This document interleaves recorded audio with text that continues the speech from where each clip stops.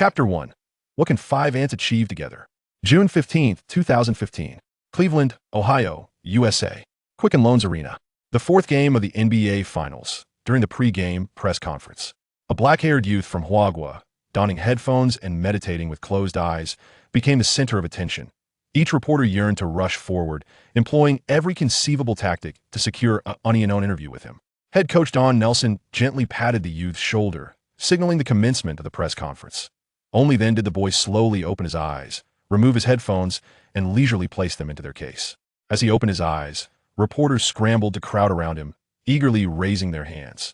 The female journalists showcased their promising career trajectories, hoping to catch the youth's attention to address their inquiries. The boy's gaze lifted slightly, and he pointed to a stunning journalist with flowing golden locks. "Hello, I am Jessica from Sports Illustrated," the female reporter exclaimed, rising with excitement to introduce herself. "Mr. Ye Qiu, you currently lead with a significant margin of 30. Winning this game would secure a sweep and grant you a 5th consecutive championship trophy. Experts predict that even against the Cleveland Cavaliers, led by LeBron James and supported by stars like Kobe Bryant, Kevin Durant, Anthony Davis, Russell Westbrook, and Chris Paul, you maintain an over 80 probability of victory. What are your thoughts on this?" Upon hearing this, the youth smiled gently and replied, "The Cavaliers do possess a formidable lineup, but I did not anticipate their decision to band together. Yet, in my view, they remain but a swarm of ants. What can 5 ants accomplish together?" His seemingly casual remark astonished everyone present. "Mr. Ye Qiu, how have you managed to rise so rapidly and dominate the NBA in merely 6 years?" The female reporter played with her hair, smiling alluringly. "To be honest, 6 years ago, I couldn't even pass a tryout that a glimmer of reminiscence sparkled in Ye Qiu's eyes, as if he were traversing a tunnel of time, returning to that fateful morning 6 years prior. January 2009, 7 a.m., the outdoor basketball court at the University of Florida. A figure dashed back and forth across the court. Leaping with vigor, Ye was a black-haired youth, of average build, with a sun-kissed, handsome face. As he ran, he panted lightly, his chest heaving dramatically, fatigue etched across his features, his jersey soaked with sweat. The youth had been training for over an hour, yet moved with unwavering determination, his eyes reflecting sheer resolve. He dribbled, jumped, and shot repeatedly, performing these monotonous yet fundamental actions over and over again. Swish! With his release, the ball swooshed through the net. 287, 288, 289. With each shot made, he silently counted. The sun has risen above the horizon, casting a golden glow upon the court. As time passes, an increasing number of passers-by gather along the sidelines to tee this moment. A few young men and women with blonde hair and blue eyes stroll by, pointing and whispering about a black-haired boy immersed in training. "Did you see that? It's that Chinese guy again. I see him practicing every day as I walk by. I know him, he tried out for the school team last year, and it was a dismal failure. I suppose he wants to give it another shot this year. Does he really think he can make the team? What a joke. We've at least made it to the Sweet 16 in the nation, and we're well known in the NCAA. It's not that easy to get in." "Exactly. Just look at his frail little frame. I feel like he'd topple over with just a push. How does he expect to compete in the highly skilled NCAA? Absolutely. Honestly, basketball isn't a sport that someone from China can excel in. They might manage with minor games like table tennis or badminton." "Ha ha, Hughes, you're too harsh. Yet I must admit, his jump shot does have some flair. It vaguely resembles someone's." "Are you referring to Iverson?" "Indeed. Doesn't it look somewhat similar? Can we not compare my idol to this loser?" The youth laughed and walked away. The black-haired boy caught snippets of their words, but remained unfazed. Since arriving in America, he had endured countless similar dismissals and setbacks. Now, he had fortified his heart like a rock. Only the truly weak would overly concern themselves with the doubts of others. 298, 299, 300. After successfully sinking 300 shots, the boy could no longer endure and sprawled on the ground, gasping for breath. The 2+ hours of relentless, high-intensity training had pushed his physical and mental limits. Yet he felt a sense of joy. Today, it had taken him an hour and a half to make 300 shots, 8 minutes less than yesterday. He could feel his release speed increasing, his form becoming more refined, and his shooting percentage improving. This signified that his dedication to training was yielding results. Regrettably, time waits for no one. Tomorrow marked the second tryout, and he wondered if he would succeed this time. The thought of his competitors, all as robust as young calves, made him smile bitterly. The boy's name was Ye Qiu, and he was 18 years old. He was originally a sophomore in the computer science department at Huagua University of Technology. 10 months ago, the school initiated a year-long exchange program in collaboration with the computer science department at the University of Florida. Thanks to his respectable academic performance and relatively fluent English, Ye Qiu had successfully secured a place in the exchange program. When he learned that exchange students who passed the tryout could also join the University of Florida's basketball team and compete in the NCAA, he was overwhelmed with excitement. This was the NCAA College Basketball League, a vital path to the highest realm of basketball, the NBA. Like countless other young enthusiasts of basketball, Ye Qiu has harbored a dream of the sport since childhood. He has often envisioned himself gracing the grandest stage of basketball, the exhilarating arena of the NBA. He yearns for the day when he can, akin to his idol Allen Iverson, execute a mesmerizing crossover to befuddle his opponent, followed by a graceful jump shot that finds its mark. He imagines himself cupping his ear, savoring the resounding cheers and roars of the crowd. Alternatively, he dreams of emulating Dwayne Wade, chewing gum as he accelerates like lightning, deftly maneuvering past 5 defenders for a thunderous dunk, then striking a rowing pose in celebration. He admires LeBron James, who begins with a flourish of magnesium powder, only to execute a ferocious tomahawk dunk, all while bearing the weight of 2 defenders. The man who trains alone at 4 in the morning captivates Ye Qiu with his composed back-to-the-basket moves, his elegant shoulder shakes, and his picture-perfect jump shots, leaving him entranced and spellbound. All of this feels so tantalizingly within reach. If he can join the school team and compete in the NCAA, diligently striving for success, he can leave his mark as a collegiate athlete. Then, upon graduation, he would have the opportunity to enter the NBA draft. Yet, the ideal is resplendent while reality is stark. Last summer, he was not selected during the tryouts. This was not due to a lack of ability. On the contrary, he possesses considerable talent in his home country. Ye Qiu has dedicated himself to rigorous practice from a young age. In high school, he played as a shooting guard, leading his team to a provincial league championship and earning the title of season's most valuable player. Upon entering university, his exceptional performance in tryouts secured him a spot on the college basketball team. In the collegiate league, Ye Qiu quickly established himself as the starting shooting guard with his steady performances. Thus, from any perspective, he is regarded as an outstanding talent among his peers, with a promising future ahead. However, upon arriving in the United States, he realized the vast disparity in basketball standards. The difference in basketball environment, culture, player development, coaching systems, training mechanisms, and the national attention given to the sport elevates the NCAA far above the collegiate leagues in his homeland. Institutions like North Carolina, Kentucky, and UConn can even stand toe-to-toe with teams from other major basketball nations and some weaker NBA franchises. The scoring techniques that Ye Qiu once took pride in, such as his elusive drive followed by sudden jump shot, appeared trivial against the rubbery defense and astonishing athleticism of his opponents. This is the pinnacle of basketball, a testament to the immense competitive gap fostered by superior basketball environments and cultures. Thus, during last year's tryouts, Ye Qiu was substituted out after just 5 minutes of play. Fortunately, the head coach, moved by the diligence of this young aspirant, granted him another chance during the winter tryouts in January. This would be Ye Qiu's final opportunity, as the exchange program was set to conclude in 2 months. If he could not secure a position on the team, he would be left with no choice but to return home. This opportunity is one that Ye Qiu is determined to seize with unwavering resolve. Thus, he vigorously shook his head, casting away both the negative thoughts and the perspiration that accompanied them. His body remained capable of movement today. He would extend his practice by an additional hour. With this thought in mind, he ceased his delay and promptly sat up. Ouch, that hurts. Oh dear, my God. The simultaneous cries of distress echoed through the air. Chapter 2.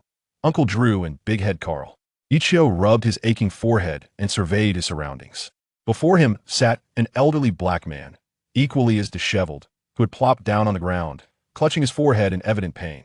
This old man, with his gray beard and stature comparable to Ye Qiu's, wore a tattered gray jersey. Despite its worn appearance, the jersey was remarkably clean. Uncle Drew, what brings you here? Upon recognizing the visitor, Ye Qiu exclaimed in exasperation, "Why on earth did you come so close? You little rascal. I saw you lying there motionless for quite some time and feared something had happened to you. So I came to check," Uncle Drew retorted, annoyance evident in his voice. "Me ungrateful? Ah, never mind. I have always respected my elders and cared for the young. I shall not stoop to your level." Ye Qiu waved his hand dismissively, brushing the dust off his pants as he stood up. "Don't you have classes today? Why are you practicing for so long?" Uncle Drew inquired, rubbing his forehead and standing up himself. Mention of classes seemed to jog Ye Qiu's memory, and he smacked his forehead in realization. "Oh no, I completely forgot I had class this morning. Moreover, he recalled that today marked the release of the NBA 2K09 game. If he did not hurry to purchase it before class, he would surely miss out. With that, he hastily rose, swiftly stowing his belongings into his sports backpack. "I can't chat with you now. Uncle, I have matters to attend to," he declared, shouldering his backpack and turning to leave. Uncle Drew paused momentarily, then quickly called out, "You little rascal, you forgot your ball. Leave it there for now." Ye Qiu replied without turning back, waving his hand dismissively as he quickly vanished down the school path. "That scatterbrained kid," Uncle Drew chuckled, half-jokingly scolding him. In truth, Uncle Drew understood that Ye Qiu had intentionally left the ball with him. Uncle Drew served as the school's waste management worker and was also an avid basketball player with a penchant for beer. He often wandered about with an unfinished bottle of beer, searching for opportunities to join a game whenever he spotted one. Occasionally, during the early morning or late evening, when the court was deserted, he would come to shoot hoops alone or bring along some old friends for a lighthearted match of senior basketball. Thus, it was not uncommon for him to encounter Ye Qiu practicing alone. Initially, they would simply shoot hoops independently. However, as they grew more familiar, they occasionally engaged in unknown matches to hone their skills against one another. Uncle Drew's moves were flamboyant, showcasing various street ball tricks and flashy maneuvers. At first, Ye Qiu approached these encounters with seriousness. However, he soon realized that aside from their ostentatious flair, Uncle Drew's techniques bore little practical value. After winning a succession of matches, Ye Qiu began to adopt a more lenient approach, demonstrating respect for both the elderly and the young. However, Uncle Drew seemed unappreciative of this gesture. After each sparring session where he emerged victorious, he would impart his wisdom to Ye Qiu with an air of seniority, critiquing his shooting form, suggesting he lacked decisiveness in his dribbling, and noting that his defense was often lacking. This naturally elicited a roll of the eyes from Ye Qiu, yet he was disinclined to engage in any disputes. As time passed, the two of them forged a camaraderie, becoming an unlikely pair of friends on the court. Uncle Drew possessed an old basketball of his own, though its age was evident. The leather was worn and the logo faded, with only the year 1993 vaguely discernible. The feel of that ball was certainly not commendable. One could only describe it as indescribable. Thus, whenever Ye Qiu encountered Uncle Drew during practice, he would leave the basketball with this passionate elder as he departed. Although Uncle Drew appeared rather carefree, he was surprisingly conscientious. After each game, he would neatly return the ball to Ye Qiu's locker. Once Ye Qiu had walked away, Uncle Drew would whistle and engage in street ball. He would lower his center of gravity and dribble swiftly, increasing his speed until he left behind a mesmerizing trail of motion. He then began to showcase an array of flashy and complex maneuvers, dribbling between his legs, behind his back, and executing crossovers, transitioning seamlessly between high and low dribbles. Suddenly, he made a lateral step, executed a sudden stop, and leaped, raising the ball high above his head. With a gentle flick of his wrist at the apex of his jump, he delivered an elegant shot. A miraculous scene unfolded. Although Uncle Drew aimed to shoot forward, the ball inexplicably soared backwards. It traced a beautiful arc, traversing over half the court before swishing through the net with precision. What a remarkable long-range three-pointer that spanned most of the court. My shooting touch is decent today. Should I invite some old buddies over for a game? Uncle Drew mused to himself, tilting his head. Ye Qiu exited the classroom, rubbing his temples.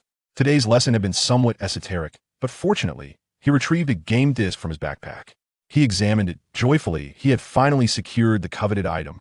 He was eagerly anticipating the experience he would have back in his dormitory. That moment, a voice filled with surprise emerged from behind him.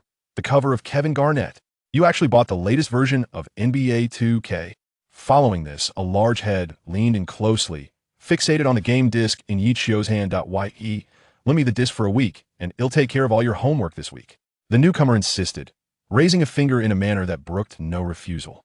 "Not a chance. Big head Carl, if you want to play, come to my dorm, and you still need to handle this week's assignments," Ye Qiu replied with a chuckle, playfully patting Carl's oversized head. Carl appeared conflicted, but upon seeing the enticing gleam reflecting off the disc, he ultimately gritted his teeth and said, "Deal." "Wait a minute, Carl. Don't you have class right now?" Ye Qiu inquired curiously. "The courses are far too simplistic and utterly devoid of interest," remarked a fellow known as Carl, who gleefully scrutinized the game disc, nonchalantly, shaking his large head. This Carl was a classmate of Ye Qiu, and both were enrolled in the computer science department. Carl possessed a notably large head, and his limbs appeared somewhat short, which led his peers to affectionately refer to him as Big Head Carl. He was the recipient of a full scholarship in the computer science department and was widely recognized as a prodigy in the field to ensure that his remarkable talents were not squandered. The dean of the college insisted that he complete his undergraduate courses before advancing to graduate studies. However, this individual consistently absented himself from class, citing the triviality of the content as his excuse, and this occasion was no exception. Yet, given his exceptional capabilities, the standard undergraduate and graduate curricula held little allure for him, as he had already mastered the material independently. Instead, he found himself captivated by peculiar matters, particularly the enigmatic trends in computer research from the realm of Huagua. Thus, upon discovering that Ye Qiu was a citizen of Huagua and that his dormitory was conveniently located next door, this introverted individual, affectionately dubbed Big Head Baby, surprisingly began to visit Ye Qiu daily, initiating conversations. The topics of discussion invariably revolved around whether Huagua had successfully developed quantum computers and made strides towards biological optical computing, or whether the nation had encountered extraterrestrial civilizations, pondering whether these beings bore a resemblance to his own large head. Ye Qiu found the large-headed individual rather amusing. He believed that Huagua had yet to develop such technology. However, the large-headed Carl appeared utterly unconvinced. He suspected that either Ye Qiu was wary of him as an American, or that this young man was simply too inexperienced to access the enigmatic core technologies of Huagua's Zongnanhai. Regardless, they had become quite familiar with one another. One had a penchant for studying computers, while the other was passionate about basketball. Surprisingly, they found much to discuss and gradually forged a friendship. Ye Qiu and Carl strolled along, engaged in conversation, and before they realized it, they had passed by the outdoor basketball court. Earlier that morning, they had encountered Uncle Drew there, but he had likely departed by now. "What shall we eat later?" Ye Qiu casually inquired. "Today is Thursday, so it must be Crazy Thursday. What is happening over there?" Just as Carl was about to respond, his attention was captured by an incident occurring on the court. Chapter 3. The humiliation beneath the legs. Is something wrong? Ye Qiu followed Carl's gaze and observed two groups confronting each other on the basketball court.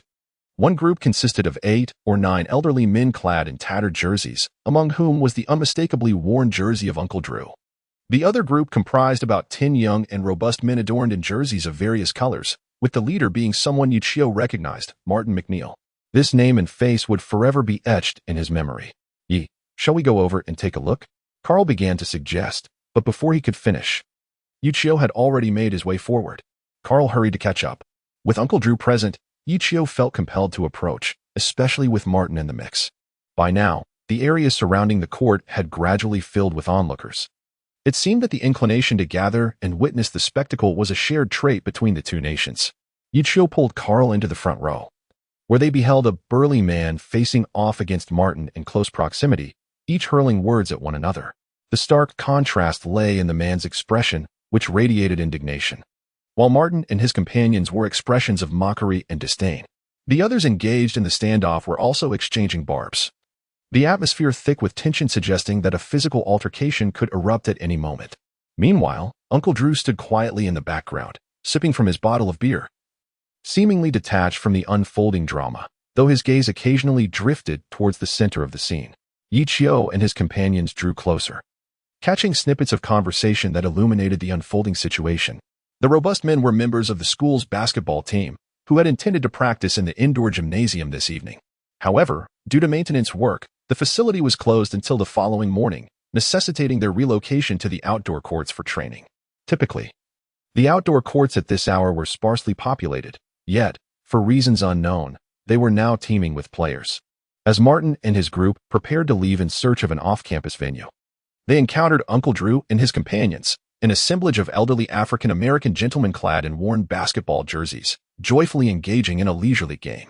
Martin, a quintessential proponent of white supremacy, felt a twinge of dissatisfaction at this sight.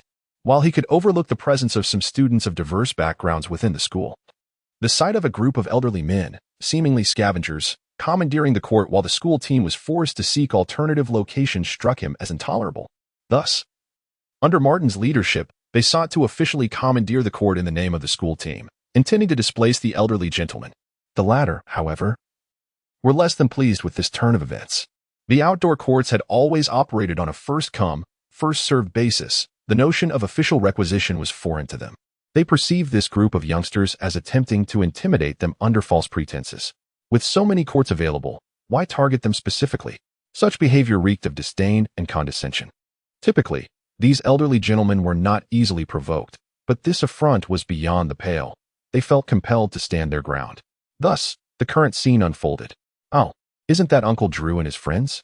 Big Head Carl suddenly recognized, turning his gaze towards Ye Qiu. Due to his association with Ye Qiu, he was also acquainted with Uncle Drew. What should we do? If this continues, might it escalate into a confrontation? Big Head Carl observed the situation intently, a note of concern evident in his voice. Yet, Ye Qiu seemed oblivious to Carl's words, as he fixated intently on the audacious man, Martin McNeil, who stood amidst the crowd exuding an air of arrogance. Ye Qiu gazed from a distance at Martin's odious countenance, as memories surged forth like an overwhelming tide. Last summer, during the summer trials, both Ye Qiu and Martin found themselves participating in the same cohort, assigned to teams A and B respectively. Martin played as a power forward, while Ye Qiu occupied the position of shooting guard.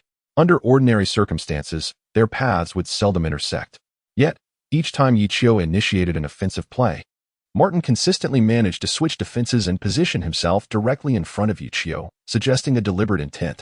Ye Qiu could not help but acknowledge Martin's formidable prowess.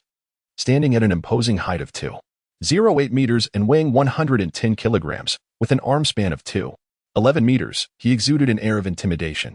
Contrasting sharply with his towering physique were his astonishing speed and remarkable agility. On both offensive and defensive fronts, Martin effortlessly overwhelmed his opponents, leaving Ye Qiu feeling utterly powerless whenever he attempted to score. Breaking through? In the face of Martin, whose speed, strength, and reflexes surpassed his own, such an endeavor was futile. A jump shot? Martin's terrifying vertical leap allowed him to swat away Ye Qiu's attempts with ease. Passing the ball? Martin's deliberate and inadvertent obstructions obscured Ye Qiu's vision of the paint, rendering any internal pass impossible. The sole recourse was to return the ball to the point guard and reorganize the offense. Yet, as a shooting guard, if Ye Qiu could only pass the ball back to the point guard, what purpose did he serve?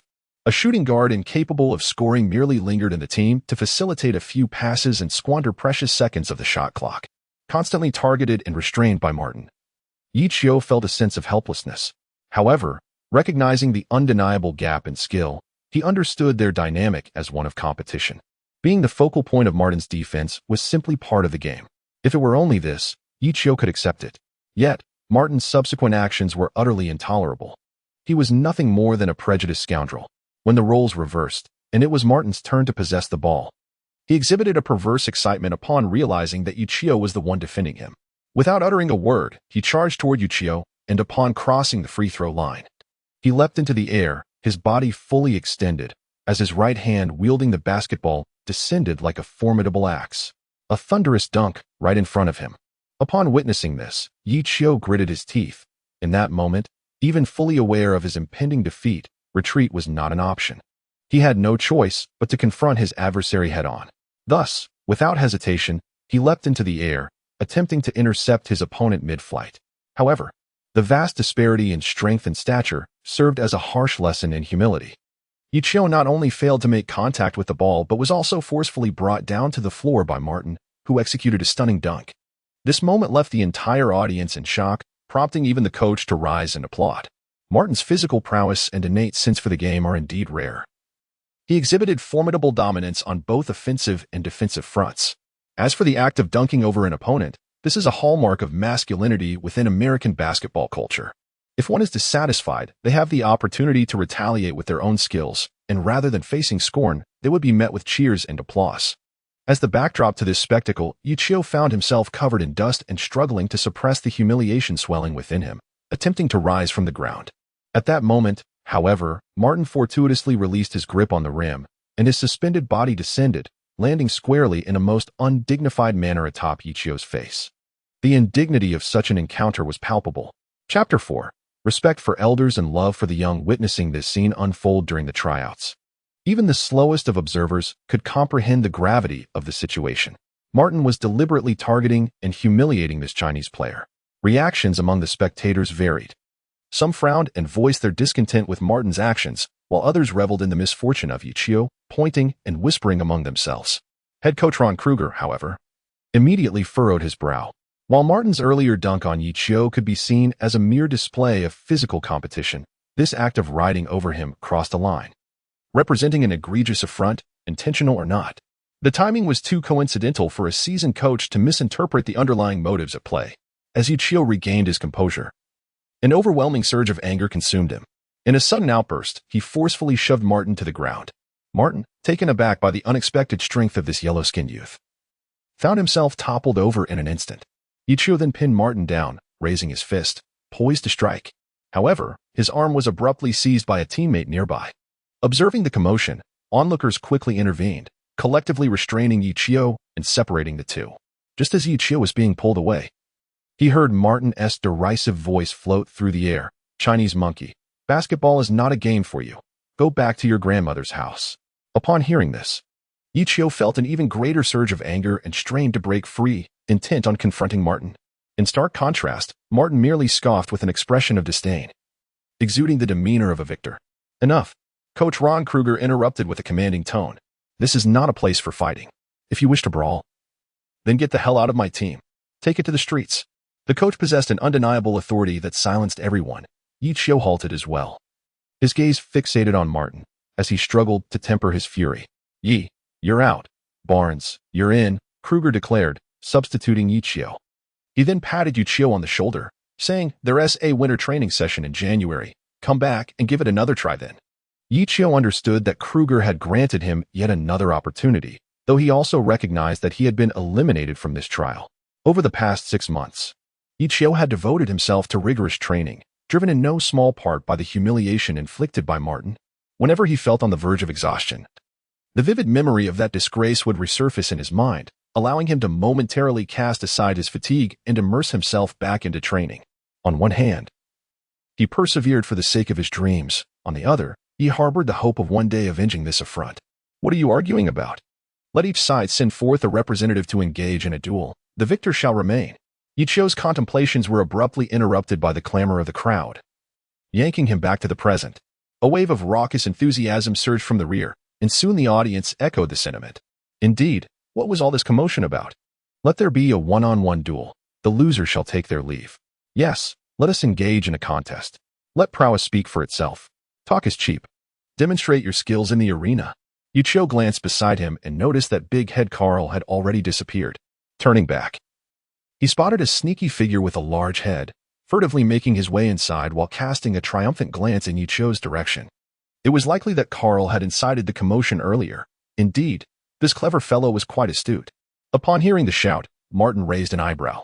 He looked up, only to find that the instigator had vanished without a trace. Meanwhile, the emotions of the surrounding students were thoroughly ignited. They clamored passionately, suggesting that the issue be resolved through a bullfight. Upon hearing this, Martin couldn't suppress a cold chuckle. A bullfight? Perfect. Since everyone insists on it, let us rely on our abilities. I shall challenge these old geezers to a 1v1 bullfight. We'll play to 5 points for a swift resolution. The victor remains while the loser leaves the arena. Stretching his arms and surveying the crowd, Martin looked down at the older gentleman, provocatively smiling as he taunted. "Well then, old geezers, do you dare to engage in a bullfight?" The older men felt a sudden heaviness in their hearts. This arrogant brat. They acknowledged that in a one-on-one bullfight, their chances of victory were slim. However, in a brawl, they would fare even worse. Through the ubiquitous posters around the school, they were well aware that this brazen individual was a key power forward on the Florida University team, a rising star in the basketball world. As a future core player of a formidable NCAA team, his talent and strength were beyond what these older gentlemen could contend with. Yet, if they did not accept the challenge, how could they preserve their dignity? They would be humiliated and unable to show their faces on the court again. This group of young rascals was truly insufferable, pushing the limits of their audacity. They could not swallow this humiliation. Noticing the silence from the older men, Martin couldn't help but sneer. "What's the matter? You shouted so loudly just now, and now that it's time to play, you all turn into cowards. Truly a bunch of useless old fools." The older gentlemen clenched their fists, their teeth grinding in anger as they glared at Martin and his companions. However, due to the disparity in strength, no one stepped forward to accept the challenge. Reluctantly, they began to look towards Uncle Drew for guidance. Observing the scene, Uncle Drew slowly rose, stretching his limbs. He glanced at the arrogant Martin and then at his disgruntled comrades. Taking a deep breath, he set the bottle down. Prepared to engage when a youthful voice called out from behind, "I accept your challenge." Instantly, everyone turned to see a young man with black hair emerging from the crowd. He stepped forward, crossing through the older men and muscular figures without a hint of trepidation. The strong men glared at him, but he showed no fear. Meanwhile, Big Head Carl watched nervously, a bead of sweat forming on his brow. The onlookers exchanged glances, their eyes gleaming with anticipation. It seemed that today's events would not conclude so simply. Martin gazed with amusement at Ye Qiu, who was drawing nearer. Suddenly, his expression hardened, and he uncertainly inquired, "You are that Chinese individual from last year's trial, aren't you?" "To my surprise, you still remember me," Ye Qiu replied with a cold smirk. "I had thought you were someone else entirely." "So, the Chinese are now attempting to stand up for others?" Martin scoffed dismissively. "It is not so much standing up as it is a reluctance to tolerate someone from the school team bullying the elderly under the guise of authority. I have always respected my elders and cared for the young. I wish to play a game for the sake of the older gentleman. And it is also high time to impart some lessons to my son," Ye Qiu retorted, unyieldingly sarcastic. Chapter 5. A Clash of Wits. "Very well. There are few in this school who dare to challenge me, Martin," he remarked, as the smile on his face slowly faded. His patience with this irritating Chinese individual was waning. Even a Chinese lad now dares to assert himself? What nonsense! Anyone and everyone seems emboldened to challenge me. All right. Since you possess such audacity, today I, Martin, shall once again teach you a lesson in humility. I have training to attend to. So let us conclude this swiftly, just a 3-point contest. As per the usual rules, a successful shot from the perimeter counts as 2 points. With that, Martin turned and shouted, "Everyone, clear out. I'm going to have a one-on-one with this kid." The crowd gradually dispersed in unison. Ye Qiu began to undress in preparation for warm-up, only to feel a large hand pressing down on his shoulder. Turning around, he was greeted by the sight of Uncle Drew, his face adorned with a mane of gray beard, drawing closer. "You've got spirit, my boy. I appreciate it. But allow me to take charge, as this is a matter for us old fellows. Do not confront him head-on. Remember, you have a trial training session tomorrow." Ye Qiu slowly shook his head, smiling as he remarked, "The bravado has already been proclaimed. It would be quite shameful not to engage now. Rest assured, dear uncle, I am well aware of my limits. You may observe attentively from the side." Moreover, Ye Qiu gradually retracted his smile and softly declared, "This grudge, I must avenge myself." Uncle Drew appeared momentarily taken aback, as if he discerned something profound within Ye Qiu. He set aside his nonchalant demeanor, offered a slight nod, and then withdrew to a corner without uttering another word. Unbeknownst to anyone, a hint of relief and satisfaction graced Uncle Drew's lips. After 2 decades, the brilliance of the basketball deity had once again descended, astonishingly illuminating the path of a seemingly talentless individual from Huagua. Quite intriguing. Only Ye Qiu and Martin remained on the court. Ye Qiu fully extended his limbs, stretching his muscles. "Let us get started. I haven't had my meal yet." "Humph. An overconfident monkey from Huagua. This time, I shall allow you to go first, so you can lose with complete conviction." Martin tossed the ball to Ye Qiu, his tone dripping with disdain. He then assumed a defensive stance. "In that case, I shall not hold back." Confronted with Martin's repeated provocations regarding nationality, a flicker of anger crossed Ye Qiu's face. He coldly smiled, took a deep breath, and swiftly composed himself. Uncle Drew, observing from the sidelines, nodded slightly in approval. Indeed, it seems this young man has grown in more ways than just his skills over the past 6 months. Ye Qiu stood at the 3-point line, the basketball firmly in his grasp, while Martin positioned himself at the 2-point line, arms slightly outstretched and front foot advanced, maintaining a distance of approximately 2 arm lengths from Ye Qiu. This defensive spacing was impeccably calculated, allowing him to either advance for a steal and block or retreat to thwart any potential drive. Consequently, Ye Qiu delicately nudged his right foot forward, subtly swaying his right hand to feign an impending drive, yet his knees remained slightly bent, his center of gravity unwavering. This was a probing step, subtly infused with the threat of a jump shot. Martin felt a shiver down his spine. The offensive menace emanating from Ye Qiu now was in stark contrast to what he had experienced a mere year prior. How could this be possible? It had only been half a year. Ye Qiu made a few tentative attempts, but Martin remained steadfast in his position, realizing the futility of further probing. He initiated a dribble and retreated, establishing a safe distance of approximately 2 steps from the 3-point line. Martin swiftly matched his pace. Yet as Ye Qiu distanced himself from the arc, the offensive threat diminished. Consequently, Martin instinctively widened his defensive space, ensuring his body consistently obstructed Ye Qiu's path to the basket. Excellent defense, Ye Qiu silently acknowledged. The blend of aggression and caution, coupled with an impeccable sense of distance, demonstrated that Martin was indeed as formidable as he had been the previous year. Last year, Ye Qiu might have found himself somewhat troubled by this challenge, but not now. In an instant, Ye Qiu sprang into action. He suddenly accelerated his dribble, executing a deft maneuver to swiftly break to the right. Caught off guard, Martin immediately retreated while striving to block him on the right. However, as Martin fell back, Ye Qiu abruptly halted, executing a perfectly timed crossover retreat.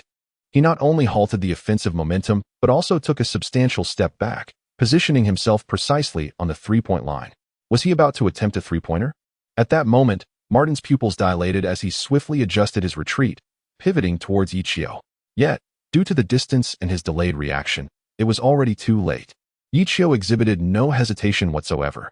He retracted his feet, leaped into the air, with his right hand supporting the ball and his left hand positioning it perfectly, assuming a classic shooting stance. Upon reaching the apex of his jump, he gently flicked his wrist forward. Ye Qiu released a three-point shot. The basketball traced a beautiful arc through the air. Whoosh! It swished through the net. After a brief moment of silence, the crowd erupted with enthusiastic cheers. What a magnificent play! It was a crossover followed by a step-back three-pointer. Indeed, a step-back three-pointer. Well done, young man from Huagua. That shot was truly exquisite. Impressive. Young man from Huagua. Damn. Ye's crossover combined with the step-back was absolutely stunning. Carl, filled with excitement, couldn't help but let out an expletive. Beside him, Uncle Drew beamed with joy, downing several gulps of beer as if his bottle would never run dry. Ye Qiu let out a sigh of relief within his heart. He possessed a keen self-awareness. Although he occasionally practiced long-range shooting, it was by no means his primary offensive strategy, and his shooting percentage was rather modest. However, at this moment, his adversary was Martin. Under the rule where a three-pointer could determine the outcome, a shot from beyond the arc was undoubtedly a worthy gamble. Thus, he aimed a surprise with an early three-pointer. Fortunately, luck favored him.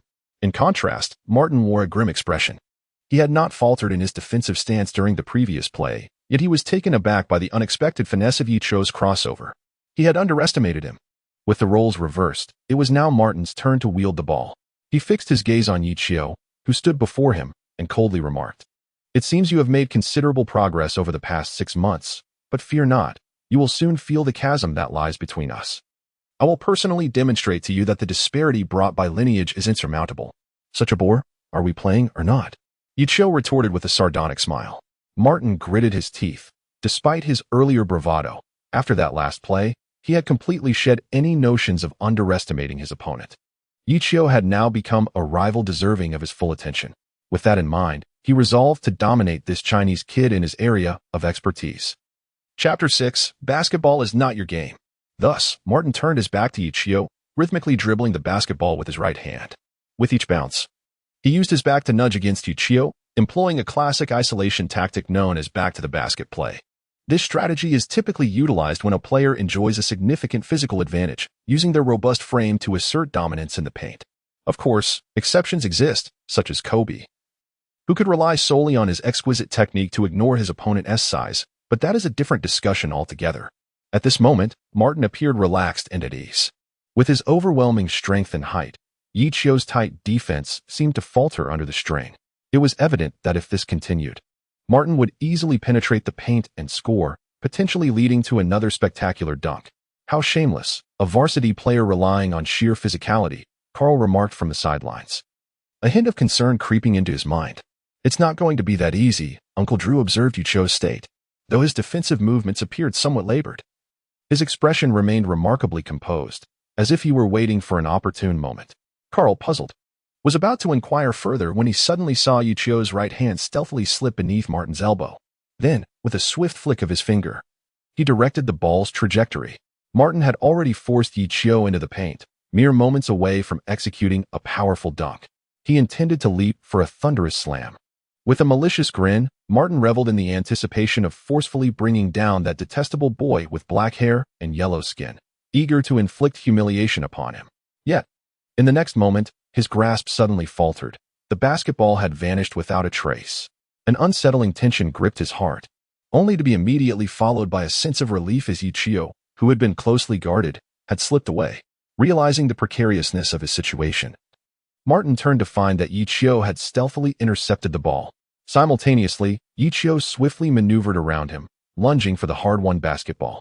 How could he possibly read my dribbling rhythm to steal the ball? Martin was consumed by a mix of urgency and frustration. As a key player of the team, how could he be outplayed by a mere eliminated player from Huagua, having already been scored upon with a three-pointer? Now he was faced with the indignity of being robbed of the ball.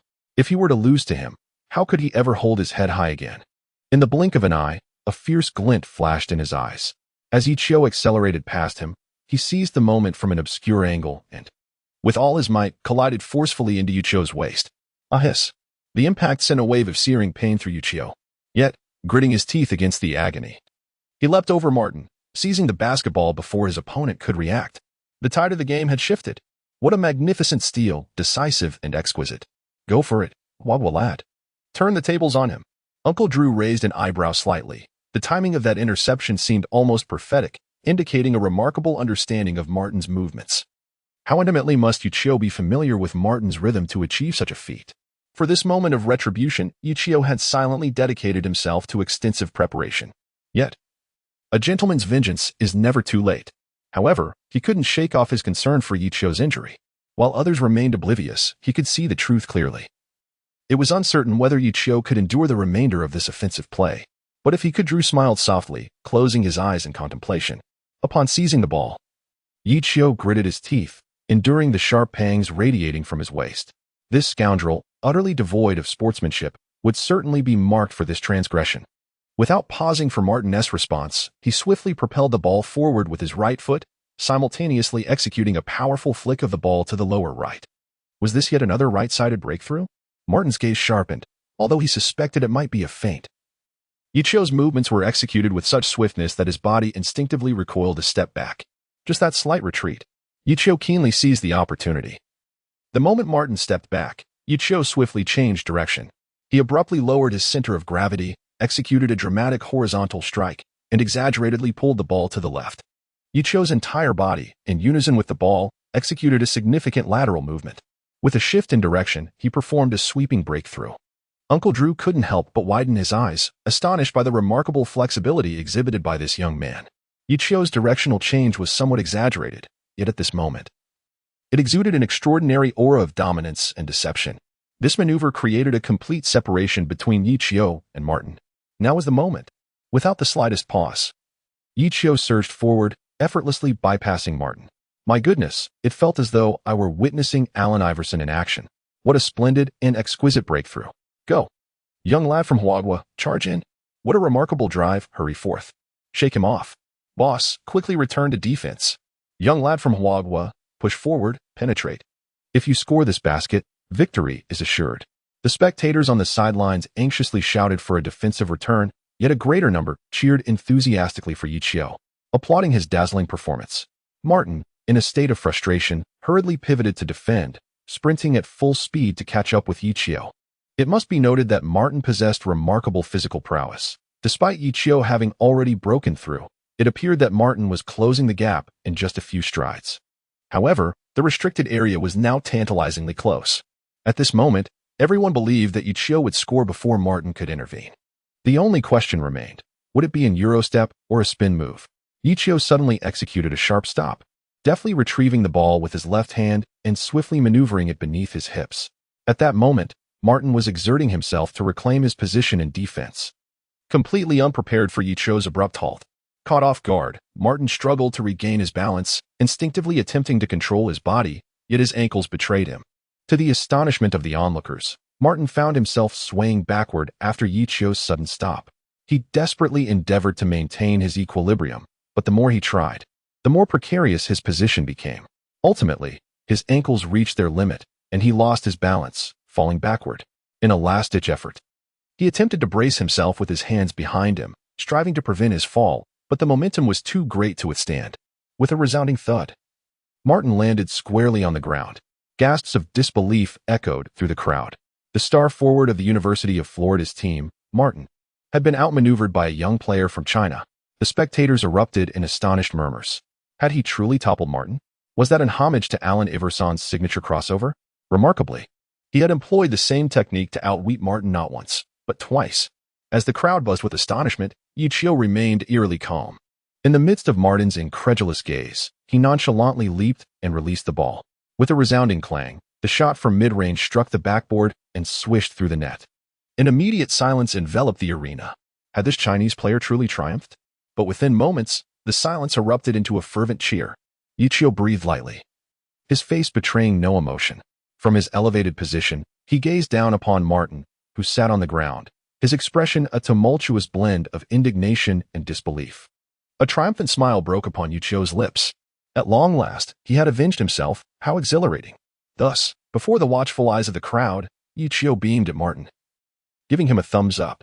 Then, with a swift motion, he pointed his thumb downward. Basketball is not a game for inept fools like you.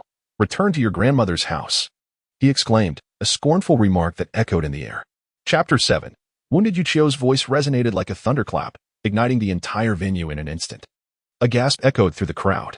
This young man from Huaguan not only elegantly toppled the core player of the school team, Martin, but audaciously branded him as worthless and foolish.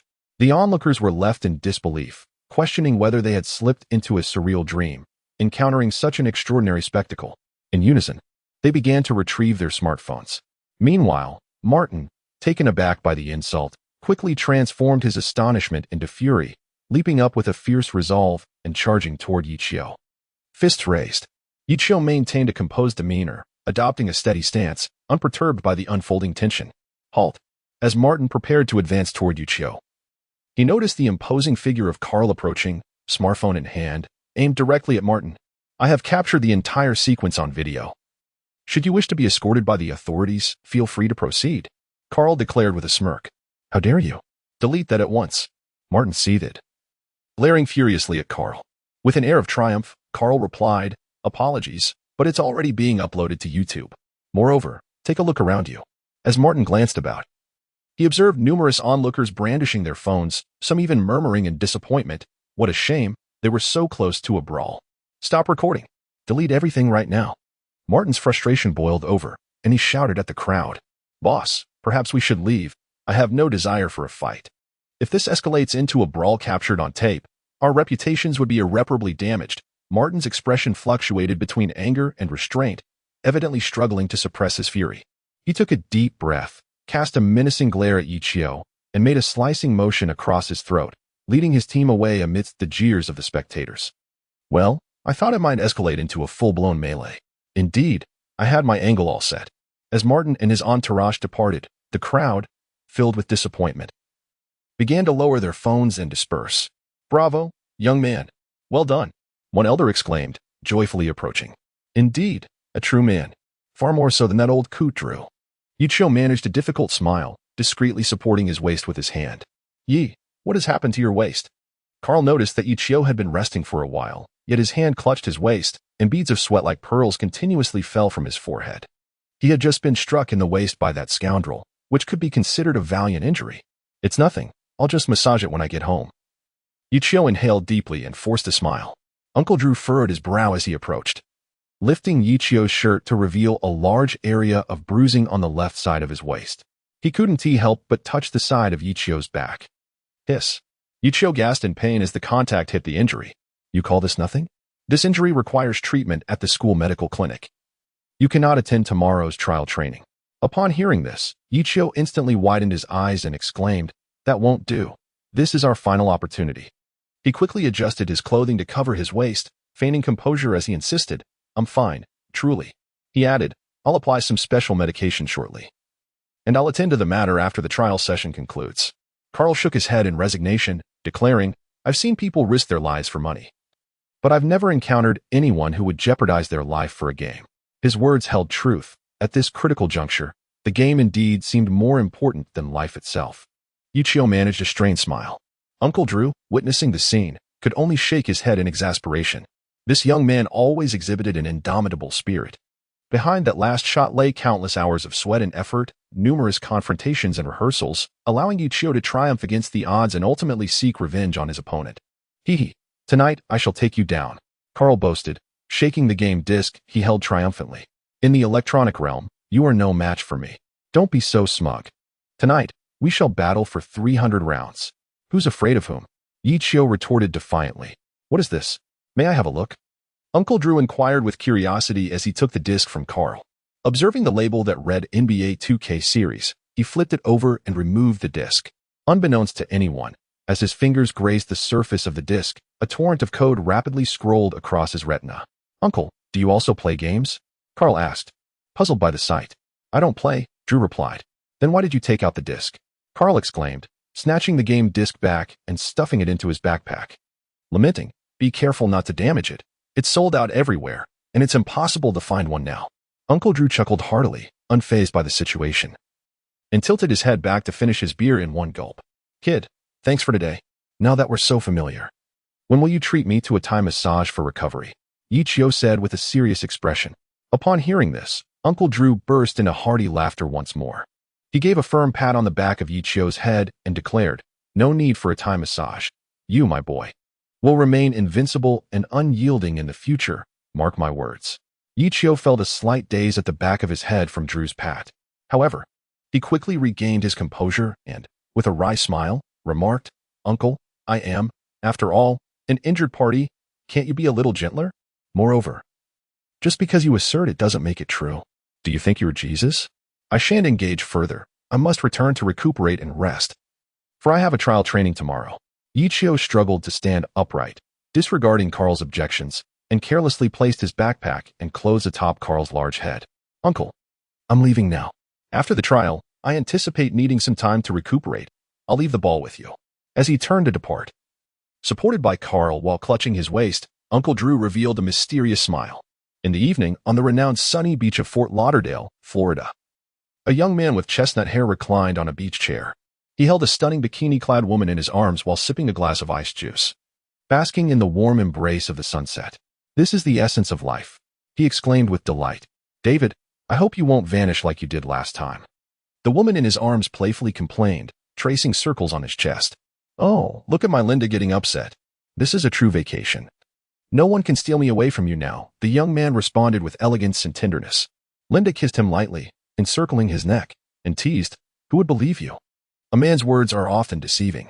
Chuckling at her words, David's phone vibrated, and he instinctively picked it up, noticing a notification for a video on YouTube. He clicked it open, but as he watched, the content gradually erased the look of contentment from his face, replacing it with seriousness. Upon witnessing Ye Qiu execute a crossover that left Martin off balance before making a jump shot, he straightened his posture. David, what is happening? Linda inquired, puzzled. I'm sorry. Linda, but it seems I must leave again, the man replied, eyes fixed on the video, his voice imbued with a gentle yet resolute tone. Chapter 8. The trial begins. Ye, you truly played magnificently. You should have seen Martin's expression as he left. He looked as if he wanted to devour you. Ha. It was exhilarating, Carl exclaimed excitedly as he supported Ye Qiu back to the dormitory, giving him a hearty pat on the back. Ouch. That hit strained my back muscles again. Ye Qiu stumbled and cursed. Don't move around so much. Oh dear, sorry. Carl chuckled sheepishly. Reflecting on the moment he had outmaneuvered Martin, Ye Qiu felt a sense of pride, amazed that he could endure such pain while performing such a dynamic action. What Martin did not realize was that although he had been momentarily bested by Ye Qiu, the latter was nearing his limits as well. Ye Qiu persevered to score that crucial basket. Fortunately, they emerged victorious at last. Ye Qiu felt as though a long-pressed stone within his heart had quietly shattered, transforming into mere dust. His sole concern now was his injury, which might affect tomorrow's trial. Never mind for now. Let us see if rubbing some liniment on it in the evening will alleviate the discomfort. I shall arrive at the gym early tomorrow for some warm-up and examination. That evening, Carl brought 2 McDonald's meals to visit Ye Qiu, and the two of them spent the time in Ye Qiu's dormitory, eating and playing video games. As expected, Ye Qiu was no match for Carl in terms of gameplay. After suffering 10 consecutive defeats, he, humiliated by Carl's laughter, angrily flipped the computer shut and retreated into his blanket, refusing to play any longer. The next day, upon waking, Ye Qiu immediately checked his lower back. To his astonishment, the large bruise that had previously adorned his waist had completely vanished. There was not even the slightest hint of swelling, as if he had never sustained any injury at all. He stood up, stretched his limbs, and performed various exaggerated twisting motions, confirming that everything was normal and that he felt no discomfort whatsoever. Ye Qiu felt a tinge of perplexity. Nonetheless, it was ultimately a fortuitous circumstance, as it would not impede his performance in the trial training today. Moreover, it was quite reasonable, considering his youthful vigor and years of rigorous training. A swift recovery was to be expected. At the indoor basketball court of the University of Florida at 8:30 a.m., with half an hour remaining before the trial commenced, Ye Qiu was already drenched in perspiration. Ye Qiu settled down to rest. The warm-up had sufficed, and he wiped away the sweat, quietly awaiting the arrival of the trial training. Gradually, more individuals began to gather on the court. With a resounding click, the door to the second floor of the gym swung open, revealing a familiar figure clutching a tactical board, Ron Kruger, the head coach of the University of Florida basketball team, a gold medal coach who had led his team to the top 16 on multiple occasions. Following closely behind him were assistant coaches, trainers, and, of course, key members of the team, including Martin, whom Ye Qiu had encountered the previous day. As soon as Martin emerged, his gaze immediately locked onto Ye Qiu's. At that moment, it felt as if sparks ignited in the air. Martin narrowed his eyes, fixating on Ye Qiu, then mockingly placed his hand on his throat, making a gesture as if to slice it. In response, Ye Qiu raised his middle finger at Martin and promptly began changing clothes to prepare. This was the final opportunity for trial training, and it would be unwise to allow such a fool to disrupt his performance. Coach Ron Kruger also noticed Ye Qiu. He remembered this young Chinese player from their encounter last year. Having thoroughly reviewed Ye Qiu's profile, Kruger, a renowned tactical gold medal coach in the NCAA, could easily discern the merits of Ye Qiu's achievements in his home country, which was why he had permitted this exchange student to participate in last year's trials. In Kruger's perspective, Ye Qiu's previous performance was understandable. On one hand, the pace of play in other countries significantly differs from that of the NBA, and he has witnessed many foreign athletes initially exhibit a certain degree of discomfort, which inevitably diminishes their prowess. On the other hand, not everyone possesses the capability to directly contend with the future cornerstone of their team, Martin McNeil. Consequently, Kruger resolved to grant Ye Qiu another opportunity. Should Ye Qiu demonstrate a modicum of skill or potential, he would be permitted to remain. Even enhancing the depth of the bench would be advantageous. Soon, head coach Kruger arranged the trial roster. Including Ye Qiu, 6 individuals participated in the tryouts, divided into teams A and B. Ye Qiu was assigned to Team A, while Kruger gathered 4 underperforming players from the school team to form the trial lineup. Observing the situation, Martin expressed a desire to join Team B, only to be firmly restrained by Kruger. As the match commenced, a team's point guard, Wiggins, dribbled past half-court, consciously seeking his teammates. Ye Qiu was initially the closest to him, yet B team's defender, Derek, clung to Ye Qiu relentlessly, denying him any opportunity to receive the ball or approach Wiggins. In desperation, Wiggins passed to the center. The center, also a trial newcomer, attempted to shoot upon receiving the ball, but experienced B team center, Bowens, expertly intercepted it. Seeing this, Derek sprinted forward with remarkable synergy, racing towards the front court. By the time Ye Qiu realized what was happening, Bowens had already advanced quickly. A long pass from Bowens, though slightly off target, reached Derek, who adjusted his stance to receive the ball and executed a fast break layup, scoring 2-0. Ye Qiu could not help but marvel at the prowess of the school team. Even the underperforming players demonstrated such defensive skills and teamwork. Kruger nodded with a smile. Acknowledging the effectiveness of the team as tactical training, even the least skilled players could perform commendably. Martin, observing Ye Qiu's astonishment, couldn't help but smirk internally. He had specifically instructed Derek to closely guard Ye Qiu, ensuring he wouldn't touch the ball. Then, he planned to sweet-talk the coach, securing Derek's place on the team. To his surprise, Derek not only defended well but also scored on a fast break. It seemed there was no need for his intervention. After scoring, Derek tasted success and became even more tenacious in his defense against Ye Qiu. When it was a team's turn to inbound, the center, clearly shaken by the previous play, sluggishly crossed half-court. Wiggins furrowed his brow in frustration, wondering what was happening. Slow inbounds could lead to a violation. He stepped out of bounds, intending to pass the ball directly to Ye Qiu and then reclaim it before the center arrived. This was a common tactic in matches. Ye Qiu understood instantly and attempted to shake off Derek to receive the ball. However, Derek adhered to him like glue, shadowing his every move, determined to prevent Ye Qiu from obtaining the ball. As Wiggins saw Ye Qiu struggling to find an open position, anxiety began to mount. Chapter 9. Personal Career System activated. Observing Ye Qiu's relentless movement without any opportunity to receive the ball, Kruger furrowed his brow in concern.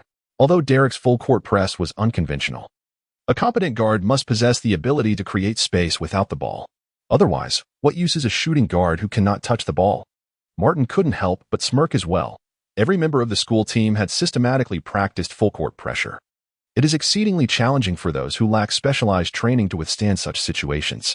Although Derek's technique is rather rudimentary, his speed and agility are commendable. This time, the lad from Huagua has no way out, Martin thought with a smirk. However, his amusement quickly faded as he noticed a shift in demeanor. Ye Qiu abruptly halted mid-run and then darted in the opposite direction. Upon witnessing this, Derek instinctively ceased his movements and followed Ye Qiu in his reversal. Ye Qiu seized the fleeting moment when Derek abruptly halted and pivoted, executing a swift reversal of direction. With another sudden stop, he surged back towards his original path. The art of deceptive positioning. Through his alternating movements, Ye Qiu successfully eluded Derek by a margin of 2. Observing this, Wiggins hastily passed the ball to Ye Qiu. Kruger, with a slightly diminished expression, nodded subtly. It was not entirely unsatisfactory. His ability to grasp the nuances of deceptive positioning was commendable. The next focal point would be to assess his scoring prowess. Ye Qiu received the ball, preparing to seek an opportunity to pass it back to Wiggins. At that moment, an unexpected turn of events occurred. Ye Qiu felt as though the entire world was spinning chaotically, presenting a myriad of distorted images. Just as he was engulfed in confusion, a mechanical voice resonated in his mind. Ding. The NBA career mode has been activated. The system is now online, and all modules are initializing. What is happening? Ye Qiu was taken aback, and at that moment, the distorted scenes in his vision vanished, leaving him engulfed in darkness. However, a radiant white light soon illuminated his surroundings, revealing a data panel interface before him. Simultaneously, the voice echoed once more. Module initialization is complete. Welcome to the first stage of your NBA career mode. In this phase, your abilities will be quantified. Below are your personal information and data panel. NBA career mode. Ability quantification? What does this even mean? I'm still in the trial phase. For heaven's sake, stop this nonsense and let me out. Ye Qiu felt an overwhelming sense of frustration. It was as if his consciousness had inexplicably become ensnared in this place, leaving him unable to escape. Then he heard the announcement of the NBA system career initiation. As a staunch atheist, he found himself inexplicably anxious in that moment. After attempting various means to extricate himself with no success, Ye Qiu had no choice but to gradually compel himself to remain calm. After all, there was no point in panicking if escape was impossible. Thus, he focused his gaze on the interface before him, where the title proclaimed NBA Career Mode, Player Attributes, and just below it, in bold letters, was inscribed, Player, Ye Qiu. Ye Qiu stared blankly at his own name, momentarily lost in thought. At this moment, he finally comprehended the emotions experienced by those chosen children in animated films and superhero narratives at the moment of their selection. Initially, it should not be surprise, but rather a greater sense of shock, perhaps. He took several deep breaths to calm his racing heart before continuing to read. Beneath his name lay his personal details. Height, 188 centimeters weight, 76 kilograms wingspan, 192 centimeters experience, 2007 to 2008, played for the Southern Polytechnic University basketball team in Huagua, serving as the starting shooting guard, averaging 9.7 points per game, 2005 to 2007, played for the Wushan Experimental High School basketball team in Huagua, serving as the starting shooting guard, averaging 12.1 points per game, led his team to victory in the Provincial League Championship in 2007, awarded the title of Best Player in the league in 2007. Biography: At the age of 4, he first encountered basketball and developed a profound interest. On January 8, 2009, he will participate in a trial for the University of Florida basketball team for the second time. Ye Qiu silently perused the materials, gradually becoming utterly bewildered. This was hardly a mere personal profile. The information was so detailed it resembled an autobiography. It meticulously chronicled every basketball-related event since his birth. How on earth was this accomplished? He was at a loss and could only continue reading. Personal ability ratings, basic attributes, speed 50, strength 50, stamina 50, jumping 50, injury resistance 50, technical attributes, passing 50, dribbling 55, ball control 50, defense 50, inside scoring 55, two-point shooting 50, three-point shooting 50, rebounding 50, psychological attributes, leadership 50, self-confidence 50, team awareness 50, signature attributes, Iverson's signature move, crossover 0 minor. Achievement, dribbling 5. Iverson's signature move, quick stop jumper in the paint, minor achievement, inside scoring 5. Overall rating, 51. The attribute panel bore a striking resemblance to that in the game. Yet, his attributes were rather disappointingly balanced. As he recalled, even the most inexperienced NBA players typically boasted an overall rating exceeding 60. Indeed, without comparison, one would not feel the sting of inadequacy. However, what Ye Qiu did not realize was that there existed a considerable disparity in individual prowess between the NCAA and the NBA. An overall rating of 51 was quite standard within the NCAA, and for him at this stage, it was not particularly poor. He sighed. But the presence of 2 signature attributes brought him a flicker of solace. After all, he had honed these 2 signature moves from Iverson for over 5 years. And achieving even minor progress was a testament to his unwavering dedication. He continued to delve deeper. System rewards, System Reward 1. In recognition of your unwavering commitment to your dreams over the past year, facing adversity with courage and tenacity, you have earned the system's acknowledgement and are rewarded with a golden rookie gift pack. Please click to claim it. System Reward 2. The Indestructible Body System Rewards? A rookie gift pack. It seemed to promise something valuable, though he was unsure of its contents. With curiosity and delight, Ye Qiu clicked to open the reward. Ding! The entire interface was suddenly awash in golden light. As the system voice resounded once more, the golden rookie gift pack has been used. Congratulations! You have obtained a golden item, a full attribute card for technical skills. Item function. You may choose any technical attribute to elevate to its maximum level. Ye Qiu's expression gradually transformed from astonishment to sheer ecstasy. Goodness gracious, a full set of attribute cards. Chapter 10. Tears of Frustration. What does maxed out attribute signify? It signifies Iverson's unparalleled dribbling skills. It signifies passing finesse that surpasses Nash's. It signifies mid-range shooting prowess that eclipses Nowitzki's. It signifies three-point shooting accuracy that outshines Allen's. None of this is a mere fantasy. Ye Qiu's breathing grew somewhat hurried. The arrival of happiness was so sudden that he felt a slight dizziness. He made an effort to calm his emotions. As for what to choose, he had already arrived at an answer deep within his heart.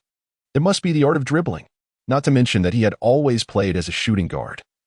But the person he aspired to emulate the most was Allen Iverson, who achieved greatness through his dribbling skills, weaving through the crowd without a trace of disturbance. Ahem. Perhaps this description is somewhat inadequate. In short, it can be encapsulated in one word. Stylish. To effortlessly dribble and score with his hand beside his ear. Furrowing his brow as he listens to the cheers and screams of the entire audience. What a magnificent scene that would be. Ye Qiu seemed to envision himself as the leading scorer, standing with a stern expression at the center of the court, becoming the focal point of the entire arena. When other NBA superstars were interviewed and mentioned him, they would shake their heads with a wry smile, asserting that no one on this planet could possibly defend against that man from Huagua. Ye Qiu once again immersed himself in the virtual realm of VV. After a considerable period of time, he finally wiped away the drool and resolutely selected the full attribute enhancement card. Upon opening the card, several options presented themselves before him, and Ye Qiu's gaze immediately fell upon the extraordinary choice of agility.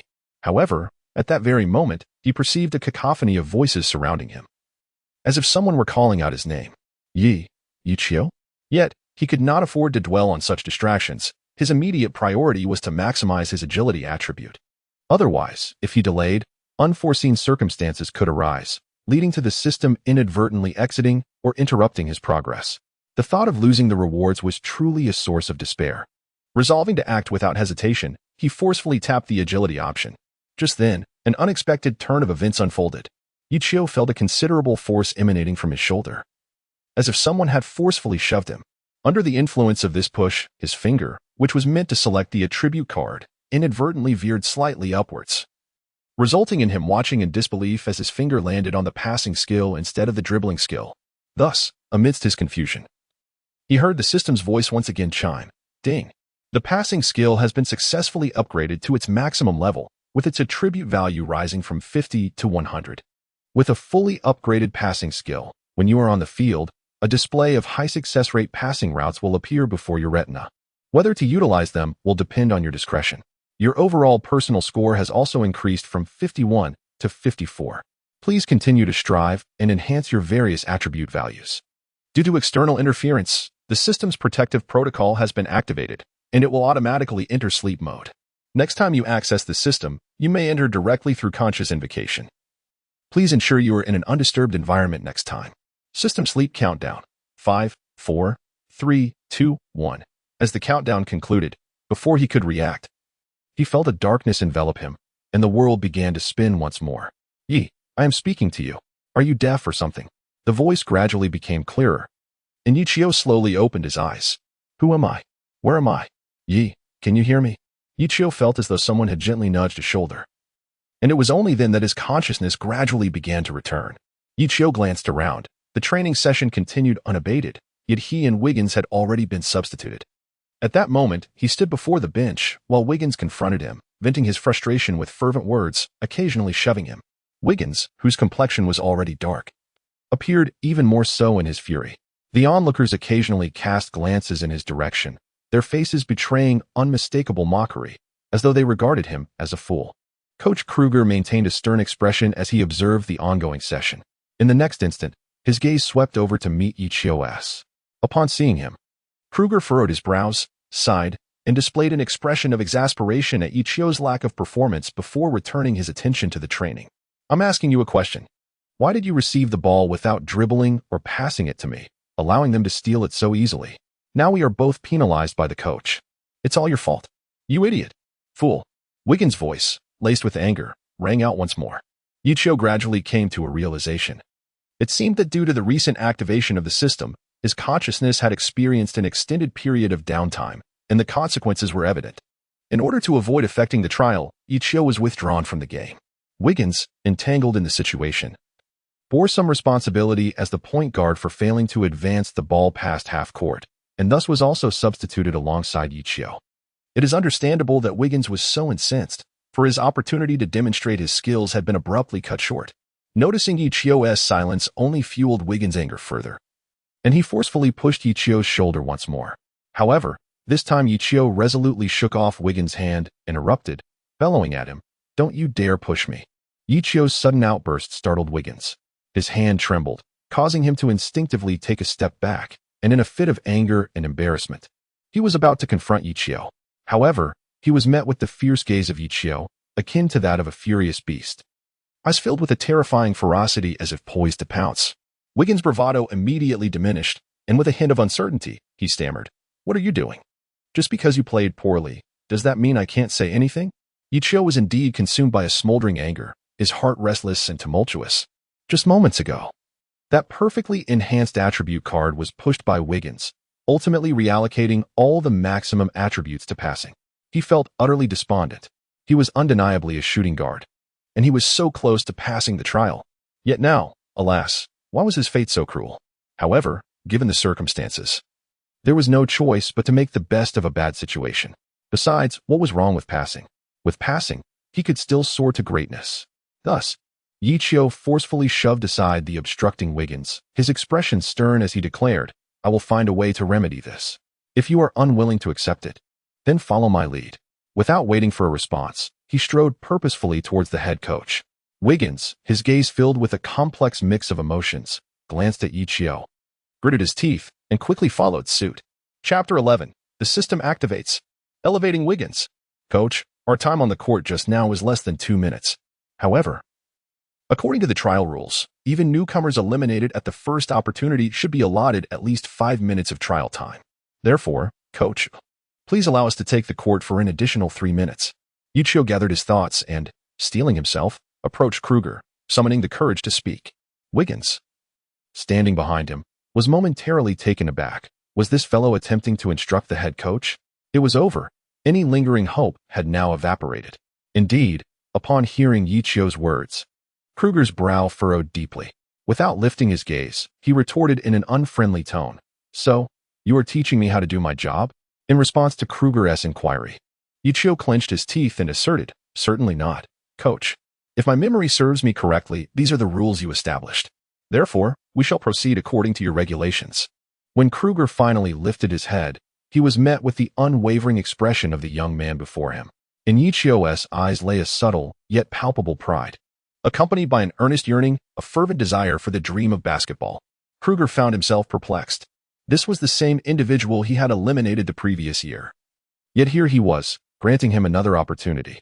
Just moments ago, Ye Qiu had appeared utterly dazed on the court, seemingly lost. Yet now, he was audaciously challenging Kruger's authority, instructing him on how to conduct himself. For reasons unknown, Kruger could not bring himself to despise this young man. In him, Kruger saw a reflection of his former self, fiery, diligent, and unwavering in the face of adversity. With a soft sigh, Kruger's furrowed brow gradually relaxed. After a moment of contemplation, he extended his hand, displaying 5 fingers. You have 5 minutes, just 5 minutes. Should you fail to deliver a remarkable performance, you are to leave the court. Upon hearing this, Ye Qiu could not contain his elation. He suppressed his inner excitement and expressed his gratitude. Thank you, Coach Kruger. Wiggins also displayed a look of exhilaration. Kruger then called out to the court, Laurel, Billy, you two come off. Wiggins, Ye, you're up for Team A. Observing this, Martin frowned in discontent and muttered under his breath, what opportunity do these useless players deserve? What can they accomplish in just 5 minutes? That Chinese player will probably not even touch the ball before it's over. With this thought, Martin's spirits lifted considerably.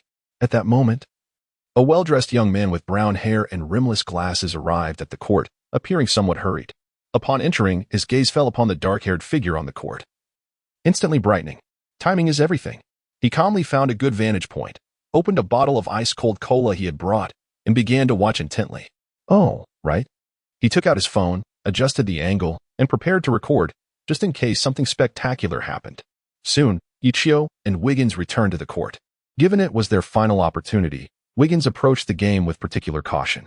He dribbled the ball with calculated speed variations, skillfully using his body to shield it. And despite being surrounded by defenders, he confidently maneuvered the ball past half-court. Kruger could not help but nod in approval.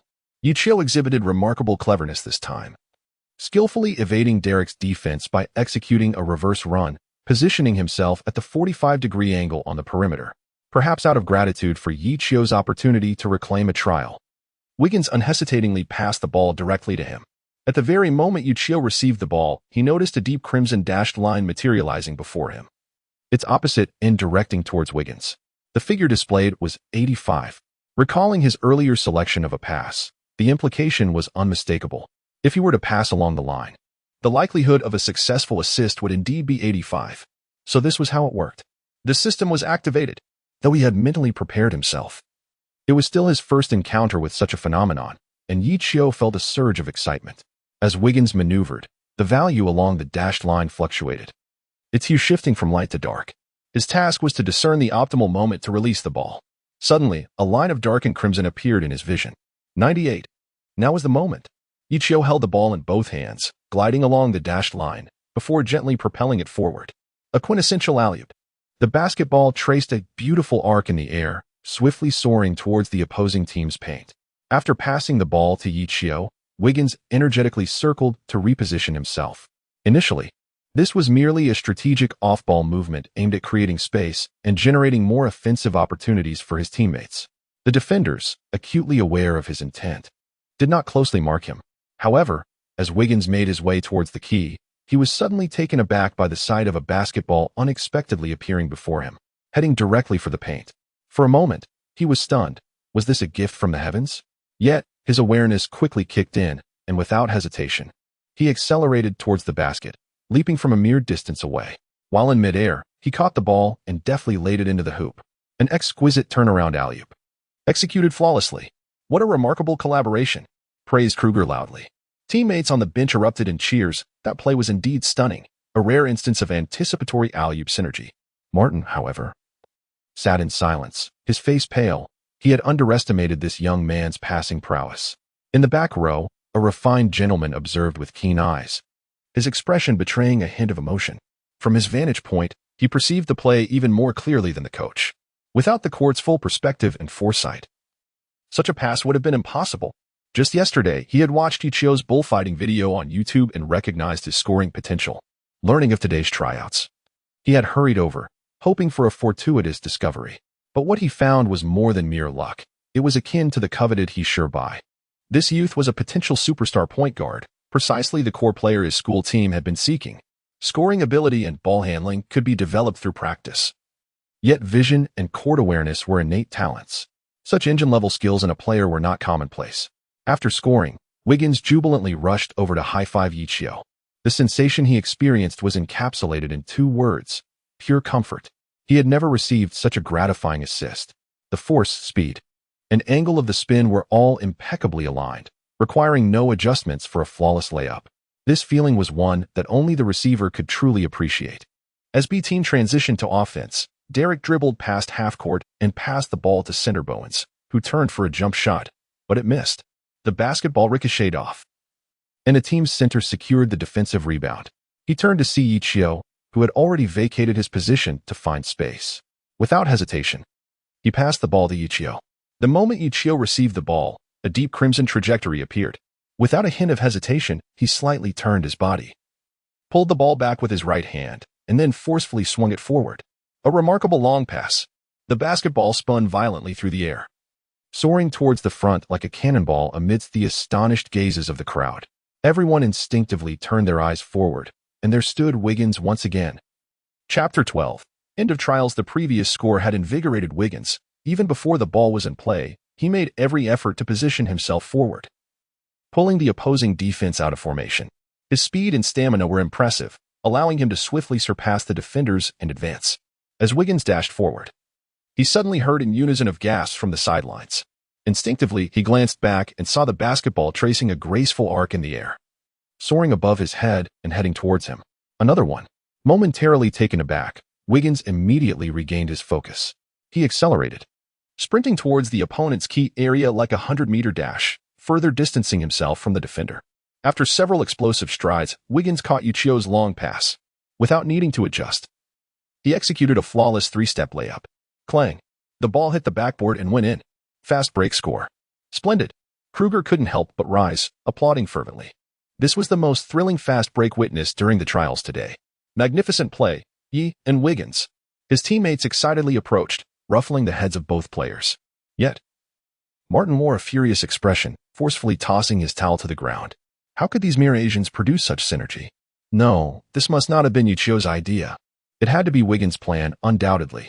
Meanwhile, the elegant young man at the back had lost his former composure. He stood up, unfastening his collar to allow himself a few more breaths of air. His eyes were filled with excitement, yet a flicker of conflict passed through them, as if he was grappling with a decision. Finally, he closed his eyes, contemplating calmly for a moment. Gritting his teeth, he steeled himself and dialed a number.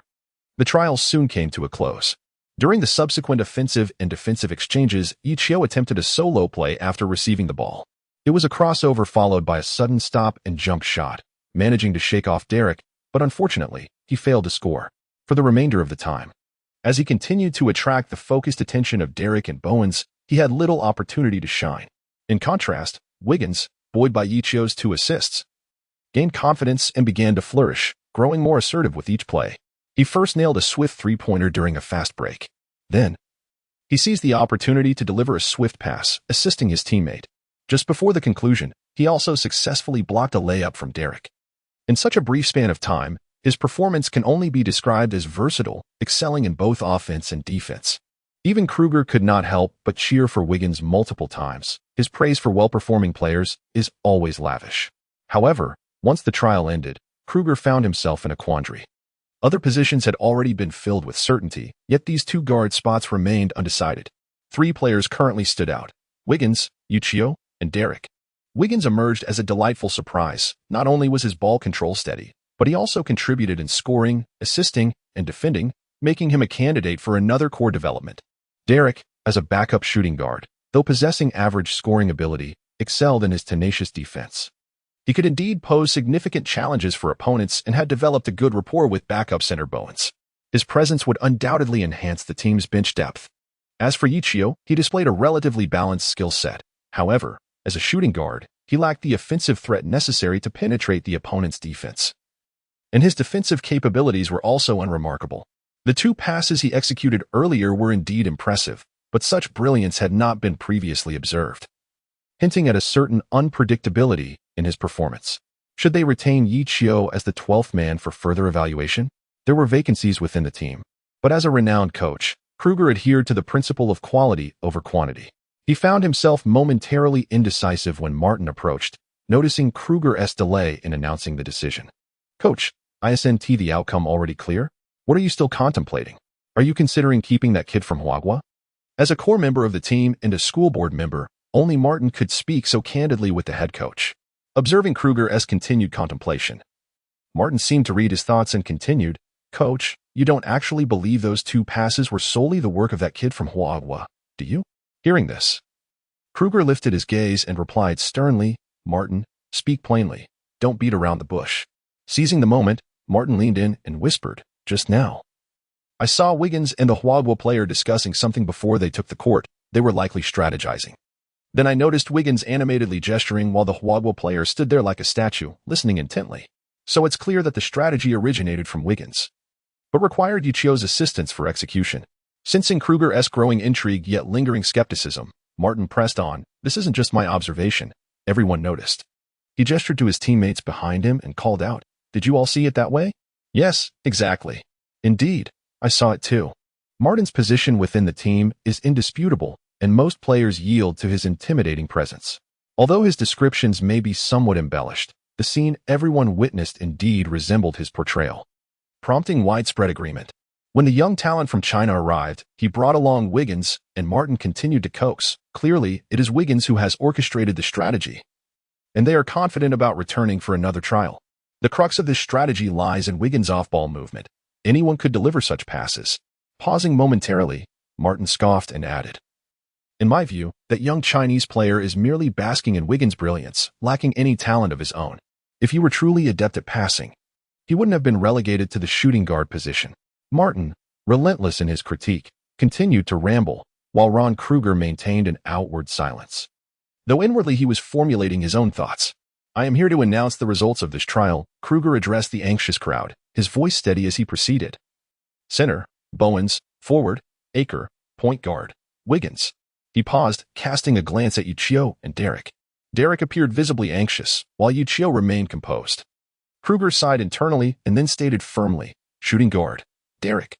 Chapter 13, A Twist of Fate, an invitation from Stanford. Upon hearing his selection, Derek could not contain his excitement and erupted in cheers. Martin also exhaled in relief, feeling elated while inwardly mocking. That naive young Chinese player still dreams of playing in the NCAA? He should return home and dream. Meanwhile, Wiggins was left in disbelief. How could the team overlook Ye Qiu's vision and passing prowess? He glanced at Ye Qiu, gritted his teeth, and approached Kruger, intending to voice his thoughts. Yet Kruger seemed oblivious, packing away his tactical board and stating, the selected players will begin training the day after tomorrow. Everyone else may leave. He then departed with the coaching staff, engrossed in discussion, without a backward glance. Martin also took his leave, but not before making a downward thumb gesture towards Ye Qiu. In response, Ye Qiu defiantly raised his middle finger, provoking Martin's ire. How dare this Chinese loser exhibit such arrogance? Gradually, the other players began to vacate the court. Wiggins approached Ye Qiu, patting him on the shoulder, and said, Brother, I owe you for that assist. Thank you. It's just a pity. Hearing this, Ye Qiu smiled calmly and said, it is your own skill that shines. I merely add a touch of brilliance. Wiggins sighed, I truly wish to play basketball alongside you. Ye Qiu smiled helplessly, remaining silent. Do not be disheartened, my brother. Trust in your abilities. It is only a matter of time before you soar. Let us hope that we do not become adversaries. Wiggins unexpectedly shifted his tone, speaking earnestly. Ye Qiu turned around, a hint of surprise evident on his face as he looked at Wiggins. Wiggins gazed intently at him for a moment before giving his shoulder a firm pat once more and departing. Gradually, the once bustling court was left desolate, with only Ye Qiu remaining. He let out a soft sigh, filled with a profound sense of helplessness. In the end, he was still overlooked. Although he had anticipated this outcome after the interruption from the system, his heart still bore an overwhelming sense of disappointment. Ye Qiu quietly lingered for a moment before silently gathering his jersey and sneakers, preparing to depart. At that moment, a young and refined voice resonated. Mr. Ye, would you be interested in a conversation? Ye Qiu lifted his head, only to behold a young man with chestnut hair, adorned in a stylish vintage suit, sporting rimless glasses, and clutching a briefcase, who gazed at Ye Qiu with a charming smile. I do not wish to purchase insurance, thank you. Ye Qiu's mood was evidently not very bright, as he regarded the man before him as merely an insurance salesman. He rose from his seat, shed his jersey, and donned a cotton t-shirt. preparing to return to his dormitory. The refined gentleman was momentarily taken aback by the remark, glancing down at his attire before offering a resigned smile. "Mr. Ye," he began, "I am not in the business of selling insurance, nor am I in the market for real estate. In fact, I am on the verge of returning to my home country and will likely not engage in any significant expenditures. However, if you are inclined to recommend some dubious products or services, I could certainly introduce you to Mr. Martin McNeil." Ye Qiu picked up his sports backpack and strode towards the entrance of the court, waving his hand without turning back, saying, "Goodbye, sir. And I wish you the best of luck." The young man, upon hearing this, could not help but chuckle softly. He remained unhurried, observing Ye Qiu's departing figure, and remarked leisurely, "I am uncertain whether Mr. Martin McNeil would be intrigued by my recommendation, but I am confident that you will be interested, unless, of course, you have no desire to compete in the NCAA." Ye Qiu could not help but pause, turning back to regard the young man with a hint of skepticism. The young man produced his business card and presented it to Ye Qiu, saying, "Allow me to introduce myself. I am David Sterling, the agent and scout for the Stanford University basketball team. It is a pleasure to meet you." On board a Seattle Airlines flight, Ye Qiu sat by the window, quietly gazing out at the scenery beyond the glass. The airplane swiftly navigated through the clouds, with variously shaped wisps of white trailing behind in rapid succession. The clouds shifted in proximity and density, obscuring the distant sky from view. Ye Qiu withdrew his gaze from the window and scrutinized the introduction letter for the trial. He had perused this letter no less than 10 times, yet he still felt somewhat dazed. Just as Ye Qiu was ready to abandon hope and return home, a young, refined gentleman named Sterling seemed to descend from the heavens. With a charming British accent, he conveyed his intentions and then courteously extended an invitation for the trial. After receiving a somewhat bewildered response from Ye Qiu, Sterling promptly expressed his delight and made a phone call to book a flight to the California Bay Area for the following day. Meanwhile, Sterling himself returned that very day to report in person to the team's coach and upper management. Everything transpired so swiftly, it felt almost dreamlike. Sir, suddenly, someone gently tapped Ye Qiu on the shoulder, accompanied by a sweet, southern-tinged voice. Ye Qiu looked up and beheld a stunning flight attendant with golden hair and azure eyes, gracefully leaning forward with a smile as she inquired, "Sir, would you like assistance placing your backpack in the overhead compartment?" "No, thank you," Ye Qiu replied politely. The attendant nodded and departed with a smile. Ye Qiu gathered his thoughts. Once again, an opportunity presented itself, and Sterling held high hopes for him. Yet, whether he could seize it depended on his performance during the trial. He needed to showcase his utmost capabilities to have any chance of being retained by the team. Therefore, the immediate priority was to thoroughly understand the system's functionality to see if he could further enhance his strength. After yesterday's trial ended, Ye Qiu dedicated the entire day to unraveling the methods of entering and exiting the system. He had now mastered the ability to control his thoughts and navigate the system at will. However, external disturbances could still forcibly eject him from the system, and the disorienting sensation of being abruptly thrust out was quite unpleasant. It was best to enter the system undisturbed. During the trial, he had been interrupted by Wiggins, which prevented him from absorbing all the content. Upon re-entering the system yesterday, he discovered an additional reward. System Reward 2. Indestructible Body. Reward Description. Injuries are a significant concern in a player's career. Overcoming injuries requires not only robust physical fitness, but also a strong will and an insatiable thirst for victory. Considering that you sustained an injury during a fierce bullfighting contest that could have impacted the match, yet persevered through sheer determination, ultimately defeating a formidable opponent, the system acknowledges your efforts and grants you the Indestructible Body Reward.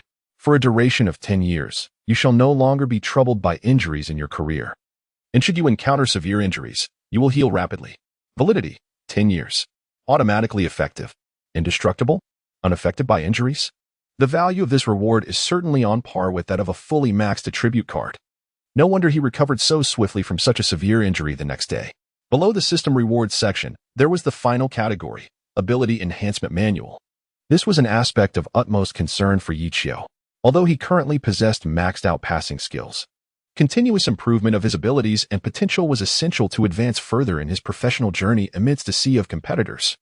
The Enhancement Manual clearly outlined 3 methods for elevating one's abilities: scientific training, insightful understanding, and system rewards. Scientific training refers to the gradual enhancement of one or multiple attributes through proper training methods. However, the system does not provide specific training techniques, leaving it to Ye Qiu to explore. Insightful understanding, as the name suggests, allows Ye Qiu to gain a boost of 1 to 3 points in relevant attributes if he experiences a moment of enlightenment during matches or training, with the extent of the increase depending on the depth of his insights. However, insightful understanding cannot enhance fundamental attributes, which is understandable as one cannot suddenly transform into a speedster or a muscle-bound athlete simply through epiphany. Such insights can only occur at the technical attribute level. The final category of system rewards is also easily comprehensible. At certain pivotal moments, exhibiting unexpected performance and receiving system recognition may lead to the chance acquisition of rewards from the system. This phenomenon is akin to the previously revered golden attribute cards and the indomitable body, yet it remains somewhat elusive. Thus, upon reflection, the most reliable and prudent approach is, indeed, scientific training, which necessitates a gradual process of exploration and trial and error. Chapter 14. Exploring scientific training today is Friday, and Sterling has scheduled the trial training for next Monday. This means he has a whole weekend ahead to prepare further. Therefore, after Sterling brought Ye Qiu to Stanford University and arranged a temporary accommodation for him, Ye Qiu eagerly donned his gear and headed to the court downstairs to commence his training. Witnessing Ye Qiu's relentless pursuit of time, Sterling's heart brimmed with joy, feeling a sense of reassurance and satisfaction. For this trial training, Sterling bears considerable pressure. As it stands, regardless of others' opinions, Ye Qiu's dedication and temperament warrant such efforts. Serving as both the team's agent and scout, Sterling is afforded 2 opportunities each year to bypass the conventional trial process and directly recommend promising newcomers to the team, a privilege known as special nomination. Upon receiving a special nomination, the team will arrange a dedicated trial for the newcomer. This practice is a hallmark of Stanford University, one of the Ivy League institutions renowned for innovation, aimed at dismantling archaic norms to swiftly enhance the team's prowess. However, every privilege comes at a cost. The team's investment of time and effort to organize a separate trial for newcomers is substantial.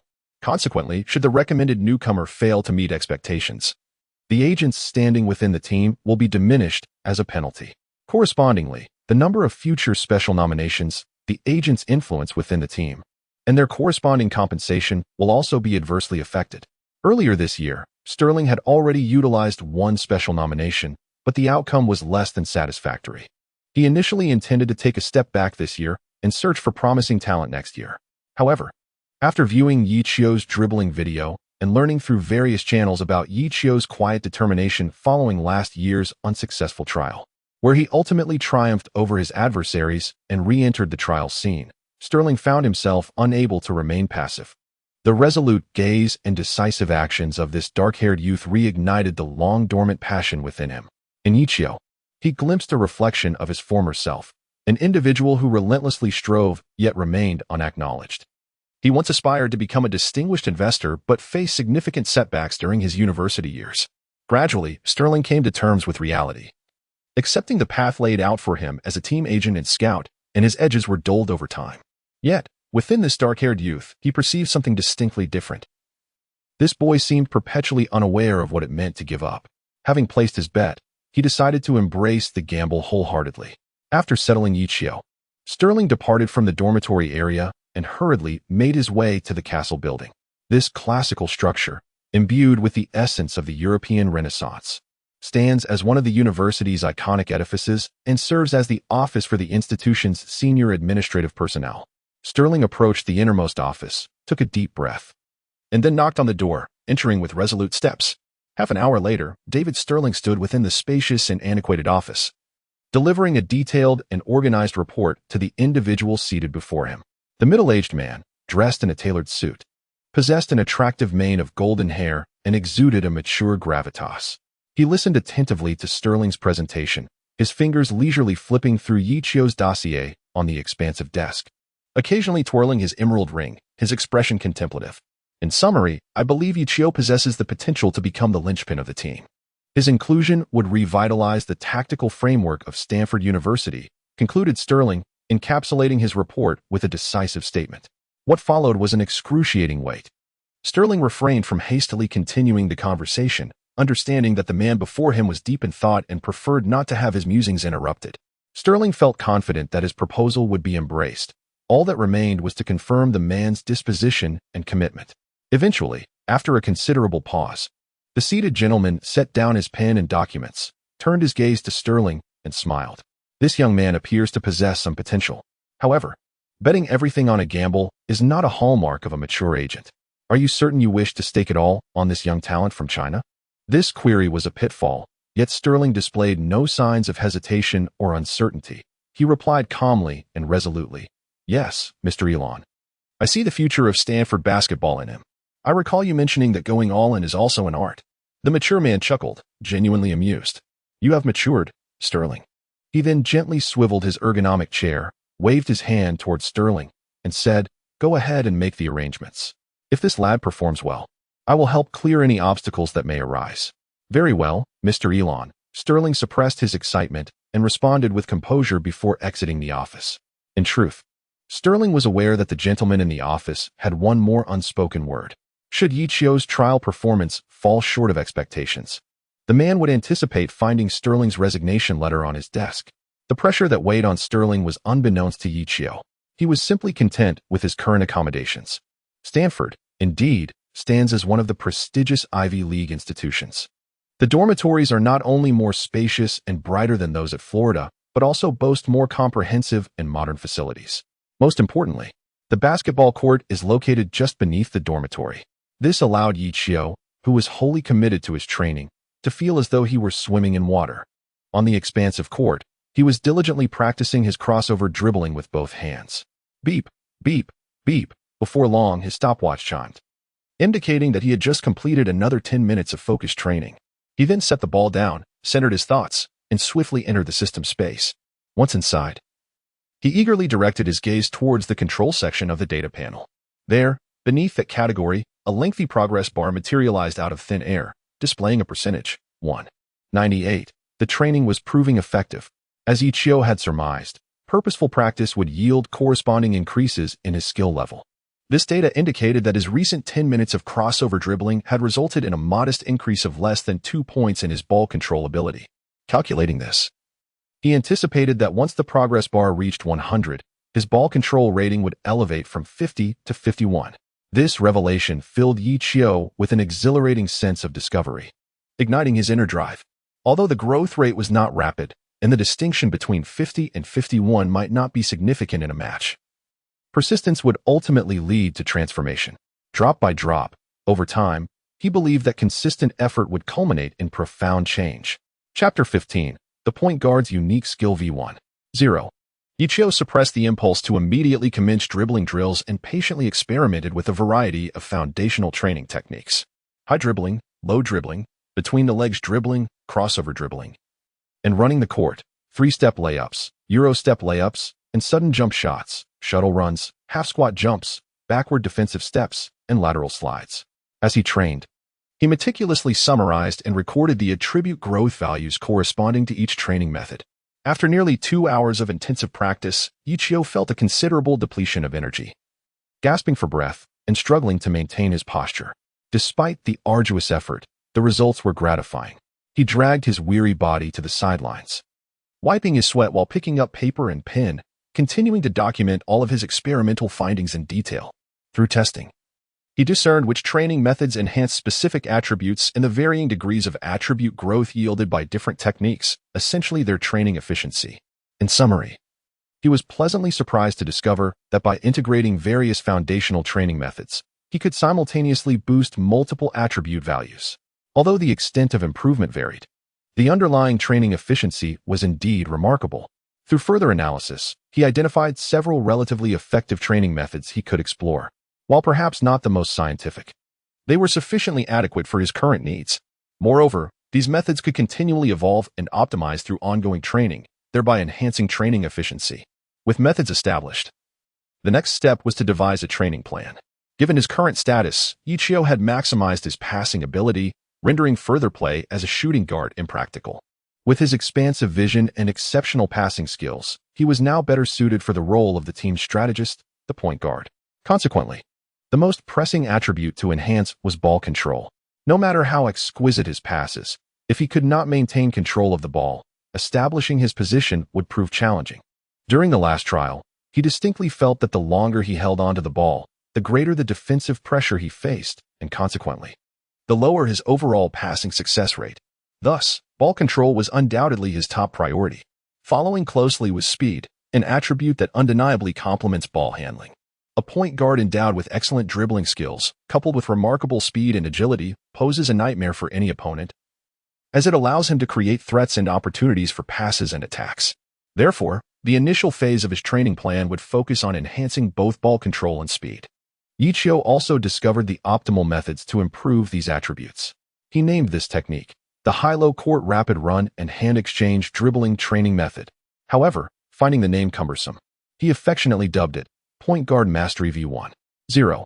In essence, the player begins by dribbling with the right hand at a high position while swiftly navigating the court. After completing a quarter of the court, they transition to dribbling with the left hand at a low position, continuing their rapid run. Upon completing a full circuit, they switch to dribbling with the left hand at a high position for another quarter and finally revert to dribbling with the right hand at a low position. This sequence of 4 movements is repeated in a continuous cycle. The entire process necessitates the player to run swiftly, while the constant alternation between high and low dribbling techniques fosters a comprehensive and balanced development of ball handling skills. Ye Qiu calculated that through this method, he could increase the ball control progress bar by 1.93 in approximately 10 minutes, while simultaneously enhancing the speed progress bar by 0.97, the stamina progress bar by 0.48, and the dribbling skill by 0.25. This implies that with continuous training for over 8 hours, Ye Qiu could elevate his ball control by 1 attribute point, boost his speed by half an attribute point, enhance his stamina by a quarter of an attribute point, and improve his dribbling by 1/8 of an attribute point. Of course, Ye Qiu is not a robot. He requires breaks and replenishment to recover his stamina during the process, taking into account the necessary hydration and rest periods. Achieving such enhancements would roughly necessitate 10 hours in total. Ye Qiu also discovered that utilizing this training method, seemingly unrelated skills such as strength, defense, and scoring in the restricted area exhibited an exceedingly subtle growth, although the incremental increase was nearly negligible. Nonetheless, this indicates that the point guard's unique skills represent an exceptionally efficient and comprehensive training approach. Ye Qiu felt a surge of excitement as he contemplated his progress. With a regimen that included eating and sleeping, he could enhance his skills significantly in one day.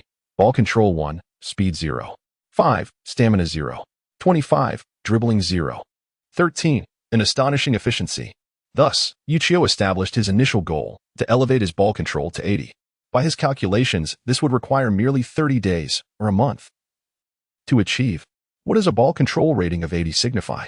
In the realm of NBA 2K, it denotes a level comparable to that of a standard mainstream point guard within NBA teams. In NCAA, it would grant him an almost unparalleled advantage. The future appeared exceedingly promising. However, Ye Qiu's optimism was somewhat naive. The journey of skill enhancement is rarely linear. As one advances, the mastery of techniques becomes increasingly sophisticated, demanding more training time and energy. Nevertheless, for the time being, Ye Qiu need not concern himself with these complexities. He merely needed to adhere strictly to his plan. What lay ahead was the monotonous yet necessary routine of repetitive training. Chapter 16. Initial success on Sunday night at 11:20 p.m. beneath the Stanford University dormitory. An empty basketball court echoed with the rhythmic sound of a lone figure swiftly darting back and forth, punctuated by the steady thump of a basketball meeting the ground. The court's perimeter was dimly lit, yet this did not hinder the speed of the individual on the court. Ye Qiu swiftly dribbled around the court, showcasing the finesse of a seasoned point guard. Compared to the awkwardness of his initial attempts on Friday, his movements had undeniably become more polished. Since his arrival at Stanford, Ye Qiu had scarcely paused his training. This court, conveniently located near his dormitory, had essentially transformed into his personal training ground. During this time, David Sterling had visited twice. On his first visit, Sterling had intended to remind Ye Qiu to give his all during the tryouts. However, upon witnessing Ye Qiu's fervent dedication, he realized his concerns were unfounded, prompting a self-deprecating smile before he departed. On his second visit, he brought an abundance of bread, beef, milk, and energy drinks. Expressing his worries that Ye Qiu might be overexerting himself, he feared that if Ye Qiu exhausted his body before the tryouts, it would be a source of great lament. He earnestly advised Ye Qiu to balance work and rest, to eat on time, and to ensure he was adequately replenishing his nutrition and protein intake. After a lengthy admonition, he finally took his leave. With just half an hour remaining, Ye Qiu gritted his teeth and persevered, knowing that he was on the cusp of elevating his ball handling skills once more. Since his arrival on Friday, he had dedicated a staggering 40 hours to self-training in less than 3 days. Upon landing at Stanford that Friday afternoon, he had trained for over 10 hours straight, not stopping until 2 in the morning. The following weekend, he had trained for 15 hours each day. Only in the early hours did he insist on watching his ball handling skill rise from 50 to 51 before he finally dragged his weary body back to the dormitory. After all, he needed to confirm that reaching the progress bar of 100 would indeed enhance his attributes. Upon returning to his dorm, he took a quick shower and collapsed into bed, too exhausted even to stretch. Yet, when he awoke the next day, he felt remarkably refreshed, with no trace of muscle soreness or fatigue. This seemed utterly illogical. How could lactic acid vanish without reason? But Ye Qiu soon realized the answer: the indestructible body. This extraordinary resilience not only facilitated self-healing from injuries but also allowed for rapid recovery from fatigue and muscle soreness. Indeed, many NBA players suffer injuries primarily due to the accumulation of muscular fatigue. Thus, to keep Ye Qiu injury-free, it was essential to eliminate fatigue. This explanation, after all, seemed quite reasonable. Ye Qiu paid no heed to the complexities surrounding him. For him, this was the most favorable outcome. Thus, he could devote himself wholeheartedly to rigorous training without any reservations. All that remained was the arduous path of relentless practice. Ye Qiu remained oblivious to the elegantly quaint house beside the court, where a window on the balcony had been swung open. There stood a tall and graceful silhouette on the windowsill. Her elbow rested lightly against the ornate European-style railing, her head gently cradled in her hand, her gaze shimmering as she watched the training of Ye Qiu below. The night breeze tousled her hair, causing it to undulate like waves, dancing softly in the wind. She was clad in a diaphanous silk nightgown, beneath which tantalizing curves were faintly discernible, exuding an endless allure amid the flowing fabric. Above this temptation was a lovely visage, so exquisitely crafted that it seemed almost otherworldly, yet it bore subtle hints of Eastern contours and shadows. Nevertheless, her cascading golden waves and starry blue eyes spoke volumes of her lineage. She was a stunning mixed-race girl who had been observing Ye Qiu for quite some time indeed. For the past 3 days, she had done so daily. This dark-haired youth had been tirelessly dribbling around the court, often practicing late into the night. She had frequently heard her father speak of the diligence and dedication of the Chinese, but witnessing it firsthand today left a profound impression. Coincidentally, the girl had a grasp of basketball, and her understanding surpassed mere superficiality. She could discern that although Ye Qiu's training methods were somewhat unconventional, the progress he had made in just a few days suggested that his regimen was, at the very least, quite effective. However, such training was exceedingly demanding, testing both physical endurance and mental fortitude. What could possibly drive him to persist through such an arduous ordeal? Before long, the girl noticed the dark-haired youth come to a halt. The distance was not great, allowing her to see the beads of sweat cascading down his determined features. It was then that she beheld his face clearly for the first time, a quintessentially Eastern visage, not conventionally handsome but marked by a fresh, clean appearance, with a bright spark emanating from his eyes. She observed him with keen interest for a moment longer. He must be utterly exhausted, she surmised, likely preparing to head home. With a languid stretch and a yawn, she turned to retreat into her room. Just as she did, rhythmic sounds of the basketball striking the ground echoed from below once again. Finally, Ye Qiu's timer chimed. Today marked a remarkable 15 hours of training. He could no longer endure, collapsing unceremoniously onto the ground in an exhausted sprawl. His consciousness swiftly entered the system. Ball control, 54, speed, 52, stamina, 51. All 3 attributes had surged. Even his dribbling skills had seen a 50 increase. Ye Qiu lay on the ground, panting yet wearing a joyful smile, as he felt a budding anticipation for the trial training scheduled for the morrow. As dawn broke and sunlight poured onto the windowsill, while sparrows chirped and flitted about, Ye Qiu was already preparing himself. The trial was set to commence at 9 a.m., and with the clock reading 8:10, he believed he had ample time. However, he pondered how to navigate to the training venue, the Baylor Stadium at Stanford University. This prestigious institution, with its sprawling campus covering over 30 square kilometers, posed a challenge, especially with the inconspicuous signage. If the stadium happened to be situated at the far end of the campus, it would indeed be quite troublesome. Ye Qiu descended to the ground floor, scanning his surroundings in vain for any signposts, his heart filled with uncertainty.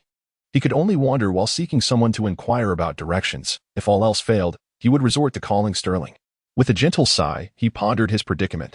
Just as he found himself at a loss, a white convertible Porsche 911 emerged slowly from a classical building adjacent to the dormitory area. Behind the wheel sat a captivating blonde maiden, her striking azure eyes resembling two profound sapphires, evoking an allure that seemed destined to ensnare anyone who dared to gaze into them. Ye Qiu stood there, momentarily entranced. Since his arrival in America, he had encountered numerous blonde-haired, blue-eyed beauties. Yet, none possessed such an exquisite and ethereal charm, accompanied by the serene and tranquil grace that only an Eastern woman could embody. A girl of this caliber was a rarity, not only in reality, but even in the pages of novels. At that moment, Ye Qiu was clad in a simple white t-shirt and black casual shorts, with a sports backpack slung over his shoulder. He exuded a fresh and clean aura, radiating a youthful and sunlit charm. Was it him? The young lady, from her position in the vehicle, caught sight of him from a distance. The moment their gazes intertwined, Ye Qiu faltered within 3 seconds, a faint blush creeping onto his cheeks. Observing this, the girl could not help but smile. A cascade of endless joy spreading across her lips, her bright eyes and radiant smile rendering all surrounding flowers pale in comparison. Ye Qiu's heart raced rapidly, and the flush on his face deepened. As the vehicle gradually approached, he covered his mouth and coughed lightly, taking a quiet breath before steeling himself to step forward. He approached her, observing the familiar yet youthful figure of the dark-haired boy striding towards her. For reasons unknown, the girl felt a sudden flutter of anxiety within her. What was he intending to do?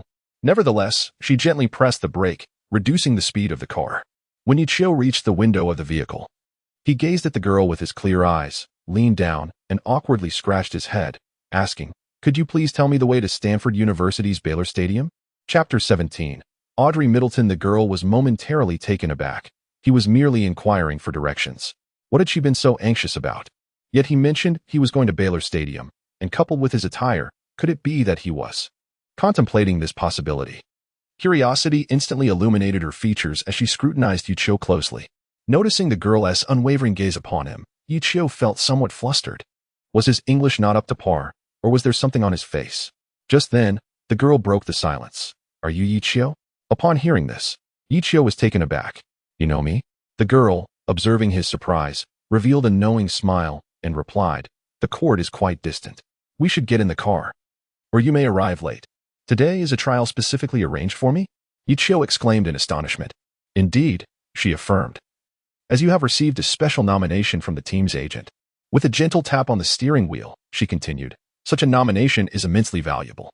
I have heard that Mr. Sterling has ardently recommended you, placing all his hopes on you for this final opportunity of the year." As she spoke, her beautiful eyes cast a curious glance at Ye Qiu. What enchantment does this young man possess? Sterling, known for his composure, has unexpectedly made such a significant bet on him. The girl couldn't help but recall the scenes of Ye Qiu fervently training downstairs these past few days, and a flicker of understanding ignited within her. Her curiosity about Ye Qiu grew ever stronger. "Thank you for sharing this with me," Ye Qiu expressed his gratitude. "By the way, what is your name, and how do you know about me?" "My name is Audrey Middleton. You may call me Audrey. As for how I know, you shall find out shortly," Audrey replied, casting a mysterious smile at Ye Qiu. "We have arrived." Ye Qiu entered the gymnasium and noticed that quite a few people were already present. However, Audrey had long since vanished. He turned around, and at last, he spotted Sterling. At that moment, he was engaged in conversation with a slightly portly middle-aged man, sporting a Mediterranean hairstyle and a mustache, who was holding a tactical board. This individual must be Tony Brandon, the head coach of Stanford University. Behind Brandon stood a group of individuals clad in coaching attire, presumably the coaching staff of the team. Ye Qiu's keen eyes caught sight of a familiar graceful figure amidst the crowd. There stood Audrey, now clad in athletic attire that accentuated her curvaceous form, elegant and enchanting. At that moment, she was quietly positioned beside Brandon, diligently jotting down notes on a tactical board. Sterling also spotted Ye Qiu and promptly waved him over. "Mr. Ye, allow me to introduce you to Coach Tony Brandon. He is renowned for his defensive expertise and his ingenious tactical maneuvers, having orchestrated numerous classic victories." Sterling enthusiastically extolled. Tony Brandon, who had initially been scrutinizing the young man from Huagua, felt a flush of embarrassment at Sterling's lavish praise, and with a dismissive wave, he replied, Such accolades are mere trifles, not of great significance. He was well aware of his own accomplishments, having indeed led his team to commendable achievements and recognition. However, since the core of the team had entered the NBA draft 2 years prior, the team's performance had plummeted, reaching a precarious state. The coach's demeanor was generous and engaging. Upon witnessing the scene, Ye Qiu offered a courteous smile and extended his hand, saying, "Master Brandon, I have long admired your reputation. I am Ye Qiu, and it is truly an honor to participate in the trials for Stanford University's varsity team." Brandon returned the gesture with a smile, firmly shaking Ye Qiu's hand while placing a reassuring hand on his shoulder. The young man possesses a pleasant demeanor and shows promise. "This is Miss Audrey, the assistant coach of the team, as well as a member of the board," Sterling continued, deliberately introducing Ye Qiu to Audrey. "Mr. Ye, it is a pleasure to see you again," Audrey remarked, extending her hand with a playful glint in her eye. "So it is you," Ye Qiu responded with warmth. "Miss Audrey, should I address you as assistant coach or perhaps as my superior?" Audrey chuckled lightly at his words. "Did you two know each other beforehand?" Sterling inquired, a hint of surprise evident in his tone. In response, Ye Qiu shot a slightly annoyed glance at Sterling and replied, "How can you say that? I had no idea where the gym was located. If it weren't for Miss Audrey guiding me, I would have arrived late." Sterling, caught off guard, awkwardly chuckled and rubbed his nose, realizing he had overlooked that detail. "Are you the Ye Qiu here for the trials? A Huagua person?" An incongruous voice interjected from the side. Ye Qiu glanced to the side and beheld a young man, approximately 190 centimeters tall, with hair that bore a yellowish-white hue. Behind him trailed two companions, their expressions unfriendly as they cast sidelong glances at Ye Qiu, slowly approaching his direction. Ye Qiu cast a glance at him, as if regarding a fool, and then disregarded him entirely. After exchanging a brief greeting with the coach, he proceeded to change clothes, seemingly unconcerned. The white-haired youth, taken aback for a moment, felt a surge of indignation. How dare he presume to act so arrogantly? This young man, named Frank, was the primary point guard of the team. He had approached with the intention of testing the newcomer and asserting his dominance, ensuring the rookie understood his subordinate position and would contentedly accept his role as a backup.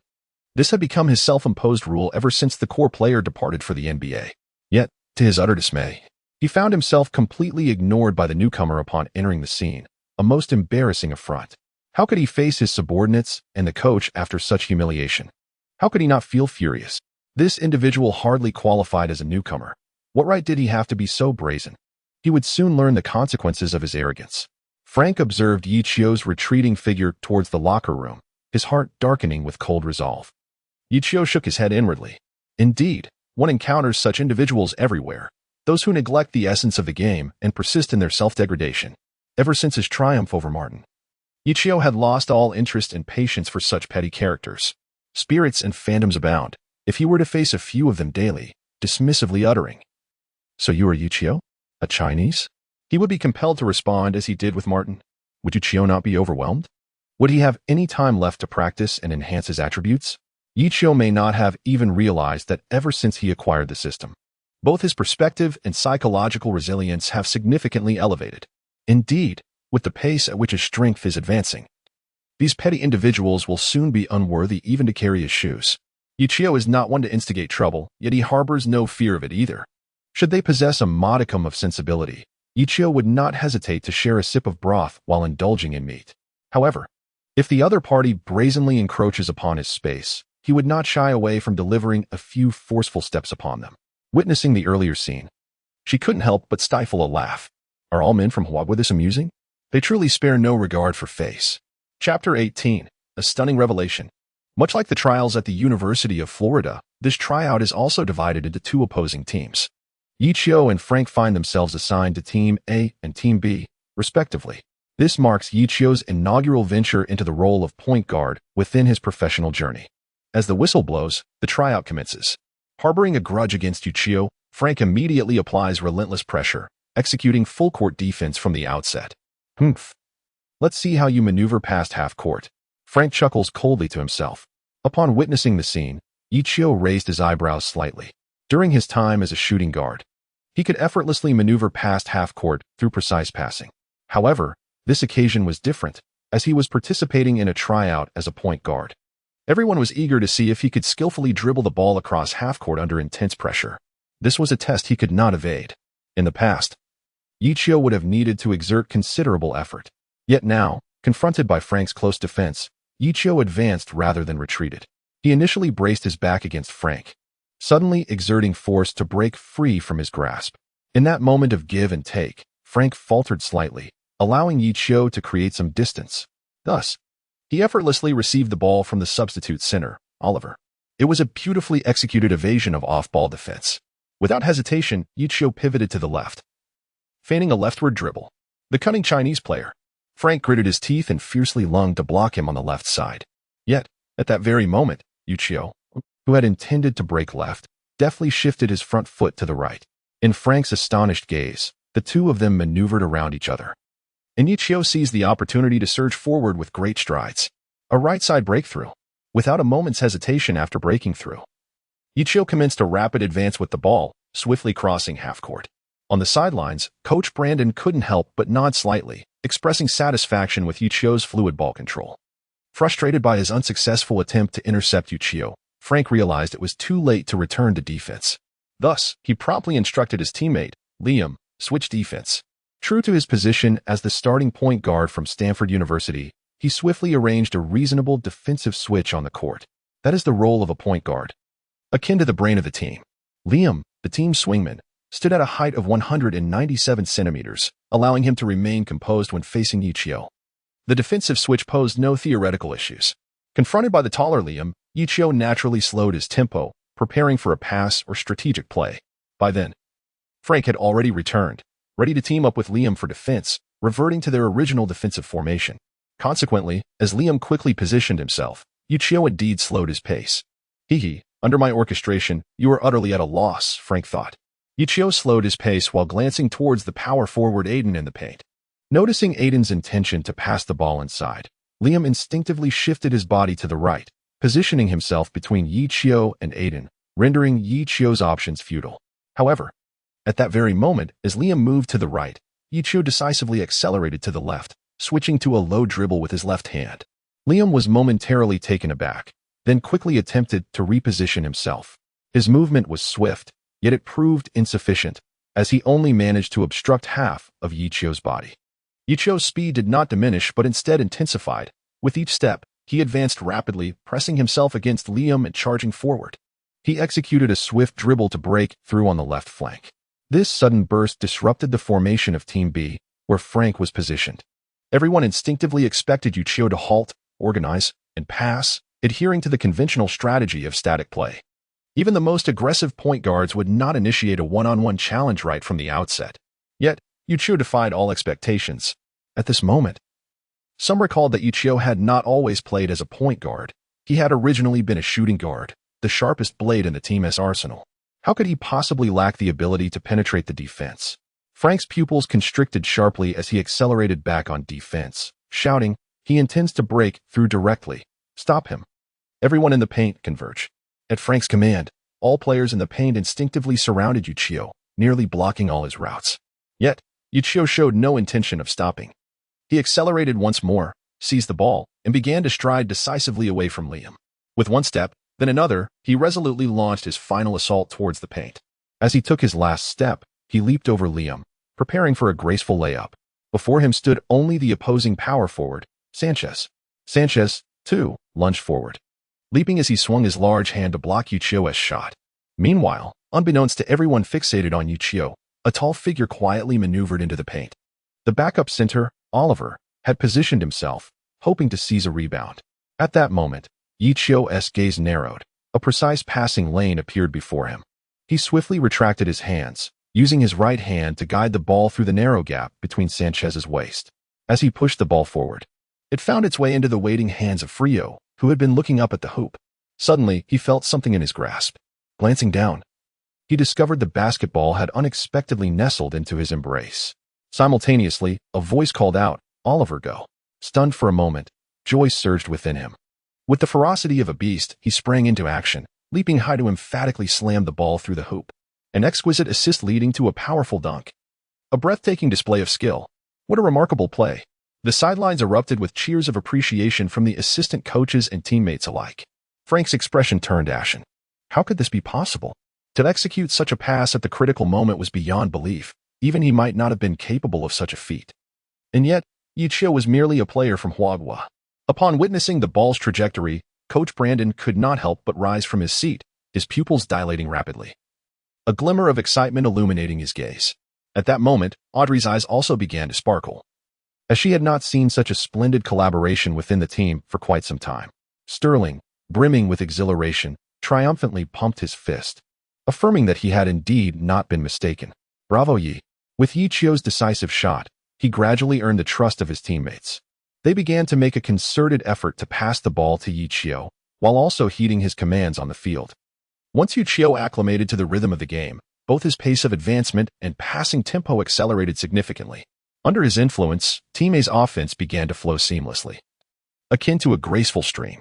His teammates, receiving assists from Ye Qiu, experienced an unparalleled sense of exhilaration. The timing and intensity of his passes were executed with exquisite precision, allowing his teammates to relish the thrilling sensation of dominating the rim. The excitement on head coach Brandon's face intensified as he witnessed the swift transitions and ball movement that elevated the entire team's tempo, overwhelming their opponents with a relentless tide of attacks. This was the style of play he had envisioned. This was the team he had longed for.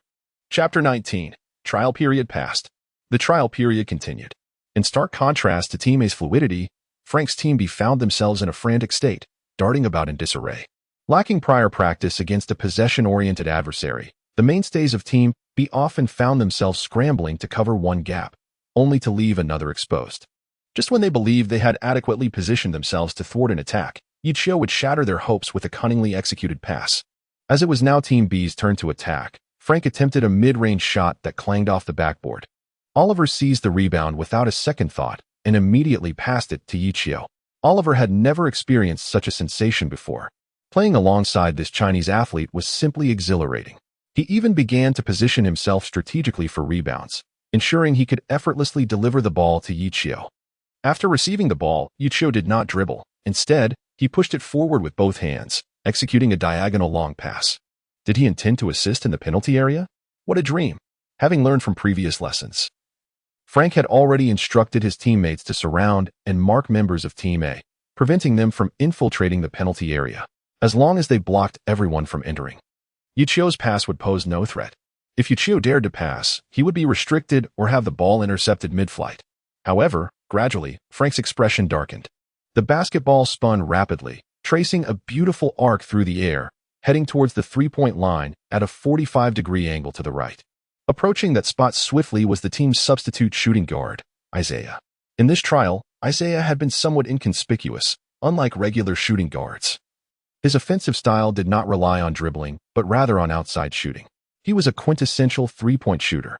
However, due to his slow running speed, lengthy shooting adjustment time, and average jumping ability and agility, he struggled to perform under higher game intensity. Thus, he typically played as a substitute, contributing by making off-ball runs to relieve defensive pressure on teammates or providing decent defense against opponents. Beyond that, he struggled to make a significant impact. Gradually, everyone even began to forget that he was originally a shooter. At this moment, Isaiah spotted the basketball flying toward him. He understood Ye Qiu's intention and had not forgotten his own original aspiration. He took 2 swift steps to reach the three-point line, comfortably receiving the ball without any need for adjustment. After bending his knees, he leapt vertically to the apex. At the highest point, his wrist, elbow, and armpit formed a perfect 90-degree angle. With a flick of his wrist, he released the ball. It soared through the air, tracing an incredible high arc towards the hoop. Whoosh! The basketball swished through the net. An exquisitely executed trailing three-pointer.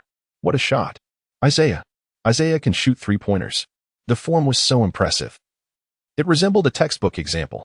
What a stylish shot! Even Ye Qiu found himself captivated. Once he had added the necessary attributes, he too yearned to master such a beautiful three-point shot. Everyone cheered for Isaiah's three-pointer. However, unlike the others, head coach Brandon gazed at Ye Qiu with palpable excitement. This overarching vision, this awareness, this sense of rhythm, this is what a team truly needs in a core player. Oh my God, what a gem you have sent me. Is he still a student at the University of Florida? Just an exchange student? Are those old-timers at Florida blind? How could they let go of such a promising talent? A bunch of fools. No, this person must be secured. Even if it requires offering a full scholarship, he must be signed. Action must be swift. What if the University of Florida suddenly requires him again and retracts their decision? Where is Sterling? Brandon suddenly shouted, startling the assistant beside him. What is it? My dear coach? As if anticipating Brandon's reaction, Sterling had already approached him with a beaming smile. In such moments, the more agitated Brandon became, the more delighted Sterling felt. I have but one request, not next week, but this week. Brandon declared earnestly. This week, I want to see him move into Stanford University, and by next week, he must participate in the team training camp. I care not what methods you employ, this individual must be secured. Consider it done. The joy within Sterling was ineffable. However, he feigned contemplation and then, with a troubled expression, remarked, yet his status poses a minor complication. Firstly, he is an international student, currently merely an exchange student. And the admission process could take up to 6 months. 6 months? Are you jesting? Brandon nearly roared. I do not care how you manage it. Whether you persuade the board to allocate a special quota, issue an international offer, or employ the student-athlete recruitment policy, I demand speed. Go directly to the board members and tell them it was my directive. Brandon waved his hand with authority, effectively making a decision on behalf of the board. Sterling could not help but smirk. He was well aware of the head coach's temperament, and the board would have to show Brandon some deference. Yet, many procedures and formalities still required proper handling, which indeed necessitated time. I will accompany you to the board, Sterling was about to suggest when a soft voice interrupted.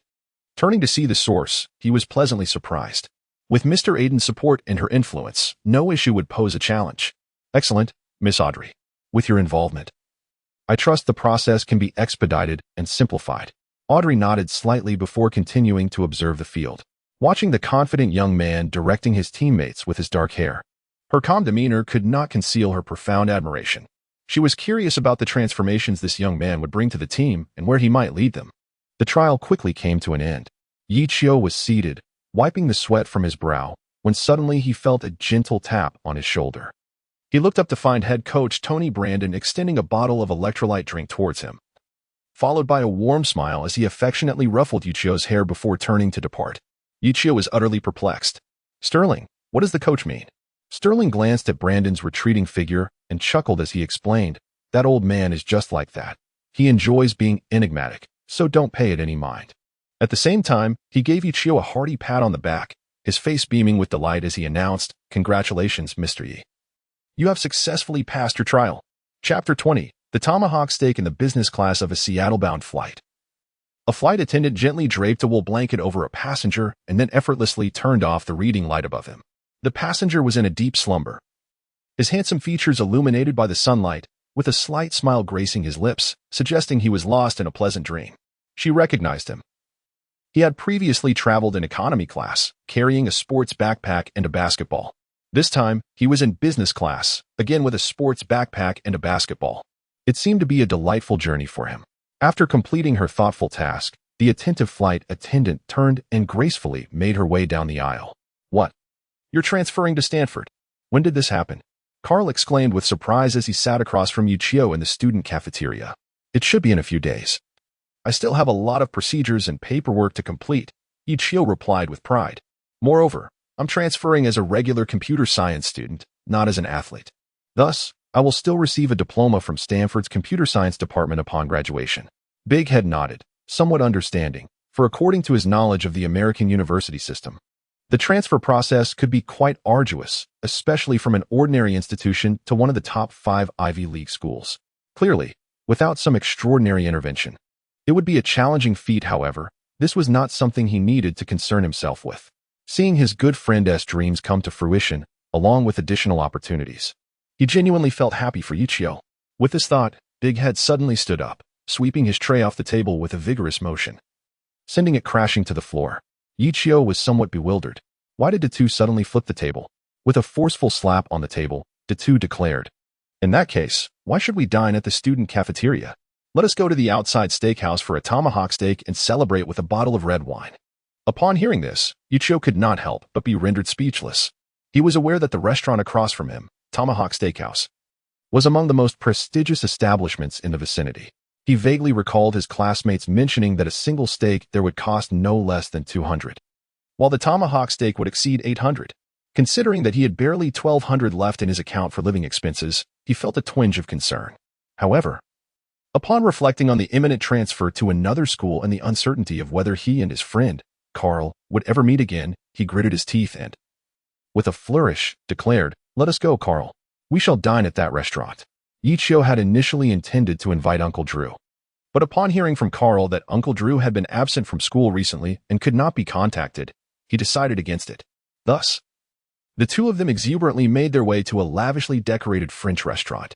Carl settled in and promptly ordered the tomahawk steak, along with a bottle of red wine priced at over $100. Before long, the steak, imbued with the rich aromas of black pepper and cheese, was served. Truly, the tomahawk steak commanded an impressive presence, occupying nearly half of the table. The portion appeared substantial enough to satiate 3 robust men without difficulty. Ye Qiu, having consumed a modest breakfast before attending a trial training session, found himself relegated to an unremarkable airplane meal at noon. At this moment, the enticing aroma of steak wafted through the air, prompting his stomach to audibly protest. Without further ado, the two individuals dove into their feast with unrestrained enthusiasm, resembling individuals liberated from confinement, indulging in their meal with abandon. Initially, they attempted to maintain a semblance of decorum by using knives and forks, but soon deemed the utensils cumbersome. Abandoning pretense, they tore into the meat with their hands, savoring each bite while generously slathering it in a secret black pepper sauce. To the astonishment of the bewildered server, these two famished wolves voraciously devoured the entire tomahawk steak. Ye Qiu gently caressed his round belly, exhaling contentedly as he remarked, "Ah, this feels delightful. I am truly full, perhaps a bit too much." Beside him, Carl, equally round-bellied, reclined comfortably on the sofa, wearing a look of satisfaction. He filled both his own and Ye Qiu's glasses with red wine, raising his glass as he proclaimed, "To dreams! To dreams!" The two of them downed their drinks in one go. "Ye, Stanford is certainly a prestigious institution for computer science. Do remember to send me your assignments. And share all their teaching materials as well. I'd like to see if there's anything novel," Carl said, punctuating his words with a burp. "That sounds splendid," Ye Qiu replied, suddenly elated. He intended to attend classes once he arrived there, as he still held a keen interest in the subject matter. However, he wasn't certain he would have the time to complete the assignments, given that he planned to devote a significant portion of his time to training. He had not anticipated Carl's particular interest, which made the meal all the more worthwhile. Just as Ye Qiu and Carl were enjoying their feast, a group of jovial individuals entered the restaurant. Leading them was a tall figure with brown hair, who held in his arms a curvaceous beauty with dark hair, exuding a hint of Latin charm. Beside him, a shorter man, slightly less than half a head shorter, followed closely, wearing a sycophantic expression as he incessantly uttered flattering remarks. "Boss, it's all thanks to you. Your words to the coach about that Chinese kid allowed me to remain on the team," the little man said with a grin. The tall individual furrowed his brows upon hearing this, casting a disapproving glance at the shorter man. A robust fellow behind them, keenly observing the situation, interjected, "Derek, what do you mean by saying the boss spoke ill of him? That kid is inherently useless. Our boss merely provided a gentle reminder to Coach Kruger to prevent him from being misled into making poor decisions." "Exactly, Martin. The boss was simply stating a fact," Derek quickly added, wiping the sweat from his forehead. The group comprised members of the University of Florida's team, including Martin, Derek, and Bowers. "Ah, Bowers. You have good insight," Martin grinned, patting Bowers on the shoulder before continuing, "I feel we should refine our new tactics further. I will discuss this with the coach as well." "Thank you, boss. Rest assured, Bowers, will fully cooperate on the field," Bowers exclaimed, knowing the significance of Martin's words, his face alight with excitement. "Derek, your awareness of the bigger picture needs improvement," Martin remarked with a smirk, offering guidance to Derek, who quickly acknowledged it. Martin nodded in satisfaction, relishing the feeling of being the center of attention, enjoying the cautious manner in which others spoke to him, finding it more pleasurable than any romantic encounter. Unbeknownst to him, the Latin beauty in his arms stiffened momentarily upon hearing the mention of the Chinese boy.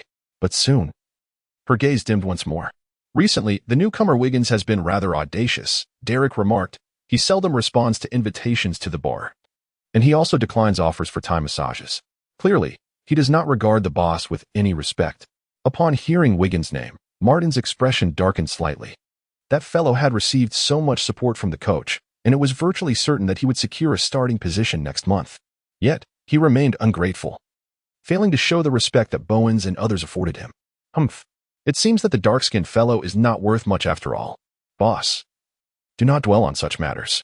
That lad will soon come to recognize reality and seek your pardon, Bowens astutely suggested. Old Bao is right. Does that little black fellow truly think he can contend with me? Come, let us indulge in some tomahawk steak. With that, Martin led the group toward the innermost seats. As they reached the largest table in the middle, just preparing to sit down, Derek's keen eyes spotted Ye Qiu and Carl at a nearby table. Derek promptly tapped Martin on the shoulder and pointed in that direction. Martin glanced over and immediately donned a mocking smile. Slowly rising to his feet, he addressed the others. Come, my friends, let us pay a visit to our old acquaintances. Chapter 21. Humiliating oneself. Ye. Do you think there are any national secrets regarding quantum communication or photonic computer technology at Stanford University? Carl inquired, shaking his drink and nodding his large head. I don't believe so, Ye Qiu replied, shaking his head. Why not? Because all the national secrets reside here, Ye Qiu said, gesturing to Carl's large head. They're all within this magnificent brain. Carl paused for a moment, then slapped his thigh and burst into laughter. I think so too. However, I recently stumbled upon something intriguing. What is it? It's called. Before Carl could finish his sentence, he was suddenly jostled. He turned around in anger and exclaimed, "Which little brat pushed your big-headed father?" Upon turning, he found Martin and the others looking at him with derision.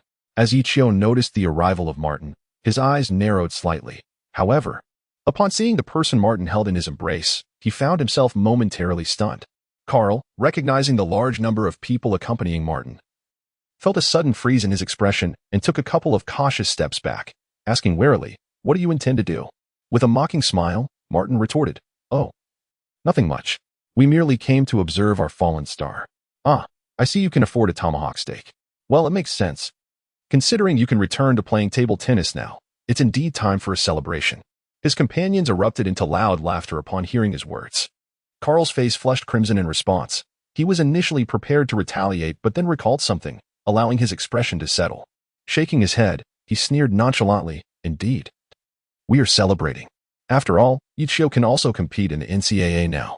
Martin and his entourage were momentarily taken aback, then erupted into laughter as if they had just heard the most ludicrous statement in existence. "Don't believe it? How about we place a wager, a meal here?" Carl provocatively suggested. While Carl engaged in conversation with Martin and the others, Ye Qiu remained silent. His gaze fixed intently on the Latina girl with dark hair whom Martin was holding. In return, she was also watching him. The girl, named Betty, was a senior from the computer science department, a peer of Ye Qiu. When Ye Qiu first arrived, the school arranged for Betty to welcome the exchange students. Betty appeared to have a keen interest in boys who could play basketball. Upon learning about Ye Qiu's past and his aspiration to play in the NBA, she frequently watched him practice on the court. As they gradually became acquainted, she often interacted with him during training, passing the ball and assisting him in honing his skills. Eventually, they shared meals and attended classes together. In this foreign land, Ye Qiu felt a warmth and enthusiasm emanating from Betty, which stirred within him burgeoning feelings. This continued until Ye Qiu participated in his first trial session. Betty was present on the sidelines, and when she witnessed Ye Qiu being targeted by Martin and subsequently not making the cut, she anticipated he would feel disappointed. Indeed, Betty felt a twinge of sadness. However, a more profound emotion washed over her, a sense of disappointment in Ye Qiu himself.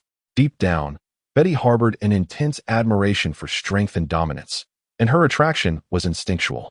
She found herself increasingly drawn to Martin, who exuded an air of authority on the court. As time passed, when Ye Qiu invited her to join him for meals, classes, and games, Betty began to feign illness as an excuse to decline. After several instances, Ye Qiu gradually understood the nature of her refusals. It was a rejection. Yet, the young man had neither the time nor the luxury to dwell on sorrow. He buried his feelings deep within, channeling his heartache into relentless training, striving to heal the wounds of unrequited love. Today, as he observed Betty nestled beside Martin, Ye Qiu came to a realization. He understood everything. Although he had harbored suspicions prior, nothing could compare to witnessing the truth with his own eyes. Betty's gaze toward him was evasive and complex. She was acutely aware of her actions. However, such behavior was commonplace in the American campus culture, was it not? Just days ago, she learned of Ye Qiu's failure in the second trial. Yet she had also seen the widely circulated video on YouTube of Ye Qiu challenging Martin one-on-one. Ye Qiu has indeed defeated Martin. This is utterly astonishing. Yet it has undeniably transpired. Could it be that I have misjudged the situation? Was Ye Qiu merely a victim of unfortunate circumstances that prevented him from joining the school team? No, it cannot be so. Betty, who abhors feelings of regret and frustration, seeks to absolve herself with justifications. Those two goals were undoubtedly influenced by a significant stroke of luck. Yes, that must be it. And now, upon hearing Carl mention that Ye Qiu could also compete in the NCAA, she is struck with immense astonishment. But soon she realizes, how could that possibly be? Ye Qiu's time as an exchange student was swiftly coming to an end, and he was set to return to his homeland. After 2 unsuccessful trials, what chance did he have of rejoining the school team? This must surely be a fabrication, an attempt by Carl to salvage some dignity for Ye Qiu. Thus, when Carl proposed a wager, before Martin could even respond, Betty interjected, "We accept your bet. I wager that Ye Qiu will never make it into the NCAA." She was determined to prove her point. Martin looked at Betty in surprise, and then a smile crept across his face. Truly, she was my woman, standing firmly by my side. Carl's eyes sparkled at her words. He then called out, "Waiter, could you please come over here?" The waiter approached promptly. Carl continued, "We would like 2 top-tier filet mignons packed to go, and let us not forget a bottle of the red wine we had earlier. Please charge all of this to Mr. Martin McNell's account." Unlike Carl and Ye Qiu, the McNell family, being one of the board members, were regular patrons here. And the waiter certainly recognized Martin. He looked at Martin with a questioning glance and asked, "Is this to be charged to your account, Mr. McNell?" Upon hearing this, Martin frowned slightly and then sneered at Carl. "If you wish for me to pay, that is no issue. I have more than enough funds. But what of the evidence? How can you prove that Ye Qiu is capable of playing in the NCAA? Present it to me, or else today we shall ensure you 2 worthless fools go bankrupt." Carl, unfazed, replied, "So you agree then?" Waiter, you heard him. Very well, evidence you seek. Ye, why don't you show them what you have? Since someone desires to humiliate themselves, let us not stand in their way. Ye Qiu slowly withdrew his gaze from Betty. With a self-deprecating smile, he downed the remaining wine in his glass, then pulled a piece of paper from his pocket and placed it on the table. "2, let us leave. This place holds no interest for us."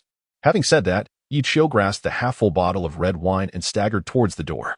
Carl, meanwhile, instructed the waiter, leaving an address for the prepared steak and wine to be delivered the following midday. He then followed Ye Qiu out. Martin, witnessing this, hastily seized the paper Ye Qiu had left behind. It was unmistakably a transfer letter, clearly detailing the reasons, the timeline, and relevant explanations, adorned with the seals of Stanford University and the University of Florida.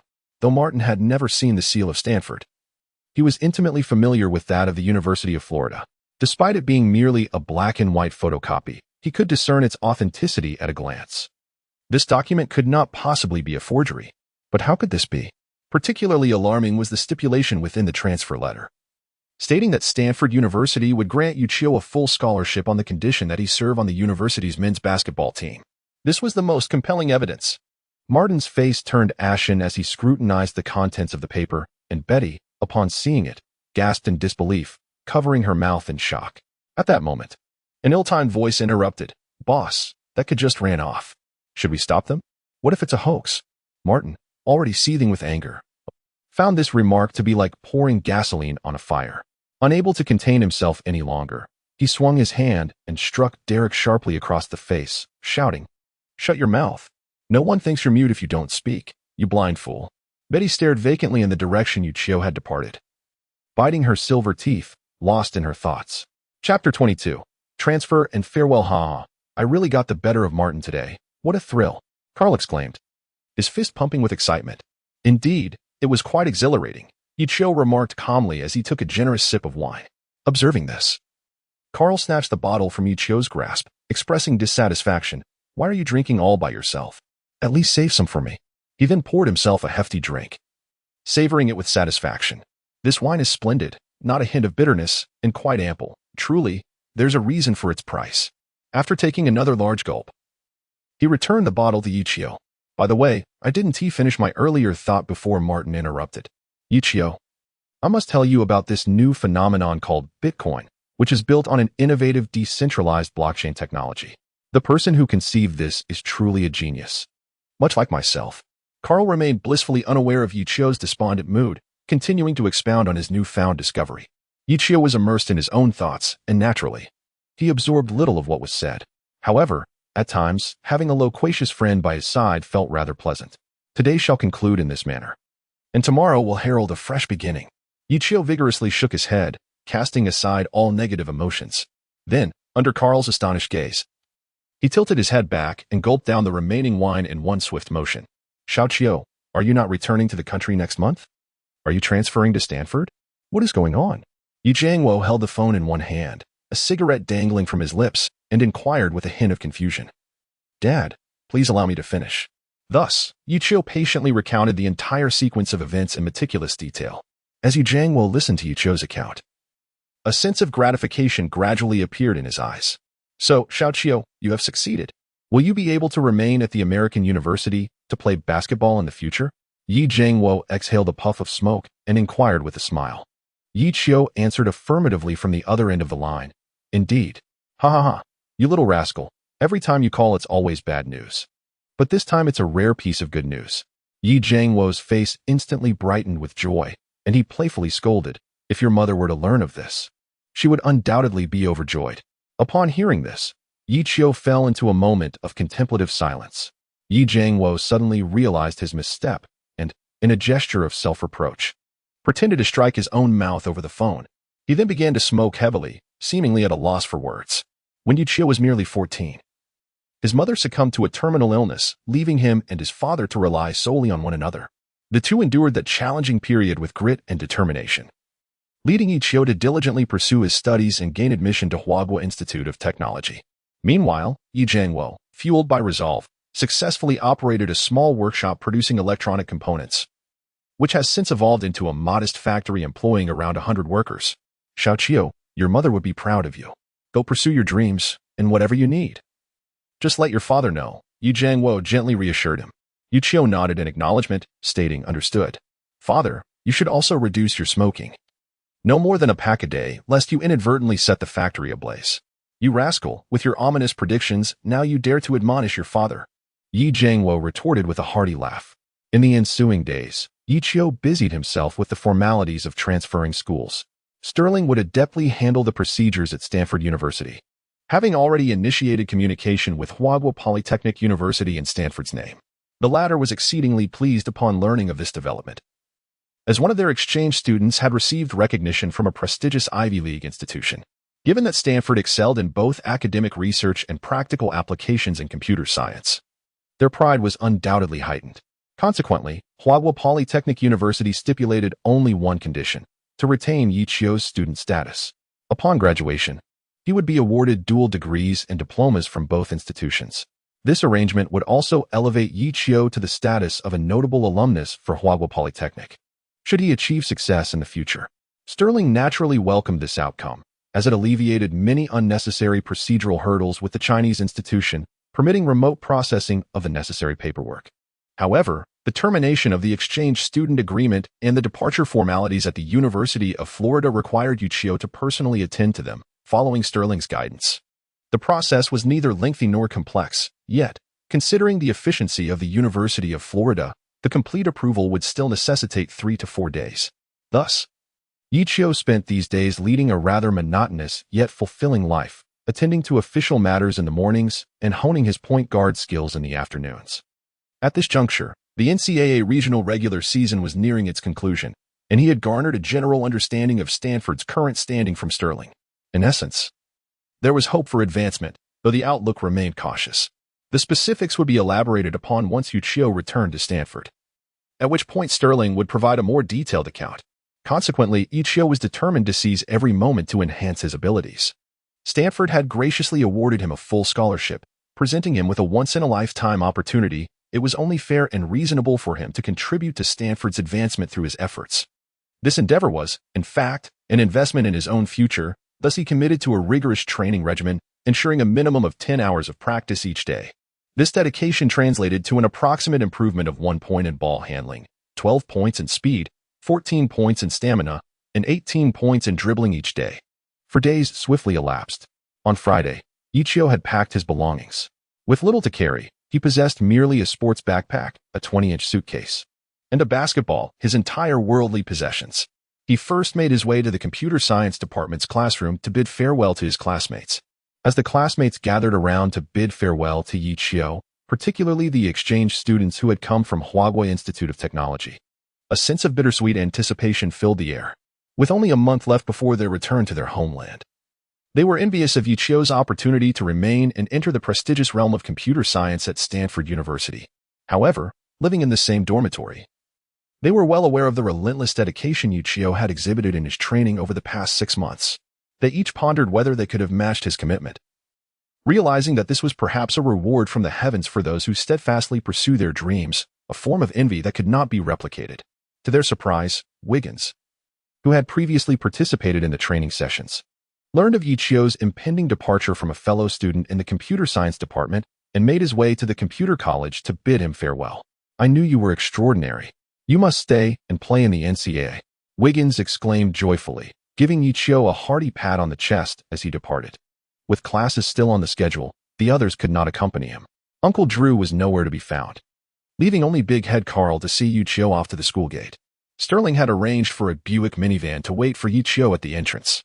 Ever since Ye Qiu dazzled everyone with his performance during the trials, Sterling had been under immense pressure, determined to secure Ye Qiu at all costs and as swiftly as possible. Consequently, he ardently wished that Ye Qiu could teleport directly to Stanford, meticulously organizing every detail of the process. During their walk to the school gate, Carl incessantly rambled about Bitcoin and blockchain technology, seemingly oblivious to the impending moment of farewell. It wasn't until they reached the entrance and spotted the vehicle waiting for Ye Qiu that Carl finally fell silent. Both shared a moment of quiet reflection. "By the way, what were you saying about mining somewhere?" Ye Qiu broke the silence first. Carl, slightly exasperated, retorted, "That refers to the process of gaining a random number of tokens on the blockchain network through computational power, commonly known as mining. Do you even understand?" Ye Qiu nodded, seemingly grasping the concept. "So, you intend to save money to purchase an excavator?" Carl shook his head in resignation. "It seems I have spoken at length, yet you have comprehended not a single word. Alas, who could blame me? I am a genius, after all. Not many understand me at present." With patience, Carl elucidated, "I am indeed saving funds to acquire mining equipment. Additionally, I am exploring various applications within the blockchain network, pondering the possibility of establishing virtual enterprises or even creating new application chains. In due course, a brand new virtual world will emerge. The future decentralized realm will be akin to a vast expanse of stars and oceans." Observing the uncontainable yearning and excitement on Carl's face as he spoke of a multitude of unfamiliar terms, Ye Qiu felt somewhat overwhelmed. He quickly interjected, all right. How much more do you need to get started?" Carl tilted his head, calculating mentally, and replied, "I should still require around $700 or $800. I believe that if I write and sell a couple of small software programs, it will certainly suffice." Upon hearing this, Ye Qiu fell silent. He understood that although Carl was exceptionally gifted, his family was not affluent. Carl's father passed away early, leaving behind a meager sum for the two of them. His mother, afflicted with Parkinson's disease, was largely unable to work. Consequently, the mother and son had to live frugally on their dwindling resources. Fortunately, Carl's remarkable talent allowed him to secure admission to university at the age of 16, well before their savings ran out. In fact, he received several acceptance offers, including one from Stanford University. However, only the University of Florida extended a full scholarship to him. Additionally, its proximity to his home enabled him to visit his mother occasionally.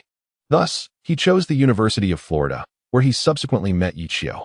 Yet, even with the scholarship, he still needed to earn living expenses for himself and his mother.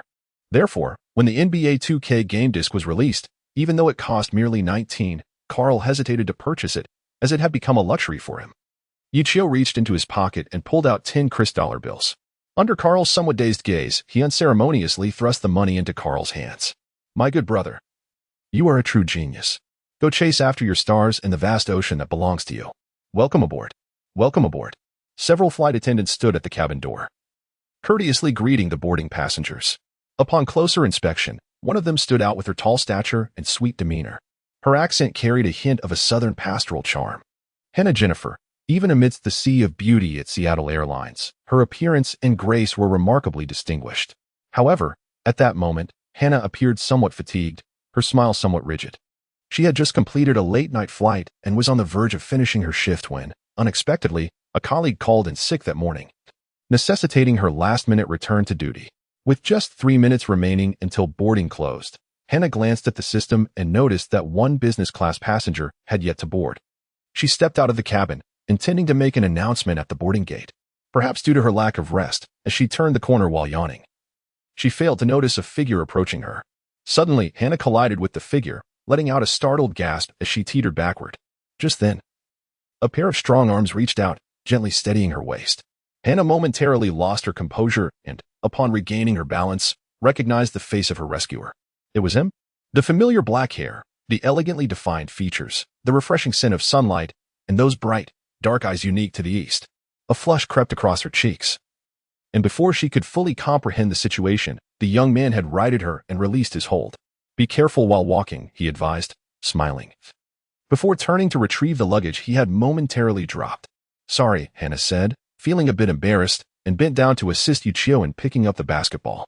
"It's all right, but you seem like you haven't had a moment of rest," Ye Qiu quipped as he gathered his belongings, his fingers tracing a circle around his eyes in jest. Hannah, feeling shy, stuck out her tongue playfully and handed the basketball back to Ye Qiu, gently urging, "Mr. Yi, please hurry aboard. We've been waiting for you." Ye Qiu nodded and proceeded towards the cabin. Just before entering, he paused momentarily, turning his profile towards Hannah and said, "By the way, thank you for last time." A look of confusion appeared on the flight attendant's charming face. Ye Qiu smiled and continued, "This time, I would also like to have a blanket."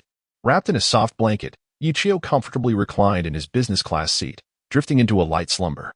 Having traveled this route several times, he was well aware that the last row of business class offered unparalleled comfort, with seats that could recline almost completely, allowing him to indulge in a semi-reclined sleeping position. He had specifically requested Sterling to secure him a seat in the last row. It was not that Ye Qiu was accustomed to luxury. Rather, he was in dire need of sleep. After enduring continuous, high-intensity training, while his body could recover thanks to its formidable resilience, the fatigue of his mind remained unrelieved, a state commonly referred to as emotional exhaustion. The specialized training maneuvers he devised for point guards, though exceedingly effective, were the culmination of various fundamental movements. The resultant fatigue, muscle soreness, and breathlessness were compounded, each layer of discomfort amplifying the burden he bore. To achieve optimal training results, Ye Qiu had to execute each movement with absolute precision. Any deviation could drastically hinder the progress of his attributes, thus wasting even more time and energy. Consequently, he relied solely on sheer willpower to persevere during his daily training sessions, which nearly drained him of all vitality. For him, rest was a luxury.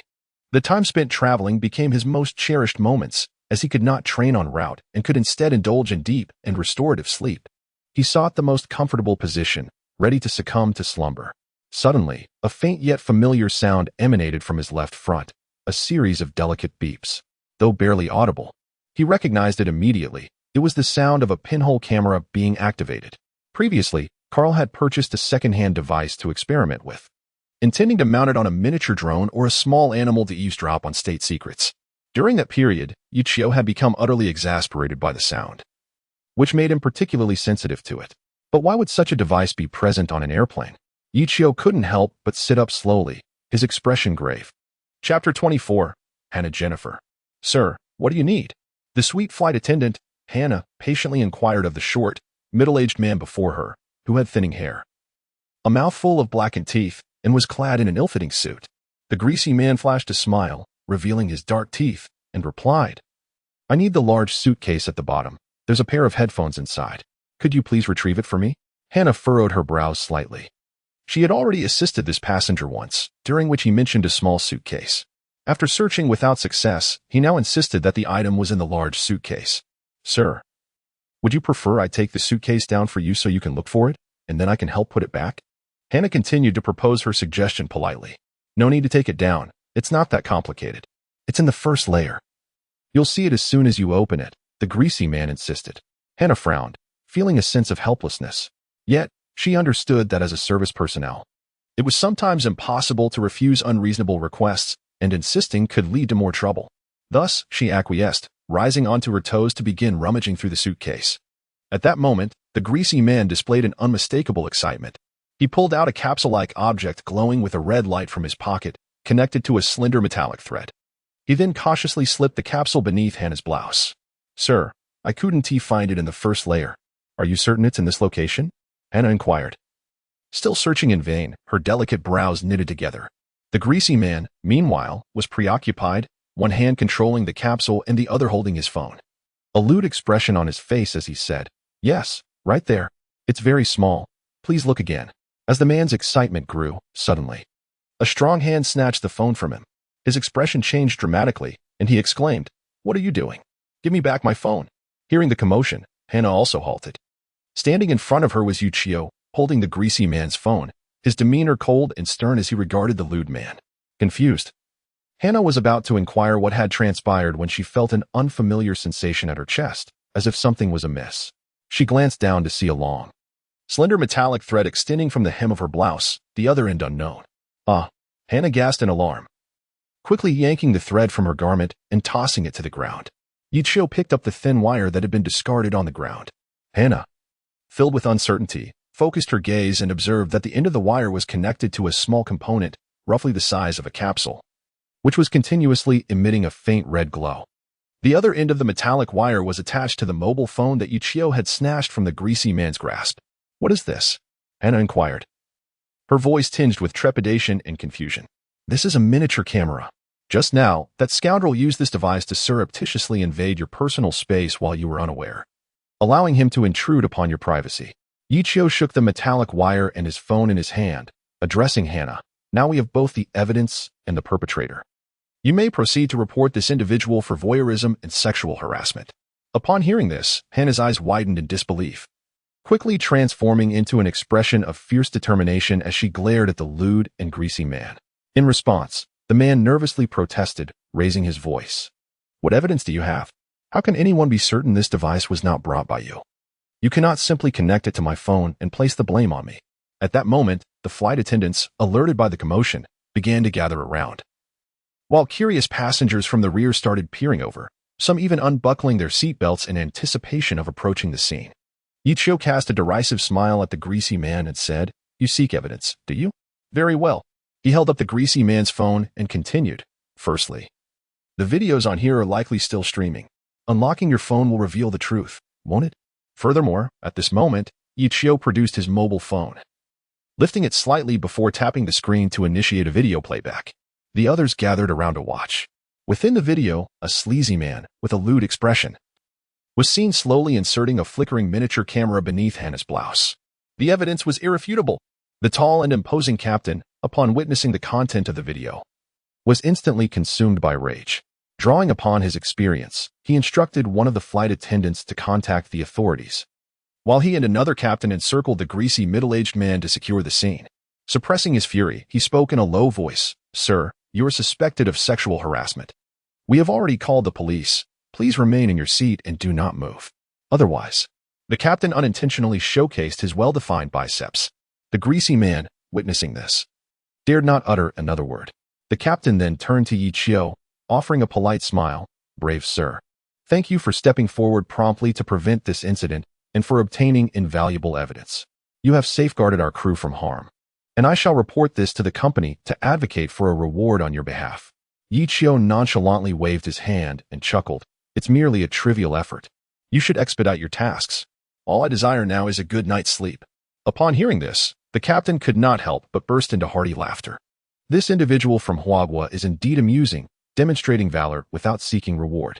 Is this not what is often referred to in Huagua as the virtue of concealing one's merits and fame? Ye Qiu held a different perspective. He pondered the uncertainty surrounding the potential rewards he might apply for, yet anticipated that the day's endeavors would extend well into the night. He still had a procedure to complete at Stanford, and he hoped that delays here would not jeopardize his significant plans. Meanwhile, Hannah gazed at Ye Qiu with profound gratitude. Had it not been for him, she would likely have been exposed.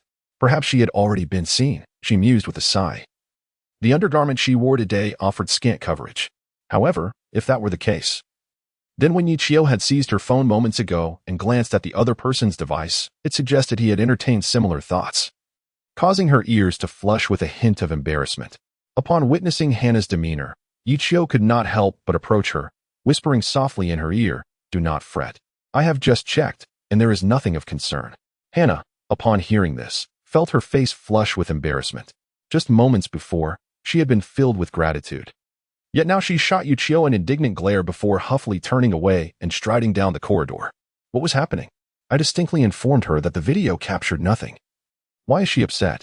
Truly, the heart of a woman is as inscrutable as the depths of the ocean. Unbeknownst to him, Hannah had misinterpreted his words. Western women are particularly sensitive about their physiques, and Ye Qiu's remark of nothing of concern had inadvertently struck a nerve with her. Ye Qiu slept soundly on the airplane. Due to a minor incident prior to takeoff, the crew treated him like a hero, attending to his needs with great care. He even rested his head on a fragrant little pillow, the origin of which remained a mystery. How delightful! The plane gradually descended. Upon awakening, Ye Qiu stretched languidly. Suddenly reminded of Zhuge's phrase, "In the thatched cottage, one sleeps soundly in spring, while the sun outside lingers." Such a delightful sentiment was vividly expressed. He seemed to have dreamed just moments ago, envisioning himself receiving an MV, followed by a beautiful woman bestowing a kiss upon him. With this thought, Ye Qiu was instantly invigorated. Excellent. Today he would extend his practice by an additional 5 hours. Thus, he promptly rose, grasped his luggage, and made his way towards the exit of the cabin. Chapter 25. It seems this time, the issue is quite significant. Sir, please take care. Mr. Yi, please take care. As Ye Qiu stepped out of the cabin, the crew members eagerly bid him farewell with warmth. Ye Qiu responded with a polite nod. However, for reasons unknown, the flight attendants could not help but stifle their laughter upon seeing him. What could possibly be the source of their amusement? Could it be that his display of chivalry today rendered him particularly handsome? Indeed, this seemed the only plausible explanation. Ye Qiu naturally thought to himself. However, when he reached the corner outside the cabin, he found Hannah standing there with Grace. He felt an undeniable fondness for this flight attendant, who possessed a sweet appearance and a gentle demeanor. Thus, he generously smiled and greeted her. Hannah returned the courtesy with a polite farewell to Ye Qiu. Though her cheeks flushed and her gaze towards him was somewhat evasive, Ye Qiu was momentarily at a loss. However, the flight attendant's bashful demeanor was rather endearing. As Ye Qiu disembarked from the plane and exited the airport, he promptly located the business vehicle arranged for him by Sterling. Upon opening the car door, he was surprised to find Sterling already inside. This fellow was quite considerate, always making a point to personally greet him. Once Ye Qiu settled into the vehicle, Sterling retrieved a stack of documents and was about to convey something to Ye Qiu when his gaze faltered, fixating intently on Ye Qiu's cheek. It appeared as if Sterling had stumbled upon something amusing. He stood there momentarily in a daze before bursting into an exaggerated fit of laughter, slapping his thigh in mirth. Ye Qiu wore a perplexed expression, utterly baffled by the day's events. What was amiss with everyone? Sterling, clutching his stomach, pointed at Ye Qiu's cheek and burst into laughter, exclaiming, "Yi, you're quite remarkable. Even on a mere flight, you managed to attract such encounters." What encounters? Ye Qiu was filled with confusion. Just play along, Sterling said, casting a knowing glance that only men could comprehend, remaining silent otherwise. He simply activated the front camera and handed his phone to Ye Qiu. What on earth? Ye Qiu noticed a deep lip imprint on his cheek, and it all made sense now. Ye Qiu suddenly comprehended why the flight attendant had stifled a laugh and why Hannah had blushed. Just at that moment, a notification chimed from his phone. Unable to resist, he opened the message, which read, "I will be in the Bay Area next Sunday. Give me a call. Hannah Jennifer Sterling." Hannah also caught sight of the message and teasingly glanced at Ye Qiu, playfully whistling in response. Ye Qiu was taken aback. It seemed that this time, the issue was quite significant. Ye Qiu was diligently wiping away the lipstick stain. Sterling struggled to suppress his laughter, his face turning crimson in the process. He retrieved a stack of documents from his bag and began to introduce them to Ye Qiu. Ye Qiu is on the verge of commencing his academic journey, and the training for the team is also set to enter a structured phase. With time of the essence, Sterling intends to begin his explanations and introductions during their journey. He first acquaints Ye Qiu with the curriculum offerings within the computer science department at Stanford University. Ye Qiu will commence his studies from the second year, while simultaneously needing to supplement certain first-year courses that are mandatory yet absent in other universities. Subsequently, Sterling elaborated on the team's training schedule and arrangements. Essentially, the team convenes for training twice a week, once for tactical drills and once for practical combat training. In exceptional circumstances, additional practices may occur, particularly before pivotal matches. At the discretion of the coaching staff, Sterling then introduced the NCAA tournament structure and the current situation of the team. The NCAA, which encompasses collegiate athletic competitions in the United States, includes over 300 participating universities. The men's basketball league is divided into 3 phases. The first phase consists of the divisional regular season, which spans from November of the previous year to January of the current year. The entire country is segmented into 32 divisions, with each division containing approximately 10 to 15 institutions. The divisional regular season involves a series of alternating matchups among colleges, where the top 8 teams based on points advance to the second phase. The second phase is known as the divisional championship or divisional playoffs. The top 8 universities from each division engage in an elimination tournament based on their rankings. The first round matchups are as follows. The first-ranked team faces the 8th. The second challenges the 7th, the third competes against the 6th, and the 4th takes on the 5th. In the second round, the winner of the first 8th matchup faces the winner of the third 6th, while the second 7th winner confronts the fourth 5th victor. The third round culminates in a showdown between the final 2 victors, determining the overall champion. The championship team proceeds directly to the subsequent stage, while the status of the remaining teams remains undetermined, typically in February.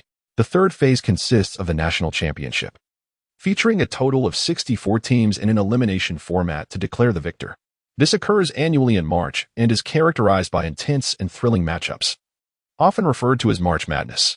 Among the 64 slots in the second phase, 32 are occupied by divisional champions, while the remaining 32 are filled through invitations based on the NCAA committee's assessment of the performances of the other top 3 teams in each division. Although the committee's evaluations are supported by substantial data, they remain inherently subjective, often stirring considerable controversy each year. Nonetheless, this system provides numerous underdog teams the opportunity to rise, embodying the notion that wisdom is subjective. Typically, if a team reaches the Sweet 16 of the tournament, it garners recognition as a formidable contender, even without securing the championship. Such teams receive significant attention and acclaim, thus earning the moniker Sweet 16. However, achieving the national championship is exceedingly challenging. Even the most formidable teams dare not claim the title as guaranteed, in a landscape populated by elite teams and a ruthless elimination format. Even the strongest squads can be toppled by a moment's carelessness. So, what is the current status of our school? Observing Sterling's serious demeanor, Ye Qiu felt that the situation was more severe than he had anticipated. Sterling rubbed his nose and remarked, "We are in the final stage of the divisional regular season, and our school ranks 9th among the 15 institutions in our division." 9th place? Ye Qiu was momentarily taken aback, casting a glance at Sterling as he inquired, "Didn't our school win the Western Division Championship just 2 years ago? We were undeniably a formidable force in the West. How is it that this year we cannot even reach the top 8 in our division?" Sterling replied awkwardly, "That was in the past. We once had a pivotal player in the paint who led the team to dominance in the West. However, due to his outstanding performance, he opted to enter the NBA draft early." Ye Qiu couldn't help but feel a sense of helplessness. He initially believed he had secured a strong ally, only to realize that, in the end, he was the one being embraced. Ye Qiu then inquired about the situation of the top 8 teams. Sterling opened his phone, retrieved a chart, and handed it to Ye Qiu. The chart displayed the current rankings and records of the teams. 1. University of Connecticut, 28 wins, 2 losses. 2. California State University, Northridge, 23 wins, 7 losses. 3. University of Arizona, 21 wins, 9 losses. 4. University of California, Berkeley, 20 wins, 10 losses. 5. Iowa State University, 19 wins, 11 losses. 6. University of California, Los Angeles, UCLA 18 wins, 12 losses. 7. University of Washington, 17 wins, 13 losses. 8. University of Southern California, 16 wins, 14 losses. 9. Stanford University, 15 wins, 15 losses. 10. San Jose State University, 13 wins, 17 losses. 11. Santa Clara University, 11 wins, 19 losses. 12. Upon seeing this list, Ye Qiu's attention was immediately drawn not to Stanford University, but to the first-ranked University of Connecticut. Remarkably, this team had only lost 2 matches throughout the entire regular season, a staggering record. Chapter 26. The Grim Situation. Noticing Ye Qiu's gaze, Sterling elaborated, "The University of Connecticut is considered a top-tier powerhouse nationally. They have clinched the NCAA championship in 1999 and 2004. In the past 2 decades, they have only failed to reach the national top 16 on 3 occasions." He shrugged and added, "Despite being just 1 victory behind the 8th-ranked University of Southern California." The eighth position is akin to a hot potato that no one wishes to handle. The reason being that the eighth-place team will face the first-ranked University of Connecticut in the first round. Thus, it is often the seventh-ranked team that finds itself at the brink of elimination, an objective fiercely contested. At this point, Sterling could not help but sigh, saying, however, "For the seventh position, we are left with merely a theoretical possibility."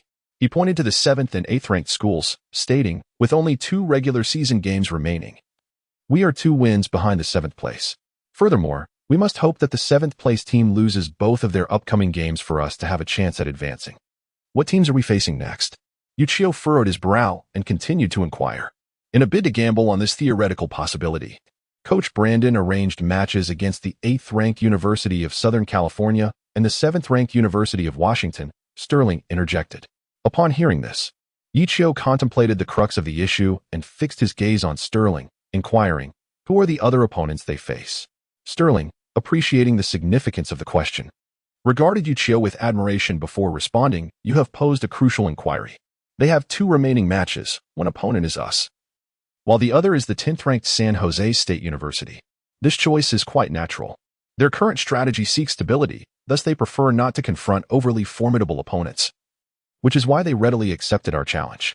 In their perspective, any team outside the top 8 is considered weak." Ye Qiu understood that Sterling had yet to convey another point. Beyond the top 8, that naturally included Stanford University, which is why they would accept Brandon's challenge. Each of these coaches is astute and would not engage in endeavors without confidence. Ye Qiu sighed and inquired, "When will the remaining 2 matches take place?" Sterling glanced at his phone's calendar and replied, "Today is January 16th.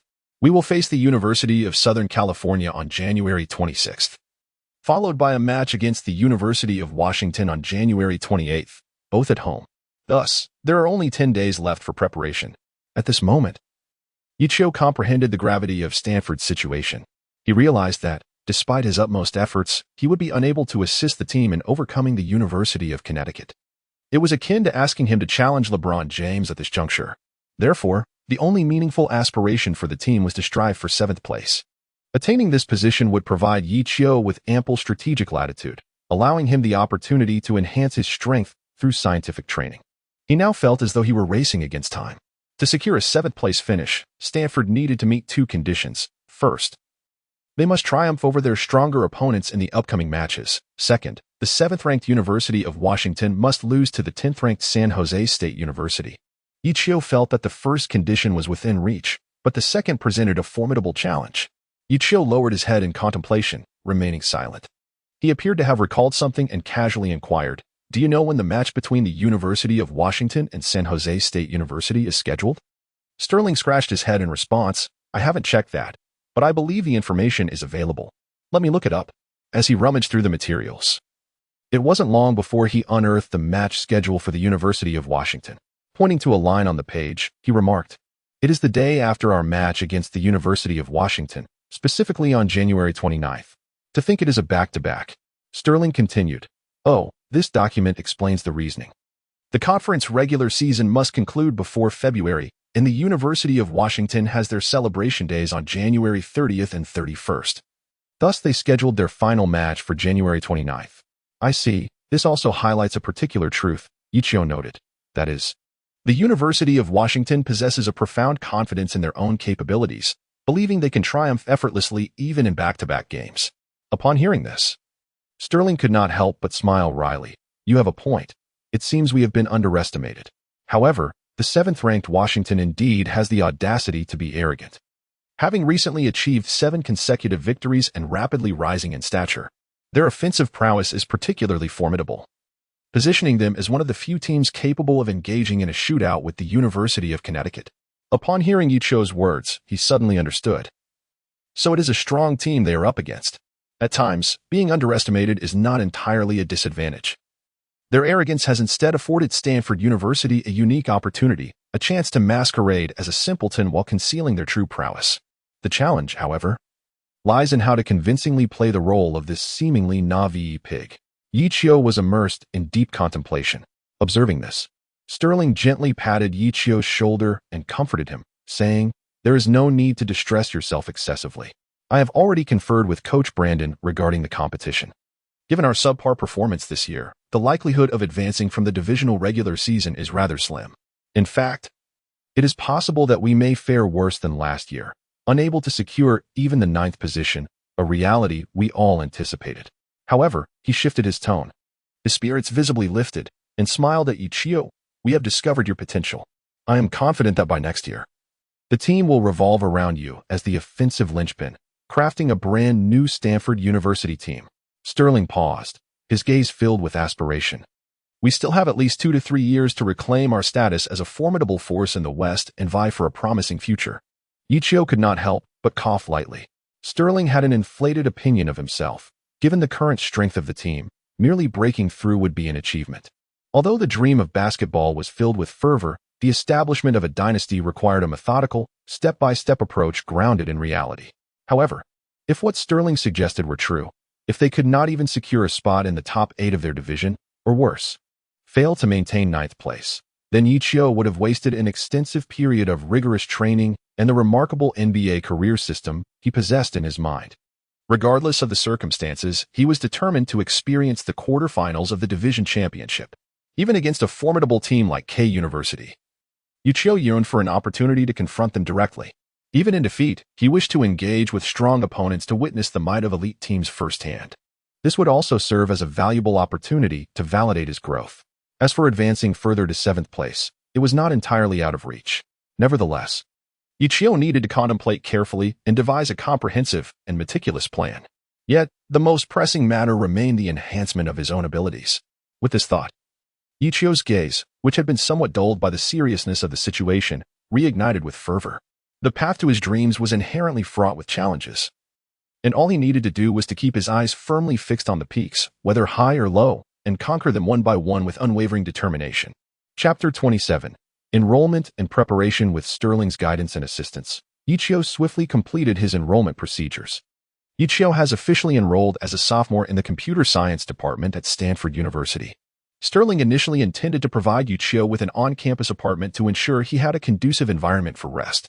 However, Ye Qiu promptly declined the offer, citing the inconvenient distance from the training grounds, particularly after learning about the challenging circumstances faced by the school team. He felt an urgent need to enhance his skills to aid the university in achieving a better outcome this year. This endeavor could also be seen as a form of gratitude towards Stanford University.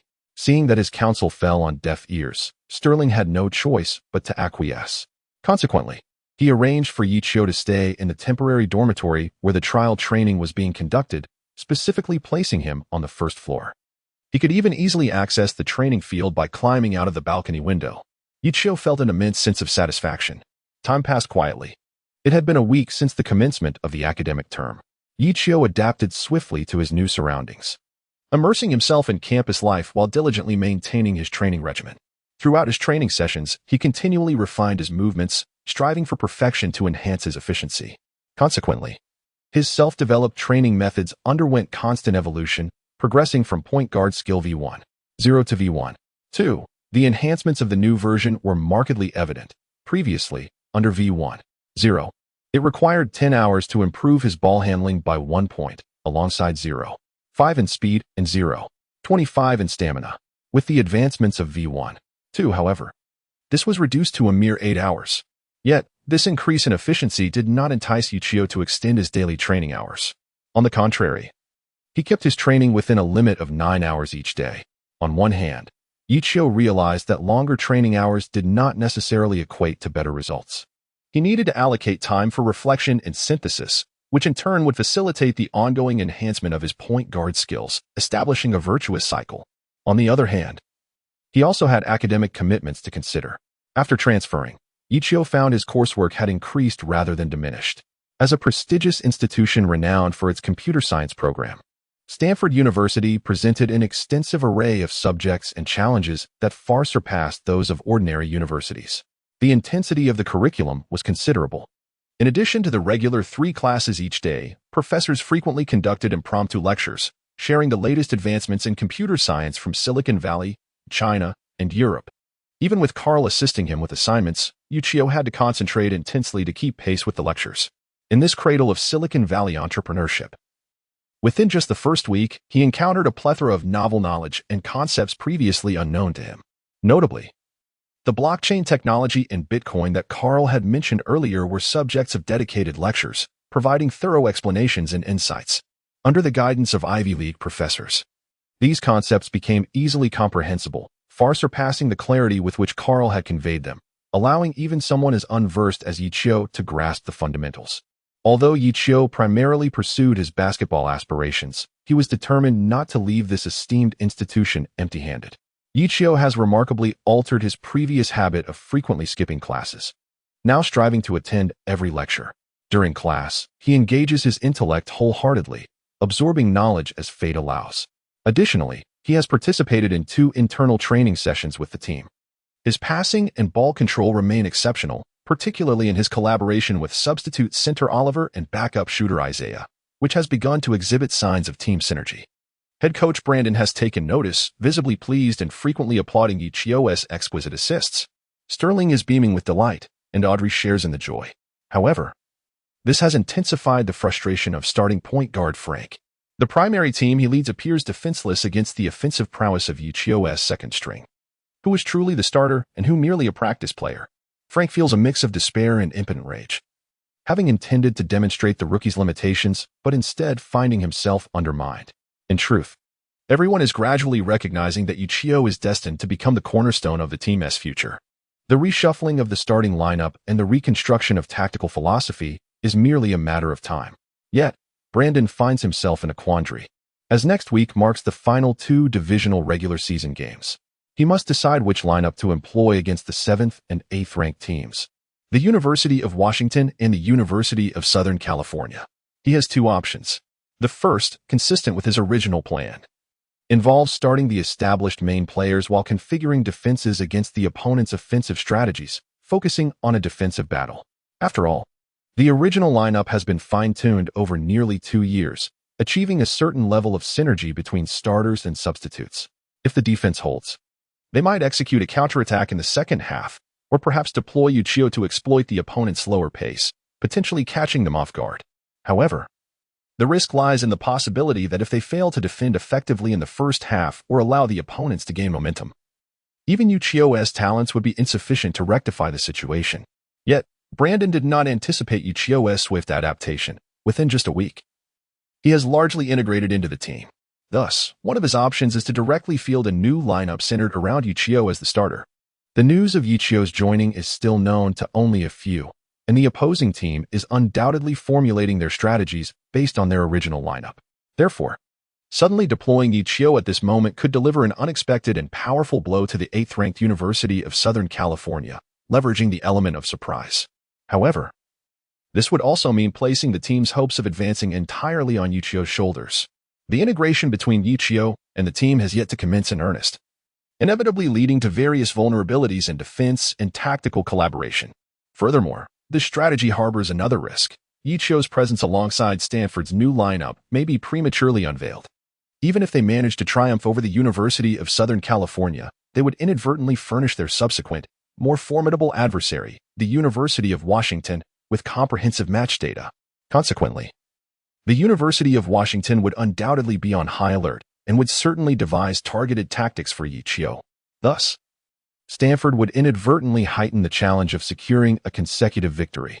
Brandon momentarily hesitated but possessed the commendable trait of adaptability, particularly when faced with uncertainty in decision-making. He actively sought the counsel of others, unlike many coaches who often exhibit autocratic tendencies and stubbornness. This is a flaw that many esteemed coaches, due to pride in human nature, may never overcome in their lifetimes. Judging solely from this aspect, the open-minded Brandon may eventually ascend to the ranks of renowned coaches. Thus, Brandon resolved to convene a tactical discussion that evening, following the team's second training session on Friday. The meeting would not only include the entire coaching staff, but would also extend a special invitation to Audrey, the primary point guard Frank, the promising newcomer Ye Qiu, and his agent Sterling. The objective was to explore the potential for advancement and devise tactical arrangements for the upcoming 2 matches. Chapter 28, Tactical Meeting. Ye Qiu's plan at 7 p.m. on Friday evening in the team meeting room.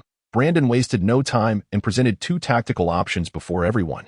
As the head coach, he intended to synthesize the opinions of the group to arrive at the optimal choice. As anticipated, Frank was the first to rise and express his views. He firmly believed that the first tactical option should be selected, reasoning that the original lineup was already quite mature, thus minimizing the associated risks. However, Sterling and the other assistant coaches held a contrary opinion. They contended that Ye Qiu's presence would inevitably be revealed. The timing was inconsequential. What Stanford desperately needed was a resounding victory. Their goal was to secure a decisive win that would unequivocally demonstrate that Stanford was not to be trifled with. As the group began to contradict him, Frank's frustration mounted. After all, he was still the team's primary point guard. How could these fair-weather supporters disregard his status? Consequently, an intense debate erupted between Frank and Sterling regarding the tactical choice, escalating in fervor. Audrey remained silent, observing quietly while occasionally glancing at Ye Qiu. She noticed that he was unusually quiet, his eyes darting around, occasionally checking his phone, leaving her curious about what thoughts occupied his mind. She couldn't help but find amusement in his peculiar demeanor, pondering the workings of his mind.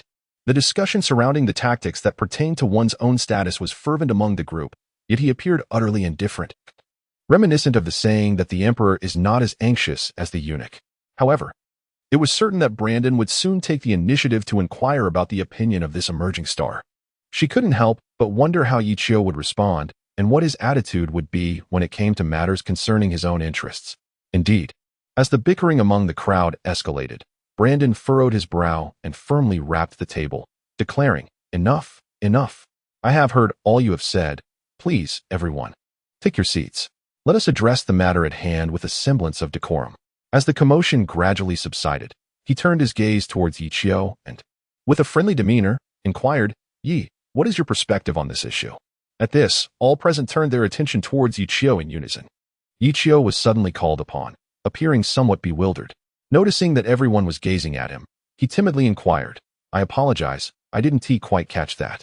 What is everyone discussing?" At this, Brandon and the assistant, along with others, were utterly taken aback, some even dropping their strategy boards to the floor, plunging the conference room into an awkward silence.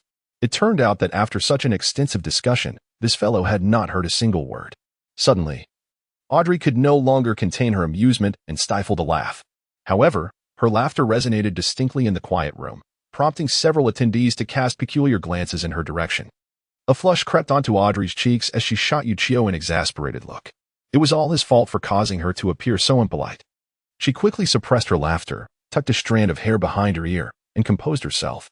Meanwhile, Sterling shook his head with a wry smile, exuding a sense of helplessness. How had he ended up with such an unrefined individual? For goodness sake, this was a tactical meeting before a life-and-death battle. He cleared his throat and leaned closer to Ye Qiu, whispering a few words in his ear. "Oh, I see, a discussion about tactics," Ye Qiu responded, nodding in realization. Brandon and Audrey exchanged exasperated glances but chose to patiently allow him to continue.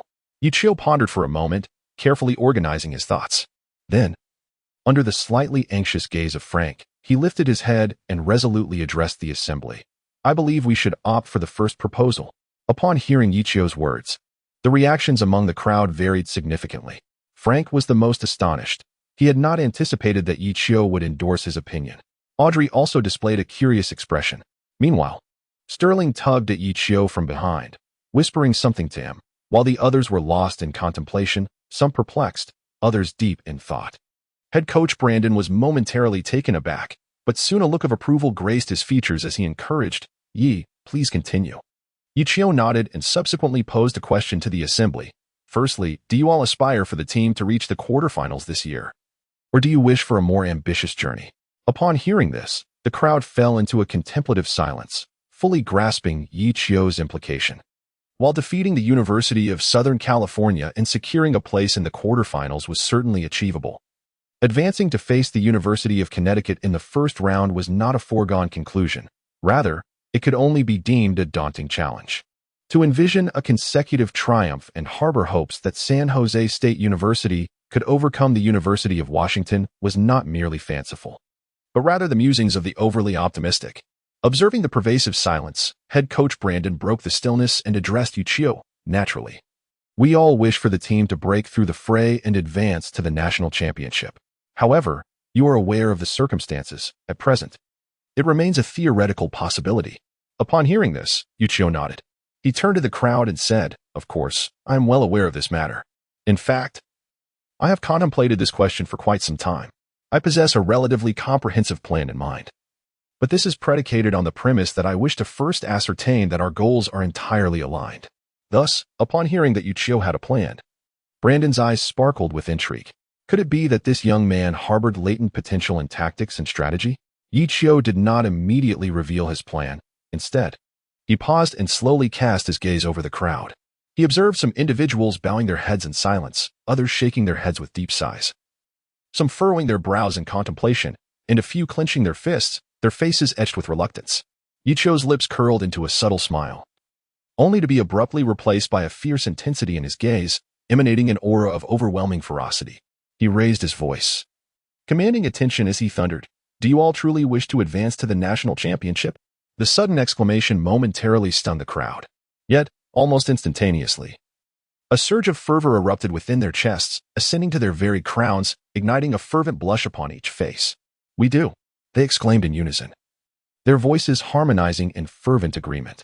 Apart from the ever-composed Brandon and Audrey, even Frank, who had previously harbored disdain for Ye Qiu, found his complexion flushed as he joined the chorus.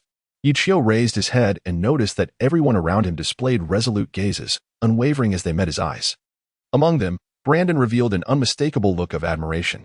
A true linchpin not only leads the team in orchestrating attacks on the field, but also inspires his teammates off the field, becoming the very backbone of the entire team. What a remarkable find! As Ye Qiu observed the despondent expressions of those around him vanish, he nodded in satisfaction and remarked, "Excellent. Now, let me unveil my plan." A mysterious glint appeared in his eyes as he continued, "Please listen attentively. If you have any concerns or objections, feel free to interrupt me at any moment and voice your thoughts." Chapter 29, From Quantitative Change to Qualitative Change, Ye Qiu's Epiphany. The tactical meeting extended late into the night, concluding amidst spirited debates as a final plan was established. Ye Qiu was pleasantly surprised to find that the fervent encouragement he had absorbed from the military training instructors proved to be quite effective. He first inspired the group with military-style enthusiasm, elevating their morale, before laying out his comprehensive strategy, which instantly instilled confidence among the attendees.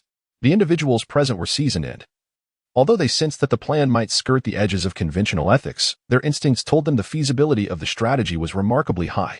While the process was fraught with uncertainties, and should the plan falter, they might very well jeopardize their current standing, there remained a glimmer of hope that if every step was executed meticulously, they might indeed emerge triumphantly from adversity.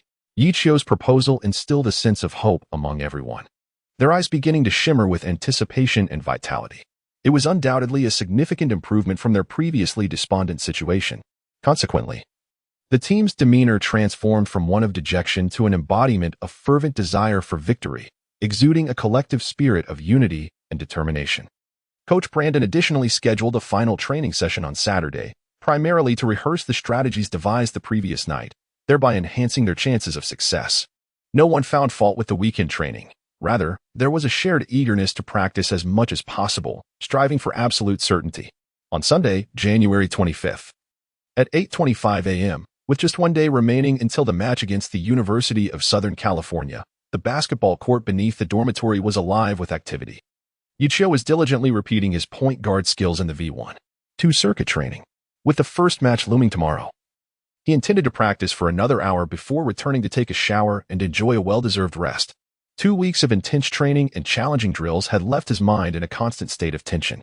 Prior to the competition, it was imperative for him to relax his spirit, ensuring that he could perform at his best during the match, as this was crucial for the successful execution of his plans. After Ye Qiu developed this habit, he would grant himself and the team a day of respite before significant competitions. Moreover, he recalled the unexpected message from Hannah Jennifer during Friday night's meeting, inviting him to meet at the entrance of Stanford University on Sunday afternoon. Consequently, he had been oblivious to the discussions that transpired earlier. Ye Qiu held a favorable impression of Hannah Jennifer. She possessed a gentle and sweet demeanor, and her inquiries were rather profound. Ye Qiu glanced at the time. He had been training for over an hour today.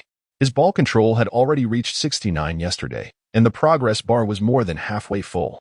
He estimated that in another half hour, he would break through to 70. He was curious about the sensation of elevating his attributes to a double-digit figure. His anticipation for this enigmatic system grew stronger by the moment. At that moment, a languid silhouette emerged from the balcony of the dormitory across the court. Audrey had a very regular routine, usually waking up around 8:30. She lazily yawned and leaned against the railing, gazing downwards. The first thing she did upon waking was not to apply makeup or freshen up, but rather to look out over the balcony at the figure practicing below. Unbeknownst to her, this had become a habit.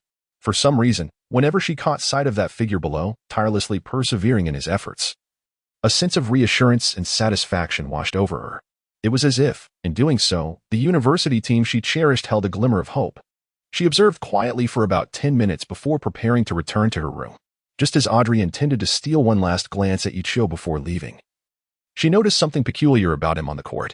Although Ye Qiu maintained his dribbling with his right hand, his eyes were tightly shut. His head slightly tilted upward, as if he were savoring something. Audrey's balcony was on the 3rd floor, very close to the court, allowing her to see Ye Qiu's expression quite clearly. As she focused her gaze, she realized that a subtle sense of enjoyment graced his face. What was he up to? Curious, Audrey paused and leaned in for a better look.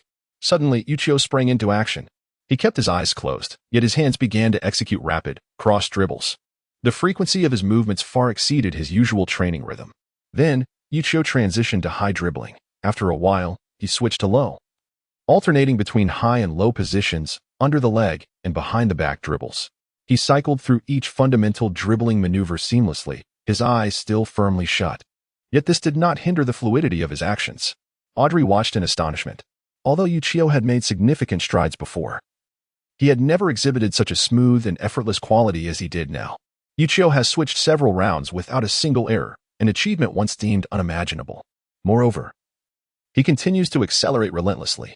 At this moment, Ye Qiu found himself immersed in a remarkable state, acutely aware that his dribbling had transformed into a fluid motion in the blink of an eye. It felt as though his body had developed a muscle memory. Requiring neither sight nor conscious attention to his hands, the ball was effortlessly and naturally controlled within his grasp. This sense of mastery was exquisite, the seamless flow of the ball elevating him to a state of euphoria. He endeavored to continuously switch between movements, accelerating further, eager to discover the extent of his limits. The ball in his hands grew increasingly swift, and an array of images flooded his mind, countless clips of Allen Iverson's mesmerizing plays that he had watched repeatedly since childhood. Each stunning maneuver, every audacious crossover, replayed vividly in his imagination. Actions he had previously deemed unattainable now seemed within reach, thanks to his newfound ball-handling prowess. Ye Qiu suddenly opened his eyes, fixating on the hoop at the center of the court. He first executed a swift push with the ball, pivoting to slice into the heart of the arena. Then, he alternated between behind-the-back dribbling and between-the-legs dribbling, his movements so rapid that they left onlookers somewhat dizzy. He began to accelerate fiercely with the ball in his right hand, making a bold advance. As Ye Qiu approached the paint, he executed a seamless between-the-legs catch. Performing a natural Allen Iverson-style hesitation move to the right. Without losing momentum, he deftly shifted his footwork, executing an exaggerated leftward crossover that pulled him back. In the swift exchange between right and left, he effortlessly created at least 2 openings to bypass his defenders. The speed and fluidity of his actions were nothing short of breathtaking. Had Martin been the one in front of him at that moment, he would have been completely outpaced, unable to even graze the hem of Ye Qiu's sleeve. Finally, Ye Qiu capped it all off with a quick, low-handed layup, gliding through the air with grace. It was a flawless sequence. Audrey instinctively covered her mouth with her delicate hand, her expression one of disbelief. Was it truly possible that this individual, who typically engaged in the monotonous practice of dribbling laps, could execute such a fluid and threatening series of movements? Furthermore, that particular maneuver, she was certain of it, was Iverson's signature crossover.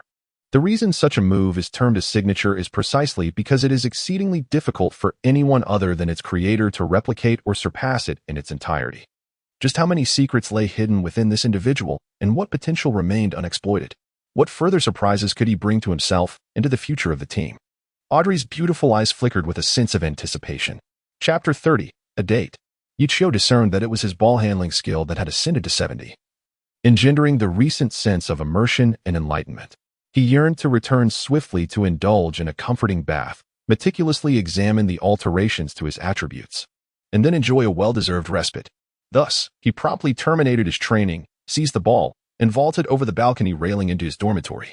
After a refreshing shower, Ye Qiu reclined comfortably on his bed, shutting his eyes as he deftly accessed the NBA 2K system within his mind, his gaze eagerly landing upon his personal attribute data panel. Personal attributes, fundamental attributes, speed, 60, increased by 8 over 15 days, strength, 50, stamina, 55, increased by 4 over 15 days, jumping, 50, technical attributes, passing, 100, dribbling, 55-10, increased by 2 over 15 days. Enlightenment during breakthrough adds 3. Ball control, 70, increased by 16 over 15 days. Defense, 50, scoring in the paint, 55, 2-point shooting, 50, 3-point shooting, 50, rebounding, 50, psychological attributes, leadership, 50, confidence, 50, team awareness, 50, signature attributes, Iverson's signature move, crossover, advanced, dribbling 10.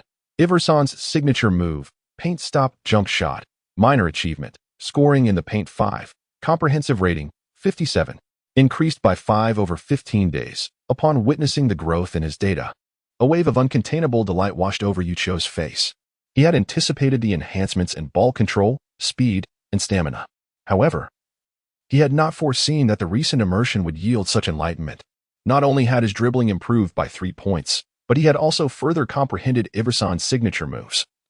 Achieving an advanced level, the relentless perseverance and effort he had invested had finally borne immense fruit. On Sunday afternoon, attired in a crisp and clean casual ensemble, Ye Qiu arrived at the entrance of Stanford University as promised. From a distance, he spotted a red convertible Beetle parked quietly by the roadside at the gate. With a click, the car door swung open, revealing a pair of long, elegant, and radiant white legs stepping out. The occupant of the vehicle emerged.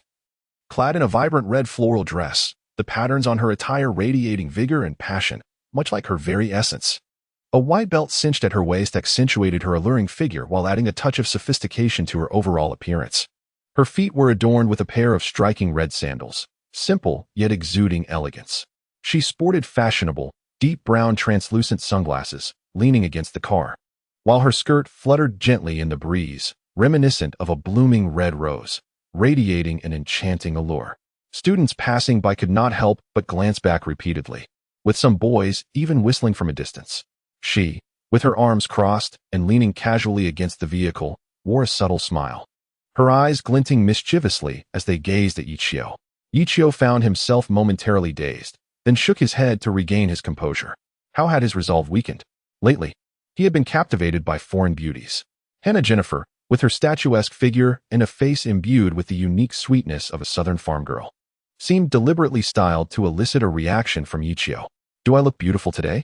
Without any pleasantries, Hannah gazed intensely at Ye Qiu, her radiant smile illuminating the air.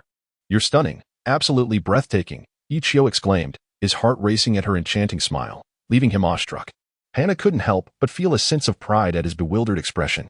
He was nothing like the composed and courageous figure he had portrayed on the plane. A hint of crimson graced Hannah's cheeks as she recalled that moment. Get in. You're late, she said, opening the car door and taking her seat inside. My apologies, today I shall treat you, Ye Qiu replied with an awkward smile. Following suit into the passenger seat, Hannah grinned mischievously. Is treating me enough? Do you have any idea how many people wish to date me? What do you want then? Ye Qiu asked, bewildered. Hannah studied him, noting the youthful, sun-kissed charm he exuded, which was exceptionally comforting. His personality possessed a gentleness and thoughtfulness often absent in American men, complemented by the wisdom and courage he had displayed on the plane, traits that perpetually captivated her. She found herself unable to contain her anticipation. Thus, as Ye Qiu's eyes widened in astonishment, Hannah's sweet yet alluring visage drew closer. She gently cradled his face with her hands, her eyes fluttering shut, and pressed her well-defined red lips softly yet firmly against his. Oh, my first kiss, just like that, stolen by a foreign girl. Ye Qiu was initially struck by a jolt of surprise, soon enveloped in an endless warmth and tenderness, gradually succumbing to a state of blissful daze. Hannah's hand diligently sought a button within the confines of the car. She found it. The electric convertible top of the red Beetle began to retract slowly from the rear to the front, while the windows gently ascended. Spring blossomed within the vehicle, its gentleness akin to feathers caressing the surface of a lake, stirring ripples that echoed like a captivating poem, with its ebbs and flows, reminiscent of morning dew. Crystalline and pure, akin to the hues of the evening glow, resplendent yet profound. The twilight descended gradually, shrouding the sky. Ye Your team uniform has arrived, Sterling exclaimed, bursting into Ye Qiu's dormitory with uncontainable excitement, finding the door unlocked and stepping in without hesitation. The school team has granted your request and provided you with the number 2 jersey. Before Sterling could finish his sentence, he caught sight of Ye Qiu's appearance. Momentarily taken aback, then erupted into hearty laughter, slapping his thigh. What is going on? At this moment, Ye Qiu had just returned home, leisurely preparing to change his clothes and shoes. Upon witnessing Sterling's reaction, he was immediately filled with confusion. As Sterling's laughter gradually subsided, he set down the 2 sets of team uniforms he was holding, patted Ye Qiu on the shoulder, and remarked, "Ye, I am truly impressed by you. You must be feeling quite relaxed today, huh?" Ye Qiu was somewhat perplexed, but upon catching sight of Sterling's knowing glance, he suddenly realized the gravity of the situation. He hastily rose to his feet and positioned himself in front of the mirror. Good heavens! His face was smeared with lipstick marks. It dawned on him that he had just walked back from the school gate in such a state. No wonder his classmates had been whispering amongst themselves upon seeing him. As Ye Qiu busily attempted to wipe his face, Sterling teased, "Ye, I must say, this isn't the first time. Next time you indulge, do remember to clean up afterward. I must be off now. Don't be late for tomorrow's match." With that, Sterling burst into laughter and departed. Ye Qiu earnestly washed his face, ensuring that not a trace remained, before feeling a sense of relief.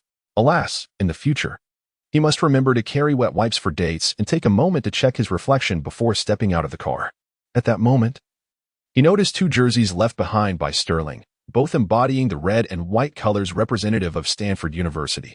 The home jersey featured a white base, while the away jersey boasted a red foundation. Both sides of the jerseys were emblazoned with the prominent number 2, with the Stanford University logo and its English abbreviation adorning the upper part of the number on the front. The back showcased his name in bold letters, V. Ye Qiu felt a surge of excitement. This was the inaugural jersey marking the commencement of his professional basketball career in the United States, the very land of basketball. Initially, he had intended to select the number 3 in homage to his idol, Allen Iverson. However, after some contemplation, he realized that while it is admirable to follow one's idol, the pursuit of dreams should be boundless. The number 2 signifies continual self-improvement and ultimately surpassing one's idol. It also conveys humility, as it is lesser than one, reminding oneself to remain in awe and avoid arrogance. Let the dream commence from here. Chapter 31. The battle begins. The sword points to the University of California. Liam, your primary objective in this match is to effectively neutralize their key player, number 10, DeMar DeRozan.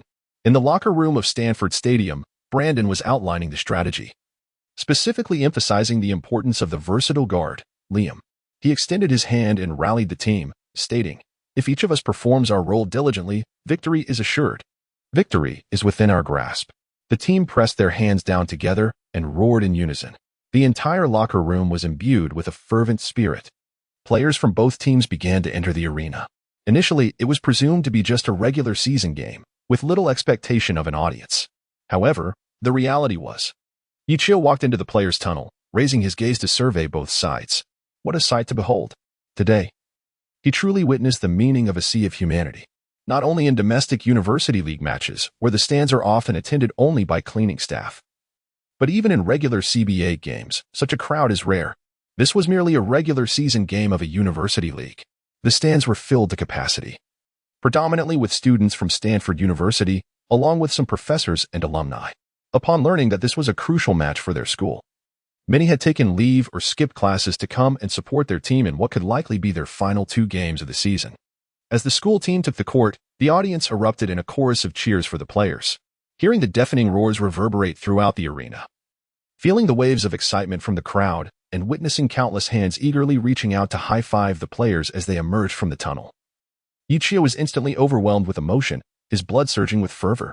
This was a school and a nation brimming with the spirit of basketball, where the love for the sport emanated from the depths of their hearts.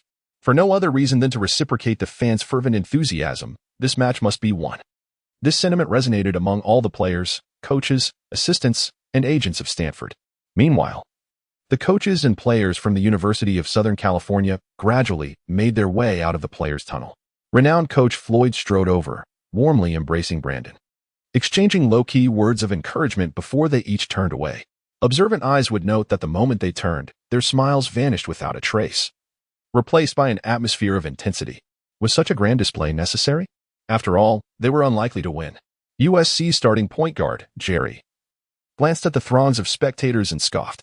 One should not underestimate Stanford, for Brandon is a well-known master of defensive tactics. We must give our all in every remaining game. A calm and powerful voice emerged, devoid of expression, as if it were the mechanical utterance of an emotionless machine. It belonged to USC's recognized core player, DeMar DeRozan, standing at 198 meters tall with a lean physique and nearly 100 kilograms in weight. He effortlessly occupied the small forward position. His agile footwork, gentle touch, and comprehensive offensive skills allowed him to attack with the abandon of a shooting guard. In stark contrast to his youthful appearance were his mature demeanor and exceptional basketball IQ, coupled with his outstanding offensive techniques and remarkable physical attributes. He undoubtedly posed a formidable challenge. As both teams fielded their starting lineups, Stanford's was composed of Frank at point guard, Isaiah at shooting guard, Liam at small forward, Sanchez at power forward, and Aiden at center. It was evident that this was a lineup designed for defensive prowess, though the offensive prowess of the lineup may not be formidable after 2 years of synergy. Brandon is confident in his ability to ensnare any team in the quagmire of offense. The roster that USC has dispatched includes Jerry as the point guard, Hughes as the shooting guard, DeRozan as the small forward, Daniele as the power forward, and Ricardo as the center. This assemblage is well balanced in both offense and defense. Jerry possesses a commendable scoring ability, while DeRozan stands as an indefatigable force in isolation plays. Hughes and the two interior players are renowned for their formidable defensive tenacity. Observing USC's intention to confront him with a staunch defense, Brandon's gaze sharpened. Relying solely on the starters would render this contest challenging. Fortunately, he had a backup plan. Casting a glance at Ye Qiu, and then at the seemingly self-assured Floyd across the court, a smirk crept across his face. Just wait, old man. Soon enough you shall be in for a surprise. As both teams took their positions, the whistle pierced the air. The referee tossed the ball high into the sky. Aiden and Ricardo leapt simultaneously, but the ball ultimately landed in Frank's hands after a contested tip-off. The NCAA Division Showdown between Stanford University and the University of Southern California had officially commenced. Upon receiving the ball, Frank waved his left hand, signaling his team to advance. He then dribbled past the half-court line, raising 3 fingers on his left hand. This indicated the execution of their third play. His teammates promptly understood and began to execute their tactical movements. The players from USC also started to reposition themselves in response. Aside from Frank, who was controlling the ball, and his counterpart Jerry, the remaining 8 players on Stanford were in constant motion according to the strategy. At that moment, Liam maneuvered near the free throw line. As DeRozan prepared to close in on him, he was abruptly obstructed by the towering figures of Stanford's center Aiden and power forward Sanchez. DeRozan's pupils narrowed slightly. Was this the elevator door play? When did these two manage to position themselves in front of me? This unexpected blockade created a brief opening for Liam, which Frank seized with a swift lateral pass. Liam received the ball slightly to the left and, without hesitation, launched a mid-range jump shot. The basket swished through, 2 o'clock. As their team scored first, the arena erupted in deafening cheers. USC's coach Floyd vigorously waved his hands, shouting, "Switch! Switch! Move! Be alert!" He couldn't help but glance at Brandon, noticing the old man's smug expression, which caused his brow to furrow slightly. It was now USC's turn to inbound the ball, with Jerry receiving it and dribbling past half-court. With DeRozan heavily guarded, he decisively passed to the center. The center received the ball, pivoted, and attempted a hook shot. It missed. Aiden secured the rebound and handed the ball back to Frank. Frank dribbled past half-court again, raising 3 fingers once more. Another elevator door play? DeRozan's gaze sharpened. The entire team began to maneuver strategically, yet this time DeRozan consciously moved forward, closely shadowing Liam, denying the opponent any chance to obstruct him. Everyone remained focused on the positional shifts between Liam and DeRozan. At that moment, as the opposing shooting guard Hughes was defending Isaiah, he found himself caught between Liam and Aiden, obstructing his ability to assist. In Hughes' anxious gaze, Isaiah had already positioned himself at the 3-point line, creating an open shot. Observing the situation, Frank executed another lateral pass. Upon receiving the ball, Isaiah adjusted his stance and, after a perfect shooting motion, launched a 3-pointer. Whoosh! The 3-pointer found its mark. Stanford University led 5-0. Chapter 32, Scoring Machine. DeMar DeRozan. Beep. The referee's whistle pierced the air, prompting South to call a timeout. Clearly, the initial 5-0 surge had momentarily halted South's momentum. What a splendid start. The crowd erupted into enthusiastic cheers. Witnessing their team off to a strong beginning and forcing a pause from their opponents, the fans were filled with joy. Well done. Everyone executed the strategy flawlessly. Brandon smiled and encouraged the players on the bench during the timeout. This was Brandon's tactical design. He anticipated that the opponent would initially focus on man-to-man defense, thus instructing Frank to initiate with 2 elevator plays, hoping to catch them off guard. To his delight, it proved effective. Upon witnessing the scene, Ye Qiu nodded repeatedly. Brandon, truly a master of tactics, demonstrated an impeccable understanding of both strategic design and the psychological nuances of his opponents. What delighted him further was the overall tactical quality of the team, even in the absence of its core players and with the stars diminished. The vestiges of a once mighty force were still discernible. As Frank entered the court, he caught sight of Ye Qiu and immediately adopted a haughty demeanor, as if to proclaim his status within the team's tactical framework.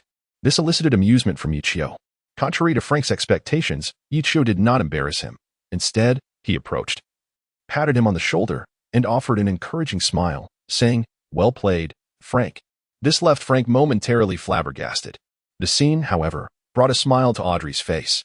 This individual, appearing diligent and earnest, consistently defied conventional expectations. Everyone rallied together, continuing to execute their tactics in harmony. They cheered each other on.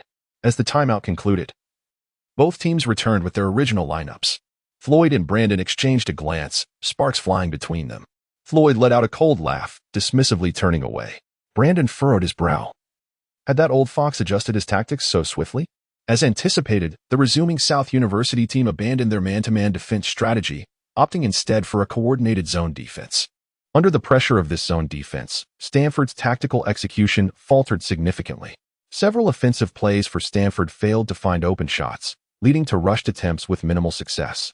Conversely, South University's offense began to gain traction. Their strategy was straightforward.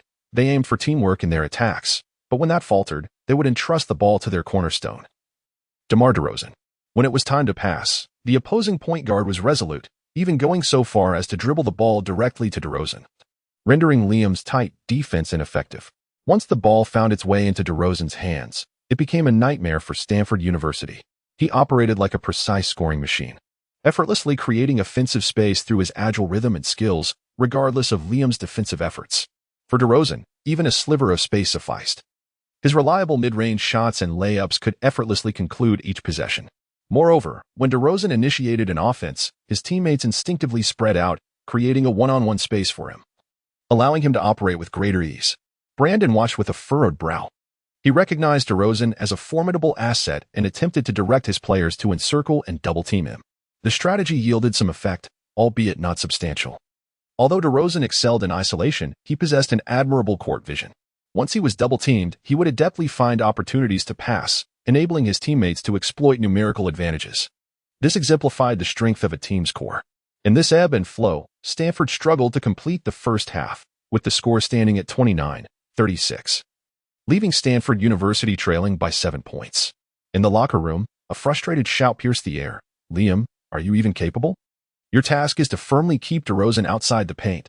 Do not allow his rhythm to mislead you and enable him to penetrate," Frank shouted at Liam.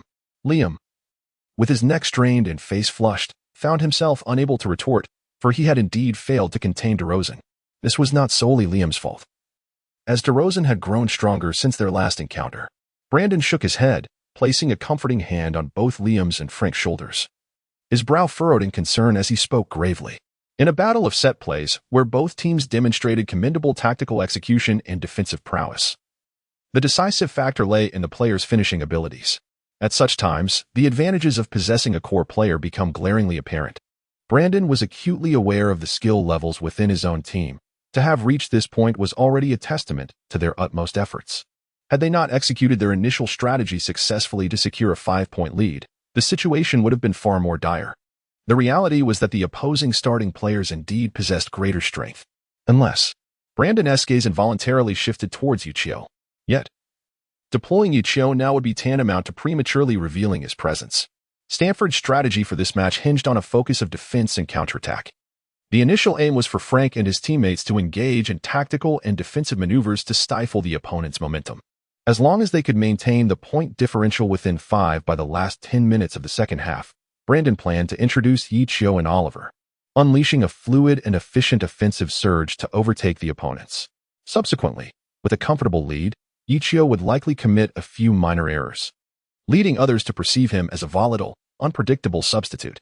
Finally, they would revert to their original defensive lineup to withstand the opponent's counteroffensive, ultimately securing a narrow victory. This encapsulated the entirety of Stanford's tactical plan for today. Yet now, merely in the first half, they had shifted from a 5-point lead to a 7-point deficit. Should the original plan proceed, by the time Ye Qiu entered the game, the gap could swell to over 10 points. There was a real possibility of being swept away by a DeRozan explosion at that juncture, even if Ye Qiu embodied Allen Iverson. He would be powerless to alter their fate. What to do? Head coach Brandon found himself in a quandary. He turned to the architect of this plan and inquired, "Ye, do you have any thoughts regarding the second half?" At that moment, everyone turned their attention towards Ye Qiu. At this moment, Ye Qiu was also deep in thought. When he noticed the somewhat intricate expression on Frank's face, his eyes suddenly brightened, and he clapped his hands, exclaiming, "I've got it. Coach, everyone, given the circumstances, we need to adjust our strategy. Let me take the field in the second half." Ye Qiu rose to his feet. Upon hearing this, Frank's gaze dimmed. Indeed, this moment had arrived sooner than anticipated. He felt a sense of reluctance, opened his mouth to say something, but recalling his impotence in the first half, he instantly felt deflated. However, wouldn't this disrupt our plan? One of the assistant coaches, having listened, couldn't help but interject with a hint of confusion. Ye Qiu nodded slightly and continued, "I am aware of this, hence I require the collaboration of an individual." He then turned around, gently patting the despondent Frank beside him, and with a smile stated, "For this match, I need Frank to assume the role of my shooting guard. In the second half, I shall perform a magic trick that will cast Frank into the limelight." Chapter 33, Tactical Deception Proves Effective. Amidst Frank's incredulous gaze, Ye Qiu calmly elucidated. For an extended period, everyone has perceived Frank solely as the team's point guard, which has led to the oversight of a crucial fact. Ye Qiu gazed intently into Frank's eyes, earnestly expressing that Frank possessed remarkable positioning and finishing abilities. During the training camp, he had observed that Frank, standing at 1.9 meters tall, boasted a wingspan of 2.05 meters and a vertical leap of 96 centimeters. Such physical attributes were nearly akin to those of a small forward in the NCAA. Ye Qiu articulated this with utmost seriousness. As Frank's bewildered gaze began to fade, it was replaced by an inexplicable surge of excitement and emotion. He realized, for the first time, that this young man from Huagua had consistently contributed to the team with his diligence and prowess since joining. Whether it was his astonishing ball control or his remarkable tactical strategies, he had been tirelessly working towards the team's advancement. Consequently, he had garnered the recognition of his teammates in a remarkably short period. Reflecting on himself, however, Frank felt foolish and immature for solely focusing on competing with Ye Qiu for position. Yet, he too held a deep affection for the team and wished for its success. He was acutely aware of his limitations and knew he was not the right candidate to lead the team. At that moment, the suitable leader stood before him. Frank clenched his fists tighter, then gritted his teeth and resolutely declared to Ye Qiu, "Brother, just tell me how I can support you." The transformation in Frank's attitude did not go unnoticed by those around them. Sometimes, a core player who can effectively manage relationships among teammates and unify the team is far more valuable than sheer technical skill. Brandon smiled with satisfaction. With such a team, victory was hardly a concern. "Frank, in the second half, I want to be your facilitator," Ye Qiu said mysteriously, articulating each word. As the second half commenced, Nanda maintained its original starting lineup. Their strategy was simple. Since the offensive plan centered around DeRozan had proven effective against Stanford, they intended to continue leveraging that advantage until the end of the game. On the other hand, Stanford replaced the shooting guard Isaiah and the swingman Liam with Ye Qiu and backup center Oliver. The battle resumed. Nanda initiated the play. Jerry crossed half-court and directly passed the ball to DeRozan, eager to see how Stanford would attempt to contain him. Stanford employed a man-to-man defense, with the newly substituted center Oliver assigned to guard DeRozan. Standing at 2.1 meters and weighing 115 kilograms, Oliver was clearly a far more formidable opponent than Liam. An aggressive drive by DeRozan was evidently unfeasible. He attempted a series of feints and exploratory steps but soon realized that Oliver was utterly unfazed, remaining steadfast in his position. DeRozan furrowed his brows in frustration as time dwindled. Reluctantly, he passed the ball to Hughes on the perimeter.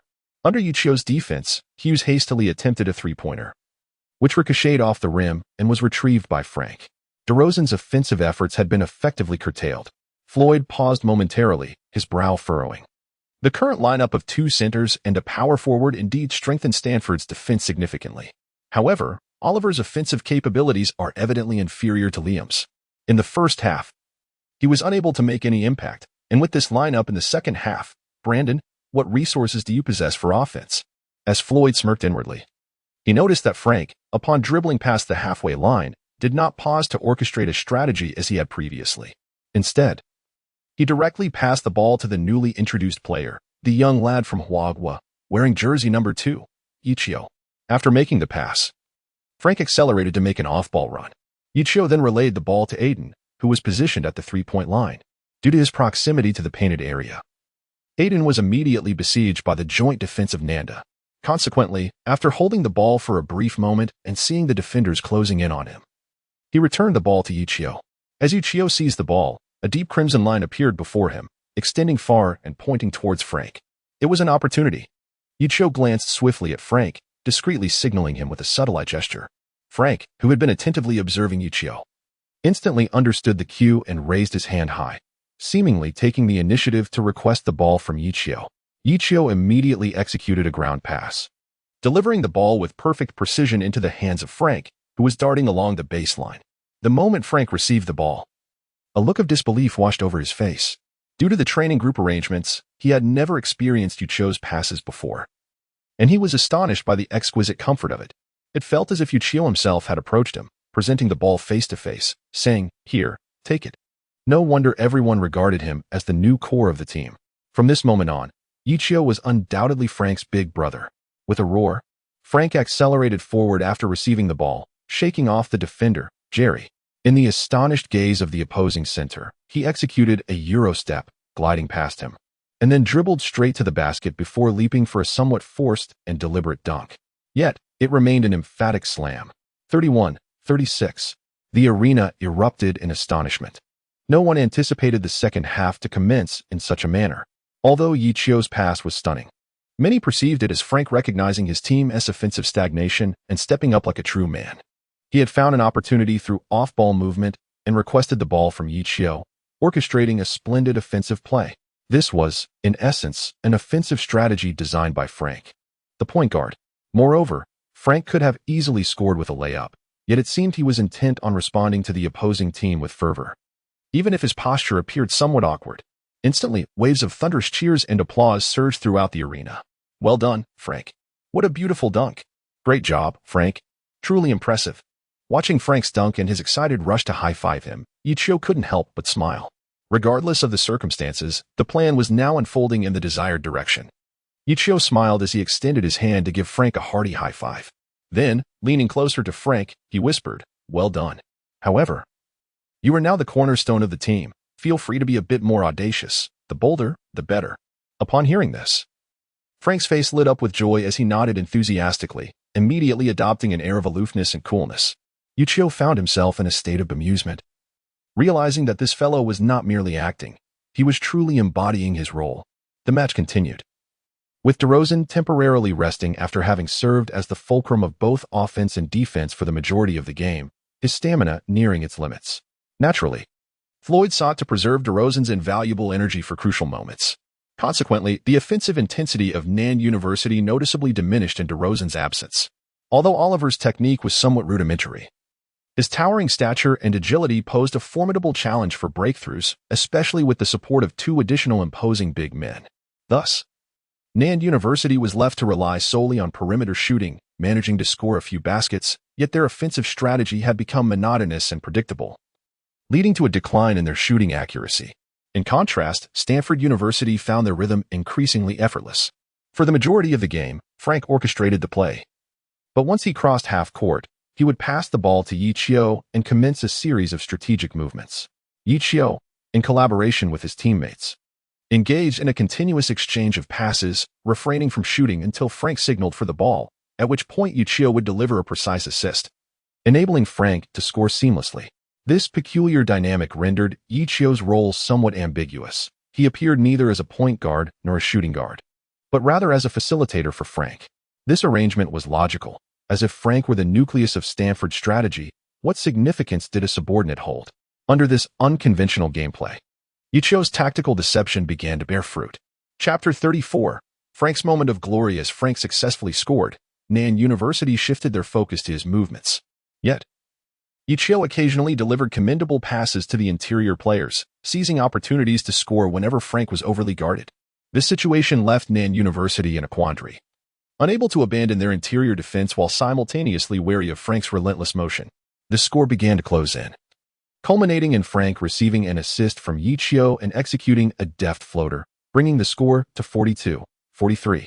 Stanford trailed by a mere point with 5 minutes remaining in the match. Floyd's brow furrowed deeply. He felt no fault in his strategy, as the offense, albeit slowed, remained efficient. Conversely, Stanford's offensive maneuvers appeared inexplicably peculiar. The young Chinese player wearing number 2 seemed to be Frank's shadow, perpetually seeking to assist him. When opportunities were scarce, he would haphazardly pass to the interior, who would invariably return the ball to him. What sort of strategy was this? Observing Brandon's bewildered expression, it was evident he was at a loss regarding this strange gameplay. The old gentleman likely could not comprehend the peculiar tactics unfolding on the court. However, witnessing the miraculous narrowing of the score, he begrudgingly allowed Frank the freedom to continue. Meanwhile, most of Nan University's players felt increasingly frustrated, as their clearly defined strategy encountered an impenetrable defense in the paint, compounded by their lack of stable perimeter scoring. The antics of the opposing so-called core player running amok across the court only added to their dismay. It was one thing to run amok, but to score as well? Reluctantly, Freud had no choice but to allow DeRozan a brief respite before sending him back onto the court, instructing him to curtail Frank's movements and offensive plays. Gradually, the defense of the Southern team began to concentrate their efforts on Frank, as Frank received another pass from Ye Qiu and prepared to make a layup. It was not just Jerry who accelerated from behind, but DeRozan and the opposing power forward, Daniele, who could no longer stand idly by, abandoning their positions to rush forward. All were ignited by a surge of frustration. As if it was not enough that Frank had enjoyed a few fortunate shots, he truly believed himself to be a shooting guard, aspiring to score again. Not a chance. Upon witnessing Frank surrounded, Ye Qiu swiftly maneuvered to provide support. His recent assist success rate was recorded at 89, which he deemed commendable, so he proceeded with the pass, unaware that it would place Frank in jeopardy. Meanwhile, the opposing guard, Hughes, had been closely monitoring Ye Qiu. He discerned Ye Qiu's continuous efforts to assist Frank's offense, thus he adhered closely to Ye Qiu, denying him any opportunity to assist. By the time Frank realized he was being cornered, it was too late. He glanced at Ye Qiu, who was tightly shadowed by Hughes, and it seemed unlikely for Ye Qiu to break free anytime soon. Looking ahead, he faced the menacing figures of DeRozan and the towering Daniele, both charging toward him with fierce intent. In a moment of resolve, Frank steeled himself. Those who go barefoot fear not those in shoes. Instead of retreating, he surged forward, dribbling the ball towards DeRozan with determination. He was attempting a direct confrontation. This fervent display prompted the spectators and those on the sidelines to rise in anticipation, their faces a mixture of excitement and concern. Ye Qiu, momentarily taken aback, thought, surely Frank doesn't intend to attempt a dunk over DeRozan. Stay composed, brother. The script isn't finished yet, and if you get injured, I want to know where to find a replacement. As he approached DeRozan, merely 2 steps away, Frank prepared for a Eurostep layup, intent on powering through, or at the very least, drawing a foul. He was committed. 1 step, 2 steps. Just as he was about to take his 3rd step, out of the corner of his eye, he noticed Ye Qiu frantically gesturing at him. Turning his head, he saw Ye Qiu pointing emphatically toward the paint. Instinctively, Frank's gaze shifted inward, where he spotted a sneaky figure, Oliver, stealthily cutting into the lane while DeRozan and Daniele shifted to defend him, eyes gleaming with anticipation as he looked at Frank. A wave of elation surged through Frank. That crafty rascal Oliver was exactly what he needed. Consequently, he veered his 3rd step sharply to the right. DeRozan, perplexed by this deviation from the offensive path, wondered if Frank intended a difficult fadeaway. Yet, instinctively, DeRozan's body responded by shifting to the right as well. This slight adjustment created a narrow opening on DeRozan's left.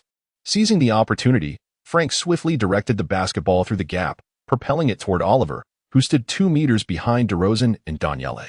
The pass, albeit awkward, represented Frank's utmost effort at that moment. Oliver, executing a quick turn, managed to retrieve the ball just in time before the opposing center could recover. With a powerful leap, He slammed the ball into the hoop. 44-43. For the first time in the second half, Stanford had taken the lead. The arena fell into a momentary hush, only to erupt into a cacophony of cheers. Frank! Frank! Frank! Simultaneously, the referee blew the whistle, halting play as USC was once again disrupted. Ye Qiu let out a sigh of relief, simultaneously applauding Frank amidst the crowd. Not bad at all, it finally came together at the last moment. Oliver approached and vigorously ruffled Frank's hair. Although the pass was far inferior to Ye Qiu's, it nevertheless made it in time, qualifying as a commendable play. At that moment, Oliver fully embraced his role as a performer, his face set in a stern expression as he faced the audience, raising the captain's armband on his arm and gesturing proudly. This was a classic display of his pivotal role within the team. If the earlier passes were connected to Ye Qiu, this play was entirely orchestrated by Frank himself, drawing the defense before seizing the opportunity to deliver the ball inside. Even if the pass was not executed flawlessly, the outcome still reflected a splendid breakthrough assist. This is precisely what a true core point guard of a team should accomplish. Frank, in his role as the linchpin of Stanford, was undeniably deserving of such recognition. Even during the timeout, the atmosphere remained electric, with the crowd incessantly chanting MV. MV. MV. MV. Ye Qiu smiled joyfully. It would be difficult for Frank not to garner attention this time. It seemed unlikely that anyone would focus on himself again. Brandon, Audrey, and Sterling, too, wore expressions of delight as they applauded Frank. Simultaneously, they discreetly conveyed a signal of victory to Ye Qiu. "Are you tired?" a gentle female voice inquired. "Not at all." Frank, who had been gasping for breath, responded with joy as he looked up, only to see Audrey handing a towel to Ye Qiu with a look of concern. "Ah, I misunderstood. Yet, since it was a gesture of care for my leader, I shall endure." Brandon then approached, patting the shoulders of Ye Qiu and Frank, and inquired, "You've worked hard. How are you holding up?" Ye Qiu spread his hands and then patted Frank, chuckling, "I only played the second half. It doesn't matter. I want to see if our protagonist today can hold his ground." Frank, gasping for breath, gritted his teeth and replied with a smile, "No problem. I haven't enjoyed myself like this in a long time. Coach, you must let me savor this moment to the fullest." The others couldn't help but chuckle at his words. This fellow seemed to be lost in joy. Indeed, the finest motivation is honor itself. "DeRozan, from now on, I need you to closely mark Frank. And Jerry, focus on that young man Ye Qiu from Huagua. Do not allow him to approach Frank so easily." Floyd instructed with a somber expression. Rest assured, DeRozan responded nonchalantly, giving a slight nod. Chapter 35. You lack martial virtue. As the timeout concluded, Nanda implemented a significant shift, retaining only Jerry and DeRozan, while substituting the other three players. There was no choice. Everyone's stamina had reached its limit. DeRozan and Jerry were the keys to victory and had to be preserved. Meanwhile, Stanford replaced center Aiden and power forward Sanchez with swingman Liam and backup power forward Alberto. This ensured that all positions, except for Frank, maintained ample stamina. At this moment, Frank was fueled by sheer passion. Nanda initiated the ball and crossed half-court. Jerry glanced at the perspiring DeRozan, raising an eyebrow as if to inquire whether DeRozan still had the energy for one-on-one play. DeRozan wiped his sweat and subtly nodded in response. Thus, Jerry lobbed the ball to DeRozan and instinctively directed the others to create space. Upon receiving the ball, DeRozan turned his back to Oliver. He took a deep breath, his face betraying a look of intense focus. Subsequently, with the ball in hand, he began to back down against the taller Oliver. 1 move, 2 moves, 3 moves. To the astonishment of the Stanford players, DeRozan, backing against the larger and stronger Oliver, gradually pressed forward. Although it was arduous and taxing, he remained resolute in his advance. Ye Qiu's gaze sharpened. He was well acquainted with this maneuver. The ability to utilize a back-to-the-basket play to outsmart a larger opponent, followed by a beautifully executed fadeaway jumper, was the hallmark of a man who, even after achieving stardom, rose at 4 in the morning to practice his craft. True to form, DeRozan proceeded to methodically press against the tenacious Oliver, gradually advancing into the paint. As he neared the restricted area, DeRozan employed another backing move, only to suddenly release his pressure. In that fleeting moment of compression and release, Oliver lost his balance, allowing DeRozan to create a slender gap. That slight separation proved sufficient. Without hesitation, DeRozan pivoted, leaned back, jumped, and released the ball. His movements were fluid and graceful. Swish, the ball sailed effortlessly through the net for 2 points. 44-45, Nanda reclaimed the lead. Ye Qiu gazed at DeRozan, who was slightly breathless after executing the move. and a flicker of admiration welled up within him. He understood that the essence of this maneuver lay not in sheer strength, but rather in the sense of rhythm. This rhythm is dynamic. It necessitates an acute awareness of the opponent's force during one-on-one exchanges, discerning the opportune moments to exert and release energy, thereby strategically establishing a counter-rhythm against the adversary. The foundation of all this is a precise control over one's strength, which undoubtedly stems from extensive and arduous practice. DeRozan is akin to himself, possessing a certain innate talent, yet more significantly, an extraordinary dedication and an insatiable thirst for victory. Such individuals are destined for greatness, and they certainly deserve a place on the grand stage of the NBA. Alas, this time, you have encountered me. Ye Qiu's gaze gradually sharpened, reflecting the seriousness one exhibits when confronting a formidable and admirable adversary. Sensing an unspoken connection, DeRozan met Ye Qiu's penetrating stare. The moment their eyes locked, a flicker of intensity sparked between them. Being scrutinized by this substitute guard from Huagua evoked in him the sensation of being hunted by a wild beast. Could it be an illusion? Shouldn't his true opponent be the core player, Frank, instead?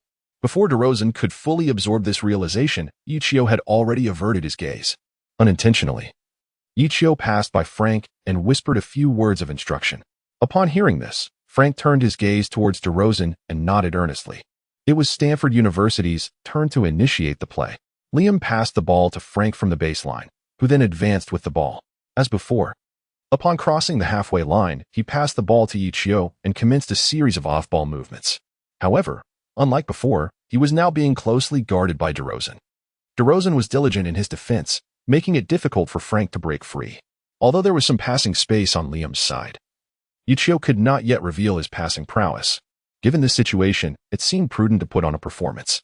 As Ye Qiu discerned the relative vacancy within the paint, he first executed a feigned pass to deceive Jerry, and then immediately initiated a breakthrough.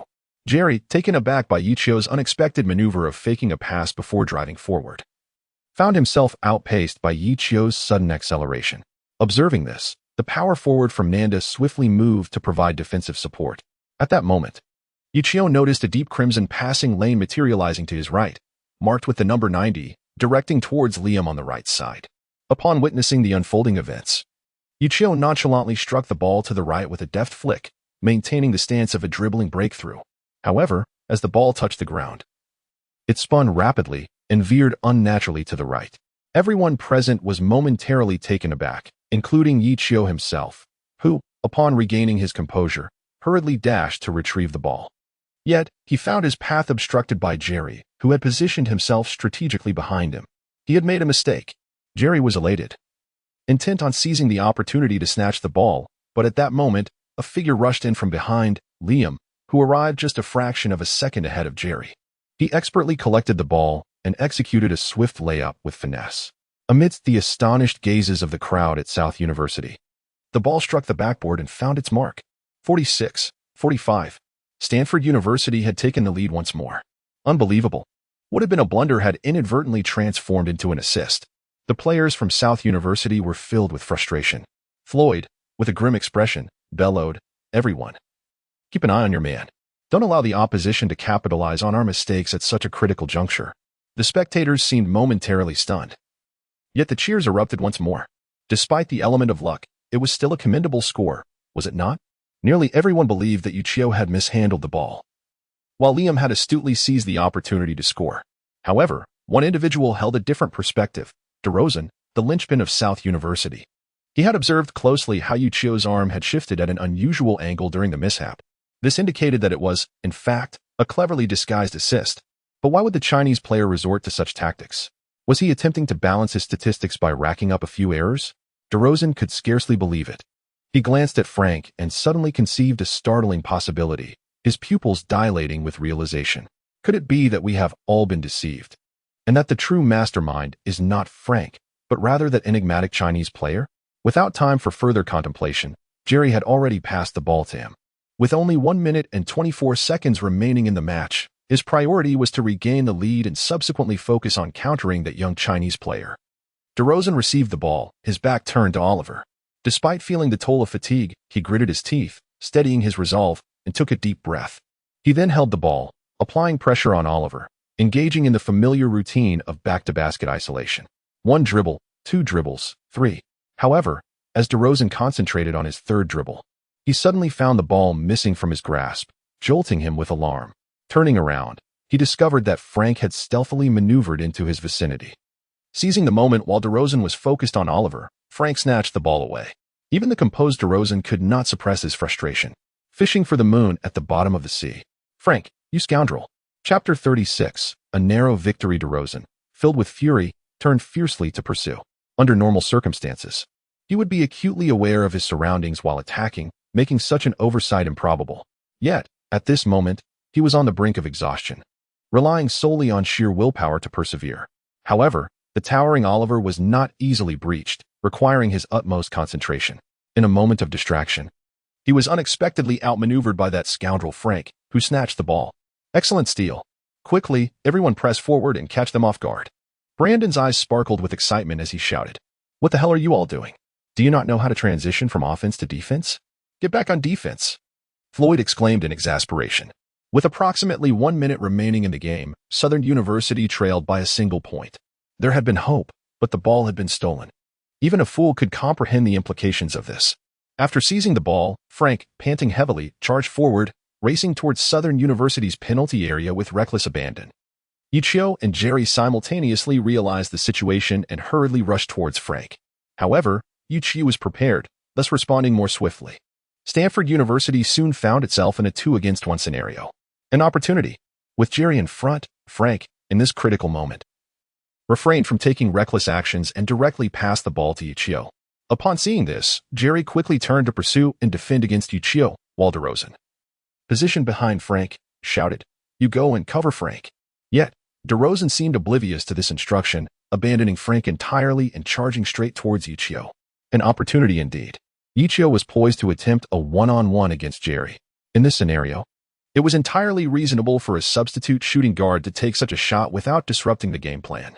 However, at that moment, a strikingly crimson passing lane materialized before his eyes. A success rate of 99. This was the first time he had encountered such an astonishing probability. As he glanced along the trajectory, he discovered that Frank had somehow positioned himself at the farthest three-point line, eagerly signaling for the ball. Unlike before, when he would wait for Ye Qiu's signal to raise his hand, he was now actively seeking the opportunity. It seemed he had gained newfound confidence. Ye Qiu could not help but exclaim, "That's the spirit." He then executed a powerful lateral pass, delivering the ball with precision into Frank's hands. Jerry and DeRozan had already closed in on Ye Qiu, leaving Frank unguarded. An open opportunity from beyond the arc awaited. Would Frank take the shot? Go for it, Frank. You can do this. The collective encouragement from the audience surged through him, filling him with an overwhelming sense of confidence. With the ball in hand, he felt invincible. He took a small step back, adopting a somewhat unconventional shooting stance, leaped, and released the ball with a low arc. The basketball soared through the air, tracing a low yet powerful trajectory. Clang. It went in.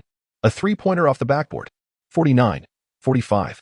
Stanford University widened the gap at a crucial moment. Goodness. Frank had sealed the game. Frank was nothing short of a divine being descending from the heavens. Beep. Freud, exasperated, called for the final timeout. The arena erupted in cheers, with everyone chanting Frank's name. Even Brandon was enthusiastically applauding for Frank. Ye Qiu approached and gently patted Frank's shoulder, smiling as he praised, "Well done, Frank. That pitch was executed with such confidence." Frank scratched his head in bewilderment and inquired, "Boss, how did you know I could effortlessly intercept DeRozan's ball, allowing me to preemptively position myself for the steal?" Upon hearing the words, Ye Qiu smiled mysteriously, because he and I are of the same ilk. Unable to hold on any longer, he would not reveal his feelings on his face, but would continue to persevere. Frank, somewhat understanding yet perplexed, returned to the game. Nanda did not make any substitutions, while Stanford brought in Isaiah, Aiden, and other players with shooting prowess. For Brandon knew that the opposing team would soon resort to foul tactics. With 37 seconds remaining, Nanda initiated the ball. Trailing by 4 points, Nanda exhibited signs of impatience. Jerry's pass to DeRozan was once again intercepted by Frank, who had anticipated the move. The ball was seized by Isaiah. The situation seemed dire. Nanda had no choice but to employ foul tactics, and Isaiah stepped up to the free throw line. He made both shots, bringing the score to 51-45. At this moment, Floyd and the others comprehended that the outcome was all but sealed. Nonetheless, Stanford remained unyielding. They maintained their defensive posture without committing fouls, cautiously safeguarding this hard-won victory. With 23 seconds left, Nanda continued their play. What stirred Ye Qiu once more was DeRozan's tenacity as he boldly sank a three-pointer in the face of adversity against Oliver. The score narrowed to 51-48, reducing the margin to 3 points. The ball was passed to Frank, who, having received Ye Qiu's prior counsel, dashed across the court, compelling the opposing team to expend 7 seconds before committing a foul. Frank made one of 2 free throws, bringing the score to 52-48. With 6 seconds and 7/10 remaining, Nanda resumed play, and the unwilling DeRozan executed a crossover step to earn another 2 points. The score became 52-50. With just 2 seconds and 3/10 left, the ball was given to Ye Qiu, who lofted it high towards the ceiling. Before the opposing team could foul, the final buzzer sounded. The game concluded. Stanford University triumphed over the formidable USC, led by the indomitable DeMar DeRozan, with a score of 52-50. A hard-fought victory. The arena erupted in jubilant cheers, a cacophony of sound.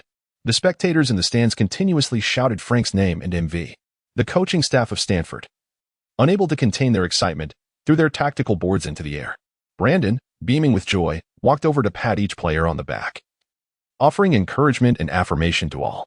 Audrey could hardly conceal her delight, frequently glancing towards Ye Qiu, in stark contrast to the jubilant atmosphere enveloping Stanford. The Nanda team was shrouded in despondency. Floyd's expression was grim, yet he sighed in resignation. DeRozan and Jerry wore faces etched with reluctance, especially DeRozan, who, disregarding his teammates' gazes, strode directly towards Stanford. With a face filled with indignation, he approached Ye Qiu and asked in a low voice, "It was you, wasn't he it?" Observing this, Frank also approached, looking at DeRozan with caution and inquiring, "What do you intend to do?" Ye Qiu displayed a look of surprise. It was indeed remarkable that DeRozan could perceive some hints. "I am Ye Qiu, DeMar DeRozan. I shall remember your name, and I hope to have the opportunity to face you again in the NBA." Ye Qiu parted ways with Frank and extended his hand towards DeRozan. "Indeed, it is you." DeRozan's pupils constricted swiftly upon hearing this, and he gazed intently at Ye Qiu, saying, "You are indeed concealing your true prowess. Ye Qiu, you are a mysterious and formidable individual, and I shall remember you. While I am unaware of your reasons for such concealment, and I have no desire to pry into your affairs, I do hope that when we meet again, you will give your all." Ye Qiu chuckled, "No problem. I promise you." DeRozan's lips finally curled into a faint smile as he playfully punched Ye Qiu's chest, remarking, "Interesting fellow." Casual in demeanor, he glanced at Frank, his brow furrowing as he said, "You played quite well today, showing great courage. Yet, your fundamentals remain lacking. You are still no match for me." Without waiting for Frank's response, he turned and strode into the opposing player's tunnel. "What do you mean I'm no match for you? My stats today surpass yours by a considerable margin, and I even managed to steal the ball from you." Frank was momentarily taken aback by DeRozan's words, but quickly regained his composure and began animatedly trash-talking. Unfortunately, DeRozan had already walked too far away to hear him. Chapter 37. Ye Jiangwo's Troubles. Cheers. In an Italian restaurant, a group of players and coaches gathered around several tables. The table was in disarray, filled with empty cups and plates as everyone raised their glasses in celebration. Today, not only had the team triumphed in their first game, but they had also ended a 5-game losing streak from the previous month. "Thank you all for your hard work," head coach Brandon proclaimed as he raised his glass and drank deeply. The others followed suit, though upon hearing about the 5-game losing streak, a few key players, including Frank, awkwardly lowered their heads and rubbed their noses. Seeing this, Ye Qiu couldn't help but smile. He had wondered why they were celebrating with steak after just one victory. It turned out they had suffered 5 consecutive defeats prior. Frank glanced at Ye Qiu, made a firm decision, then slapped his thigh and stood up, raising his glass to the others. "Today's victory is largely thanks to Ye Qiu. We should all toast to him." The other players nodded in agreement, immediately filling their glasses and raising them towards Ye Qiu. Frank continued, "Truth be told, I have never felt as exhilarated as I do today. Ye Qiu, thank you." With that, he drank heartily from his glass. He then poured himself another drink and added, "Though I can be a bit of a jerk, I genuinely hope for our team's success more than anyone. I'm quite simple. Whoever makes me play well and leads the team to victory earns my respect. That person is my leader. Ye Qiu, from this day forth, as long as you remain on the Stanford team, you are my boss." With that declaration, Frank unhesitatingly drank again. The others were visibly moved. This was Frank's heartfelt expression, but it echoed the sentiments of the entire team. As the remaining players witnessed this, They too raised their glasses and drank deeply. Me too. Whoever assists me in a slam dunk is my leader. I too, Isaiah. Hope that boss you can assist me with a couple of three-pointers. Oliver, even more exuberant, rushed over to cling to Ye Qiu's leg, calling him daddy. The scene erupted into laughter and chaos, everyone reveling in the moment. Ye Qiu scratched his head, utterly perplexed. What on earth was happening? One moment, he was enjoying a meal, and the next, they were pledging brotherhood. Initially, he had intended to evade the situation, but Frank, Oliver, and the others were relentless, insisting that he finish his drink. Words had been exchanged, and the wine had been consumed. From this point onward, Ye Qiu would be our leader, and as the leader, he would undoubtedly treat his younger brothers to some splendid opportunities. Ye Qiu is a citizen of Huagua, and he comprehends the established customs. Several individuals secretly pondered delightful prospects. Observing this, Brandon felt a profound sense of satisfaction, as it had been a long time since he had witnessed such unity within the entire team. Ye Qiu has officially established his position as the leader of the team, and this is merely a single match. The qualities of leadership and personal charisma he possesses indicate a boundless future for this young man. Audrey found the situation amusing. It was Frank who initially sought to have Ye Qiu as his subordinate, yet now he is the one imploring Ye Qiu to accept him as a follower. In just a few days, the tides have remarkably shifted. Brandon approached, patting Ye Qiu on the shoulder, and remarked, "In 2 days, we shall face the University of Washington. I believe our original strategy may require some adjustments. What are your thoughts, Ye?" Ye Qiu chuckled wryly. "I am not Yuan Fong, so how can I see it? Just a few days have passed, and already you, the head coach, seem to be exhibiting signs of shirking responsibility."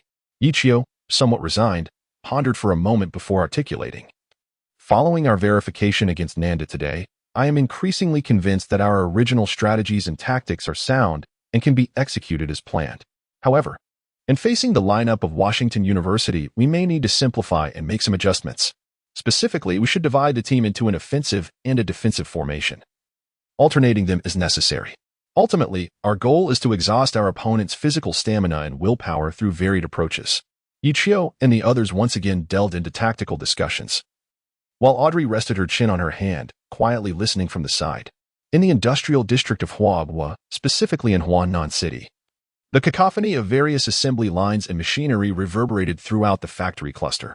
In an inconspicuous corner, next to a modest factory covering merely an acre, several large trucks stood ready, their cargo neatly packed and sealed, yet still awaiting departure. At that moment, a slightly stout figure stood at the factory's entrance, vociferously conversing in English on the phone. The truck drivers, having waited for an extended period, were acutely aware that the trucks could not leave without the approval of the person on the other end of the line.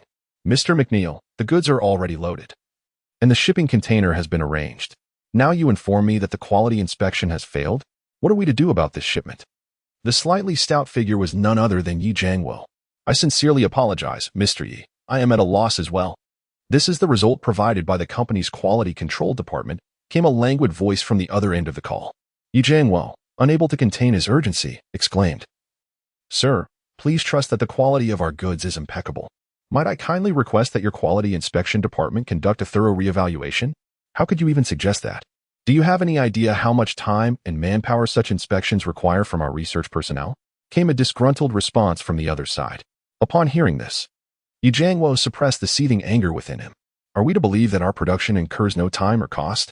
Moreover, you previously leveraged the esteemed reputation of the McNair family as a guarantee, which led us to accept a mere 30% deposit for full-scale production. Now, you simply say, well, Mr. Ye, I call to inform you that the product has failed quality inspection. I am not here to hear your explanations. Our family business has its protocols. And the verdict is simply negative. Rather than providing justifications, it would be more prudent for you to reflect on the shortcomings of your goods. Yet, it is also possible that no matter how you approach it, issues may persist. Farewell, Mr. Ye, and best of luck." The call concluded with a tone of mockery and indifference. Bang! Ye Qiu slammed his fist against the iron door of the factory, consumed by fury. He was acutely aware of the quality of his own goods. These were a batch of color-changing glow sticks intended for a concert. Although his workshop was modest in size, it distinguished itself in the realm of color-changing glow sticks, excelling in quality, effectiveness, and cost efficiency, making it a leader in the domestic market. This was the very reason his small workshop had evolved into a burgeoning factory. Last year, A client from the McNeil family approached him in China and placed an enormous order, stipulating that only 30% of the payment could be made as a deposit prior to delivery. Ye Qiu weighed the options carefully and conducted a thorough investigation into the family background of the counterpart, deeming it reliable. More significantly, the magnitude of this order was astonishing. Should it materialize, his modest workshop could transform into a medium-sized factory employing hundreds. Furthermore, the substantial profits from this order would enable him to allocate greater funds towards research and development, thereby fortifying his enterprise. Consequently, Ye Qiu resolved to stake all his capital and even mortgage the factory, determined to take a bold leap of faith. Yet, in hindsight, it has become evident that he may have been somewhat naive. This might very well be a trap, one into which he has unwittingly fallen. Ye Qiu rubbed his tightly furrowed brow, momentarily at a loss as to why the other party would act in such a manner. "Mr. Ye, shall we proceed with the shipment?" came the voice of the driver. "No more shipments for now. Let's unload the goods first. Ensure they are stored properly." Taking care to avoid moisture, Ye Qiu replied, his tone tinged with fatigue. Suddenly, his phone rang. Upon checking, he saw it was a voice call from Ye Qiu. Noticing the caller, Ye Qiu's brow relaxed slightly as he casually pressed to answer. "Dad, you must be facing some issues. Your tone is quite different from before," Ye Qiu remarked, a hint of suspicion in his voice on the other end. Ye Qiu couldn't help but smile wryly. "What problems could I possibly have?" "Truly, there are none, I assure you. I still have to go play mahjong later." Ye Qiu shook his head and replied, "That's not quite right. Under normal circumstances, you would say, 'You little rascal, why are you meddling in my affairs?' Father, do you still remember what Mother advised us before she departed?" Ye Qiu paused, letting out a gentle sigh, and conceded, "Your mother said that whenever we encounter any issues, we should discuss them together as father and son." With those words, Ye Qiu chose to remain silent. He understood his father well. A man accustomed to bearing burdens alone inevitably required a measure of space and time to adapt. After a moment of silence, Ye Qiu finally lit a cigarette, the smoke curling gracefully in the air. Chapter 38. Audrey's business acumen. A white convertible Porsche 911 glided leisurely along the road. As was customary, Audrey was at the wheel, while Ye Qiu sat pensively in the passenger seat. Given the proximity of Ye Qiu's dormitory to Audrey's residence, he had taken to hitching a ride in her Porsche home these past few days. It seemed that Audrey had grown accustomed to the presence of this dark-haired youth beside her. Stealing a glance at Ye Qiu, Audrey noted his refined, sunlit profile, which was in stark contrast to the brutish figures on the basketball court. He resembled more a gentle scholar than a jock. At that moment, Ye Qiu appeared lost in contemplation. It must be said that his serious demeanor possessed a certain charm, for reasons unknown. Audrey felt a profound sense of reassurance in Ye Qiu's company. Even when they sat together in silence, she found no discomfort in the stillness. The journey back to school was not long. Meandering along this road at such a leisurely pace, they would arrive in merely 20 minutes. If only the road were a touch longer. Realizing the peculiarity of her own thoughts, a blush crept onto Audrey's cheeks. She cleared her throat softly to break the silence and gently inquired, "Are you still pondering the match the day after tomorrow?" No, that's not it. I wasn't thinking about the match," Ye Qiu instinctively replied, only to quickly correct himself upon realizing his mistake. Audrey's curiosity was piqued. "I truly cannot fathom what other concerns might trouble you aside from the competition." Upon hearing this, Ye Qiu couldn't help but chuckle. "I am not a deity. Merely an ordinary person. How could I be devoid of worries?" "I shall remember your words then. If anyone ever regards you as the god of basketball, I shall use this very statement to expose you," Audrey replied with a mischievous glint in her eyes. Upon hearing this, Ye Qiu couldn't help but burst into hearty laughter. "If it is not a secret, feel free to share. Perhaps I might inspire a solution for you," Audrey gently suggested. Ye Qiu glanced at her, pondered for a moment, and replied with a smile, "Well, it's not exactly a secret that cannot be divulged. My father has encountered some difficulties." Thus, Ye Qiu recounted the entire situation to Audrey in detail. After listening, Audrey raised an eyebrow and remarked, "This is no trivial matter. If this shipment cannot be disposed of, your family will face bankruptcy." Ye Qiu smiled helplessly but remained silent. Audrey blinked her eyes, and suddenly her gaze brightened as she inquired, "Did you just say that the glow sticks produced by your family can change colors and brightness through simple programmatic logic?" Upon hearing this, Ye Qiu paused for a moment, then nodded in affirmation. He felt a surge of curiosity as to why Audrey had suddenly inquired about this. Noticing his reaction, Audrey's clear and luminous eyes sparkled with increasing brilliance as she smiled at Ye Qiu and exclaimed, "Eureka! The original sales channels for the Martin family should have been concerts, talk shows, and other entertainment venues, but those scenarios could merely be satisfied with ordinary glow sticks. However, your family's product, enhanced by your father's innovative addition of a simple control module to the glow sticks, which allows for precise manipulation of light variations, would be exceptionally suited for an entirely different setting." Audrey articulated her analysis. Ye Qiu immediately grasped the situation, a look of realization washing over him as he exclaimed, "You mean yes, right at the competition venue?" Audrey raised her slender index finger, exuding confidence as she asserted, "especially with the home and away match format. Just imagine, if we preset the luminous program in the glow stick modules during a home game, the entire arena would be awash with synchronized glowing patterns." Audrey guided him gently. "This would create an overwhelming rhythm and momentum, yielding a breathtaking home advantage." Ye Qiu's understanding sparked, his eyes gleaming with excitement. He couldn't help but compliment Audrey. "You are truly a commercial genius." At his words, Audrey's cheeks flushed slightly, and she shot him a playful glare. "You should have known my capabilities by now." Her feigned annoyance, coupled with her charming demeanor, stirred a flutter in Ye Qiu's heart. From the side, Audrey appeared exquisite, her high nose and slightly upturned red lips forming a delightful curve of bashfulness. When she smiled, she was nothing short of stunningly beautiful. Ye Qiu's heart raced anxiously a few times. The impact this foreign woman had on him was growing ever more potent. Ye Qiu wiped his forehead and took a deep breath before inquiring, "So, you mean to collaborate with both the team and the school?" Audrey nodded gracefully. "Indeed, however, the initial step would be to distribute a portion of the glow sticks for free at certain venues, allowing everyone to witness the effects. Yet, there is a prerequisite.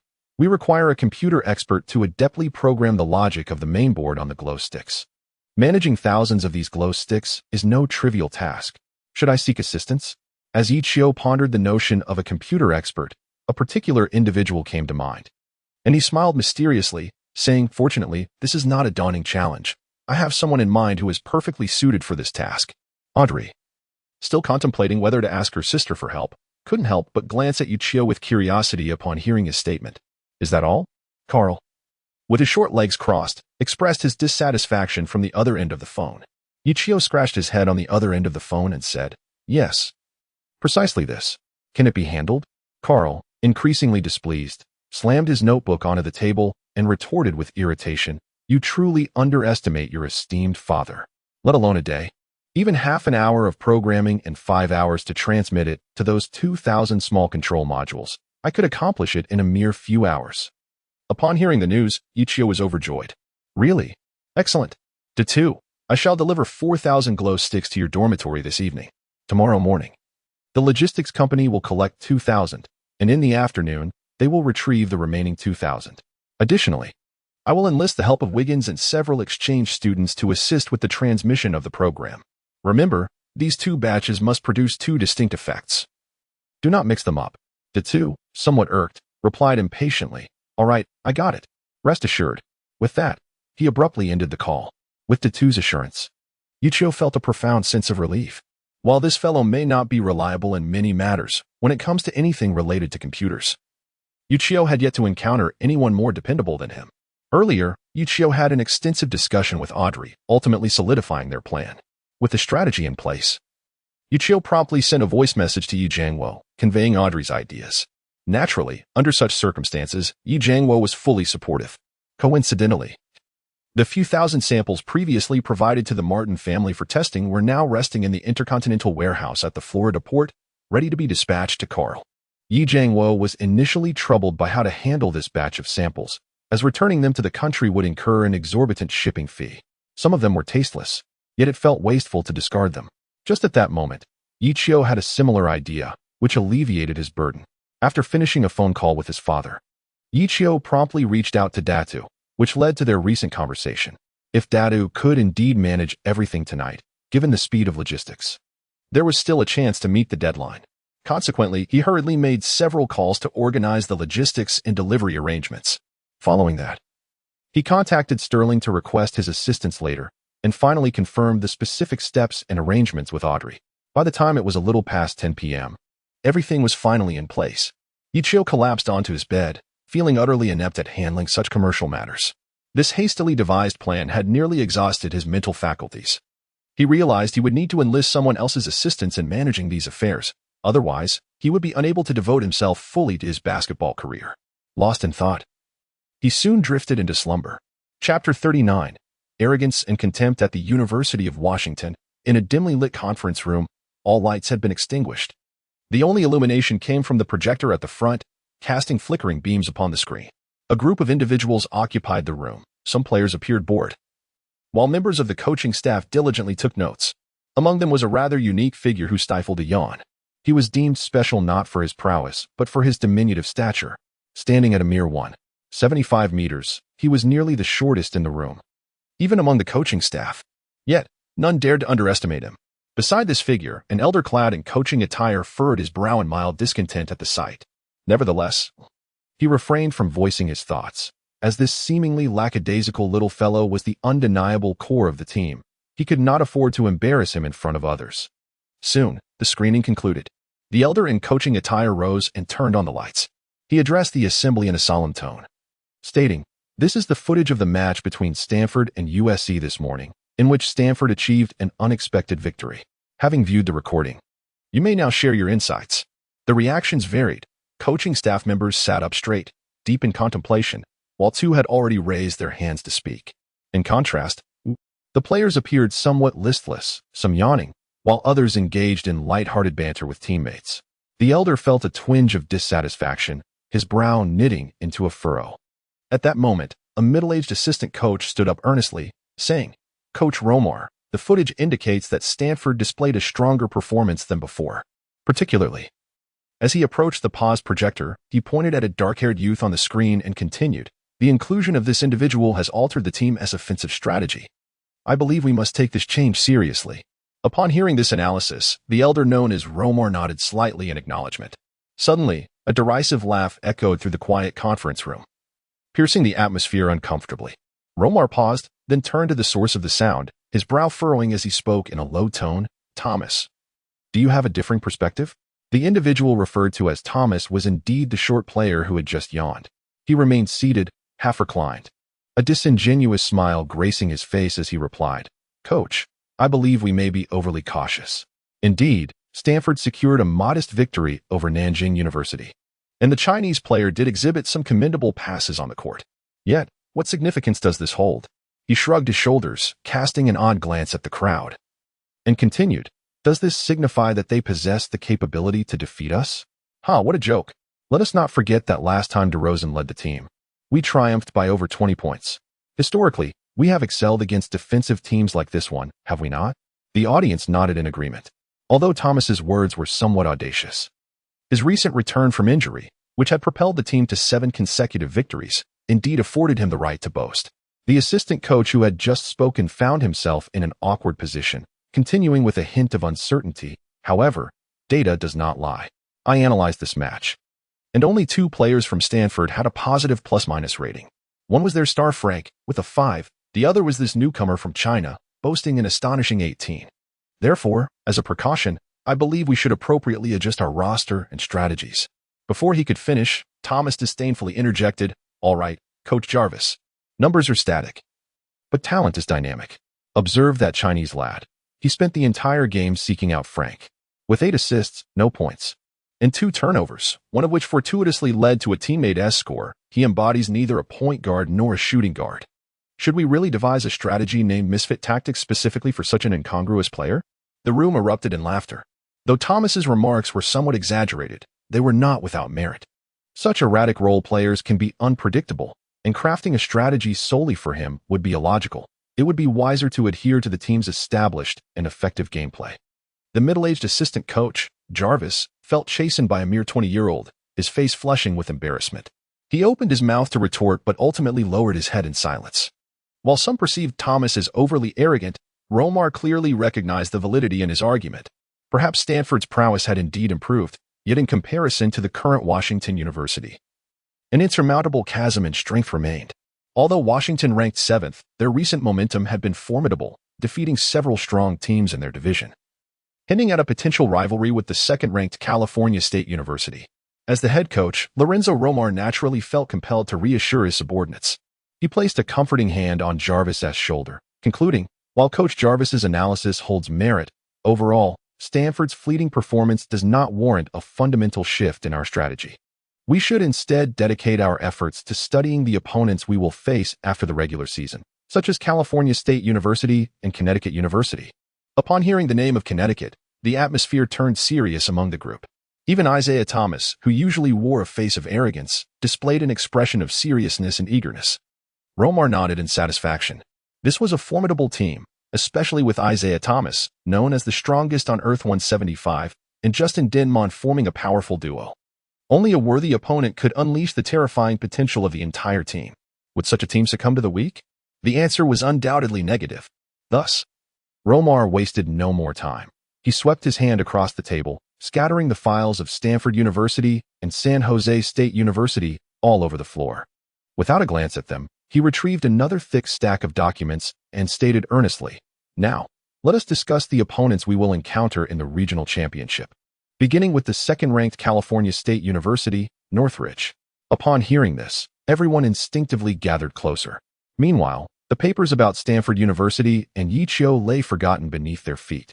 Little did they know, as they dismissed Jarvis, they had already missed the best opportunity from Stanford University, and such blatant disregard for an opponent would cost them dearly. Chapter 40. The crucial battle against the University of Washington. Where is Ye Qiu? Where has that fellow gone? The roar of head coach Brandon echoed from the Stanford University bench. The players exchanged glances, and faced with the furious coach, none dared to provoke his wrath. It was Isaiah who, with a brave heart, stepped forward and whispered, "Coach, Ye Qiu changed his clothes early, and I saw him heading to the stands with a large bundle." To the stands? Brandon's anger boiled over. There are still 15 minutes until the game starts, and we haven't finalized our tactics or conducted our pre-game motivation. He runs off to the stands at this time. Where's Sterling? Get Sterling to bring him back. Brandon bellowed. Sterling went with him, Frank nervously replied. Are we all set? Ye Qiu asked, wiping sweat from his brow as he turned to the stands. All set, replied Sterling, Audrey, and a lovely girl of about 17 or 18 with a smattering of freckles on her face. Upon closer inspection, one could see a striking resemblance between the freckled girl and Audrey. Great. Thank you all. Once this is over, I'll treat everyone to a seafood feast. Ye Qiu expressed his gratitude. Is that even necessary? But shouldn't you be heading to the court? Sterling gestured towards the center of the arena. Ye Qiu glanced at the time, realizing there were only 5 minutes left before the match began. Suddenly, he smacked his forehead in dismay and dashed downwards. Observing his flustered demeanor, both Audrey girls stifled their giggles, their laughter ringing like silver bells. Coach, let me explain, Ye Qiu stammered, feeling slightly embarrassed in the face of Brandon's stern expression. Standing beside him, Sterling kept rubbing his nose nervously, while Audrey behind them struggled to contain her amusement, her freckled friend adorably sticking out her tongue in response. Brandon took a deep breath, waved his hand dismissively at Ye Qiu, and coldly declared, "We'll settle this after the match. For now, get on the court and win this damned game." "Yes, coach." Ye Qiu nodded, offering a solemn promise to his mentor. He then turned his gaze towards the opposing team's bench. Coincidentally, the 175-meter tall player across the way also directed his attention towards Ye Qiu. Their eyes met, igniting a spark as the player arrogantly raised an eyebrow at Ye Qiu. Was that not Isaiah Thomas, renowned as the most formidable shooting guard in the division? Despite the height disparity, Ye Qiu held no contempt. After all, a player who could be deemed the strongest at such a stature and lead his team to 7 consecutive victories was certainly not to be underestimated.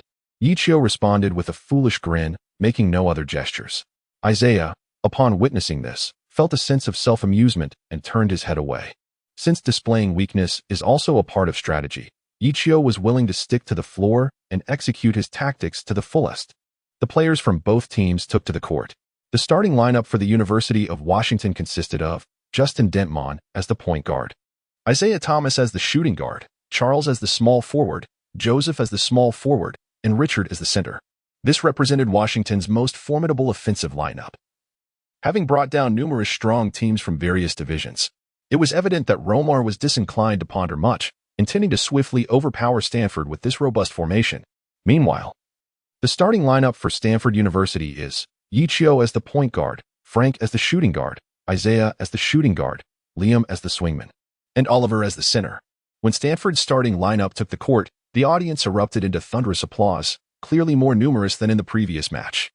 After witnessing the team's remarkable halt to their losing streak in the last game, everyone hoped for an even better performance this time, perhaps even a miraculous turn of events.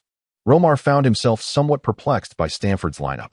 He believed that deploying 2 guards and 2 forwards was already quite audacious. Yet Brandon had opted for 3 guards and a single forward. Was he attempting to engage in a shootout with us? With these frail players? How naive. Romar scoffed. If it were so easy to engage in a shootout, everyone would have done so by now. It was only Washington that could manage such a feat in this division. Moreover, he did not believe that Brandon was genuinely so lacking in foresight. He was likely harboring some ulterior motive, much like Stanford in the previous match. Employing specific tactics to initiate a series of coordinated plays to establish an early lead. The key to those tactics was most likely last game's MVP, Frank. With this in mind, Romar instructed his players to closely monitor Frank. Wherever he went, they were to apply tight defense to prevent him from igniting another explosive performance. The remainder of their strategies would proceed as usual. The referee initiated the game. As the 2 centers leaped for the tip-off, the ball soared into Dunneman's hands. Washington seized the ball first. As soon as it was in hand, Thomas and Charles sprinted rapidly toward the front court, while Dunneman, without a moment's hesitation, launched a long pass forward. Liam and Isaiah, tasked with guarding the duo, hurried back to keep pace. At that moment, the sprinting Charles suddenly decelerated, weaving around Liam and inadvertently obstructing Isaiah and Liam with his body. This slight obstruction caused both to lose a step. In that instant, no one could keep up with the speeding Isaiah Thomas. He surged forward, receiving the ball and charging into the paint with great strides. With an impressive 3-step layup, the ball smoothly kissed the backboard and went in. 0-2. Washington University took the lead within just 7 seconds, stunning the entire arena. A shiver ran through Ye Qiu's heart. The pace of the offensive was remarkably swift.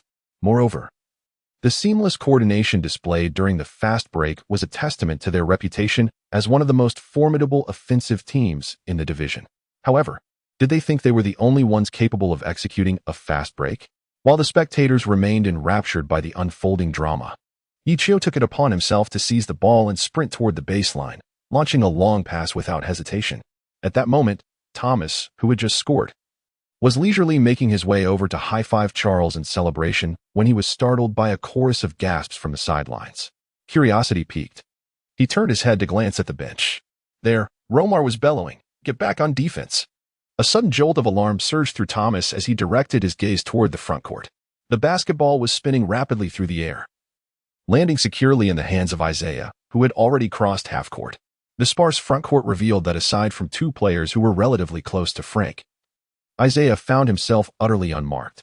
The familiar scene unfolded as Isaiah took a couple of swift steps to receive the ball, positioning himself on the 3-point line. The comfortable catch required no adjustments on his part. With ample preparation, he lifted his hands, leaped, and released a 3-pointer at the apex of his jump. His movements remained impeccably precise, and his shot flowed effortlessly. Swish. Ye Qiu assisted Isaiah, who executed a trailing 3-pointer with finesse. 3-2. In an instant, Stanford University had reversed the score. Chapter 41. A fierce exchange of offenses. Although the University of Washington had initially scored within the first 7 seconds to seize the lead, a mere 6 seconds later, Stanford University reclaimed the advantage with a 3-pointer. Ye Qiu and Isaiah united to deliver a resolute and decisive response. Is there anything more exhilarating than this? The atmosphere in the arena ignited from the very start, with waves of thunderous applause crashing upon one another. A superb pass. A splendid shot. That pass was remarkably slick. Well done, young man from Huagua. Isaiah's 3-pointer was truly magnificent. What a timely response to that pass. Stanford. Thomas couldn't help but cast a serious glance at Ye Qiu. This opponent was not as easily subdued as he had anticipated. Ye Qiu's expression remained as stoic as ever, betraying no emotion, yet his hands trembled with excitement. It was a tremor fueled by exhilaration. Strictly speaking, this match marked Ye Qiu's true debut. Today, he no longer needed to conceal his prowess, feign ignorance, or pretend to falter. What he must do is unleash all the effort, persistence, and passion for basketball he had cultivated over the past 6 months upon this court. Want to engage in a shootout? I shall accompany you. If it's a battle you seek, then let it be a battle. Audrey gazed at Ye Qiu's stern profile, her eyes sparkling with anticipation. Deep within, She hoped that this figure, who diligently persevered under her watchful gaze each day, would one day shine brilliantly on the court. And today, he would emerge as the brightest star, without exception. Why are you standing there? Counterattack, continue to counterattack. Romar shouted displeasedly at his teammates on the court. That last pass was exquisite, yet to him, it merely seemed like an impulsive act following Thomas's fast break by that young man from Huagua.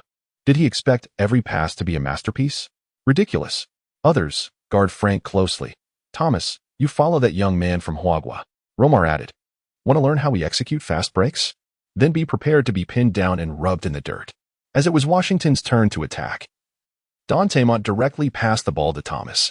Without pausing after crossing half-court, Thomas accelerated, charging toward the basket.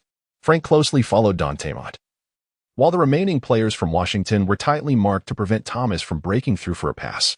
However, it seemed that Washington's players had no intention of receiving the ball. Instead, they continually repositioned to create space. Defending Thomas was Isaiah, who shared his name. Isaiah swiftly moved laterally, intending to block Thomas's attacking route. Yet, Thomas abruptly halted, poised to shoot. Isaiah's heart raced, and he quickly lunged forward to attempt to block. Given his height advantage, blocking Thomas should pose no issue. However, just as Isaiah leaped, Thomas, who had initially seemed ready to shoot with one hand, suddenly lowered that hand.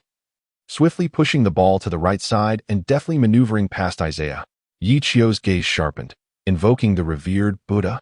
This maneuver, known as the Buddha salutation, was one of the signature moves of the man who rose at 4 in the morning to train. Thomas executed the ball control and feints with remarkable finesse. Without a certain level of innate talent, such precision would be unattainable. Swiftly evading Isaiah, Thomas surged towards the basket, taking 2 steps in the span of 3. Lifting the ball with a gentle touch. Clang!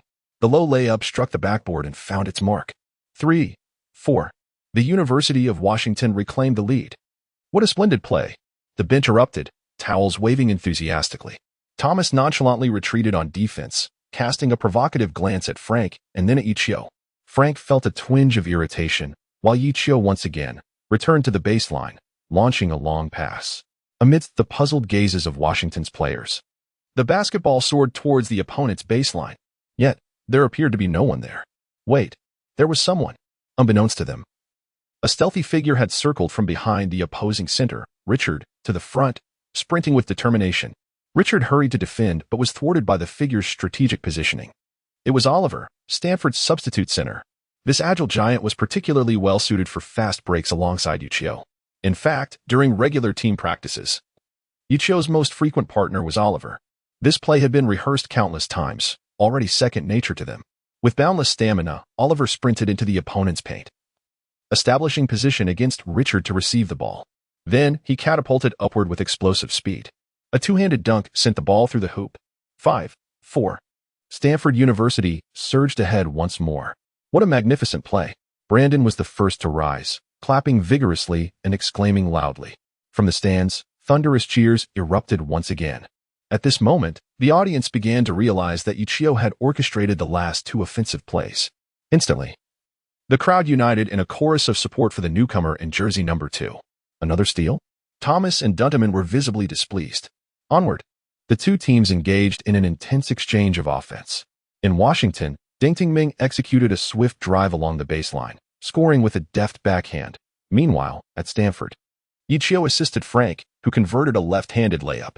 Washington's Thomas provided a spectacular assist to Joseph for a thunderous dunk, while Stanford's Ye Qiu responded with a brilliant bounce pass to Liam for another layup. The teams exchanged breathtaking displays of athleticism, with dunks, layups, three-pointers, alley-oops, and dazzling maneuvers that left the audience in awe. Both Stanford and Washington unleashed their offensive prowess, seemingly neglecting defense entirely. It was a relentless onslaught of attacks, with both sides maintaining remarkably high offensive efficiency during the early stages of the game. Remarkably, just 12 minutes into the match, the score had escalated to 23-21, with Stanford leading by a mere 2 points, attributed to their additional successful 3-point attempts. There were no fouls, no timeouts, only a relentless tide of offense. Coach Romal of the opposing team discerned that Stanford's offensive linchpin was not Frank, but rather the talented newcomer wearing jersey number 2. His passes consistently found their mark in the most opportune locations. This individual was Ye Qiu.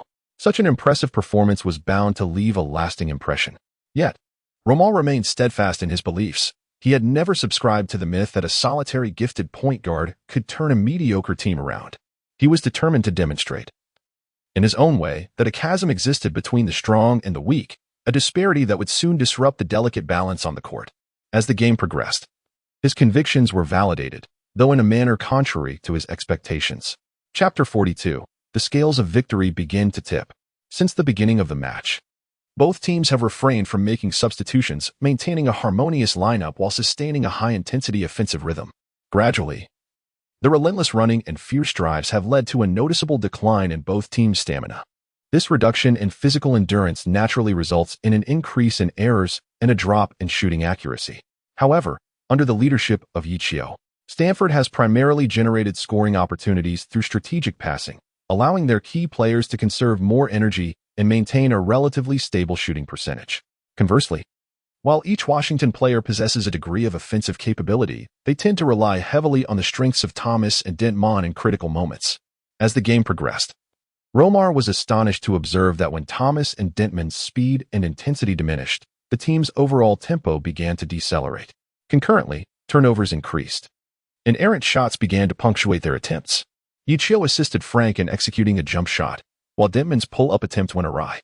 Subsequently, Ye Qiu delivered a cross-court pass to Isaiah, who successfully sank a three-pointer, whereas Thomas's fast break resulted in a missed three-point shot. Despite the apparent intensity of the contest, the score gap quietly widened. With Ye Qiu assisting Liam on a mid-range shot, the score reached 33-26, extending the lead to 7 points. With nearly 6 minutes remaining until halftime, desperate to halt the opposing team's momentum, Romar finally called for a timeout, a rare occurrence since Isaiah Thomas's return. Even during previous matches, Washington had experienced moments of struggle but remained confident that with a slight resurgence in their offensive rhythm, they could swiftly regain the lead and triumph over their adversaries. At this moment, every player from the University of Washington wore a grim expression, feeling a long-forgotten sense of humiliation after being accustomed to victory. In stark contrast, the atmosphere at Stanford was jubilant. Few things are more delightful than witnessing a successful strategy unfold and seeing the scales of victory gradually tilt in one's favor. Observing the somber faces of the Washington players, Brandon couldn't help but smile. He then turned his gaze to his own team, where Ye Qiu was diligently explaining tactics to the players, including Frank, who listened intently, occasionally nodding in acknowledgement. Perhaps I have grown too comfortable in my role as head coach. I must find something to occupy myself with. Thus, Brandon called over an assistant coach and instructed him to fetch 2 hot dogs for himself. Meanwhile, the audience was elated, lost in their excitement. After all, this was the University of Washington, adorned with dual cores, and boasting a 7th ranking while riding a 7-game winning streak. The current true strength of the opponent is likely far beyond the 7th position. Such formidable adversaries have been halted by us. Observing the frantic demeanor of the opposing coach feels almost surreal. It is simply unimaginable. The catalyst for this turn of events is the composed and decisive black-haired youth on the court, who consistently delivers exquisite assists. Gradually, the audience begins to chant Ye Qiu's name, with some students even adorning their t-shirts with a prominent VE. As the timeout concludes, Washington substitutes Thomas and Dentmon, replacing them with 2 backup guards and 3 big men, temporarily forming a defensively oriented lineup. In contrast, Stanford also undergoes a significant transformation. Apart from Ye Qiu and the relatively fit Oliver, the remaining 3 players are replaced by Aiden, Alberto, and Sanchez, similarly establishing a defensive formation. Romar scoffs at the sight. Brandon, you cunning old fox. While I field 3 bigs and 2 smalls, you opt for 4 bigs and 1 small. As the match resumes, the tempo and pace noticeably slowed down following the alterations in both teams' lineups. The game transitions from a fast-paced defensive exchange to a more methodical battle for territory. With the absence of the crucial offensive threats, Thomas and Dentmon, and Stanford's fortified defense, Washington's offensive capabilities diminish, making it challenging to secure points against Stanford. Conversely, although the pace has decelerated for Stanford, the presence of Ye Qiu maintains a steady and organized offensive rhythm. His teammates, through continuous movement and ball circulation, assist in creating scoring opportunities for him, gradually accumulating points. Consequently, Washington finds itself in a scoring drought, while Stanford steadily extends its lead. Romar initially intended to allow the substitutes to maintain the game for a while, primarily to afford his starters, particularly Thomas and Dent-Mon, a chance to recuperate. However, the substitutes exhibit a tendency to falter, and within just 3 minutes, the score escalates to 36-25, widening the gap to 11 points. Romar is compelled to call another timeout. Reluctantly, he reintroduces all his starters. In contrast, Stanford opts to substitute Ye Qiu, bringing in a traditional defensive lineup with Frank as the primary point guard. Romar is momentarily taken aback, puzzled by Brandon's strategy. However, with the opposing starters resting, it presents a prime opportunity for him to close the gap, one he clearly cannot afford to miss. He fervently encourages his team to elevate their speed and intensity, hoping to capitalize on the opponent's moment of vulnerability. Romar's strategy proves effective. Upon the return of the starters, they spark a brief resurgence, gradually narrowing the score difference. Yet, Thomas and Dent-Mon are left breathless and exhausted. Hold on, the halftime break is just around the corner. Romar encouraged his team. Finally, after Thomas executed a sharp stop-and-jump shot, the first half concluded. The score stood at 38-32, narrowing the gap to 6 points. However, the main players from Washington were left breathless, dragging their fatigued bodies off the court, devoid of any expressions of joy. This match, which they had initially deemed a certain victory, had drained their energy. Yet they still trailed by 6 points. The cause of this predicament was the unexpected emergence of that Chinese player. Thomas wiped the sweat from his brow and cast a glance at the black-haired Chinese player, who was smiling as he accepted the functional drink handed to him by Audrey. He clenched his fist. Wasn't this person just Frank's lackey? How had he transformed into the core of Stanford's team? We have all been deceived by this band of tricksters at Stanford. Romar's expression was equally grim. He had clearly recognized the opponent's tactical deception. Their objective had become evident: to exploit Washington's arrogance and disdain for Stanford, catching them off guard. Chapter 43. Ignite the soul of the shooting guard. Ye Qiu goes one-on-one. Romar took a deep breath, gradually regaining his composure. Although the opposing team had successfully implemented tactical deception in the first half, achieving a certain level of effectiveness, the disparity in team strength was undeniable. It could not be bridged by a mere tactic. Moreover, once a tactic was unmasked, countermeasures could be devised. Since Stanford's offense predominantly relied on that Chinese youth's passing, I shall sever his passing routes. Romar glanced at the jubilant Stanford players across the court, a cold smile creeping onto his face as he led the University of Washington players into the tunnel. They had likely realized their miscalculation, so starting from the second half, they would likely implement some targeted tactical adjustments. In Stanford's locker room, Ye Qiu addressed the team while holding the tactical board. "So what shall we do next?" Brandon inquired. Hearing this, Ye Qiu smiled wryly. It seems that Brandon has become quite addicted to being a hands-off coach. After pondering for a moment, under the expectant gazes of the crowd, he remarked, "In truth, I do not possess any brilliant ideas either." The crowd fell silent. Ye Qiu immediately smiled and remarked, however, "There is no need for everyone to worry excessively. In the first half, we have secured a lead and significantly depleted the opponent's stamina, essentially achieving our anticipated plan. In the second half, we shall adapt our strategy, pacing ourselves as we engage them. We must instill a sense of hope in our adversaries while simultaneously maintaining our advantageous position. Our objective remains singular." Ye Qiu circled the symbols representing Thomas and his companions with his pen and gave a firm tap, striving to deplete their physical and mental stamina. Upon returning from halftime, Stanford fielded a lineup consisting of Ye Qiu as the point guard, Isaiah as the shooting guard, Liam as the swingman, Aiden as the center, and Sanchez as the power forward. This arrangement was notably balanced, showcasing both offensive and defensive capabilities, indicative of Stanford's strategic approach of maintaining consistency amidst change. On the other side, Washington unveiled an entirely new lineup: Justin Dumpman as the point guard, Isaiah Thomas as the shooting guard, Daniel as the small forward, Henry as the power forward, and Rajazan as the center.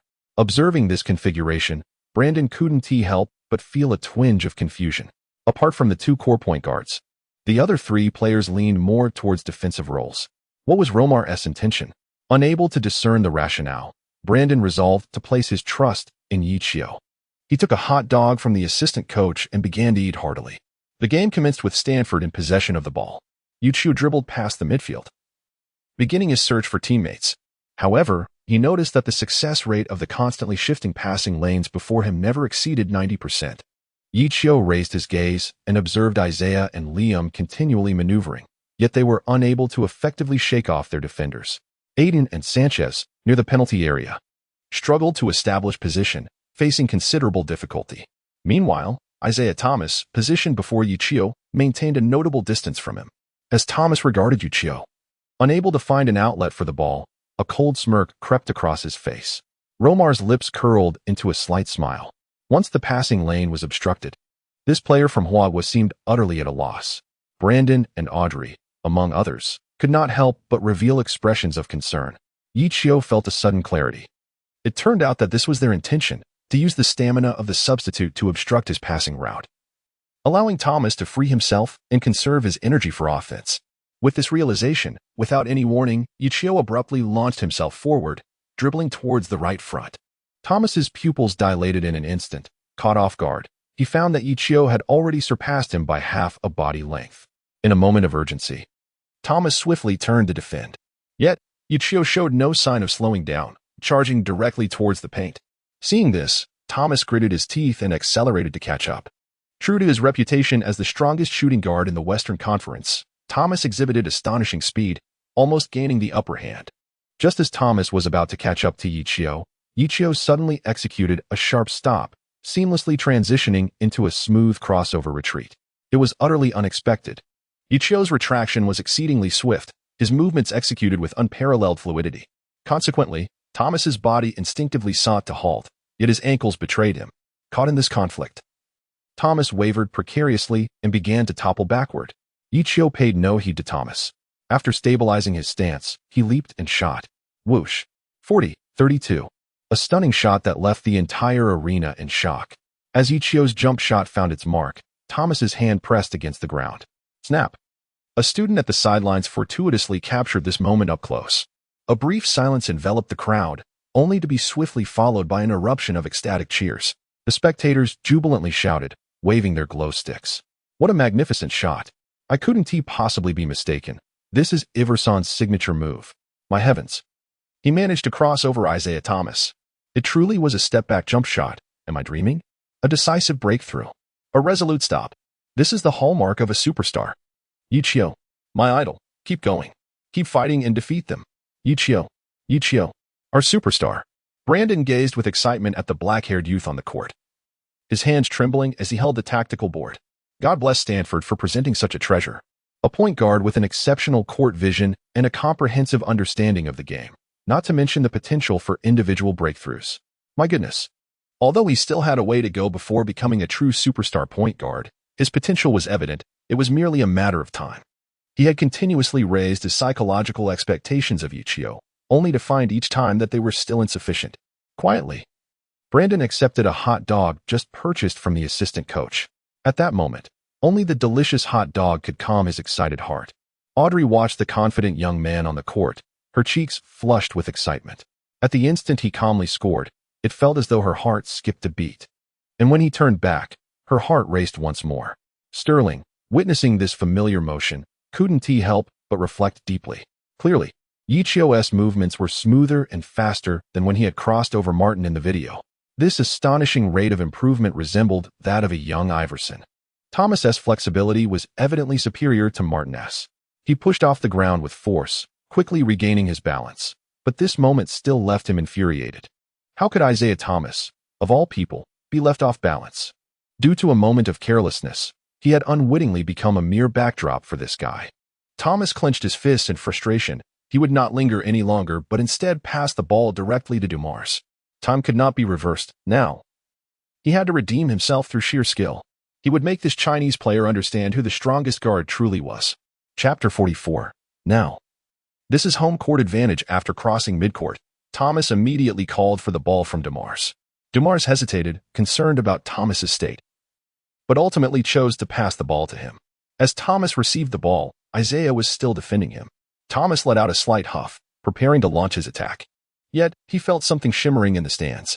He looked up and beheld the Stanford side of the arena, where glow sticks flickered in an array of colors and frequencies, forming a magnificent tapestry. There, boldly displayed, were the words, VSMV. In an instant, it transformed into another phrase, Stanford will prevail.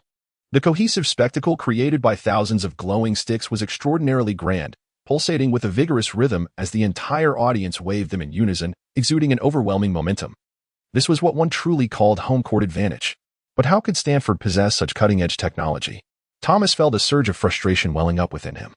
With no time to contemplate, he gritted his teeth and began to forcefully drive toward the basket. His on-court skills allowed him to maneuver past Isaiah, finding an open spot for a mid-range shot. However, influenced by Ye Qiu's previous play and the amplified away game atmosphere from the glow sticks, what would normally be a reliable jumper clanged off the rim. He had made the move, yet the shot didn't fall. Thomas felt as though he could weep in despair, his gaze drawn to the incessantly flashing glow sticks in the stands.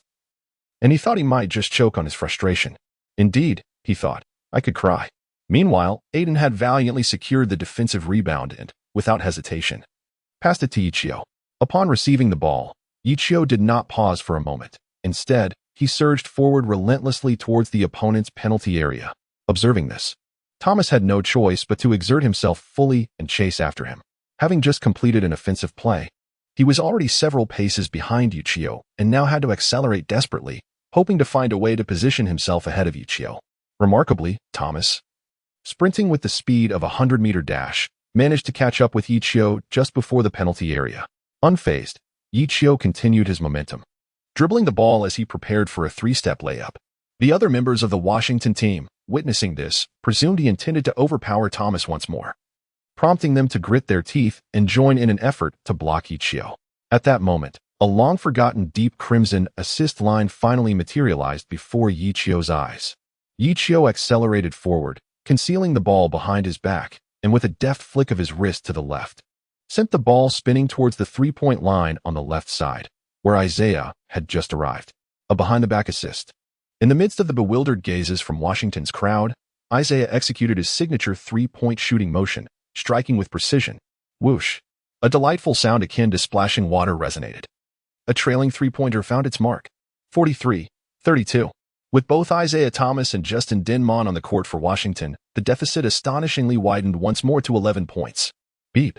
Romar, feeling irked, called for a timeout. This marked the third timeout for the University of Washington, while Stanford had yet to request one. The disparity was stark.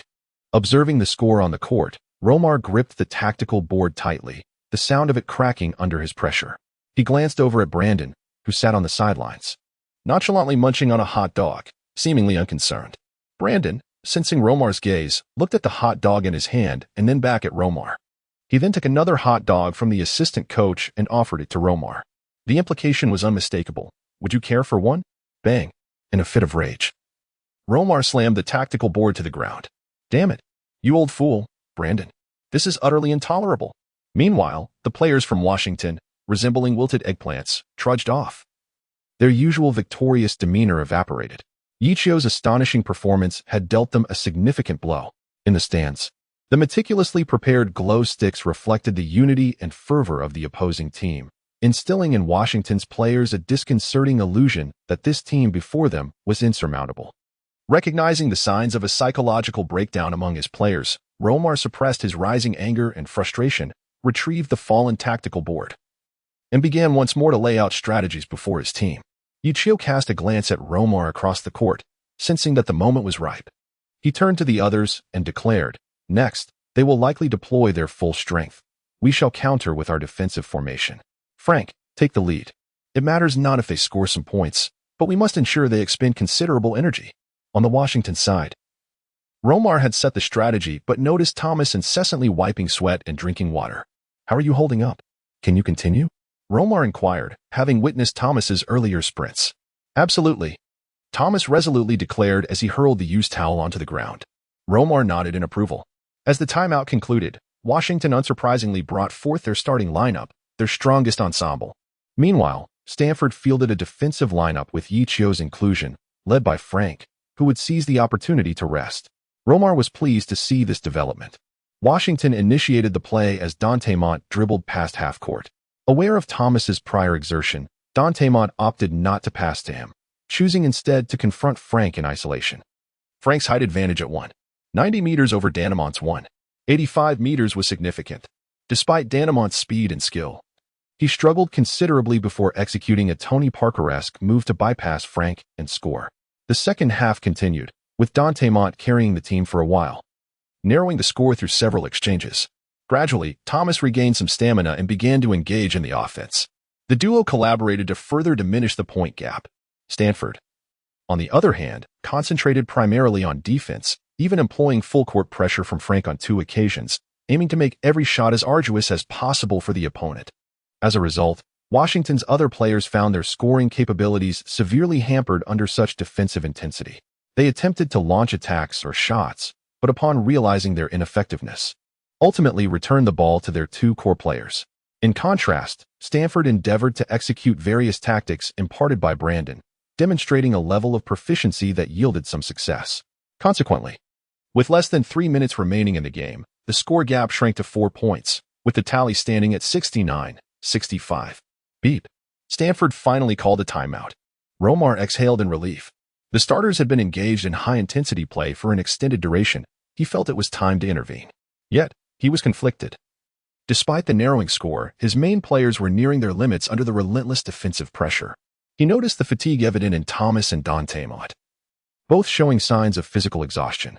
However, without them, Romar felt the stakes were too high to gamble. Thus, he steeled himself and made a decisive choice. Chapter 45, The Mightiest on Earth at 175. The game resumed, and Washington maintained a lineup of 5 seasoned starters. Their objective was crystal clear: to launch an offensive and close the score gap. Conversely, Stanford implemented a significant tactical shift, introducing an attacking formation centered around Ye Qiu. They had rested for at least 15 minutes, entering the court with renewed vigor. Their aim was equally lucid: to exhaust and wear down the opponents. As Stanford served, Ye Qiu advanced past the half-court, taking his time before initiating an attack. With little time remaining, Stanford's strategy was to stall. It was only with 8 seconds left on the shot clock that Ye Qiu leisurely took off, executing 2 swift crossovers in front of Thomas before abruptly stopping and leaping. However, Thomas, having anticipated this move, did not fall for the feint. As Ye Qiu soared into the air, Thomas followed suit, leaping to contest the shot. In contrast to Thomas's relatively modest height, his remarkable leaping ability and speed were astonishing. Fueled by the desire to avenge his previous misstep, he expended every ounce of energy in this jump. Just as he was about to block Ye Qiu's shot, he discovered that Ye Qiu had retracted the ball midair, deftly maneuvering it to his waist and gently passing it behind him. There, Oliver, who had stealthily positioned himself nearby, received the ball comfortably and launched into a powerful dunk. The score difference expanded to 6 points, 71-65. Could this possibly count as an assist? The cunning Chinese player, watching Oliver celebrate with a high five to Ye Qiu, Denon felt a pang of despair, reflecting that he had thought this deficit would be easy to overcome. 2 points had slipped away, and he was running himself ragged. Beep. Washington called its final regular timeout. Romar was taken aback by how easily they had conceded points. He had planned to wait until the next change of possession to call a timeout, allowing his starters an extra minute of rest. However, the current situation left no room for such delays. From now on, the ball goes to Thomas, Romar instructed in a serious tone. Thomas was momentarily surprised, believing that he had significantly contributed to the present predicament. His initial underestimation of Stanford had hindered the team's ability to devise a timely strategy, and he had failed to effectively contain that Chinese player during critical moments. Romar sensed Thomas's turmoil and placed a reassuring hand on his shoulder, saying, "Do not blame yourself. The fault does not lie solely with you. We are a team. Moreover, it is time to show them who the strongest shooting guard on the planet truly is." Indeed. Boss, let us witness your prowess. They really think we are pushovers, even changing their formation. I support you, leader. That's right, boss, let us dominate them. Bolstered by the team's support, Thomas was overwhelmed with emotion. He took a vigorous swig of an energy drink, feeling an exhilarating surge of determination. He stood up abruptly. I accept the trust of my brothers. Just pass the ball to me later, and I shall surely give the opponents a spectacle. Our strategy remains unchanged. If an opportunity arises at the last moment, we may allow the match to extend into overtime, provided it is safe to do so. On the Stanford side, Ye Qiu, with a resolute expression, tapped on the tactics board and declared his decision. However, what if we were to lose in overtime? Liam inquired with a hint of concern. This was a worry shared by all, as people naturally prefer to seize the victory that lies within their grasp. Ye Qiu spoke in a low voice, stating, "To be candid, this approach is indeed a perilous gamble. However, risk and reward are invariably proportional. If we cannot compel Washington to exhaust their resources here and lose tomorrow's match, then our victory today will be rendered meaningless. Yet, I firmly believe that as long as we execute our strategy effectively, the initiative remains in our hands. Does everyone have confidence? He surveyed the crowd, raising his voice in inquiry. Yes. As the game resumed, with just 2 minutes and 30 seconds remaining, Washington initiated play. Dantemont swiftly dribbled past half-court before immediately passing to Thomas. Time was not on their side. They needed to act swiftly. Upon receiving the ball, Thomas noticed that both Isaiah and Liam were simultaneously closing in. Meanwhile, Ye Qiu closely shadowed Dantemont. Stanford's defense was astute, knowing that during critical moments, the core players would take the shot. However, did they truly believe that 2 players could hinder my progress? Thomas altered his previously aggressive rhythm, employing an astonishing speed to weave through his teammates, creating a fleeting opening for himself. Soon, he maneuvered around 2 teammates, temporarily blocking Isaiah and Liam. The dilemma, however, was that Thomas was still over a meter away from the 3-point line, making this shot an unconventional long-range attempt, yet seemingly oblivious to the distance. He held the ball with both hands, leapt into the air, and released it at the apex of his jump. The basketball soared with an extraordinary arc toward the hoop. Clang! The long-range 3-pointer hit the backboard and went in. The score was now 71-68, narrowing the gap to 3 points. The audience in the stands was momentarily stunned by this dazzling 3-pointer, falling into a hushed silence. Conversely, the Washington players erupted in jubilation, with towels flying from the bench. Thomas, with an air of confidence, pointed to the number on the back of his jersey. However, at that moment, he heard an unusual sound, perhaps a gasp. He quickly turned to look, only to see the basketball soaring high from the opposite baseline, hurtling towards their own restricted area. No way, not again. The same formula. The same flavor. The energetic Oliver had already sprinted to the opposing baseline, skillfully leaping for an alley-oop dunk. He executed the move with such finesse, as if to illustrate that Washington's impressive scoring was accompanied by a mere drizzle of effort. The gap had widened back to 5 points. Grinding his teeth in frustration, Thomas thought, so they want to play fast, do they? Fine. Before the crowd could fully revel in their excitement, Thomas had already passed the ball to Dantemont. Without hesitation, Dantemont charged forward, determined to penetrate the opposing defense. Simultaneously, Thomas surged ahead, with only Liam and Isaiah left to defend. Dantemont barreled into the restricted area, turning to pass the ball back to Thomas, who skillfully blocked the 2 defenders in front of him. No way. Not again? Liam sought to circumvent Dumpman in pursuit of a decisive block, yet he arrived a moment too late. Thomas executed a gentle layup, the ball kissing the backboard before finding its mark. Another successful fast-break collaboration ensued, narrowing the gap to a mere 3 points. The 2 sides engaged in a fierce exchange, trading attacks with fervor. On Washington's side, Thomas and Dumpman repeatedly unleashed powerful drives and intricate plays. Meanwhile, the Stanford team seemed ignited with newfound energy. Casting aside the countdown as Ye Qiu, Oliver, and Isaiah retaliated with formidable fast-break combinations. As Stanford initiated the play, Ye Qiu launched a long pass directly to Isaiah, who prepared to leap and release the ball. However, just as he took flight, he sensed a figure lunging toward him from the side. With a resounding smack, Thomas swatted the ball, sending it crashing against Isaiah's head before it ricocheted out of bounds. Gasps filled the stands as the audience erupted in astonishment, while the Stanford players displayed expressions of shock. Conversely, the Washington supporters erupted in jubilant cheers. Thomas, in a moment of triumph, threw his head back and roared, flexing his biceps in a display of unassailable confidence. Ye Qiu could not help but be moved. What a remarkable awareness and innate talent. The current score stands at 78-75, with merely 2 seconds remaining in the match. Stanford leads by 3 points, but just moments ago, the ball was deflected off Isaiah's head and went out of bounds. Thus, this final offensive possession belongs to Washington. Chapter 46, Thomas. Alone and unsupported, Ye Qiu anticipated the miss on this shot. On one hand, he wished to test the assist success rate under an 82 shooting accuracy. On the other hand, he aimed to leave an opportunity for Washington in the closing moments. He surmised that Isaiah might not make the shot, yet he did not foresee it being swatted away by Thomas with such ferocity. The speed, vertical leap, and defensive instincts displayed were indeed terrifying, truly deserving of the title. The strongest 175 on earth, and the finest guard in the division. Based on this performance alone, there is certainly a place for him on the NBA stage. Oh, And let us not forget the precise and stoic scoring machine, DeMar DeRozan. It appears that shooting success also hinges on the individual. When faced with formidable opponents or outstanding teammates, the success rate may fluctuate. Thus far, passes with a success rate of nearly 90 have not faltered, whereas those below 90 currently exhibit a success rate of approximately 50. Ye Qiu's gaze returned to the court. With no timeout called, the University of Washington prepared to inbound the ball from half-court. Ye Qiu approached Isaiah and whispered a few words of encouragement. Although Thomas had displayed arrogance moments ago, he now felt his legs trembling uncontrollably, a clear sign of his body exceeding its limits. Yet, at this juncture, retreat was not an option.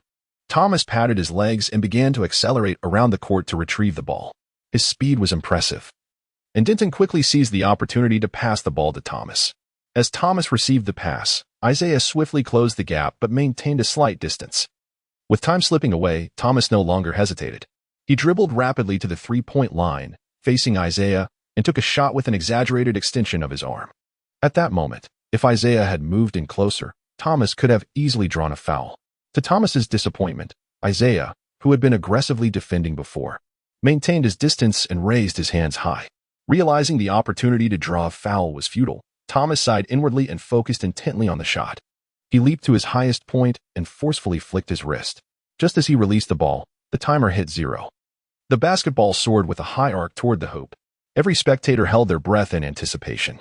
Clang, clang, clang. The ball first struck the backboard, then ricocheted off the rim, bouncing back and forth between the backboard and the hoop. The waiting was excruciating. It felt as if everyone was on the brink of suffocation.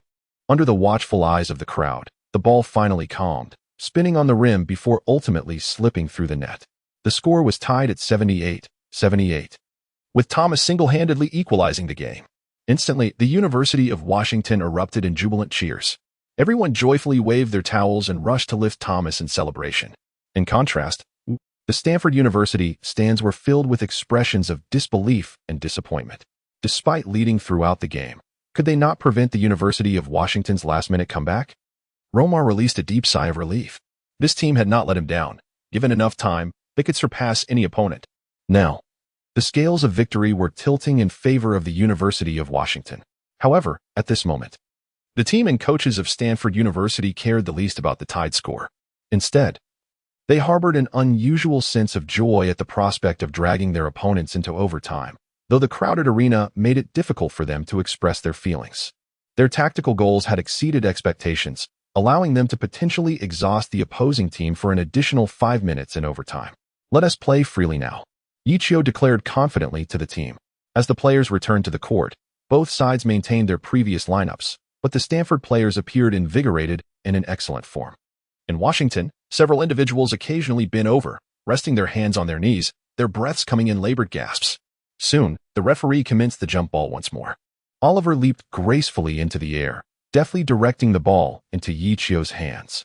Ye Qiu was resolute this time not to afford Washington a moment's respite.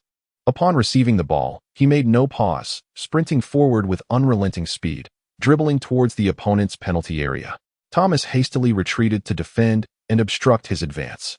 As Ye Qiu approached Thomas, he executed a sudden stop and crossover. Thomas closely followed in pursuit. Ye Qiu skillfully dribbled the ball beneath his legs twice, intending to execute the move once more, when unexpectedly, Thomas boldly launched a rapid attempt to intercept the ball. As Ye Qiu regained his composure, he swiftly transitioned from dribbling between his legs to maneuvering behind him, evading Thomas's advance. Accelerating past Thomas, he surged towards the basket. Thomas pivoted to pursue him, but in the midst of his advance, Ye Qiu suddenly struck the ball forcefully beneath his legs. The ball ricocheted off the ground and veered to the left. In that moment, Liam galloped in, having exploited the mismatch, and leapt skyward. With a single hand, he executed a resounding dunk.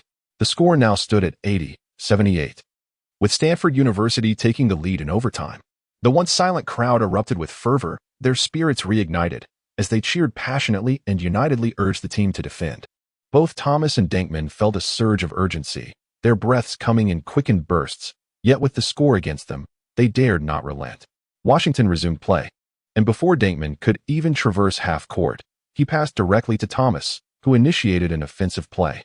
He deftly maneuvered past Isaiah with a feint and charged towards the paint, only to be met by the imposing Oliver, who provided timely defense. Left with no choice, he passed the ball to Dinkman. Receiving the ball, Dinkman retreated a step to the three-point line and took a jump shot. However, Ye Qiu arrived just in time to contest the shot. Clang! The ball ricocheted off the rim. Liam seized the opportunity, collecting the ball and promptly handing it to Ye Qiu. Ye Qiu dribbled swiftly past the halfway line, delivering a precise lateral pass to Isaiah. Approaching the three-point line, Isaiah prepared to take a shot, yet Thomas, gritting his teeth, lunged forward to attempt to block. Having learned from past experiences, Isaiah, noticing Thomas's advance, wisely returned the ball to Ye Qiu. Ye Qiu received the pass, leaped without hesitation, and made a mid-range jump shot. 82-78. Upon witnessing this, Thomas clenched his fist and hurriedly retrieved the ball, sprinting toward the free-throw line to pass it to Dinkman. It appeared that Washington intended to engage in a back-and-forth exchange. However, at that moment, Thomas, after initiating the play, unexpectedly collapsed to the ground, clutching his knee and groaning in agony. A non-contact injury? A wave of concern washed over Romar as he promptly called for an emergency timeout. The players gathered around, eager to assess Thomas's condition. Just as the Washington team approached to assist him, they were halted by Ye Qiu, who recognized the potential for exacerbating the injury by moving the affected player in such uncertain circumstances. Ye Qiu calmly urged Deng Temeng and others to wait for the team doctor and stretcher, advising against moving Thomas prematurely. Deng Temeng suddenly realized the wisdom in Ye Qiu's words and cast a grateful glance in his direction. Shortly thereafter, the team doctors from Washington and Stanford arrived simultaneously. Under the anxious gaze of the crowd, they began to examine Thomas and assess the extent of his injuries. Is it confirmed to be merely a soft tissue injury on the inner side of the knee? Romal repeatedly sought confirmation. Indeed, coach, it is a mild injury. The team doctor replied. Thomas will require approximately a month of rehabilitation training for recovery, during which he must refrain from using his knee. Romal's brow furrowed deeply before he sighed, gradually relaxing his expression. Well, this is a fortunate misfortune. A month is certainly preferable to the prospect of Thomas being sidelined for the season or even his career. However, the team, now deprived of Thomas, found themselves ill-equipped to contend in the conference championships. They could attribute this setback to injury, thus providing a reasonable explanation to the higher-ups at the university. I understand. Please transport him to the medical room and ensure he receives the necessary treatment. He is vital to us, Romal instructed the team doctor, rubbing his temples. The doctor nodded solemnly, then gestured for his colleagues to carry the pained Thomas away on a stretcher. Sterling relayed the situation he had just overheard to Ye Qiu, who felt a sense of relief wash over him. His strategy had merely aimed to exhaust the opponent's stamina, not to jeopardize the career of a fellow athlete. Isaiah Thomas was a resilient and admirable adversary. Harming him would weigh heavily on Ye Qiu's conscience. It is a relief that he can recover. As the team doctors departed with Thomas, the overtime period resumed. Romal substituted in a backup point guard, allowing Deng Temeng to temporarily assume the role of shooting guard. Without Thomas, Washington University was left without support, while Stanford continued to perform efficiently. Consequently, the remaining match gradually lost its suspense. In the end, the game concluded with Stanford triumphing over Washington University with a score of 88-84. The final whistle seemed to ignite the Stanford fans in the stands, unleashing a tidal wave of exuberant cheers. Some fans were moved to tears, akin to parched earth welcoming much-needed rain, expressing their overwhelming emotions through tears after enduring a long drought of defeats. At the heart of this victory was the remarkable rookie point guard, Ye Qiu, hailing from Huagua. Gradually, the fans began to chant his name in unison, creating a harmonious chorus. Ye Qiu, MVP. Ye Qiu, MVP. Brandon, Sterling, and the coaching staff were equally moved, their excitement palpable as they applauded Ye Qiu. This remarkable individual from Huagua, with his extraordinary passing, steady ball control, and imaginative strategies, brought two crucial victories to the team upon his arrival at Stanford. While it cannot be said that he accomplished this alone, he undoubtedly emerged as the foremost contributor. Without him, it is likely that Stanford would have continued to suffer the bitter consequences of consecutive defeats. At this moment, Ye Qiu stood at the center of the arena, immersed in the overwhelming tide of cheers and shouts that surged from all directions. Almost everyone was chanting his name, fervently expressing their gratitude to this young talent from China who had brought victory to Stanford. This was the first time since his arrival in America that he felt the encouragement and recognition of the audience. The sensation was intoxicating. A sweet reward for the hard work and sweat of the past 6 months. In stark contrast, the scene at the University of Washington was dismal. The players hung their heads in despair, resembling wilted vegetables. The coaching staff wore expressions of deep concern, shaking their heads in resignation. Lorenzo Romar, the head coach, furrowed his brow, repeatedly massaging his temples. He bore the brunt of the blame for the team's defeat. Not only had tactical misjudgments arisen from underestimating the opponent, but the failure to make timely adjustments while trailing in the game was also a significant misstep. The bitter consequences of their hubris were now theirs to swallow, even if it came with tears. Fortunately, they managed to bravely push the game into overtime, and despite Thomas's injury, they could still hold their heads high. After this match, Stanford's displayed prowess was undeniable. With Ye Qiu on their roster, they were no longer at a disadvantage to the original Washington team. In this light, their defeat seemed somewhat excusable, allowing for a plausible explanation to the board members, though punishment was likely inevitable. Currently, the outlook for the University of Washington's advancement appeared quite bleak, not to mention the formidable opponents ahead in the tournament. The loss of Isaiah Thomas and their depleted stamina cast uncertainty over whether they could triumph against San Jose State University the following day. Sister? Audrey's gaze was suddenly obscured by a pair of delicate, fair hands. "Oh, Gracie, stop it," she said, slightly annoyed as her vision was obstructed. The girl, known as Gracie, released her hold and playfully emerged from behind Audrey. With her fair skin and charming features, adorned with a sprinkle of freckles, she wore trendy frameless glasses, giving her a liveliness that contrasted with Audrey's serene elegance. Though lacking the breathtaking allure of Audrey, she possessed a delightful cuteness. She stuck out her tongue and exclaimed, "Sister, I've called you so many times, and you didn't respond." Turning her head, she caught sight of Ye Qiu embracing his teammates on the court and mischievously teased, "So you were watching that handsome guy from China?" She then erupted into a fit of giggles. "Not at all, I was merely observing the data on the screen," Audrey replied, her cheeks flushing with a hint of embarrassment, yet she held her ground. "You can't deny it. I can see your heart is nearly captivated," Gracie teased further. "But aspiring to be a son-in-law of the Middleton family is no easy feat without some talent." Gracie tilted her little head, feigning a serious, contemplative expression. If only she could make it into the NBA and become a renowned star, there might be a glimmer of hope. Grace nodded knowingly. "Gracie, are you now bold enough to tease me? Do you think I wouldn't dare to tickle you?" As Gracie's teasing became increasingly audacious, Audrey could no longer tolerate it and reached out to tickle her. Grace, who had always been exceedingly ticklish since childhood, immediately cried out for mercy. All right, sister. I was wrong. I beg you, please have mercy." However, Audrey was relentless, determined to tickle her mischievous sister into submission. Gracie, overwhelmed with laughter, pleaded, Sister, I'm here to ask you about something else. Please stop tickling me." Noticing Gracie's surrender, Audrey finally relented, saying with satisfaction, "Let us see if you dare to speak out of turn again. Now, what is it?" Gracie sighed in relief, tidying her disheveled hair as she inquired, "Sister, I would like to know who designed the program for the glow sticks we distributed for Ye Qiu earlier." Audrey, pondering for a moment, replied, "It should be a classmate of Ye Qiu's from before he attended the University of Florida. I believe his name is Carl." "Why do you ask?" "Sister, what did you think of the glow stick effects we saw in the stands?" Gracie countered. Audrey reflected briefly before responding. "Well, the effects were quite impressive. The glow sticks formed various patterns and texts as designed, creating a tremendous atmosphere for the home team." Gracie, slightly annoyed, retorted, "You call that impressive? Is there a problem?" Audrey asked, perplexed. Gracie reached into her pocket and produced a glow stick, then gently pried at the clasp on the stick. The light cover and handle separated, revealing the mainboard, battery, and internal circuitry. Pointing at the tiny mainboard, no larger than a fingernail, she stated earnestly, based solely on the effect we just witnessed, "If this program was indeed designed by a single individual in a short span of time and confined within this small device, that person must be a genius in the realm of computing." Chapter 48. A genius among geniuses. Audrey, intrigued by Gracie's revelation, examined the disassembled glow stick closely and asked, "Is it really that remarkable to achieve such effects with this?"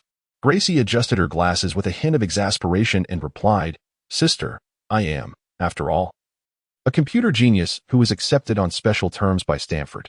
I was somewhat astonished by the live display earlier, so I dismantled 2 of them. I transferred the programs into my computer to analyze the code and see how the program on the mainboard was designed. Do you know what I discovered?" Audrey looked at her with curiosity. "What did you find?"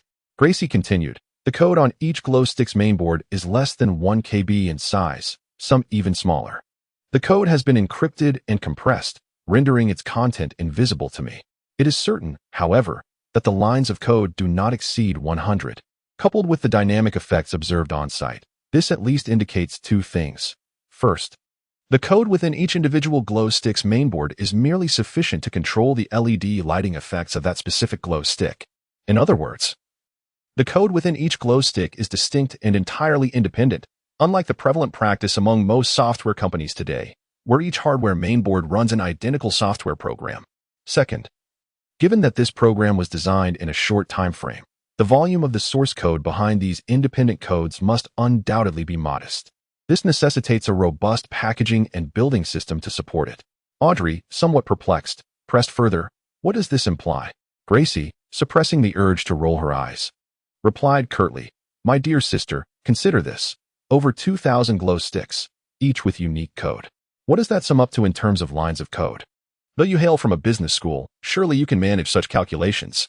Audrey, despite her lack of computer knowledge, quickly grasped the concept through Gracie's explanation that amounts to 200,000 lines of code.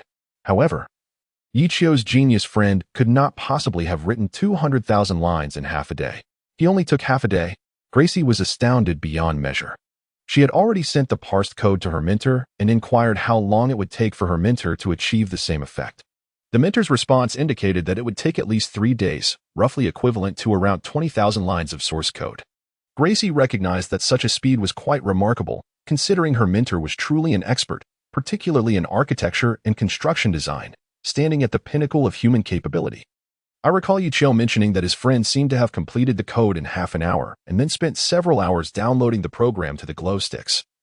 Audrey reminisced. Gasped. Gracie inhaled sharply. This implies that the source code could not exceed 2,000 lines. Such an individual transcends the realm of genius. They are a prodigy among prodigies. Consequently, Gracie disregarded Audrey momentarily, swiftly taking out her phone to compose and send a message. Within mere seconds, a reply arrived. She opened the response and her expression turned unusually serious. She looked up at Audrey and said earnestly, Sister, my mentor wishes to meet Ye Qiu's friend.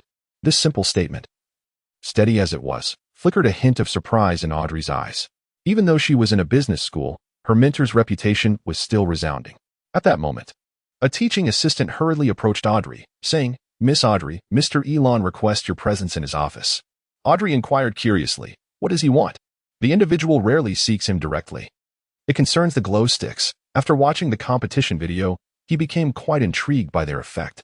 Upon learning that you and Miss Gracie distributed them before the match, he wished to inquire about the supplier and discuss the possibility of bulk purchasing. At this, a spark ignited in Audrey's eyes. It was unexpected that even the frugal Elon showed interest, which clearly indicated that the Ye family's glow sticks had essentially passed market validation. Furthermore, representatives from the University of Washington had also approached us regarding the glow sticks, requesting the supplier's contact information. Miss Audrey, what do you think? Upon hearing this, the gleam in Audrey's eyes intensified. Even competitors could not resist lowering their guard to inquire, making it evident that the glow sticks were destined for success. Moreover, the match video should have already been uploaded online. Given the objective need for tactical analysis, other teams would inevitably watch the video. Once they did, the glow sticks would certainly catch their attention. Subsequently, information would spread rapidly. It could be said that the NCAA League had effectively promoted Ye Qiu, saving on marketing expenses. This was also Audrey's brilliance, initially allowing Ye Qiu to distribute them for free, thereby fostering organic growth. However, the performance of the glow sticks far exceeded expectations. Whenever business matters arose, Audrey's mind would involuntarily race with ideas. Her eyes sparkled brighter, and a relatively complete business plan began to take shape. The plan necessitated the involvement of two key individuals. One was naturally Ye Qiu, and the other. Audrey turned and exchanged a meaningful glance with Gracie, stating, No problem, I'll arrange a meeting with Carl. However, the condition is that I must be present. But this may have to wait until Ye Qiu and the others return. At San Jose State University, in front of the Five Giants basketball arena, a group of individuals clad in coaching attire stood quietly before the entrance alongside a dozen students who had already changed into their jerseys. These individuals comprised the San Jose State University basketball team's coaches and players. They had been waiting there for nearly 20 minutes, seemingly anticipating someone. As patience waned, murmurs of discontent began to arise. Coach, should we start practicing? They seem unlikely to arrive anytime soon. Indeed, Mr. Law. Perhaps they are preoccupied with their own affairs and won't be able to guide us. Exactly. We don't even know who prevailed between them and those from Washington. The elderly man referred to as Mr. Law was a slender figure with a head of white hair, yet his demeanor radiated vitality. He was La Donald, the head coach of the San Jose State University basketball team. Naturally, Law had heard the grievances of the group. Instead of responding verbally, he slowly retrieved his phone, opened a message containing a photograph, and directly presented it to the others. What is this? A crowd gathered, their eyes fixated on the photograph. It captured the moment at the end of the game between Stanford and Washington, with the score glaringly evident. 88-84. Stanford had indeed triumphed over Washington, dragging the match into overtime. Brandon had mentioned that Isaiah Thomas had been sidelined due to injury, rendering him unable to play the following day. Rock lit a cigarette, inhaling deeply before exhaling a ring of smoke, and remarked languidly. The crowd gasped, taken aback by the revelation. How could the formidable Washington University, boasting a recent streak of 7 consecutive victories and the league's strongest guard in Isaiah Thomas, be brought to such a state by Stanford? Was this truly the same team that had narrowly defeated them just 2 months prior? Rock's emotions were a tumultuous mix.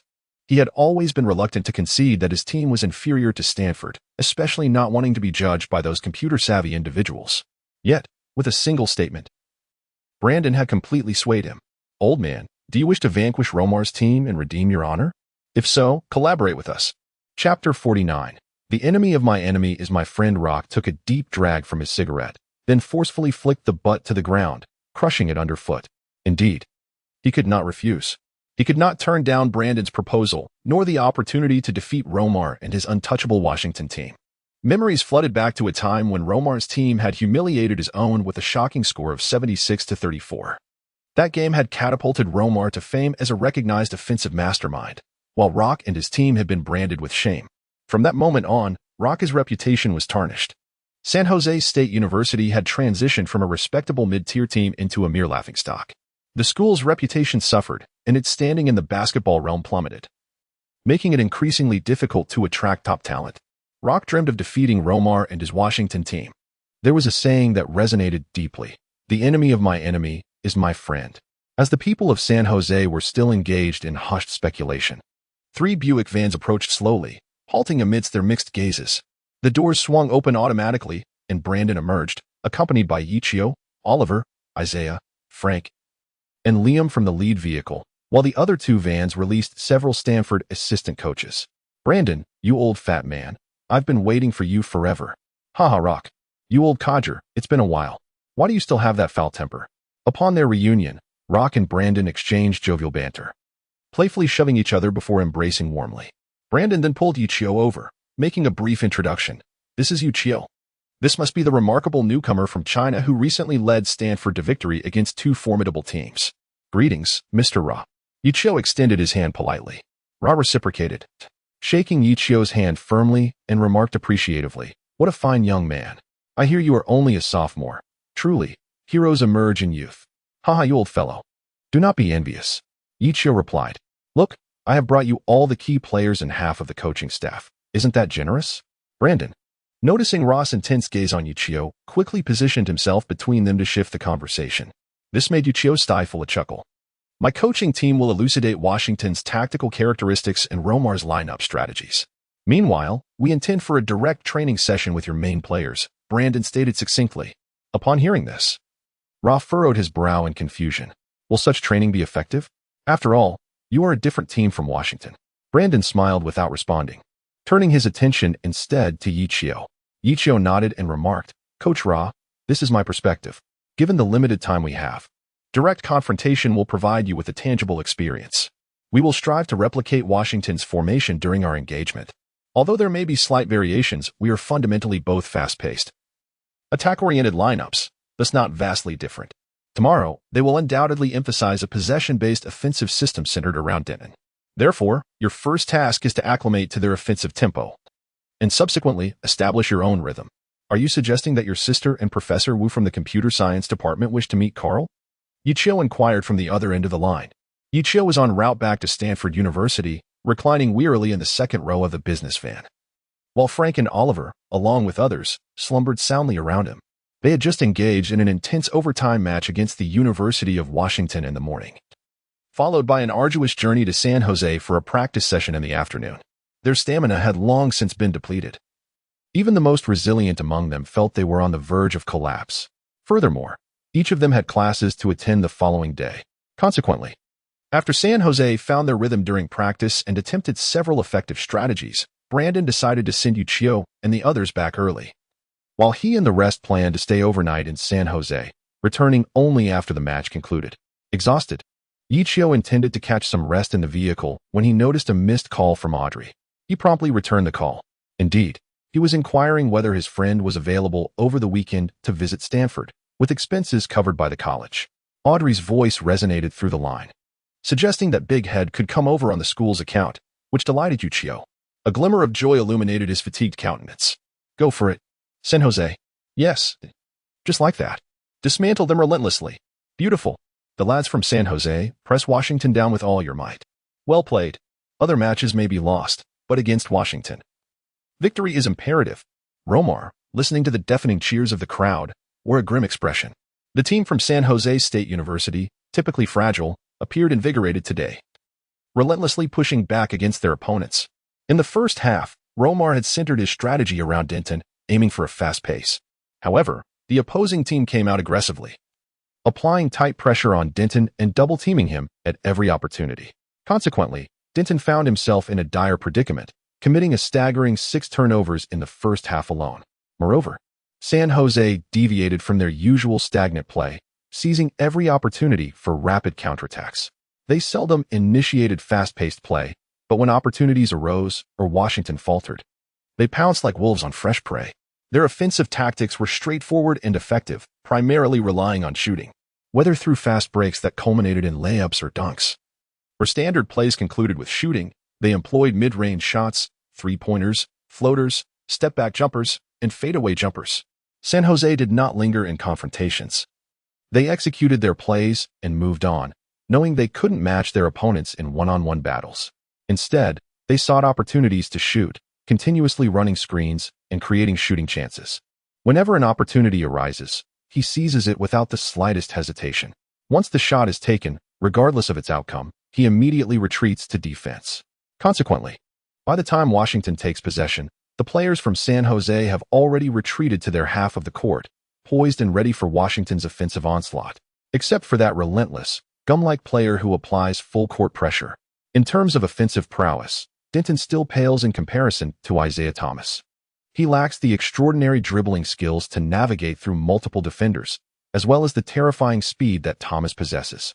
Thus, with one core player incapacitated and another being effectively neutralized, Washington finds it challenging to establish a rhythm in their offense, and their defensive performance is merely average, with fatigue from yesterday's exertions still lingering. Gradually, the gap between Washington and their opponents widens. With only 5 minutes remaining in the match, the score stands at 56-50, with Washington trailing by 6 points. Romar has attempted to adjust the lineup, but this has yielded even poorer results, nearly leading to a disastrous blowout. Observing his team mired in an offensive quagmire, he feels an indescribable frustration. This sensation is eerily familiar, as if he is constantly being targeted no matter what he does. His gaze shifts to the opposing player, La, only to find La not focused on the court, but rather speaking towards the stands. Upon closer inspection, he is taken aback to see a figure that is both hauntingly familiar and deeply despised. Tony Brandon. What is he doing here? Has he come to revel in his misfortune? Suddenly, Romar catches a flicker of movement in his peripheral vision. He raises his gaze and is stunned to witness a scene that is both familiar and unforgettable, a sea of glow sticks. The stands are awash in a magnificent display of synchronized lights, undulating waves of support crashing over him. San Jose reigns supreme. Defeat Washington. Overcome Romar. Washington goes home. Romar trembles with rage. Damn it, they must have conspired. In that moment, realization dawns on Romar. Everything that has transpired over the past few days suddenly connects. He comprehends it all. He looks back at Brandon, who, infuriatingly, produces a hot dog and hands one to La as well. The two, with hot dogs in hand, fixate on Romar, grinning smugly before taking hearty bites. Romar nearly chokes on his fury. On the court, as San Jose sinks another three-pointer, pushing the deficit to 9 points. It becomes evident to all that Washington is beyond redemption. Ultimately, they succumb to San Jose State University with a score of 66-53. Chapter 50. Create a miracle. Advance. Coach, are you saying we won? In the Burns Stadium at Stanford University, Audrey nervously confirmed over the phone. Surrounding her were all the players, including Ye Qiu, Frank, and Oliver, as well as Sterling and the remaining assistant coaches, all of whom held their breath, gazing at Audrey with eager anticipation. Yes, we won. We truly won. Brandon's voice on the other end of the line could not conceal his excitement. Oh yes. Hooray. Goodness. In an instant, the crowd erupted in jubilant cheers. Even Audrey, usually composed, found herself overwhelmed with exhilaration, leaping up to embrace Ye Qiu. We won. We really won. Oh my, am I dreaming? Oliver, pinch me. Ouch, that hurt. We actually secured 7th place to advance to the divisional championship. God must be watching over Stanford. God has sent us Ye Qiu. Yes. He has sent us the great Ye Qiu. As the initial excitement began to subside, the crowd's attention shifted towards Ye Qiu, only to discover. Ye Qiu unexpectedly embraced Audrey tightly. The onlookers were momentarily rendered speechless. Although Audrey was stunningly beautiful, her noble demeanor had always been marked by an unwavering reserve. It was unheard of for her to even get close to a man, let alone embrace one. Yet now, as the initial excitement between Audrey and Ye Qiu began to wane, they both realized that they were still holding each other. They hurriedly released their grip. Audrey turned her head, her cheeks flushed crimson, unable to meet Ye Qiu's gaze. Ye Qiu was utterly embarrassed, his neck flushed, his face crimson. And even the roots of his ears turned a deep shade of red. In this moment, he could only awkwardly cough while staring at the floor. Sterling, too, seemed intrigued. As if a thought had struck him, he glanced at Ye Qiu, then at Audrey, a look of realization and subtle ambiguity gracing his features. Audrey, however, was the first to regain her composure. She turned to Ye Qiu, offering a sincere smile as she said, Ye Qiu, thank you for creating a miracle for the team. Indeed, boss, it all hinges on your remarkable passes. In my opinion, the boss's strategy is truly brilliant. It showcases top-tier vision and a grand perspective. Do you understand? The others quickly caught on, and a chorus of enthusiastic agreement erupted around them. Upon hearing this, Ye Qiu smiled and jestingly remarked to Audrey, You make it sound as though I am not a member of the team. In response, Audrey cast a playful glare at Ye Qiu, her beautiful eyes sparkling with a hint of reproach, followed by a bashful smile. This smile seemed to render all the blossoms around her devoid of color. Ye Qiu was momentarily taken aback. The faint blush that had just faded from his face surged back with fervor. Alas, my resistance has once again diminished. Audrey, unfazed by Ye Qiu's jest, addressed the gathering. The team's success is a testament to everyone's hard work. I have decided, she gracefully waved her delicate hand, this evening, we shall hold a celebration banquet, and I shall treat you all to the finest seafood feast in the Bay Area. Wow. Long live Miss Audrey. Oh, long live our boss. Our boss is magnificent. The crowd erupted in cheers at her words. At that moment, the phone that Audrey had not hung up on chimed with Brandon's voice. She lifted the receiver, responding to him a few times before disconnecting. Then, she looked up at the group. The coach is on his way back. He said he would convene a tactical meeting the moment he arrives. So we should wait for him in the conference room. Such urgency? The crowd immediately sensed an unusual significance.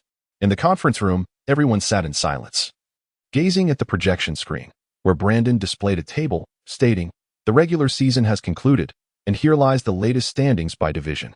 The group looked up, and the most recent rankings revealed.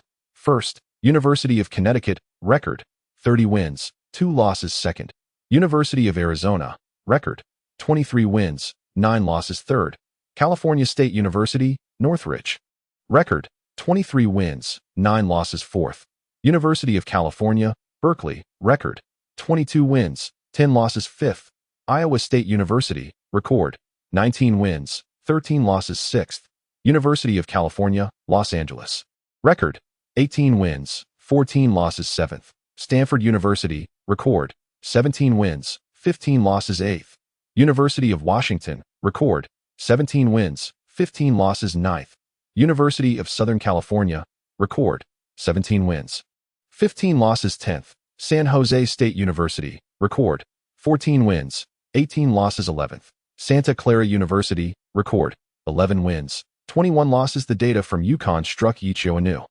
That formidable record of 30 wins loomed over him like a sword poised to fall. The others were abuzz with discussion. The changes in the rankings were indeed substantial. Aside from the University of Washington plummeting off the list, Stanford had ascended to 7th place. Remarkably, the University of Arizona had surpassed the venerable powerhouse of Northridge, claiming the 2nd spot.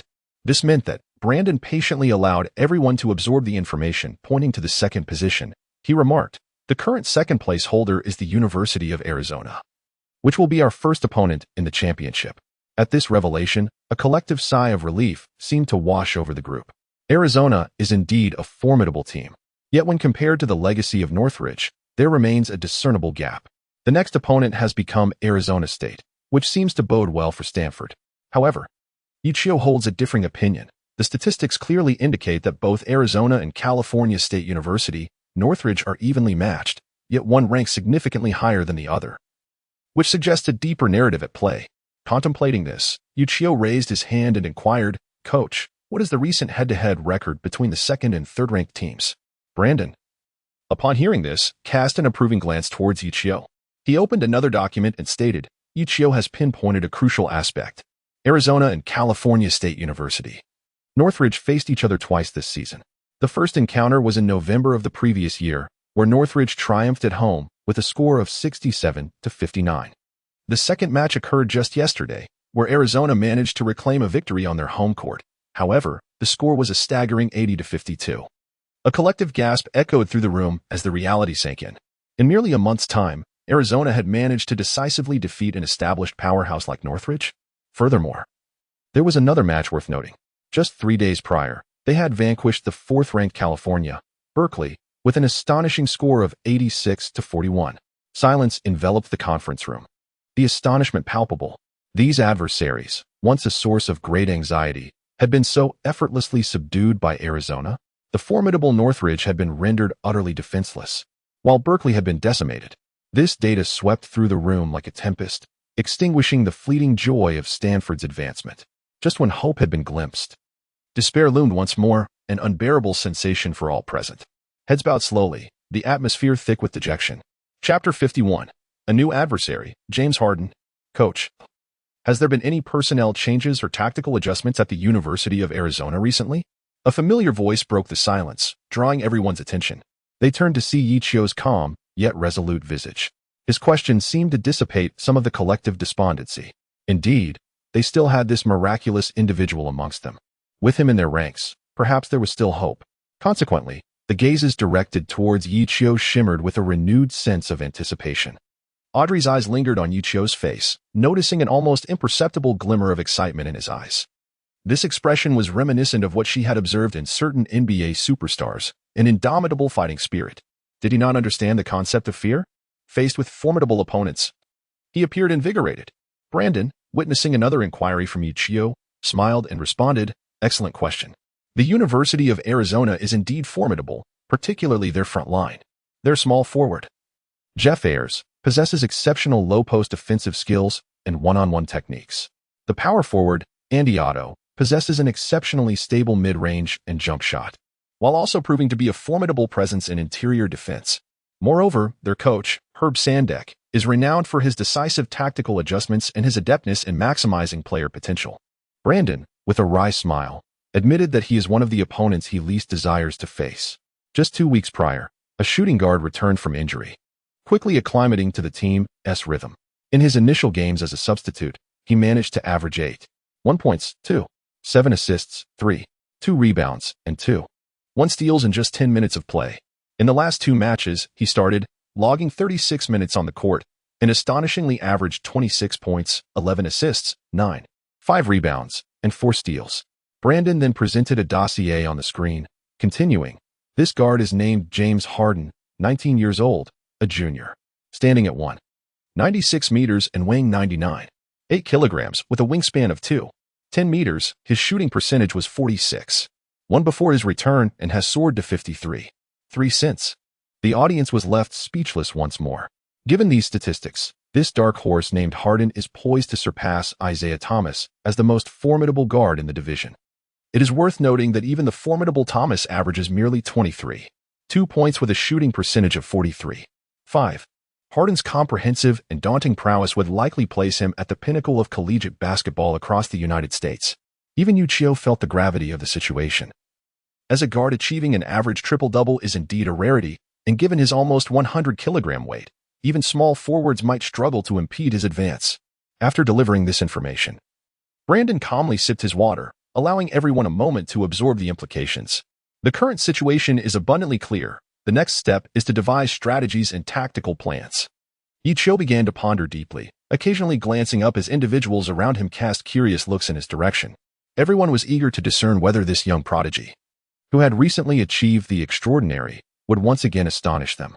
Brandon also stole a glance at Ye Qiu, yet refrained from interrupting his contemplation. The prevailing atmosphere was so perplexing that even he found it daunting. It was not a matter that could be resolved with a mere instant of inspiration.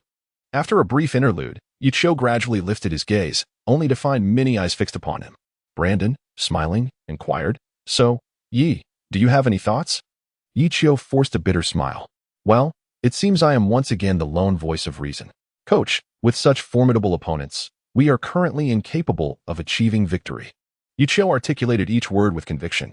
Upon hearing his remarks, the crowd collectively bowed their heads in resignation, acknowledging the truth in his statement. Various strategies and tactics can only be executed if grounded in a foundation of strength. In the face of an overwhelming disparity in power, all formations and tactical maneuvers amount to mere desperate struggles. Yet, Ye Qiu continued, if we can enhance our team's strength before the competition, we may still hold a glimmer of hope for victory. Upon hearing this, the group raised their heads, their eyes glimmering with newfound hope. Brandon's eyes sparkled with excitement. "When is our match against the University of Arizona?" Ye Qiu refrained from revealing his plan immediately, opting instead to pose a pivotal question.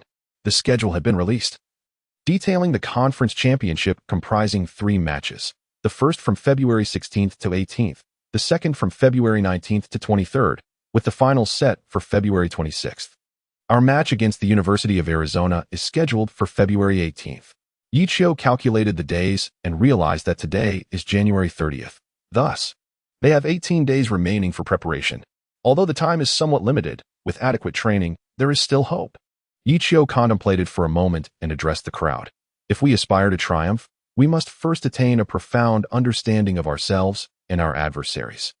He then turned his gaze towards Brandon, pointing at the team rankings displayed on the screen, and inquired, based on the recent performances of the teams, "Coach, what do you believe should be the true ranking of their capabilities?" Brandon pondered briefly before commencing a meticulous analysis. Judging by the recent matches, it is indisputable that the top position belongs to the University of Connecticut. Even now, with 5 remarkable players and an intimidating bench depth, they remain a formidable challenge for the University of Arizona. The second position rightfully belongs to Arizona. If James Harden can consistently showcase his extraordinary talent and versatility, he may very well contend for the title of the NBA's first overall pick. As for the third position, in my humble opinion, there are 2 contenders. One is the University of Washington, whom we previously defeated. To be precise, it is the Washington team with a healthy Isaiah Thomas. As you are all aware, Washington had a remarkable 7-game winning streak, but do you know which 7 teams they overcame? The audience exhibited a keen curiosity. Excluding the 2 teams at the bottom of the rankings, the other 5 comprised the current 2nd to 6th ranked teams. Astonishing. Our previous opponents are indeed that formidable. Noticing the disbelief among the crowd, Brandon nodded affirmatively. You heard correctly, and this includes the Arizona team prior to James Harden's return, before their 7-game winning streak. They even audaciously challenged the University of Connecticut. Ye Qiu's eyes sparkled with curiosity as he inquired, "What is the outcome?" Brandon revealed a look of unwarranted confidence and replied, "Naturally, we faced defeat, 75-51. Moreover, in that game, Khan University rested 2 key players." He continued, "Therefore, there is no need for us to belittle ourselves. We have at least triumphed over this formidable offensive team, interrupting their winning streak. Consequently, based on my analysis, the team ranked 3rd in strength is none other than our Stanford." He cast a meaningful glance at Ye Qiu, the implication unmistakable. It was Stanford University, now graced by Ye Qiu's presence. Chapter 52, The Emergence of Signature Skills. Observing the bewildered expressions on everyone's faces, Brandon chuckled and elaborated, "In truth, our team is not weak. Each player possesses unique advantages and characteristics in their respective positions. Compared to our previous lineup that contended fiercely in the West, We are merely missing one or two core players. Now that we have Ye Qiu, we once again possess a cerebral player capable of uniting the team. As Brandon gazed at Ye Qiu, he resolutely addressed the group. The others were lost in thought. Perhaps it had been too long since they were referred to as a strong team. They had somewhat forgotten their past prowess. Yet, this sensation and memory were gradually coalescing once more. Listening to Brandon's analysis and observing the black-haired youth before them, the glimmers of something new began to emerge in their eyes, confidence. At that moment, Ye Qiu retrieved a dozen small booklets from his backpack. He distributed them to Frank, Isaiah, Oliver, and essentially every player received one. Isaiah, perplexed, flipped through his booklet, only to find the bold title, 3-point skills. Meanwhile, Frank and Liam's booklets bore the inscription, shooting guard skills. Several interior players, including Aiden and Sanchez, received a booklet on post skills. In a surprising twist, Oliver's booklet was uniquely titled, Oliver's Signature Skills. Audrey and Sterling, witnessing this, curiously gathered around. Upon seeing Oliver's booklet, Sterling wore a peculiar expression, sensing something amiss, while Audrey burst into laughter. Without hesitation, Brandon snatched the booklet from Frank's hands and began to peruse it. After finishing one, he swiftly took Isaiah's and Aiden's booklets to skim through them as well. "Is this a training manual?" Brandon exclaimed, widening his eyes in astonishment. "A training manual?" The others were instantly filled with questions. What scheme did this young man from Huagua have in mind? Ye Qiu seemed to have anticipated the reactions of those around him. He nodded, suppressing a smile, and said, "Indeed, I have compiled a series of training manuals tailored to the needs of the team and the characteristics of each player. I refer to them collectively as the Signature Skills series." Brandon's expression immediately shifted to one of disbelief. Could it be that this young man possessed knowledge of training? Typically, such responsibilities fell to the trainers within the team, yet he was astonished to find that Ye Qiu had a significant understanding of the subject. The hallmark of these manuals was their efficiency. Verified through practice, they could simultaneously enhance multiple abilities. For instance, the manual designed for Frank and Liam, focused on the skills of forwards and guards, could elevate their capabilities in dribbling, scoring in the paint, ball control, speed, and stamina to varying degrees at the same time. The Perimeter Skills Manual, on the other hand, aimed to improve 3-point shooting, 2-point shooting, defense, speed, and stamina. As for the Post Skills Manual, it enhanced scoring in the paint, jumping ability, rebounding, defense, and strength. Oliver's case was rather unique. He was the type of athletic big man not suited for a slow-paced game, but rather for a fast-paced offensive and defensive transition alongside me.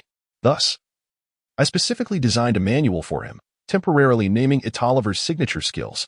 This manual primarily aimed to enhance scoring in the paint, jumping ability, rebounding, speed, and stamina. Upon hearing this, the team's trainer immediately snatched the booklet from the player's hands and began to peruse its contents. Although he was aware of Ye Qiu's considerable contributions to the team, he understood that basketball training was an exceedingly specialized field, encompassing a multitude of disciplines. It included, at the very least, human physiology, kinesiology, training science, sports rehabilitation, neuroreflexes, nutrition, psychology, the integration of human capabilities with tactics, and physiological collaboration. As the team's professional trainer and the youngest associate professor in health management and training at Stanford University, he found it hard to believe that the mere 19-year-old Ye Qiu could devise scientifically sound training methods merely by intuition. However, as he meticulously examined the booklet, the incredulity in his eyes deepened. He was astonished to discover that the training methods outlined in these manuals resonated with the efficient and safety principles found within health management and training. Moreover, some of the techniques and movements even transcended the current limitations of basketball training methodologies. The scientific principles reflected therein suggested groundbreaking advancements within the health management and training domain. How would you assess the scientific validity and practicality of these methods? By Qiu. Brandon inquired, observing the trainer's peculiar expression, which oscillated between excitement and contemplation. "Very practical, indeed." The trainer, by Qiu, responded with a trembling voice. The astonishment on the faces of those present intensified. Just how many surprises could this young man from Huagua bring to the team? Ye Qiu received an affirmative response from the team's trainer, which finally alleviated the anxiety that had been weighing on his mind. Much like his extraordinary skills as a point guard, these methods had been meticulously developed by him, following the systematic progress he had charted. His greatest concern had been that these techniques might be uniquely suited to him and not applicable to others. With the endorsement of a professional, he felt a profound sense of reassurance. The trainer, Bai Qiu, closed the booklet with a decisive clap. With admiration, he remarked, "Mr. Ye, I must say, you are truly a genius." The training programs outlined within the booklet were evidently grounded in scientific principles, encompassing a remarkable range of muscle groups and yielding astonishing effects on muscle memory. Furthermore, the methods were exceptionally safe, posing no risk of irreversible damage to the knees, ligaments, or other critical areas. Bai Qiu, typically a man of few words, was so impressed that he altered his address to Ye Qiu, which sparked a sense of wonder among the onlookers. However, he noted that some angles and ranges of motion in the exercises might not be optimal, and he expressed his intention to return and refine them further. Additionally, the booklet focused solely on the training itself, lacking corresponding recovery measures. This was an essential aspect that needed to be addressed, otherwise, it could inadvertently lead to long-term injuries for the athletes. Ye Qiu nodded repeatedly upon hearing this. Look, this is what one calls professionalism. Mr. Ye, as this pertains to a wealth of specialized knowledge, I shall do my utmost to refine this manual for you and supplement it with appropriate training recovery and psychological recovery, suggested Bai Qiu. This could not be better. Ye Qiu's eyes suddenly sparkled with excitement. This was the effect he had been yearning for. Indeed, it is best to entrust professional matters to professionals. However, I have a rather humble request. I wonder if Mr. Ye would be willing to oblige. Bai Qiu appeared somewhat bashful, hesitating for a moment before continuing. May I take these pamphlets back to the academy for further study? I wish to distill the scientific theories underpinning these methods. The theoretical advancements and the ensuing applications will undoubtedly propel the realms of health management and training forward. As Bai Qiu concluded, his voice dwindled to a mere whisper, almost inaudible. He felt that this request was somewhat excessive.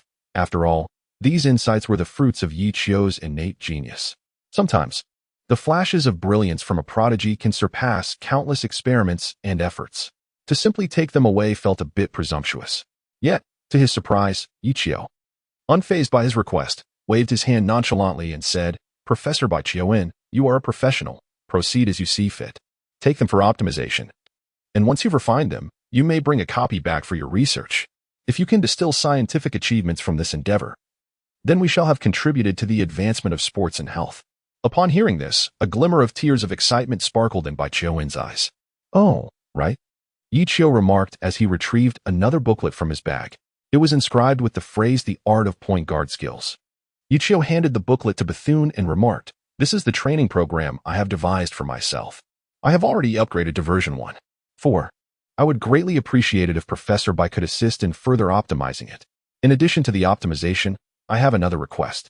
Ye Qiu gestured towards the somewhat bewildered Frank and the others, stating, "Professor Bethune, I kindly request you to devise the most rigorous and efficient training regimen for each of them.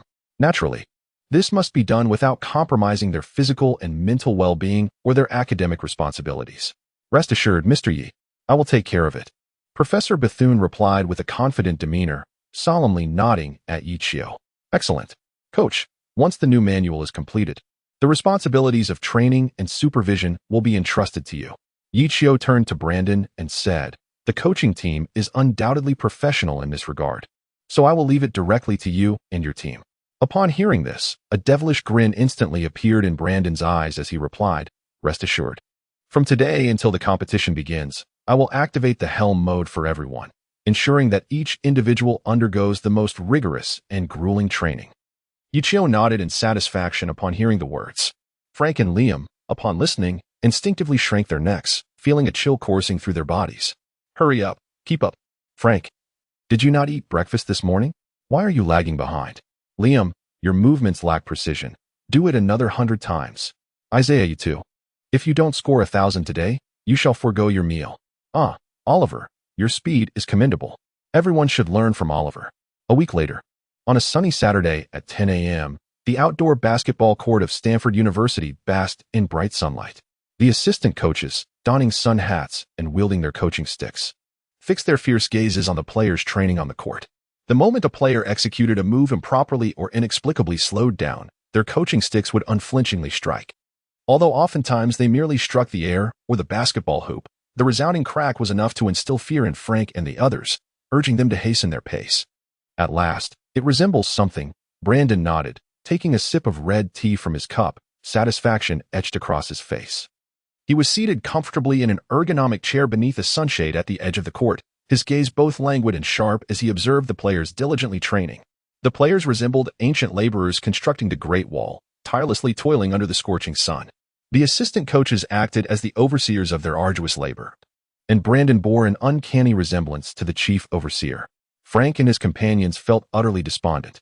Ever since Ye Qiu's manuals were optimized by Bai Qiuan, they had truly embarked on a nightmarish existence, averaging 7 hours of technical training each day. Their plight was exacerbated by that scoundrel Bai Qiuan's insistence that Brandon ensure training occurred under the moderate sun, ostensibly to enhance their physical capabilities, endurance, and willpower. Yet, this was not the most agonizing aspect. The true torment lay in the obligatory recovery training of 0.5 to 1 hour each day following their sessions.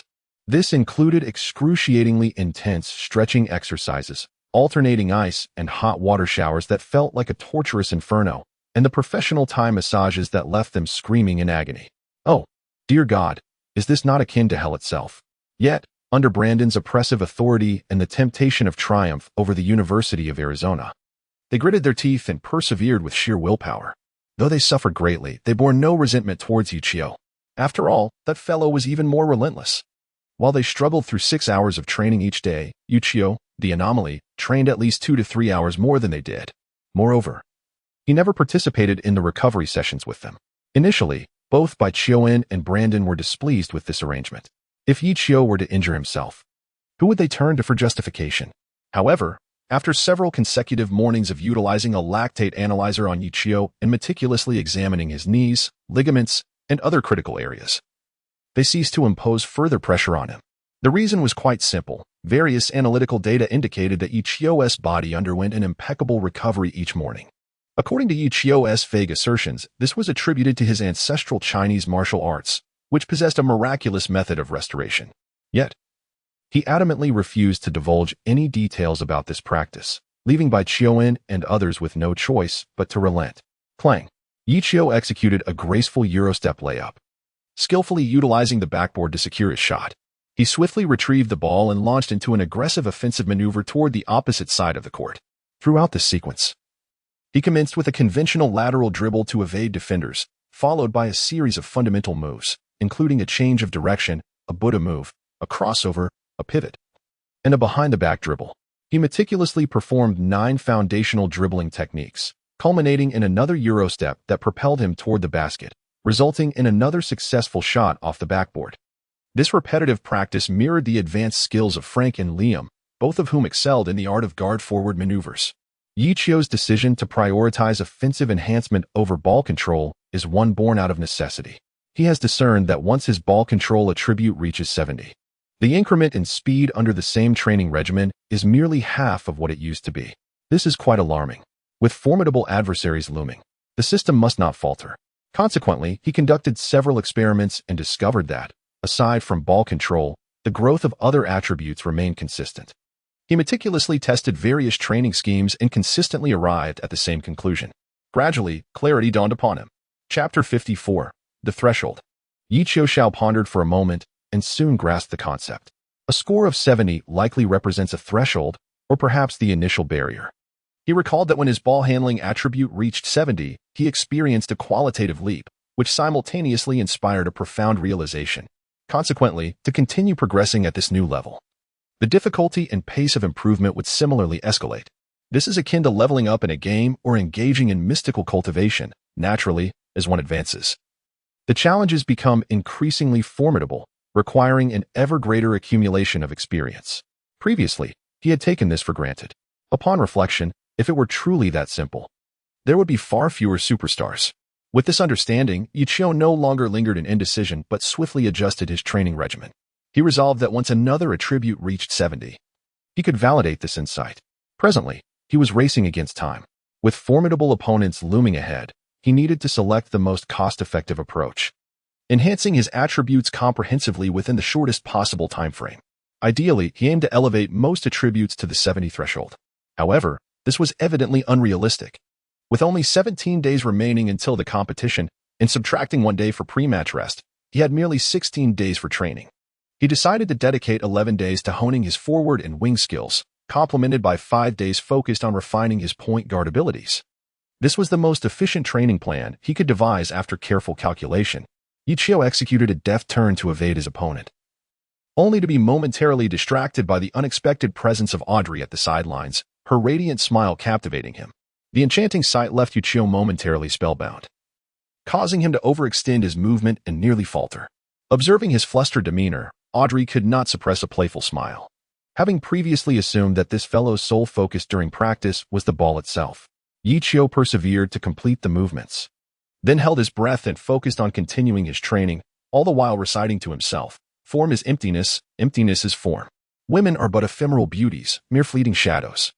Ye Qiu, come with me." Audrey's voice, as gentle as pearls cascading onto a plate, reached him, causing him to momentarily falter. "Come with you? Where are we eloping to?" Ye Qiu vigorously shook his head, casting aside those peculiar thoughts, and paused to inquire, "Where to?" Audrey, somewhat exasperated, replied, "Have you forgotten? Your friend Carl is coming over today. He should be arriving shortly. Gracie's mentor has reserved a table at a French restaurant. They must have already set off. Let us be on our way as well." Upon hearing this, Ye Qiu was momentarily taken aback. Then he slapped his forehead and exclaimed, "Of course. Today is Saturday. How could I have forgotten?" He recalled that Audrey had previously mentioned that Gracie's mentor was interested in Ye, prompting him to see if he could arrange for Ye Carl to visit Stanford. Ye Qiu naturally felt delighted at the prospect of having his expenses covered while gathering with good friends, and it might indeed prove beneficial for Carl as well. When Ye Qiu informed Carl about this opportunity over the phone, Carl initially showed little interest. However, upon hearing that the counterpart was a leading expert in artificial intelligence, his eyes brightened with intrigue. Carl has always been fascinated by peculiar inventions and had long desired to create an artificial intelligence simulation doll. He had previously attempted to construct neural networks and train models, but the training process demanded substantial computational power, which essentially translates to significant financial investment. Unfortunately, when it comes to money, he had no choice but to abandon his pursuits. Thus, learning about an available expert who might possess the necessary resources, Carl readily agreed to visit on Saturday. Ye Qiu, brimming with excitement, tidily stowed away his equipment. Suddenly, he glanced down at his sweat-soaked attire and, feeling a touch of embarrassment, remarked, "I shall take a quick shower. Please wait for me. It won't be long." With that, he grabbed his belongings and swiftly leapt over the balcony, darting into the dormitory. 3 minutes later, Ye Qiu stood before Audrey, impeccably attired. "All right, let us proceed." Audrey gazed in astonishment, pondering if this was indeed the legendary superpower of a boyfriend. "You do not have any porterhouse steaks. What else is there?" "Very well. A Wellington it shall be, and additionally, a serving of foie gras, sea urchin, and caviar, along with a generous portion of vanilla butter royal crab. Yes, indeed, the large one. Finally, let us have a serving of caramel pudding. That should suffice. Oh, and do add an extra portion of everything I just mentioned. My brother is quite fond of these delicacies as well." As Ye Qiu arrived at the restaurant, he immediately recognized that familiar voice. A smile involuntarily graced his lips. That big-headed fellow was indeed unchanged, oblivious to the concept of courtesy. "Ye, come over here. I've already ordered for you," Carl exclaimed, his delight evident as he waved enthusiastically at Ye Qiu. Upon encountering Carl, Ye Qiu was filled with immense joy. He approached and took a seat alongside Audrey. At that moment, seated to Carl's left were 2 individuals. One was Gracie, and the other was Gracie's mentor. Ye Qiu couldn't help but steal a few glances. This esteemed professor, frequently mentioned by Audrey, turned out to be of Chinese descent. Ye Qiu, a second-year student in the computer science department who had recently transferred schools, was also a vital member of the university's team. This individual was none other than Professor Andrew Ng, a distinguished faculty member of Stanford University's computer science and electrical engineering departments, recognized as the youngest professor at our university and the director of the Artificial Intelligence Lab. Audrey politely made brief introductions between the two. "Professor Ng, your reputation precedes you. It is an honor to meet you." Ye Qiu extended his hand. "You must be the prodigious young talent from China who has been making waves at Stanford. Your fame has recently eclipsed even mine." Professor Ng shook Ye Qiu's hand and replied with a gentle smile, "Not at all." Ye Qiu chuckled, scratching his head. Professor Ng appeared to be in his early 30s. Sporting a pair of glasses and dressed in a simple yet elegant checkered shirt, his lips curved into a soft smile, exuding an air of refined scholarship. He indeed embodied the archetype of a traditional scholar, though, as a Stanford professor, he seemed rather youthful. This also indicated that even in his youth, his rival had been a genius. Ye Qiu gently patted his companion Carl and introduced him to the group, saying, "This is my dear friend, the computer genius from the University of Florida, Edward Carl." Professor Wu nodded, gazing at Carl with admiration. On our way here, I engaged in a stimulating discussion with Carl regarding his architectural design and construction system for the glow stick project. Gracie, however, pouted in dissatisfaction. Earlier, while fetching Carl, they had been deep in conversation in the back seat, while she took on the role of the driver. Undoubtedly, this is the most brilliant and ingenious design concept I have ever encountered, Professor Wu exclaimed without reservation. I had never imagined that the construction system could be so intricately intertwined with architecture. The design source code is both efficient and succinct. If this architecture were to be open-sourced, it would undoubtedly incite a revolution in software architecture and construction design. The audience could not help but display expressions of astonishment, particularly Gracie. Chapter 55. She is not your sister-in-law yet. It is no wonder that Gracie and the others were taken aback. Professor Wu rarely bestowed such high praise on anyone in a professional context, especially towards an undergraduate. Typically, even the most distinguished professors in the industry would face his sharp critiques if he found any weaknesses in their papers or code designs, showing no mercy whatsoever. Gracie had often been on the receiving end of Professor Wu's criticisms. Upon hearing this, Carl, shaking his large head nonchalantly, replied, "Naturally, my grand architectural design is beyond reproach." "Why are you nudging me, Ye?" Observing Carl's unabashed demeanor, Ye Qiu couldn't help but deliver a playful knock on his head. "You big head. It's one thing to boast in front of us, but this is someone who stands at the pinnacle of the computer field. Shine a little light, and you just bloom." Audrey and Gracie exchanged amused glances. Ye Qiu's talent in basketball was well recognized by all, and his friend was equally exceptional in the realm of computers. Is this what it means for birds of a feather to flock together? However, regarding the intricacies of architectural implementation, I still harbored some doubts. Professor Wu, pulling out paper and pen from seemingly nowhere, sketched a system architecture diagram. He pointed to a specific area of the diagram, preparing to pose a question, only to find everyone gazing at him with bemused expressions. Gracie, unable to contain herself any longer, remarked, "Professor, we are still eating. Can we not wait until we return to school to continue discussing the technicalities?"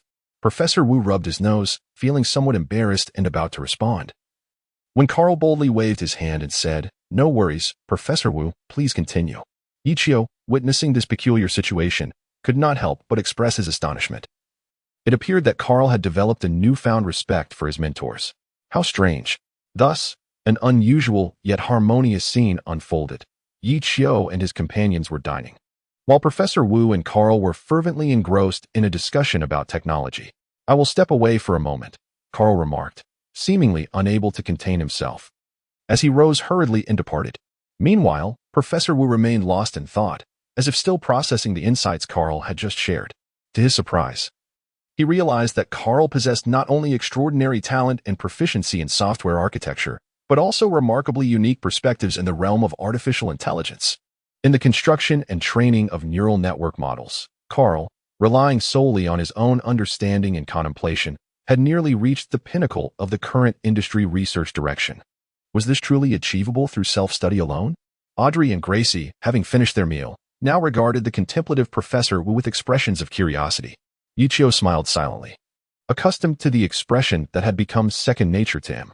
Ever since he forged a friendship with Carl, he had grown familiar with such expressions, those captivated by Carl's prodigious talent in computing. As anticipated, Professor Wu gradually emerged from his stupor. After a moment of contemplation, he lifted his gaze and solemnly addressed Miss Audrey. "Miss Audrey, I would like to request your assistance with a task." Ye Qiu and Audrey exchanged a glance, each revealing a hint of surprise, swiftly followed by an expression of anticipated understanding. Unexpected yet entirely reasonable. "So, Professor Wu wishes for Carl to transfer schools and seeks your assistance in this matter?" On Audrey's vehicle, Ye Qiu confirmed. Audrey nodded gently, replying, "Indeed, Professor Wu desires for Carl to join his laboratory to aid in overcoming the hurdles in artificial intelligence research. He believes that with Carl's prodigious talent, remaining in Florida for classes would be a waste." As she steered the wheel, Audrey spoke softly to Ye Qiu. "However, I believe that transferring may not be the most prudent choice for Carl. Upon his arrival, he would still need to attend undergraduate courses. Yet, As you mentioned earlier, Carl has already completed the requisite undergraduate courses at the University of Florida. Therefore, a glimmer of wisdom shone in Audrey's eyes as she continued. Carl meets the criteria for early graduation and could apply directly to the school. Subsequently, Professor Wu could issue a graduate offer from Stanford, thereby simplifying the subsequent processes significantly. Upon hearing this, Ye Qiu's eyes brightened with excitement. What a splendid idea! This way, his dear brother could directly pursue graduate studies. Naturally, Ye Qiu was overjoyed. Not only would the two brothers be reunited, but more importantly, Carl would gain admission to a prestigious institution of computer science and become a direct disciple of Professor Wu, ensuring a future of unparalleled brilliance. Ye Qiu was deeply impressed by Audrey's meticulous consideration. This exceptionally astute woman had painstakingly accounted for every detail. It seemed that Audrey had discerned Ye Qiu's thoughts. As she remarked, "It appears that your relationship is quite harmonious." Ye Qiu remarked, "That is only natural." "Well, that simplifies matters." "What do you mean by that?" Audrey's charming face suddenly leaned closer to him as she earnestly stated, "I have a bold idea." "Just how bold?" In a spacious conference room within the cast building at Stanford University, the decor and furnishings reflected a resplendent European Renaissance classical atmosphere, akin to the building's exterior style. Despite its classical elegance, the room was equipped with all the necessary modern facilities. At this moment, Audrey stood at the podium beside the projection screen, holding a laser pointer. While four individuals, Ye Qiu, Carl, Sterling, and Gracie, sat attentively below. Audrey was passionately presenting her plan, dressed in a simple white shirt, the collar slightly open, revealing her fair neck. Her expression was focused, her bright eyes sparkled like stars, radiating intelligence as if she had everything under control. Her voice flowed like a gentle stream, clear and coherent, captivating Ye Qiu entirely. It was evident that when a woman is earnest, she can exude such charm. That concludes the entirety of this plan. If anyone has any opinions, please feel free to share. Audrey elegantly descended from the podium, placing the laser pointer down before the audience. After her presentation, the room fell silent as everyone exchanged glances. Hesitant to speak, it was Carl, with his large head, who broke the silence after a moment of contemplation, stating, "Sister-in-law, I believe this plan is utterly flawless. I wholeheartedly support it." "Sister-in-law?" Gracie couldn't help but chuckle at Carl's awkward address, finding his straightforwardness somewhat endearing. Sterling burst into exaggerated laughter, slapping his thigh. Meanwhile, Audrey's previously composed expression turned slightly crimson. She suspected that Carl had misunderstood, glancing at Ye Qiu in hopes he might clarify. However, she found Ye Qiu staring at her, his expression rather foolish. This caused her cheeks to redden further. Carl, noticing the group's reactions, questioned, "Did I address her incorrectly? Ye Qiu is indeed 2 months older than me. Shouldn't I call her sister-in-law?" "Huh. Ah-ha-ha." Gracie and Sterling erupted in laughter, nearly shedding tears. Audrey stomped her foot in frustration, casting a fierce glare at Ye Qiu, who seemed to awaken from his daze. Thus, Ye Qiu awkwardly explained to Carl, "You've misunderstood. Carl, actually, Audrey is not your sister-in-law yet." "Not yet." "Huh. Ha-ha-ha." Sterling and Gracie felt as if they could not contain their laughter. Chapter 56, Audrey's Blueprint. It was only under the piercing gaze of Audrey, whose intent was lethal, that the crowd finally quieted down. Returning to the proposal, discussions commenced among the attendees. Audrey's ambition was to establish a company, with the core members being those present. There were 3 primary motivations behind the founding of this enterprise. The first, and most immediate, was the immense business opportunity she perceived in the glow sticks produced by the Ye family. If executed well, the scale and profit potential would be substantial, and resolving the issues within Ye Qiu's household would be a mere trifle. The second reason was of personal significance to her. She sought an opportunity to prove herself. She wished to demonstrate to the world that, even without familial support, the prodigious Audrey Middleton could indeed carve out a niche for herself in the business realm. The third motivation was the necessity for a professional management team to handle various matters for Ye Qiu prior to his entry into the NBA. This included negotiations with sponsors, arranging trial contacts with various teams, and discussions regarding salary terms. Numerous rookie players have faced limitations in their professional development due to signing inequitable contracts after directly engaging with teams without astute agents to safeguard their interests. Audrey firmly believed that it was merely a matter of time before Ye Qiu's talent would lead him to the NBA. Therefore, it was imperative to make arrangements for him promptly, allowing him to focus wholeheartedly on the sport of basketball. The most suitable candidate to form this management team was undoubtedly David Sterling. Although young, he possessed a remarkable acumen for communication, negotiation, and business collaboration. Most importantly, he always considered matters from Ye Qiu's perspective and unconditionally respected his decisions. This made him the ideal fit for Ye Qiu. Thus, Audrey's invitation for Sterling to join was propelled by this very necessity. Sterling, hailing from a middle-class background, felt immensely honored to have garnered the recognition and trust of Miss Audrey. He holds a profound belief in Audrey, as well as in Ye Qiu. He eagerly anticipates the surprises that this tirelessly striving youth will bring in the future. The proposal designed by Audrey is remarkably clear in its foundation. Consequently, the structure of the plan received unanimous approval with just a glance, with subsequent discussions primarily revolving around fine-tuning certain details. Ultimately, under the leadership of Audrey and Ye Qiu, the group swiftly finalized the adjustments to the entire plan and reached consensus. The outline of the final version of the plan is as follows. Business Plan V1. 0. Company name, Fingertip Technology Company, Limited. Proposed by Ye Qiu, main product. Ye Lightstick VESDCK, proposed by Sterling. Established departments. Strategic Decision Department. Audrey. Ye Qiu. Audrey serves as General Manager.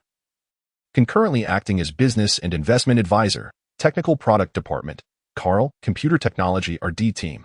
Carl, Technology Implementation and Application Team. Gracie, Channel Supply Department. Ye Qiu. Business Cooperation and Player Agency Department. Sterling Equity Structure.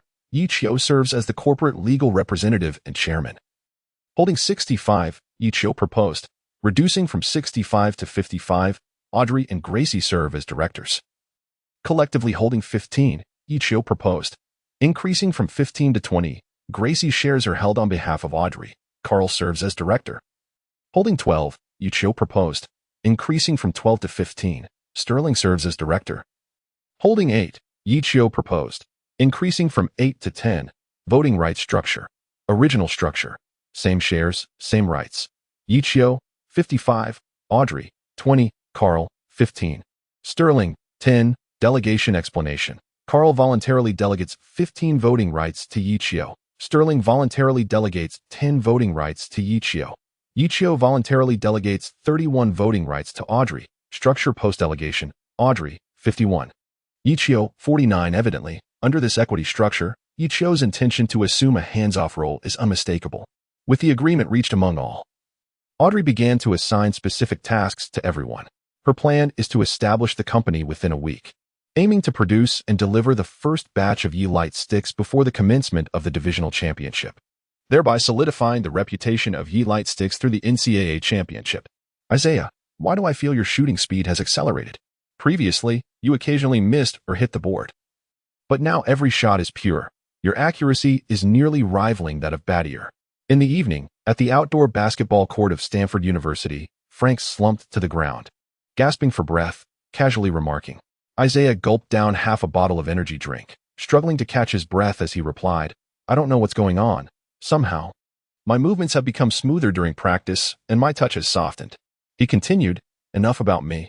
I've noticed that both of you have also improved your speed in maneuvering.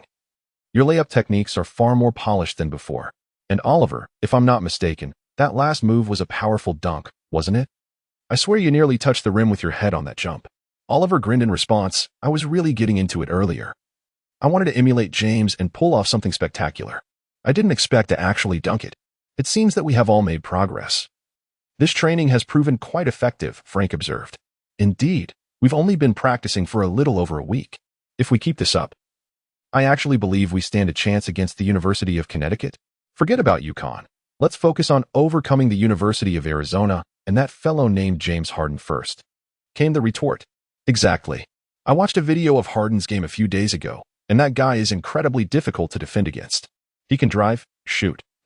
And if you guard him too closely, he'll draw fouls. Hee, I was just joking, Isaiah added. However, with our captain Ye Qiu around, I believe we can tackle any challenge. At this, everyone nodded in agreement. For some inexplicable reason, whenever Ye Qiu was mentioned, they all felt a surge of confidence. No matter how formidable the opponent or how challenging the situation, they believed that this resourceful young man from Huagua, with his exceptional passing skills and ability to lead them to miraculous victories, would surely find a way. The group turned their gazes towards another court not far away, where that figure continued to dart back and forth, seemingly tireless. With a graceful leap, Ye Qiu executed a layup, the ball gliding effortlessly through the net without even grazing the backboard. Before the sphere could descend, he deftly seized it once more and surged towards the opposing hoop with remarkable speed. Over a week of relentless training had significantly enhanced Ye Qiu's offensive prowess, manifesting in his lighter, more coordinated footwork and a noticeably softer touch on his layups. Yet, despite these improvements, a furrow of concern marred his brow, as if he were deep in contemplation. Chapter 57. Weakness. As Ye Qiu had previously surmised, although the overall strength of the University of Arizona was formidable, the bolstered Stanford team, under his guidance, was certainly not without its competitive edge. What troubled Ye Qiu most was the emergence of the new core player, James Harden. Ye Qiu has recently engaged in a thorough review of his match footage with his coaches, thereby uncovering the reasons behind his formidable prowess. The explanation is elegantly simple. It lies in two words: well-rounded. Indeed, it is well-rounded. Ye Qiu had never encountered such a comprehensive guard in terms of layups and drives. While Harden's movements may lack flamboyance, his unparalleled sense of rhythm allows him to effortlessly bypass opponents merely by altering his pace after a swift initiation.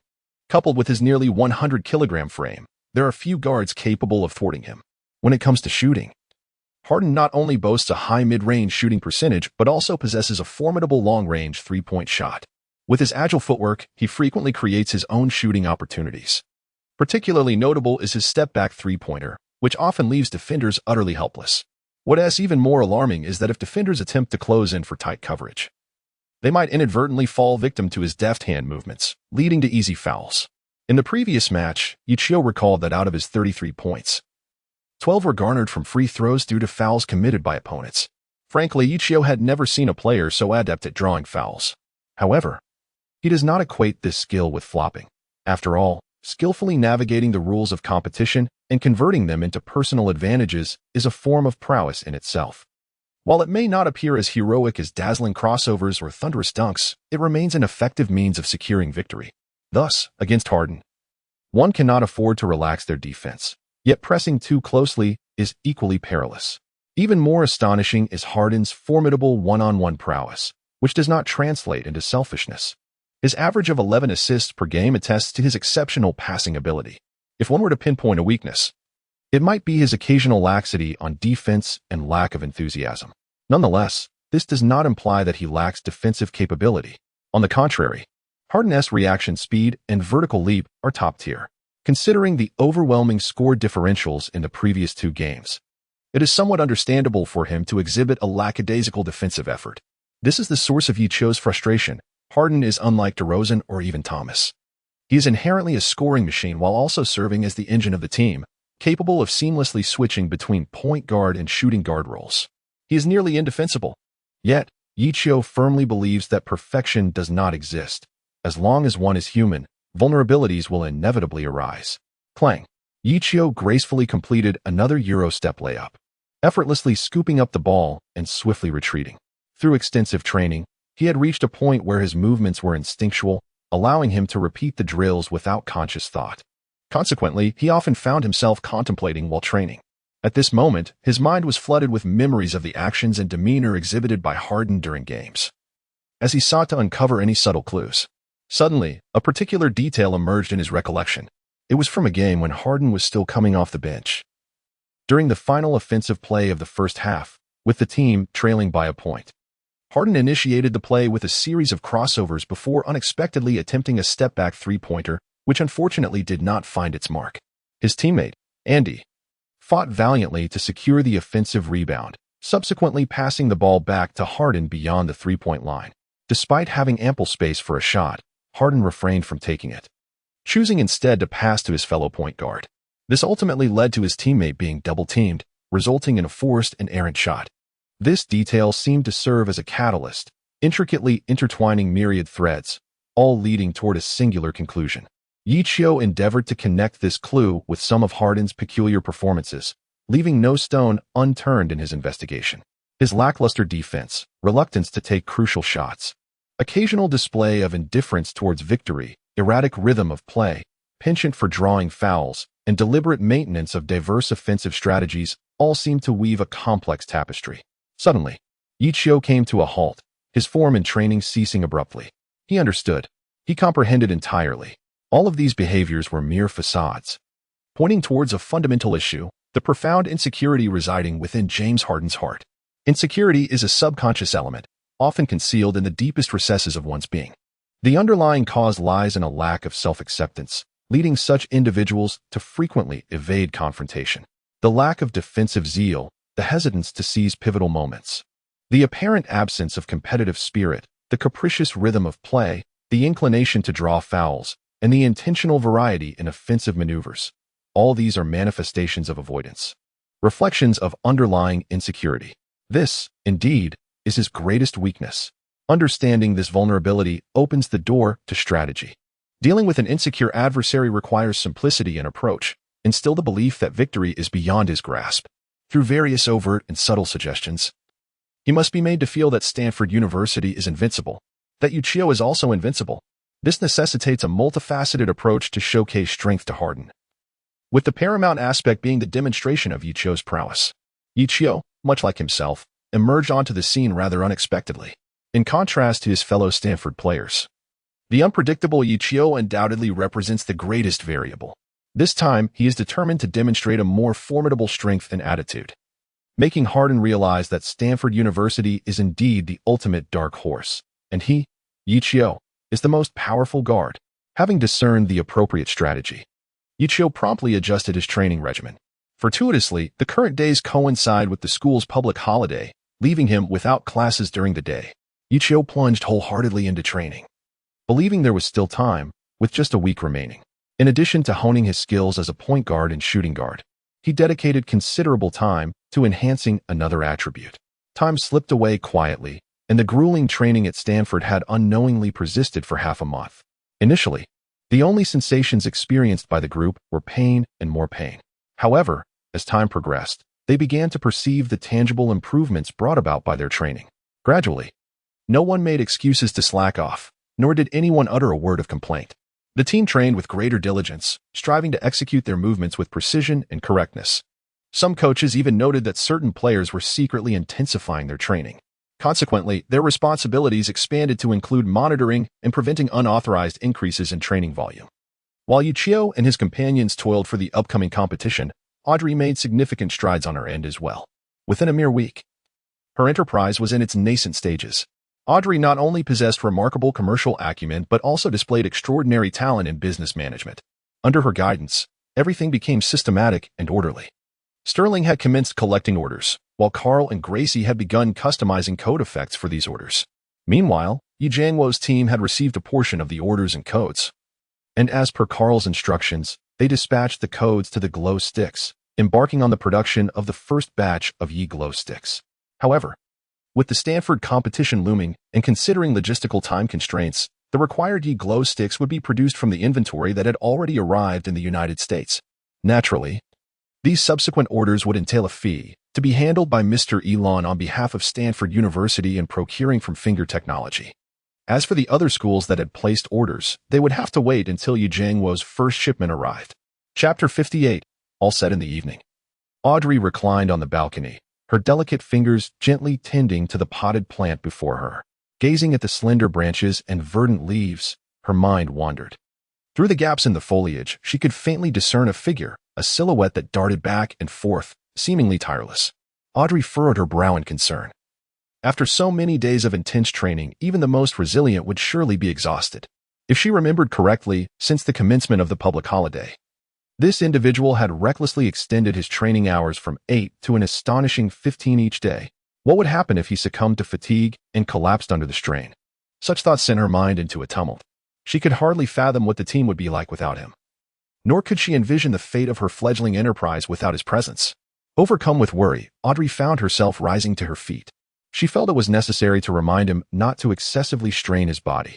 At that moment, she witnessed a scene that felt familiar to her. From a distance, she saw Ye Qiu had halted his steps. Although he still held the ball, his eyes were closed in deep concentration. In this moment, Ye Qiu once again immersed himself in a wondrous sensation. It was the feeling of breakthrough.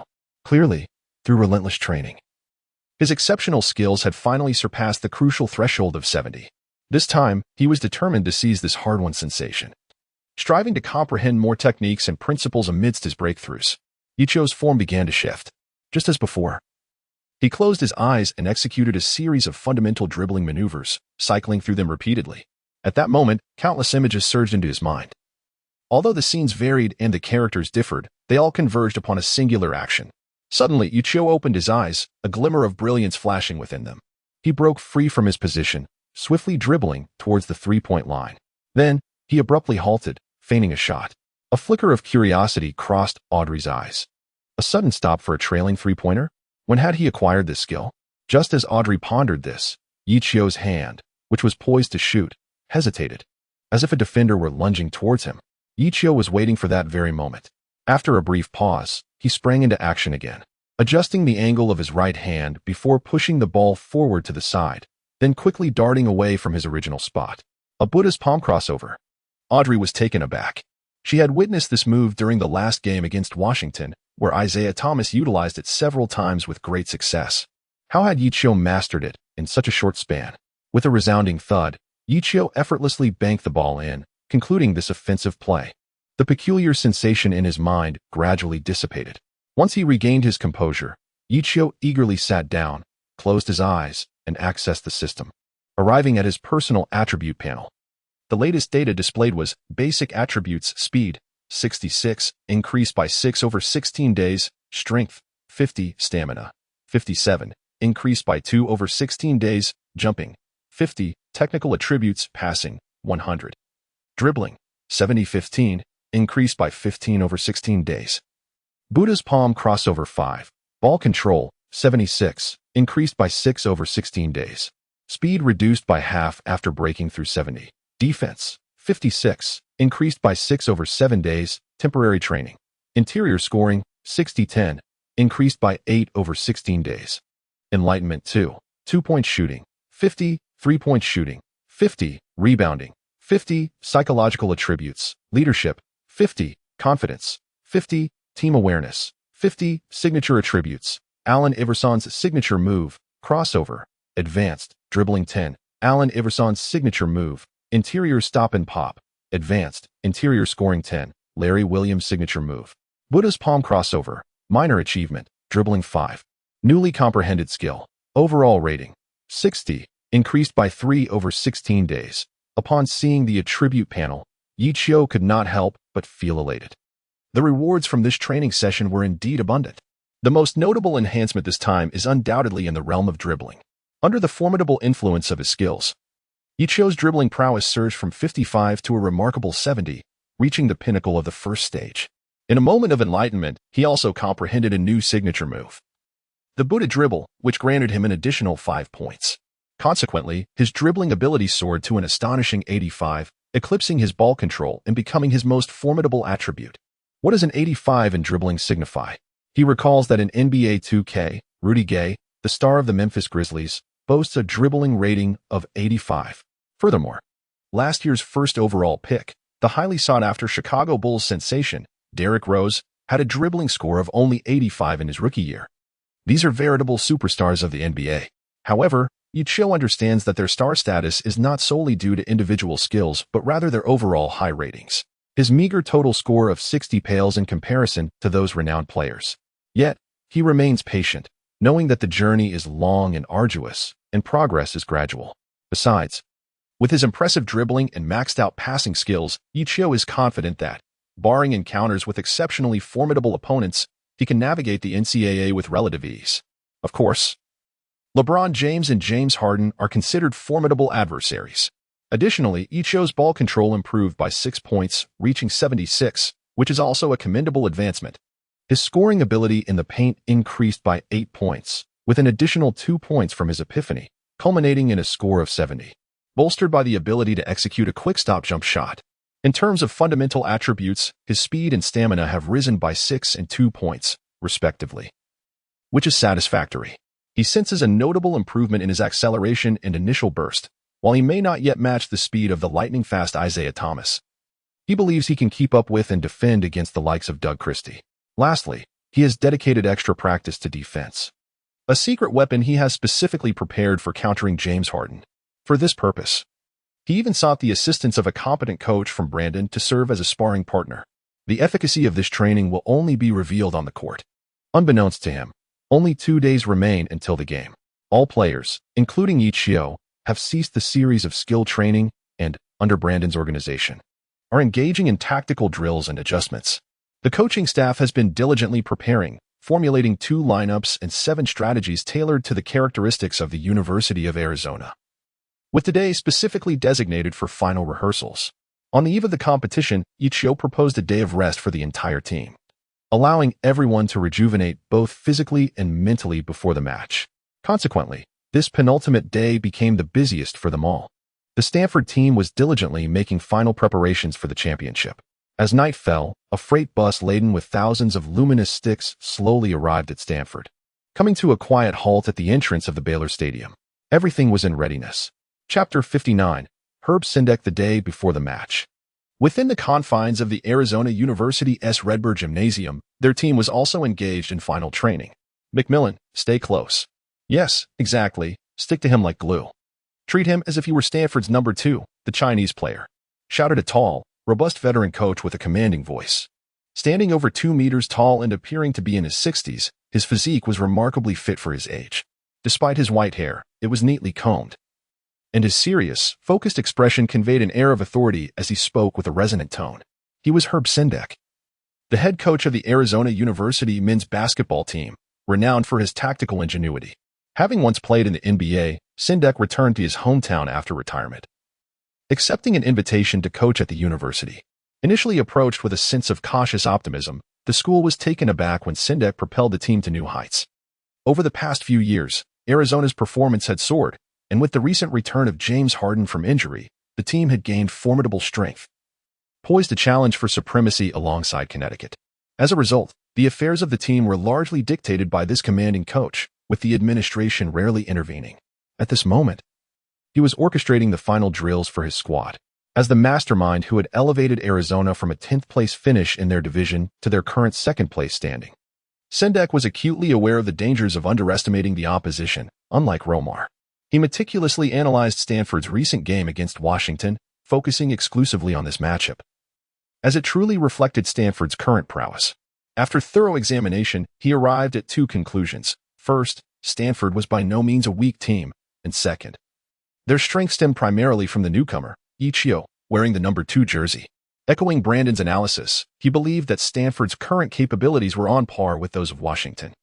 The actual ranking should rightfully place them in a tie for 3rd with Washington, although there exists a disparity between them and their team. The gap is not as pronounced as the rankings suggest.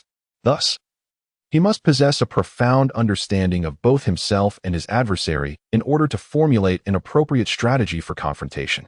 The notion of underestimating the opponent is utterly absent from Sendek's lexicon. He would never allow Brandon to gain even the slightest advantage over him on the tactical board. In this respect, Sendek is undeniably superior to Romal by a considerable margin. Coach, do you plan to deploy McMillan as a secret weapon tomorrow? A voice emerged from behind Sendek, prompting him to turn around. He was greeted by the sight of James Harden, Jeff Ailes, and Andy Otto, arms crossed, wearing amused expressions. Upon seeing them, Sendek rarely allowed a smile to grace his face. These 3 were his cherished protégés and the formidable foundation of the University of Arizona. You rascals seem rather idle. How about you run 50 laps around the court? Coach, please spare us. We'll head to practice right away. Is everything prepared? In the front row of the audience, Audrey took a sip of her English breakfast tea and casually inquired as she gazed down at the court. Miss, the glow sticks have been distributed as requested. A middle-aged man in a suit replied with a respectful demeanor. Excellent. You are efficient in your duties. I shall sing your praises before my mother when I return. You may leave now. Yes. Thank you, Mississippi. The man's face brightened at her words, and he hurriedly made his way out of the venue. For some reason, Audrey felt a peculiar urge to sit among the spectators today. Perhaps it was the desire to personally experience the glow sticks or to immerse herself in the life of a loyal fan of the team for a day. Peering down at the court, she noticed the dark-haired youth, currently wielding a tactical board, gesturing animatedly as he communicated something to his teammates. The players nodded in agreement. Even the head coach Brandon did so. Audrey couldn't help but smile knowingly. At some point, everyone had grown accustomed to having this individual among them. Is that the talented passer from China? James Harden mused, curiously stroking his chin as he observed the dark-haired youth across the court. The young man, donned in the number 2 jersey, stood with his back to Harden, finalizing instructions with his teammates. That must be him, though he doesn't appear particularly formidable. Ailes remarked dismissively. Regardless of his prowess, let us just crush them once the game begins, Harden retorted. Behind him, Andy Otto sneered disdainfully. Harden scratched his chin and nodded. For some inexplicable reason, he always felt as though something was amiss with his chin, as if it lacked a certain smoothness to the touch. Do not underestimate them. They have surged into the championship from nearly impossible circumstances, Sandek remarked with a grave expression. I have arranged for McMillan to specifically contain this fellow. All you need to do is attack efficiently and score. Rest assured, my esteemed coach.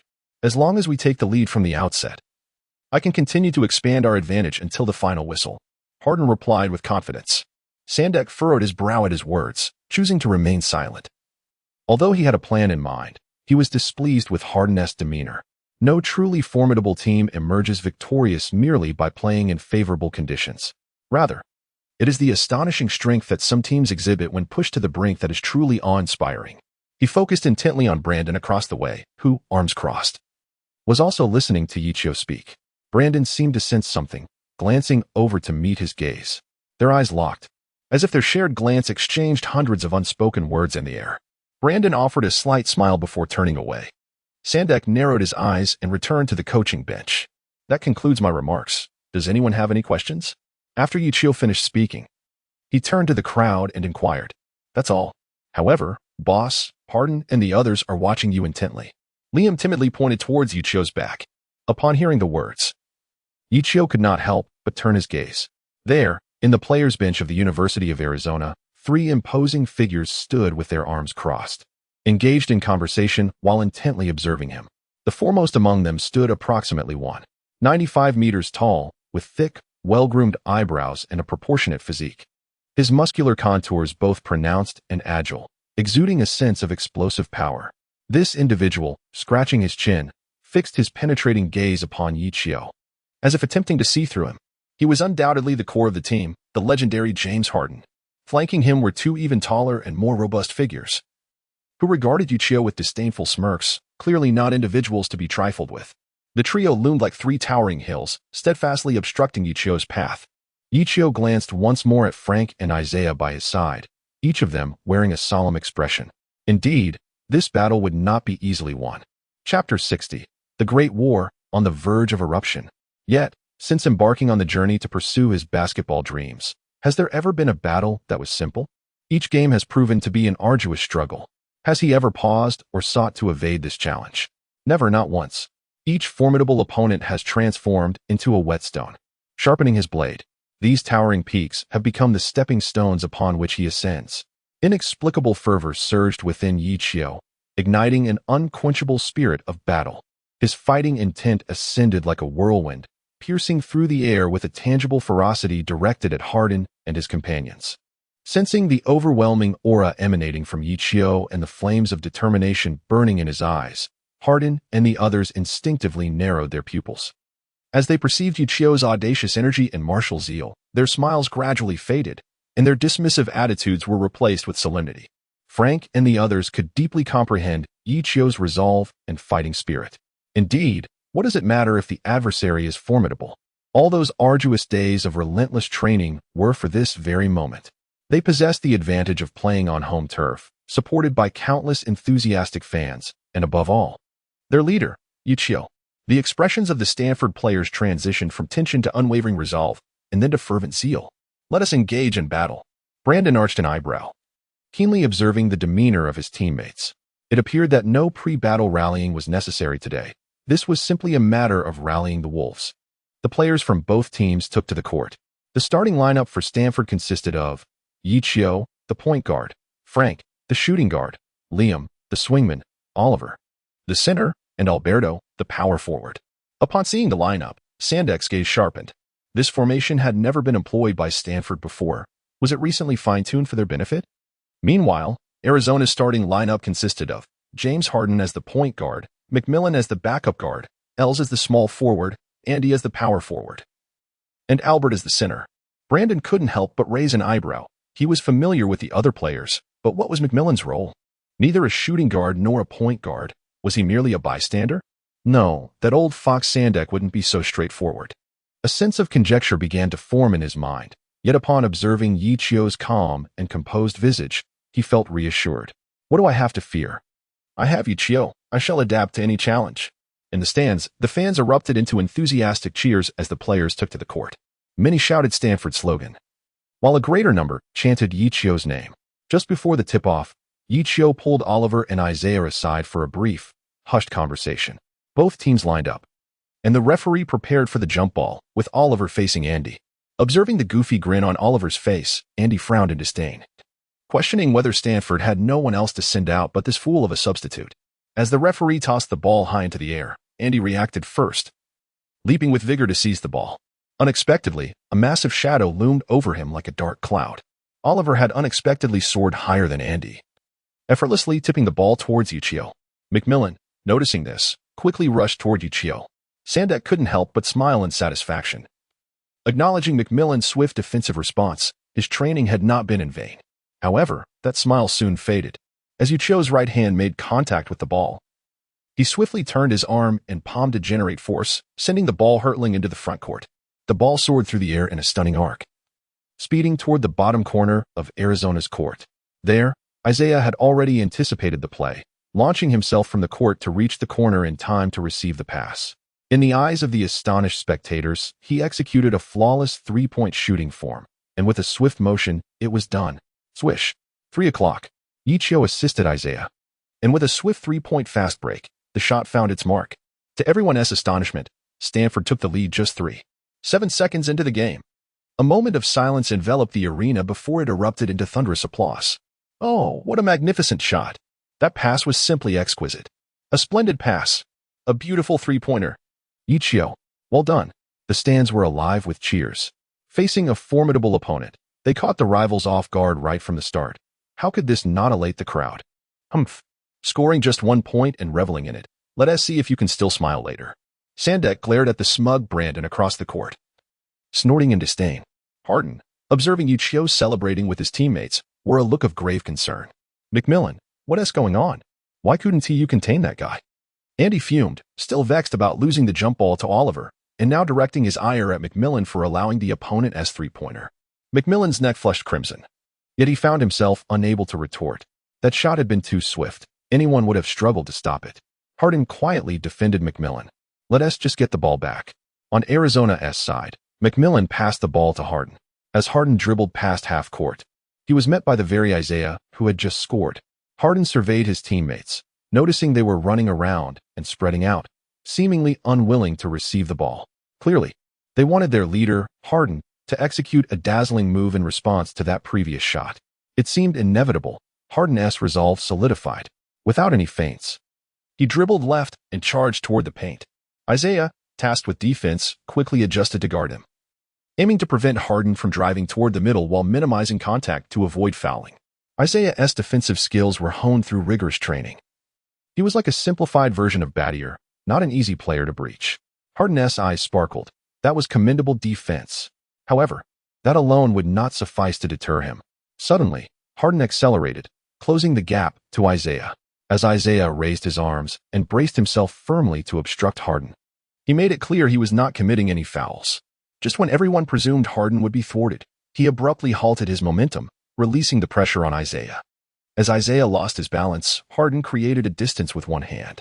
Isaiah couldn't react in time, and in a fluid motion, Harden effortlessly tossed the ball. Swish. Harden's layup sailed through the net. 3-2. Ye Qiu's gaze was akin to solidified amber, penetrating deeply into Harden's presence. This shot appeared effortless. However, the exquisite sense of rhythm and timing involved in the release was nothing short of sublime. It also underscored Harden's remarkably low demand for shooting space. Indeed, such a player is an offensive weapon within the team. Given this, if you wish to engage in one-on-one, I shall accompany you. Chapter 61. Why must you compel me? It was now Stanford's turn to attack. As Ye Qiu dribbled past the half-court line, McMillan closely shadowed him. An intriguing phenomenon revealed itself in McMillan's defensive style. He did not adhere to Ye Qiu with relentless proximity. Rather, he maintained a deliberate distance, always a hand's breadth away. However, whenever Ye Qiu slowed down or paused to orchestrate an offensive play, McMillan's arms would unfurl and wave, whether intentionally or inadvertently. Simultaneously, he maintained a nimble footwork, constantly bouncing subtly from side to side. This peculiar dance rendered Ye Qiu as passing lanes ephemeral and elusive. What a clever tactic. Ye Qiu couldn't help but nod slightly, casting a sidelong glance at Sandek, who stood with arms crossed at the sidelines. Remarkably, Sandek, unaware of Ye Qiu's systematic passing abilities, had stumbled upon a strategic insight purely through analysis, inadvertently crafting a countermeasure against the systematic passing routes. One must admit, the strategy proved quite effective. Macmillan's animated defensive maneuvers had indeed disrupted a portion of Ye Qiu's ball control. Ye Qiu sensed that at least half of his passing opportunities had been adversely affected. Given the circumstances, he had no choice but to attempt the modest feat of dribbling past his opponent. Alas, he had initially intended to focus on passing and controlling the ball. Why must he be compelled into this? As Ye Qiu's thoughts raced, he suddenly executed a crossover, shifting to the left in an attempt to evade Macmillan and make a direct advance into the penalty area. Although it caught him somewhat off guard, Macmillan was quick to respond, skillfully sidestepping to keep pace with him, swiftly closing off the opening for Ye Qiu's breakthrough. This defense was not lacking in strength. Ye Qiu suddenly comprehended that this individual was specifically assigned to target him, based on his previous performance. Ye Qiu possessed not only a keen passing ability, but also a modicum of breakthrough skill. Consequently, Sandek deployed Macmillan, a tall and agile defensive guard. On one hand, Macmillan aimed to disrupt Ye Qiu's passes with his reach and movement. On the other hand, he sought to limit Ye Qiu's breakthroughs with his defensive prowess. Sandek truly displayed cunning strategy. Had this been a fortnight ago, Ye Qiu might have indeed found himself constrained. However, in the present moment, as Macmillan approached to block, Ye Qiu chose not to engage him directly. Instead, he executed a crossover move, swiftly creating space for his advance. Macmillan had no choice but to follow suit. Yet as he adjusted his defensive stance, Ye Qiu would once again change direction with another crossover. Thus, he led Macmillan in a dance of feints and shifts, leaving him with a sense of being toyed with, which only fueled his frustration. Nevertheless, as a substitute, Macmillan understood his role. He remained composed, determined to keep pace with Ye Qiu's advancing steps. Meanwhile, Andy in the paint, witnessing Ye Qiu's audacity, felt the urge to rush over for support. However, recalling Sandek's instructions, he clenched his fist and remained steadfast in his defensive position, anxiously monitoring the situation. At this juncture, Harden found himself led to the corner by Isaiah, distanced from Ye Qiu and unable to provide assistance. Yet Ye Qiu continued to execute intricate crossovers and dribbles, a subtle smile gracing his lips, inciting a blend of admiration and ire in those who observed. As time drew near, Ye Qiu decided to make his move. He dribbled the ball slightly backward, retracting his hands, his gaze fixed intently on the hoop, feigning a step-back jump shot. Macmillan, who had been assigned to guard Ye Qiu, had seen this maneuver in the previous game, a step-back stop-and-jump shot he had executed several times. Without hesitation, he lunged forward, intent on blocking the shot. Meanwhile, Harden, stationed at the baseline, felt his pupils constrict and shouted, "Don't be deceived, that's a fake." Yet, it was too late. Sensing Macmillan's advance, Ye Qiu abruptly halted his motion, pushing the ball forward with one hand, while simultaneously pivoting to maneuver around Macmillan. Was it a Buddha-like evasion? In the blink of an eye, the other teammates, who had failed to provide immediate support, could not react in time. With a resounding thud, the Arizona players could only watch as Ye Qiu deftly bypassed Macmillan, swiftly executing a layup that found its mark. The score stood at 5-2. Witnessing this, the fervor of the Stanford fans reignited. Following Harden's successful jump shot, Ye Qiu appeared to deliberately forego passing, opting instead for a splendid solo effort that mirrored Harden's earlier play. The crowd erupted in unison, chanting Ye Qiu's name, their deafening cheers echoing throughout the Baylor arena. Some even rallied to shout the slogan of the indomitable Ye Qiu. Harden's gaze sharpened. Ye Qiu's breakthrough was evidently more formidable than what had been portrayed in the video. Had he truly improved during this time? It seemed unlikely, even with immense talent. Such rapid advancement in skill was improbable. The only plausible explanation was that he had intentionally concealed his abilities. If he was still hiding his strength against the University of Washington, what were his true intentions? This thought sent a shiver down Harden's spine as he glanced at Sandek, who wore a similarly perplexed expression.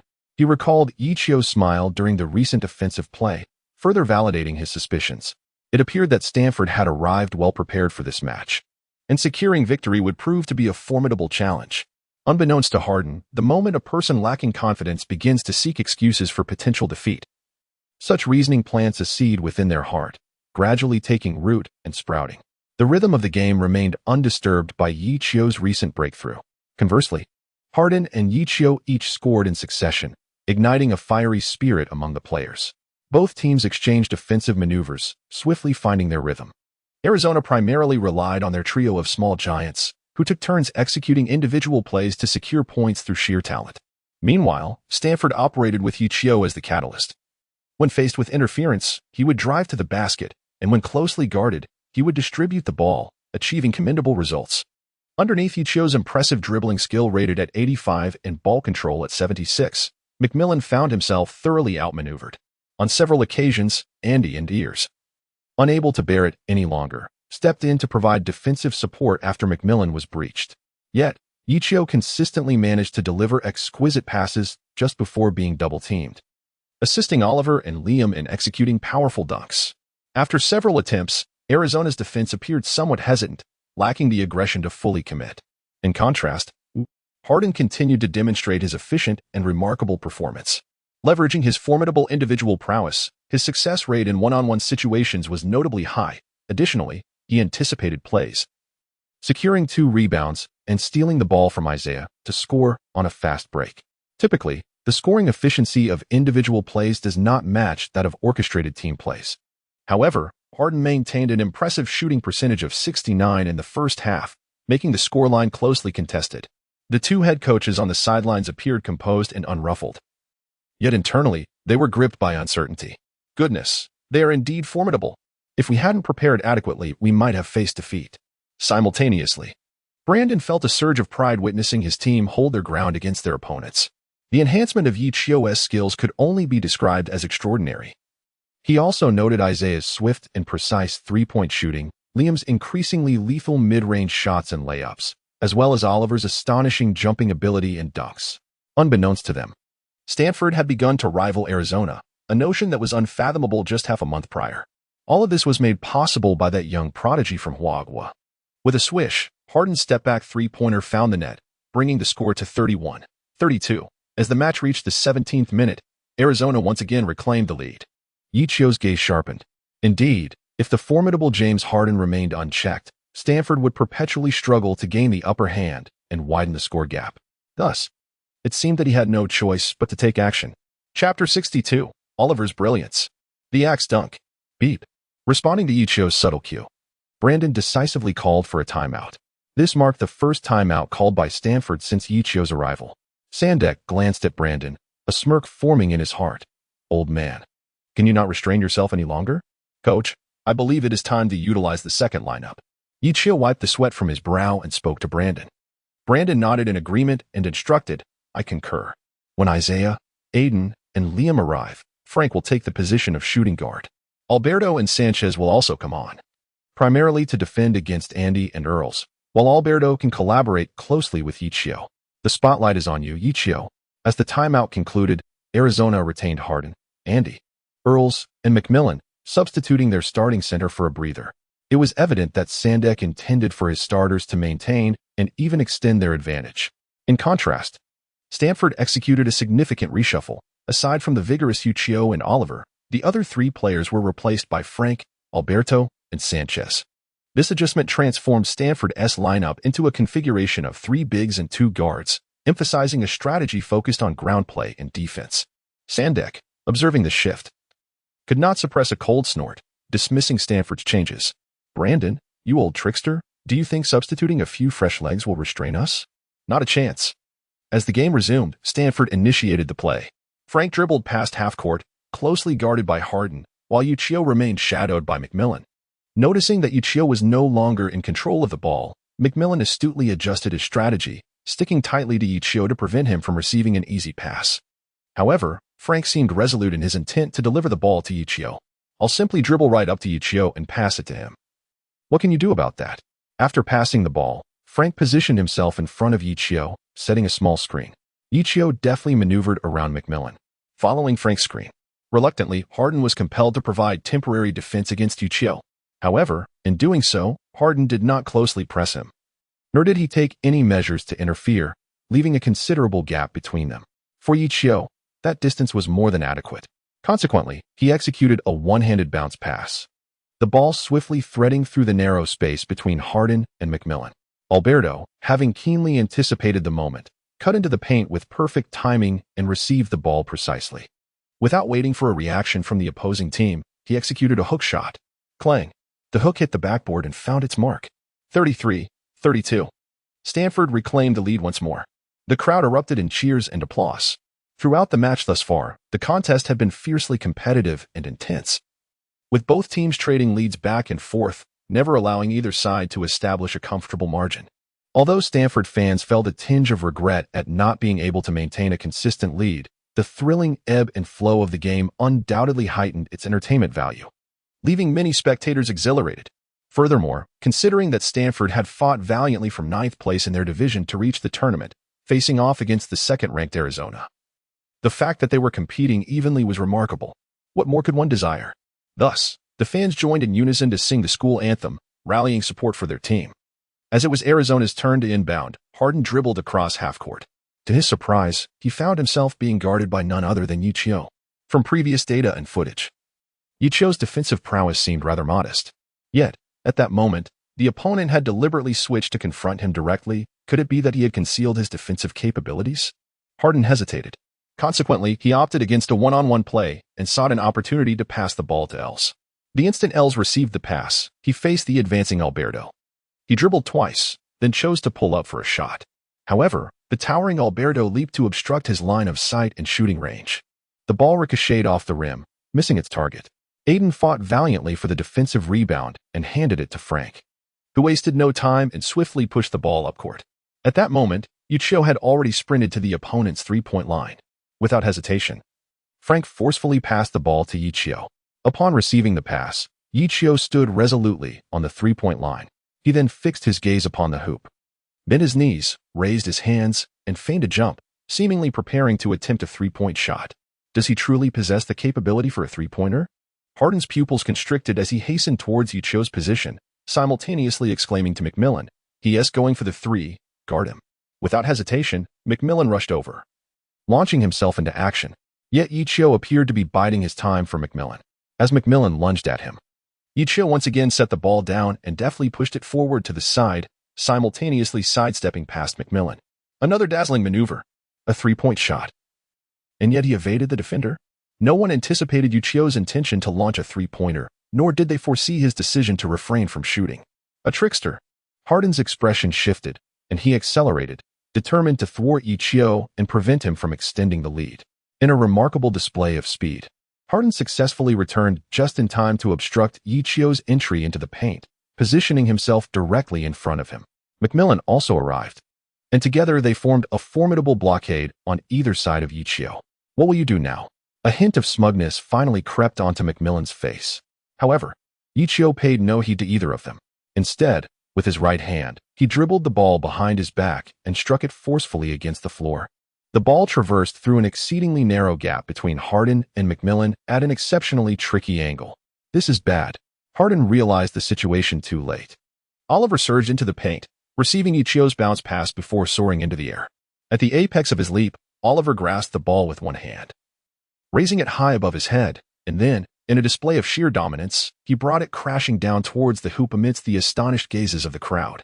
With a resounding thud, the impact reverberated throughout the arena, leaving everyone in awe. Oliver executed a ferocious axe dunk. 35-32. Many spectators in the stands instinctively covered their mouths and rose to their feet, their expressions of astonishment serving as the highest form of praise. Hardin and Sandek stared at Oliver's extraordinary leap, both taken aback. This was reminiscent of the signature move of the current King LeBron James. Until now, everyone had been captivated by Ye Qiu, only to truly notice Oliver at this moment. Could it be that Stanford boasts a player with such overwhelming athletic prowess? What an astonishing display of leaping ability! The stands erupted with a thunderous roar of cheers and applause. The enthusiasm of the crowd surged like a tidal wave, repeatedly crashing against the floor. Is there anything more exhilarating than this? So masculine, so explosive. Indeed, Oliver's natural jumping ability was already remarkable, but with Ye Qiu's specially designed move for him, he soared to new heights. Oliver bounded over to Ye Qiu to exchange a celebratory high five.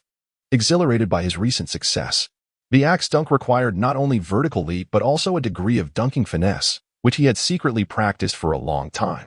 Seizing the opportunity with no one in front of him, he decided to give it a try. To his surprise, he succeeded, and it felt absolutely exhilarating. Seeing the triumphant expression on Oliver's face, Ye Qiu couldn't help but chuckle, feeling both amused and proud as he patted the top of the young man's head. In Arizona, Sandek could no longer contain himself and called for a timeout. Chapter 63, Insight. The moment Brandon recalled Sandek's pale, tense expression when he called the timeout, he couldn't help but chuckle. He glanced over at his own bench. Given the brief intermission, Ye Qiu had not brought the tactical board but was instead verbally conveying instructions to Frank and Oliver. Brandon sighed and shook his head. That old fellow Sandek simply could not maintain his composure. As a coach, one must remain steady. Look how composed I am. Sister, is it really fine for Yi Guangbang's design to only come into play so late? Gracie, seated in the first-tier stands, munched on chips. Her voice muffled as she inquired of Audrey. I'm not certain, but I have faith in Ye Qiu, Audrey replied, gently patting her sister's head with a smile. Despite being the little princess of the Middleton family, her younger sister displayed none of the elegance typical of nobility. Sister, why do I feel that whenever I ask you a question lately, your response is always, Ye Qiu thinks this is better or Ye Qiu feels that is inappropriate? Audrey's face flushed at the remark, and she retorted, that's not true. Ye Qiu is the corporate representative, so I must respect his opinions. Her voice diminished to a whisper at the end, which Gracie noticed. Oh dear, I see you're deeply infatuated. I must report this to Mother when we return. Gracie said, shaking her head in exasperation, pondering thoughtfully. You dare. Just watch me. The two sisters erupted into playful banter once more. As the timeout concluded, the University of Arizona finally altered their lineup. Aside from Harden and McMillian, the other three players were substituted for a breather. Sandek had evidently recognized that Andy and Els were struggling to keep up physically. Their offensive efficiency had declined, and defensive lapses were beginning to emerge, compelling him to make changes. At this point, there were just over 2 minutes left until halftime. The game resumed with McMillian passing the ball to Harden. Harden slowly dribbled past half-court, realizing that Ye Qiu was still the one defending him. Observing this, McMillian proactively moved forward to set a screen. Harden seized the opportunity, using the pick to create a mismatch with Ye Qiu, forcing Frank to step in for defensive support. Consequently, Frank found himself tasked with guarding Harden. Taking a deep breath, a determined glint appeared in Harden's eyes. It was his hesitation in the previous round that had caused the team to trail by 3 points. Thus, he felt compelled to make a statement with this play. Harden lowered his body, preparing to exploit the situation. In Frank's intense gaze, he began to dribble rapidly from side to side, his footwork becoming agile and fluid. Frank, unwilling to underestimate him, made every effort to keep pace with Harden. After a flurry of dribbles, Harden suddenly lunged sharply to the right. Frank was compelled to swiftly block to the right. Not far away, Ye Qiu's gaze sharpened. Since the commencement of the match, he had been meticulously observing Harden's movements. Although he had been forced to switch defenses with Frank moments ago, his focus had never wavered from Harden. Upon witnessing Harden's latest maneuver, a flicker of understanding seemed to spark within him. The previous images of Harden's actions coalesced in his mind like rivers converging into the sea, and suddenly, he grasped what Harden intended to do next. Harden, in his pursuit, broke toward Frank's right side. Despite Frank's tight defense, he maintained his speed and surged forward with 2 powerful steps. Frank gritted his teeth, determined to keep pace. However, in an unexpected turn, Harden abruptly halted his momentum, pulling the ball back with a wide arc, his legs coming together as he retreated expertly, positioning himself precisely at the three-point line. A step-back three-pointer. Realizing the impending shot, Frank reacted swiftly, pivoting to block, but it was already too late. Without hesitation, Harden lifted his hand to shoot, just as a ghostly figure appeared behind him. Watch your back. McMillan's voice rang out suddenly, causing Harden to pause. A jolt of surprise coursing through him. Simultaneously, he felt a void in his palm where the ball had been, as if it had vanished into thin air. Turning around, he was startled to see Ye Qiu, who had silently maneuvered through the other players and approached him. Seizing the moment as Harden raised his hand, Ye Qiu deftly intercepted the ball, knocking it to the ground. Gasps of astonishment filled the air. Ye Qiu had successfully stolen the ball from Harden. In the blink of an eye, amidst the shock of Harden's expression, Ye Qiu swiftly scooped up the fallen ball with one hand and cleanly passed it back to Frank. Before anyone could fully comprehend the turn of events, Ye Qiu was already racing toward the front court, with Frank hot on his heels. The two dashed forward with fervor. The Stanford fans erupted with excitement, rising to their feet in jubilation, cheering passionately for Ye Qiu. Well done, the young man from Huagua. Charge forward. Strike back. Excellent work, Ye Qiu, Oliver. Push ahead. Let us go, Ye Qiu. The University of Arizona was caught off guard by Ye Qiu's steal, scrambling to defend as they sought their respective matchups. Yet, Ye Qiu and Frank had already surged ahead, with a determined Harden gritting his teeth, quickly turning to pursue them. Macmillan was also desperately chasing after Ye Qiu, but he failed to reach him in time. Meanwhile, Harden, demonstrating his prowess as a top-tier guard, astonishingly closed the distance, arriving in front of Frank just in time. A 2-on-1 situation unfolded. Faced with the rapidly approaching Harden, Frank dared not take chances and immediately passed the ball to Ye Qiu. Anticipating this move, Harden pivoted without hesitation, swiftly charging toward Ye Qiu. Upon receiving the pass, Ye Qiu did not hesitate and swiftly dribbled towards the paint with determination. Once again, Harden exhibited astonishing speed, managing to reach the restricted area just ahead of Ye Qiu, positioning himself defensively in front of him. How remarkable! Yet, it had come just in time. Upon witnessing this, Ye Qiu felt a surge of energy, his fighting spirit igniting fervently. Instead of retreating, he advanced, stepping into the restricted area before executing a deft crossover. Following a controlled reception of the ball, he feigned a shot, creating the illusion of an impending attempt. Was he attempting a deceptive maneuver again? I shall not be deceived. In the fleeting moment of realization, Harden chose not to leap for a block or rush forward, but instead opted to extend his arms slightly for a static defense. Yet, this time, Ye Qiu truly secured the ball with both hands and, with resolute determination, leapt from the edge of the key to release his shot. Whoosh! The ball swished through the net. Ye Qiu executed a sudden halt and launched a jump shot that found its mark. The score stood at 37-32. For the first time since the commencement of the match, Stanford surged ahead of Arizona by more than 3 points, extending the lead to 5. The entire audience could not help but rise to their feet, for this moment was electrifying and filled with fervor. Immediately, thunderous cheers and applause erupted in waves, resonating with unyielding enthusiasm. How could this be possible? Harden clenched his fists, his gaze fixed on Ye Qiu, bewildered by how he had so swiftly appeared beside him, and equally puzzled by the timing of his movements. Suddenly, a thought struck Harden. His reaction and speed in retreating were unparalleled, and it seemed implausible for Ye Qiu to have anticipated his retreat and then executed a steal. Thus, he must have predicted my step-back three-pointer in advance. The incredulity in Harden's eyes deepened. As a premier scorer, his greatest fear was not encountering formidable defense or double teams, but rather having his moves and rhythm deciphered. That was the true terror. Yet, Harden found it hard to believe that, with only half a game gone by, the opponent had already unraveled his footwork. How could this be? He glanced towards Ye Qiu, who was smiling amiably back at him. Chapter 64. The might of the Yi Guang Rod. Ye Qiu's smile irked Harden. In that smile, he perceived disdain, as if the essence of his being was laid bare, with no skill or secret left concealed. No, this is impossible. No one could possess such terrifying acuity and insight. That last play was merely a stroke of luck. Yes, it must be so. Harden's thoughts were not entirely erroneous. Ye Qiu certainly did not wield such formidable powers. Yet, unbeknownst to Harden, Ye Qiu had invested immense effort for his sake. No one knew that in the final stages of his training, Ye Qiu had extended his daily practice from 8 hours to 15, solely to hone his stealing technique. On his attribute panel, only defense was listed, with stealing subsumed under it, indicating its integral role in his defensive prowess. However, through training experiments and the enhancement of his defensive attributes, he had discerned that his efforts bore fruit. He concluded that stealing primarily hinged on 2 aspects. 1. The ability to observe and interpret the opponent's movements to anticipate their intentions, and 2. The practice of snatching the ball from the opponent's grasp. Thus, he devised a specialized method for practicing ball theft. Off the court, he tirelessly reviewed videos of Harden's games. A dual approach. When the match commenced, Ye Qiu immediately began to scrutinize Harden's offensive maneuvers, sampling in real time. Meanwhile, his defensive counterpart, Macmillan, exhibited little capacity to drive to the basket, granting Ye Qiu ample opportunity to concentrate his energies on observing Harden's every move. Through vigilant observation and prior video analysis, he gradually began to grasp Harden's offensive habits and characteristic movements. Habits are often subconscious, sometimes even imperceptible to the individual themselves.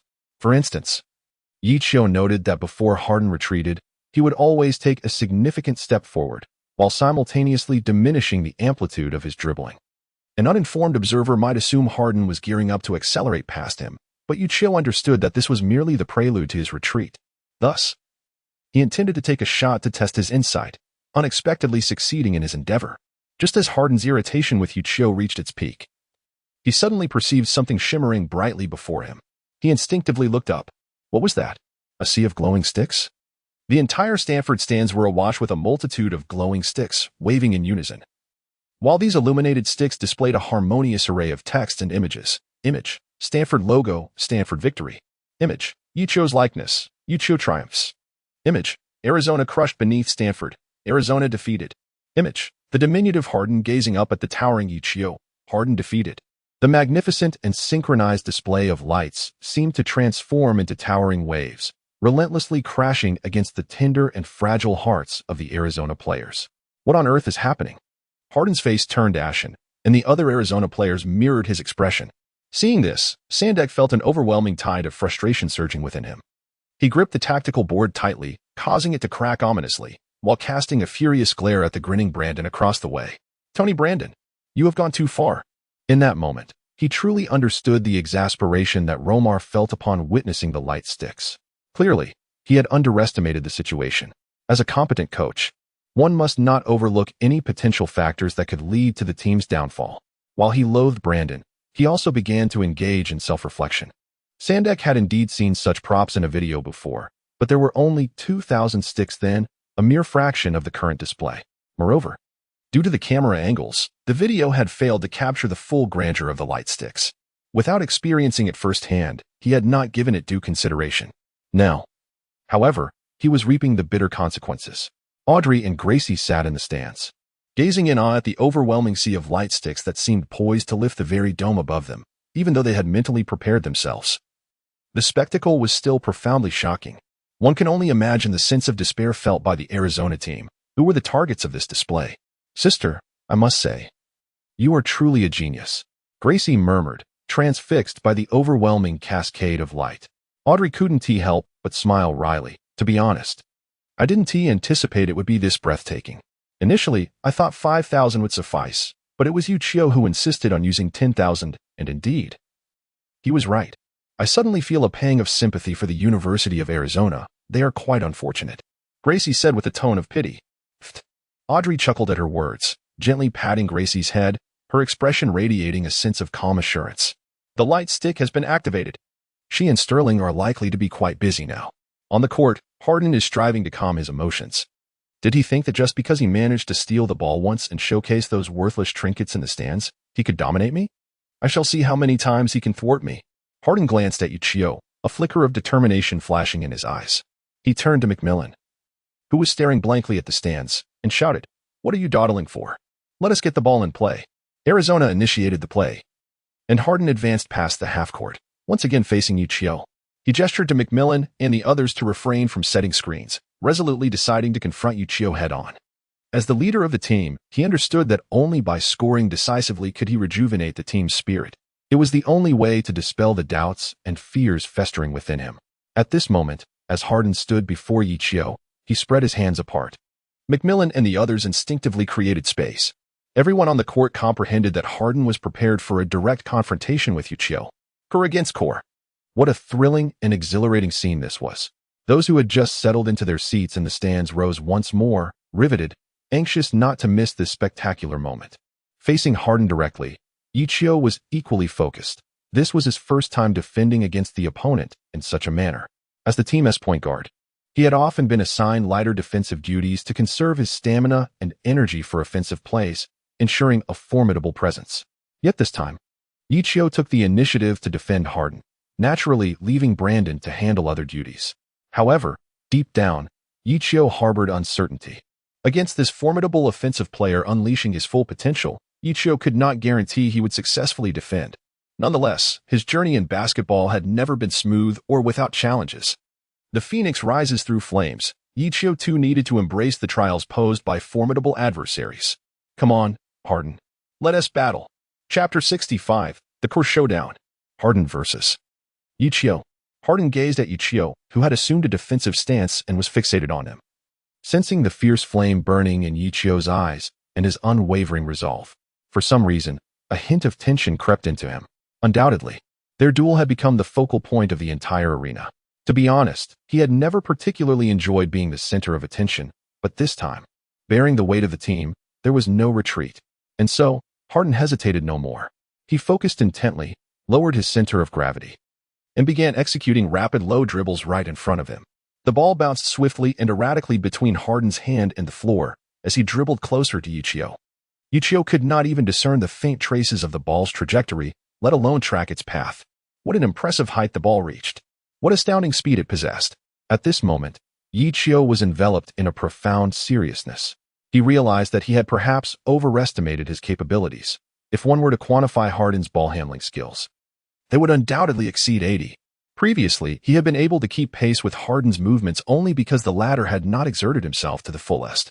However, now, under the weight of pressure and indignation, Harden had unleashed his signature prowess. His performance was incomparable to that when facing Isaiah or Frank. The individuals from Stanford were equally astounded by Harden's skills, as they seemed to genuinely grasp the overwhelming presence that the league's strongest guard exuded at this moment. Audrey's beautiful eyes reflected a somber expression. Her gaze was fixed upon the face of the dark-haired youth, and it was evident that Ye Qiu was now bracing himself, shedding his usual composure and tranquility. She had never witnessed him in such a state. A wave of sympathy washed over her for this individual who tirelessly trained day and night. If he were to discover that his relentless efforts still paled in comparison to innate talent, the blow would be devastating. On the other hand, Sandet crossed his arms and sneered coldly. While he had to concede that Ye Qiu's passing and ball control were remarkably adept and his natural gifts considerable, he understood that Harden was simply beyond his current capacity to contend with. This young man was destined to become a star with a stroke of luck. He might even emerge as a pivotal figure in a ball-handling-centric NBA team. Yet, the uniquely gifted Harden was destined to ascend to the heights of superstardom. Today, this young man from Huaguo would come to fully comprehend the chasm that lay between a star and a superstar. Akin to the incomparable brilliance of countless stars against the full moon, Harden continued to dribble swiftly in the low post, his back leaning forward, reminiscent of a powerful Black Panther poised to pounce, exuding an air of imminent threat.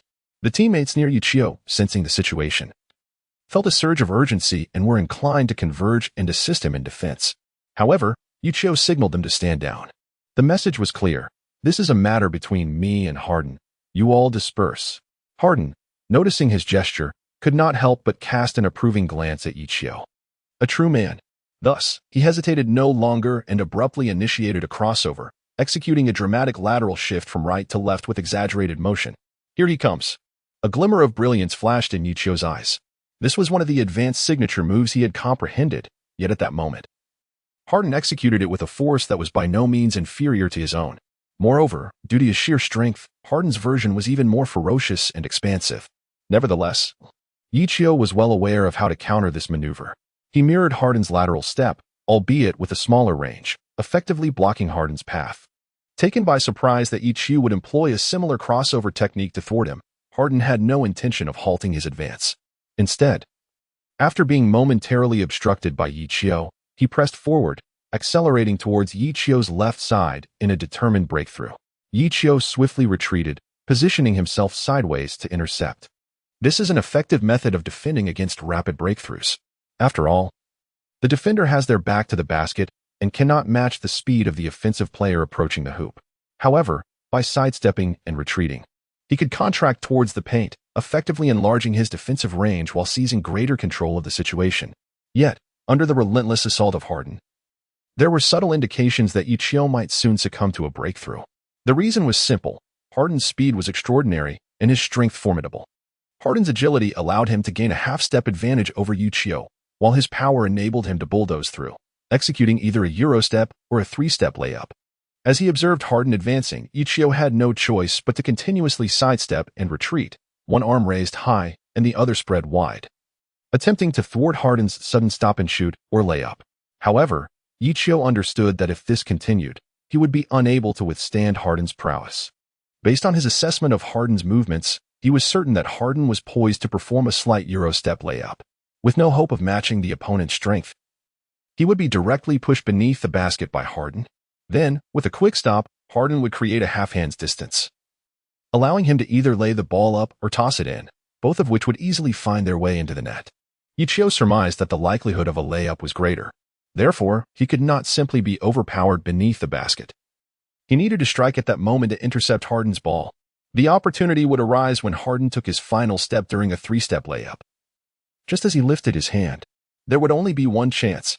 Indeed, as Ye Qiu had anticipated, upon reaching the free throw line, Harden began to hold the ball with both hands and initiated a slight Euro step for the layup. He forcefully pushed Ye Qiu aside, taking one step, then two. Just as Harden was about to take his third step, Ye Qiu leaned back slightly, as if conceding. Seeing this, Harden assumed Ye Qiu had resigned to his fate. And without hesitation, he retrieved the ball from his chest, elegantly preparing for a low-handed layup. Now was the moment. In Ye Qiu's eyes, a captivating brilliance sparkled. He extended his left hand while simultaneously shifting his body to the side, allowing his arm to reach its fullest length. With precision, he aimed at Harden's palm end. Just before Harden could execute his shot, delivered a forceful jab. Harden's fluid layup motion continued, yet the ball was unexpectedly struck by Ye Qiu's sudden intervention, subsequently cascading uncontrollably from Harden's grasp. What a spectacle! Ye Qiu has successfully intercepted once again. Initially, everyone believed that Ye Qiu would succumb in this clash of titans. Many spectators from Stanford had already covered their mouths in disbelief. This unexpected turn of events left the crowd both astonished and elated.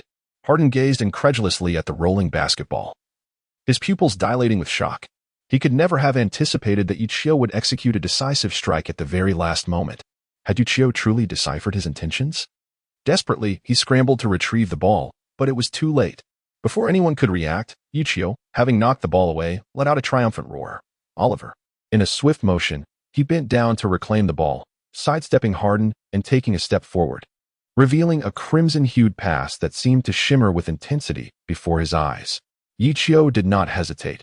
He forcefully swung his arm from back to front, launching the basketball with tremendous vigor along the trajectory of the pass. The ball soared through the air, tracing an astonishing parabola before hurtling towards the front court like a cannonball, eliciting astonishment from all onlookers. Oliver had already taken off, roaring like a stallion in full gallop, charging forward with remarkable speed. Aiden struggled to keep pace. No one could match Oliver's swift strides. Upon reaching the restricted area, Oliver leaped into the air, twisting elegantly to receive Ye Qiu's long pass. As he rotated midair, Oliver soared towards the hoop, followed by a resounding thud as he delivered a breathtaking 180-degree reverse alley-oop dunk. The score stood at 39-32. Chapter 66. I desire to remain low-key, yet my abilities do not permit it. Sandek could no longer contain himself and called a timeout. Harden had been repeatedly intercepted by Ye Qiu, leading to swift counterattacks by their opponents, widening the gap to over 7 points. With less than a minute remaining before halftime, the team's star, Harden, had just suffered a defeat in a one-on-one, significantly dampening the team's morale. Sandek dared not gamble on the unfolding events. The whistle sounded like a fuse, igniting the fervor of the Stanford fans in the stands. They cheered exuberantly, chanting Ye Qiu's name in unison, as well as MV. Many were also applauding Oliver's explosive dunk. A few exuberant female classmates even loosened their collars, hoping for Ye Qiu to sign directly on them. Harden left the court, seated on the bench, gazing blankly at Ye Qiu, who was engaging in light banter with his teammates. He sighed, acknowledging his defeat. His eyes drifted to the stands, where a sea of mocking glow sticks was directed at him. He couldn't help but shake his head with a bitter smile. He had thought himself formidable, yet he had been seen through and ultimately vanquished. He knew that the team's first loss would come eventually, but he hadn't anticipated it arriving so swiftly. Observing Harden's dim spirit, Sandek sighed as well.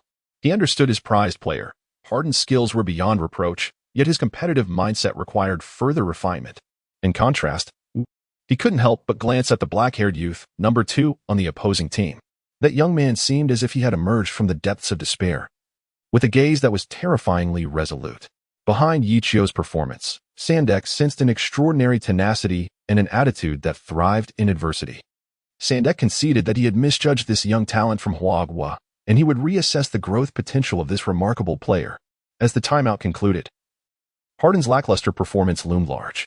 Sandek substituted Harden for Els and Andy. In the final minute, Both teams engaged in a fierce exchange of offense and defense. Andy executed a hook shot over Oliver, while Ye Qiu assisted Aiden for a successful layup.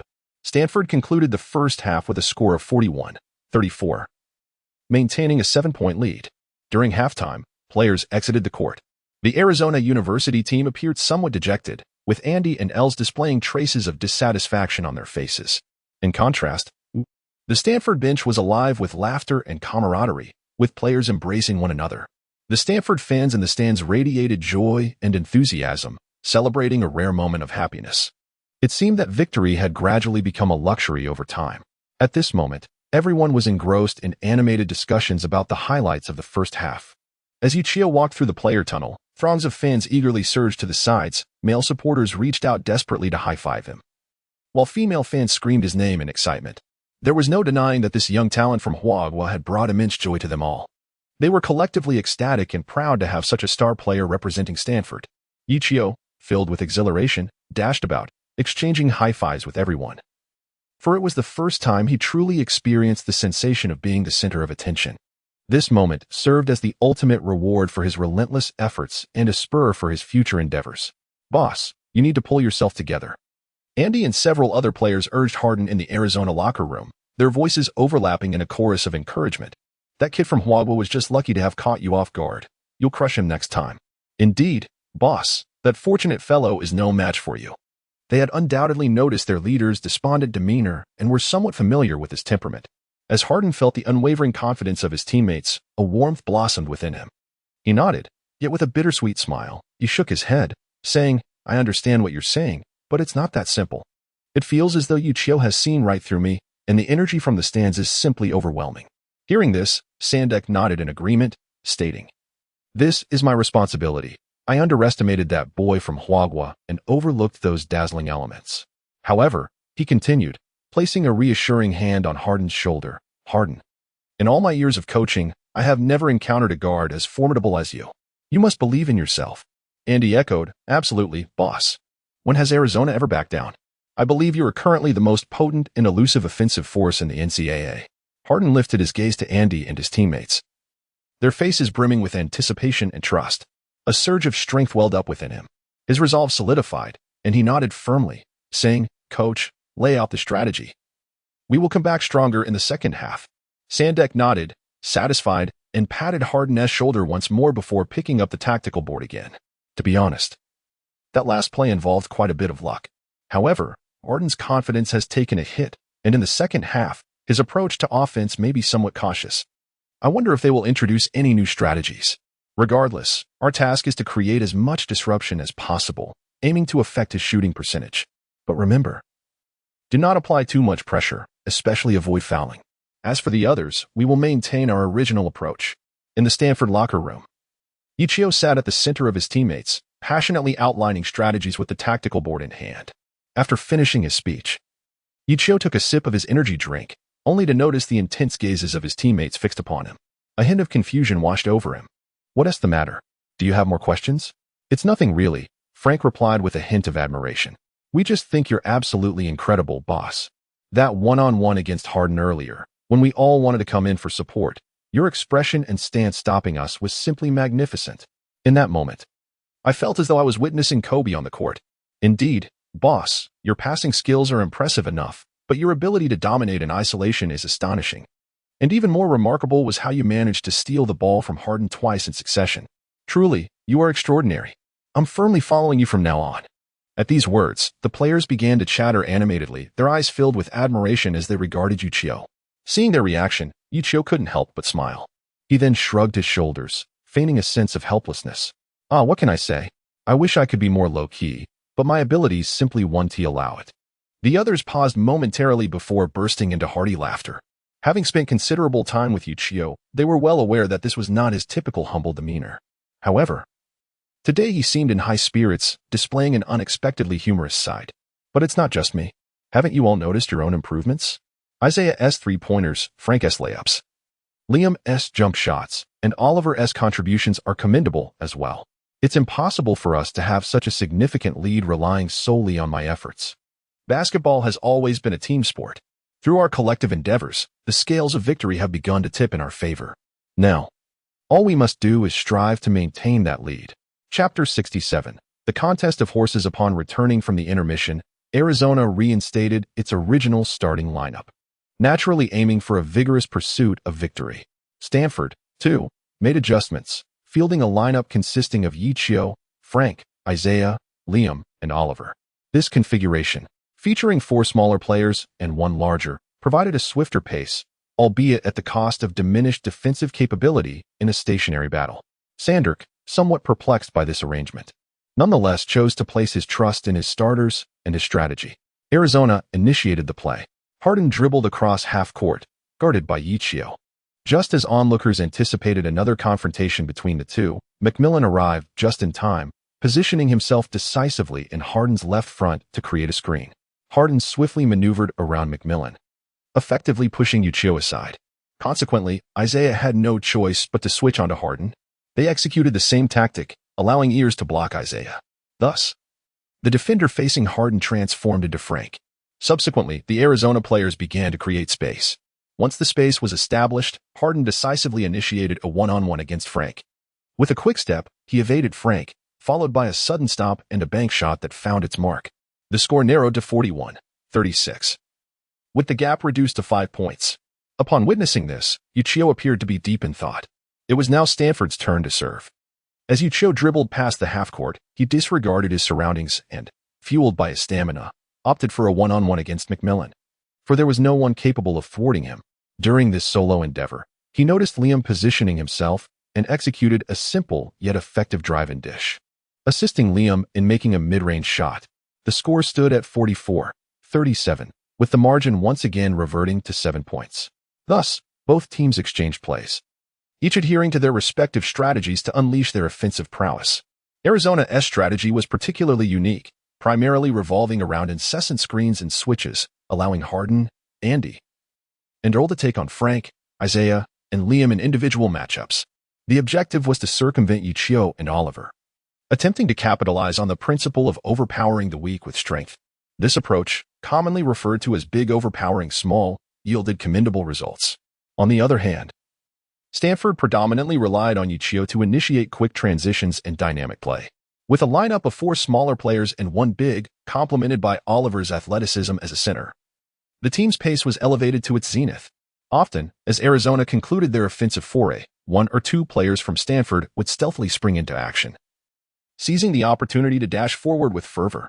Ye Qiu consistently manages to identify the swiftest player, executing precise long passes that lead to quick offensive successes. The Arizona team has devised strategies to contain this, yet they remain oblivious to which player will initiate the next advance. Even when Harden and his teammates struggle to keep pace with the opposing fast break, their formation is rendered chaotic and disorganized. Consequently, Ye Qiu seizes the opportunity amidst the turmoil, delivering exquisite assists that result in scores. However, due to the inherent disadvantage of their smaller lineup, Stanford attempts fewer shots overall.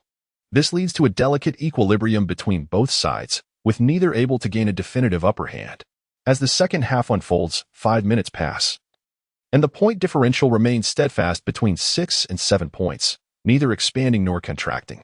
Gradually, Sandek begins to discern patterns in the offense. He observes that during matchups such as Harden versus Frank, Els versus Isaiah, or Andy versus Liam, the success rate of one-on-one plays is significantly heightened. With this insight, he decisively calls for a timeout. Upon returning from the break, Arizona takes to the court anew, executing Sandek's strategic directives for pick and rolls, striving to maximize their effectiveness. As anticipated, under these favorable matchups, Arizona's scoring efficiency markedly improves. Additionally, they adeptly rotate players, allowing for adequate rest and recovery of their stamina. Consequently, with their superior rebounding and enhanced shooting percentage, the point deficit begins to diminish. With Andy successfully backing down Liam for a dunk, the score reaches 62-59, narrowing the gap to a mere 3 points. Beep. Even the slow simmer of a frog in warm water is felt by Brandon, prompting him to promptly call for a timeout. Ye Qiu had been observing intently prior to the timeout. During the pause, he sketched a few lines on the tactical board, and it became abundantly clear to him. This was a quintessential case of tactical maneuvering, akin to the ancient strategy of Tianji's horse racing. The crux lay in identifying the most suitable matchups among the 10 horses on the field. However, while this may sound straightforward, the execution is far from simple.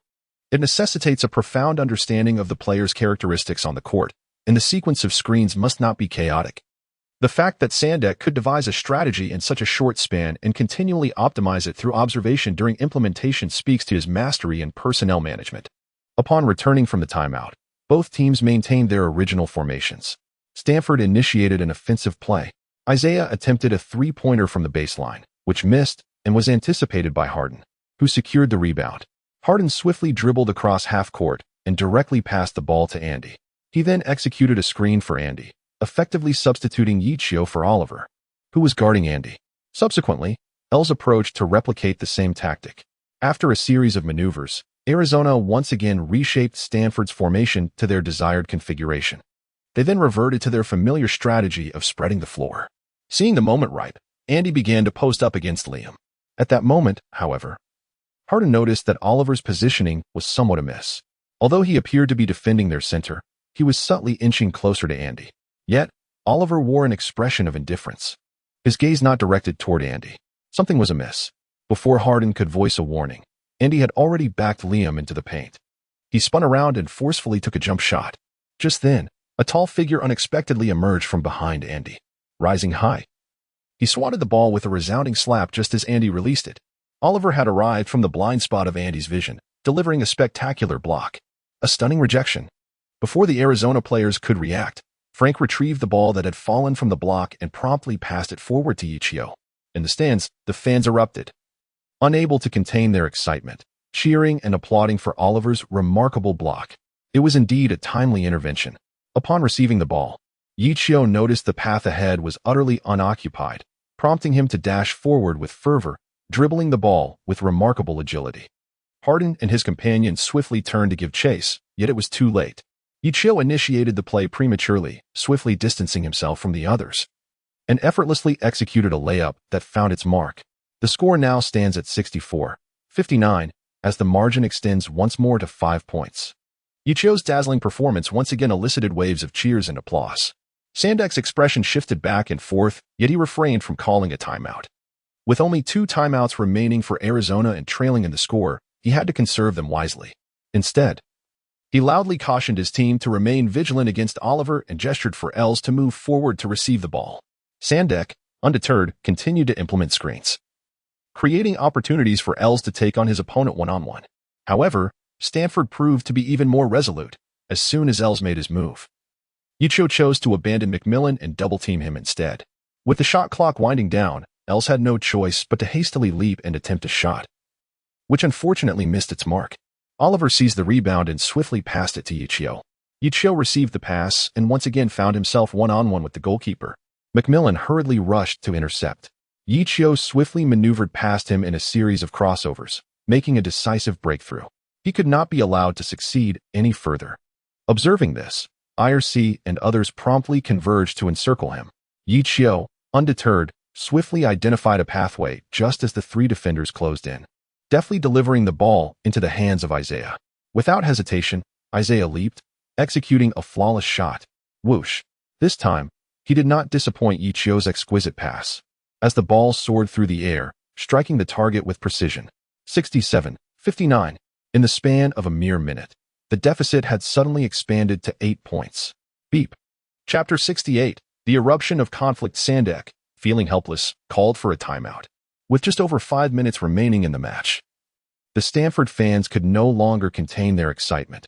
Witnessing victory within reach, their cheers resonating throughout the arena. Ye, excellent defense. What a beautiful fast break. Ye, you are the MVP.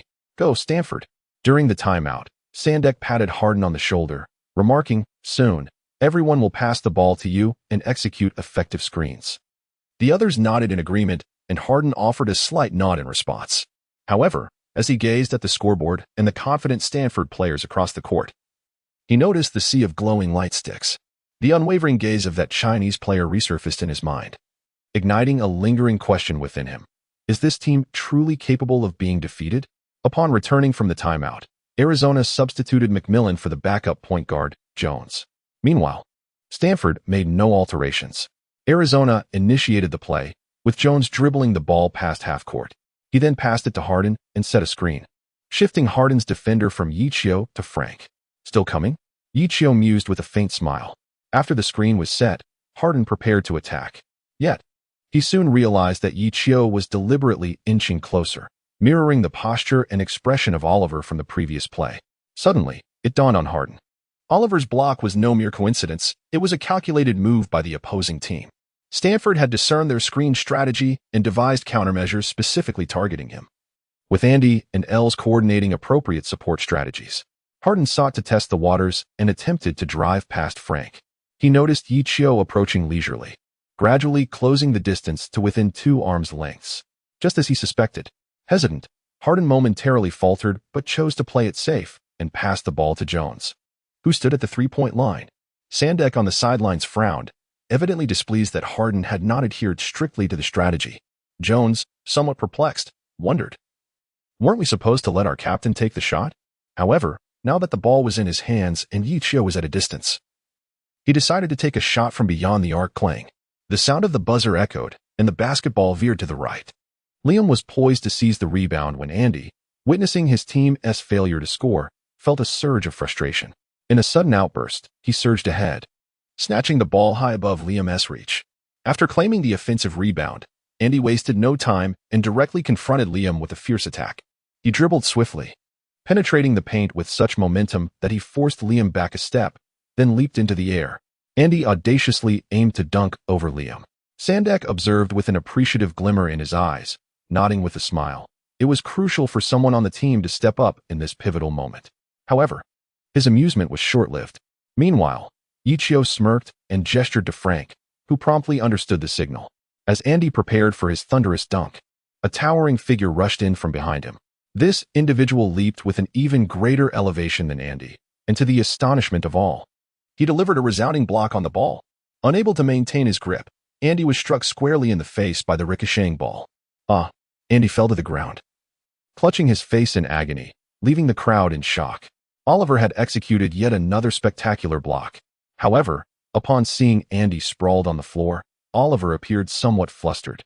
Having not anticipated the ball would strike Andy directly, the ball ricocheted off Andy's face and landed perfectly in Ye Qiu's hands.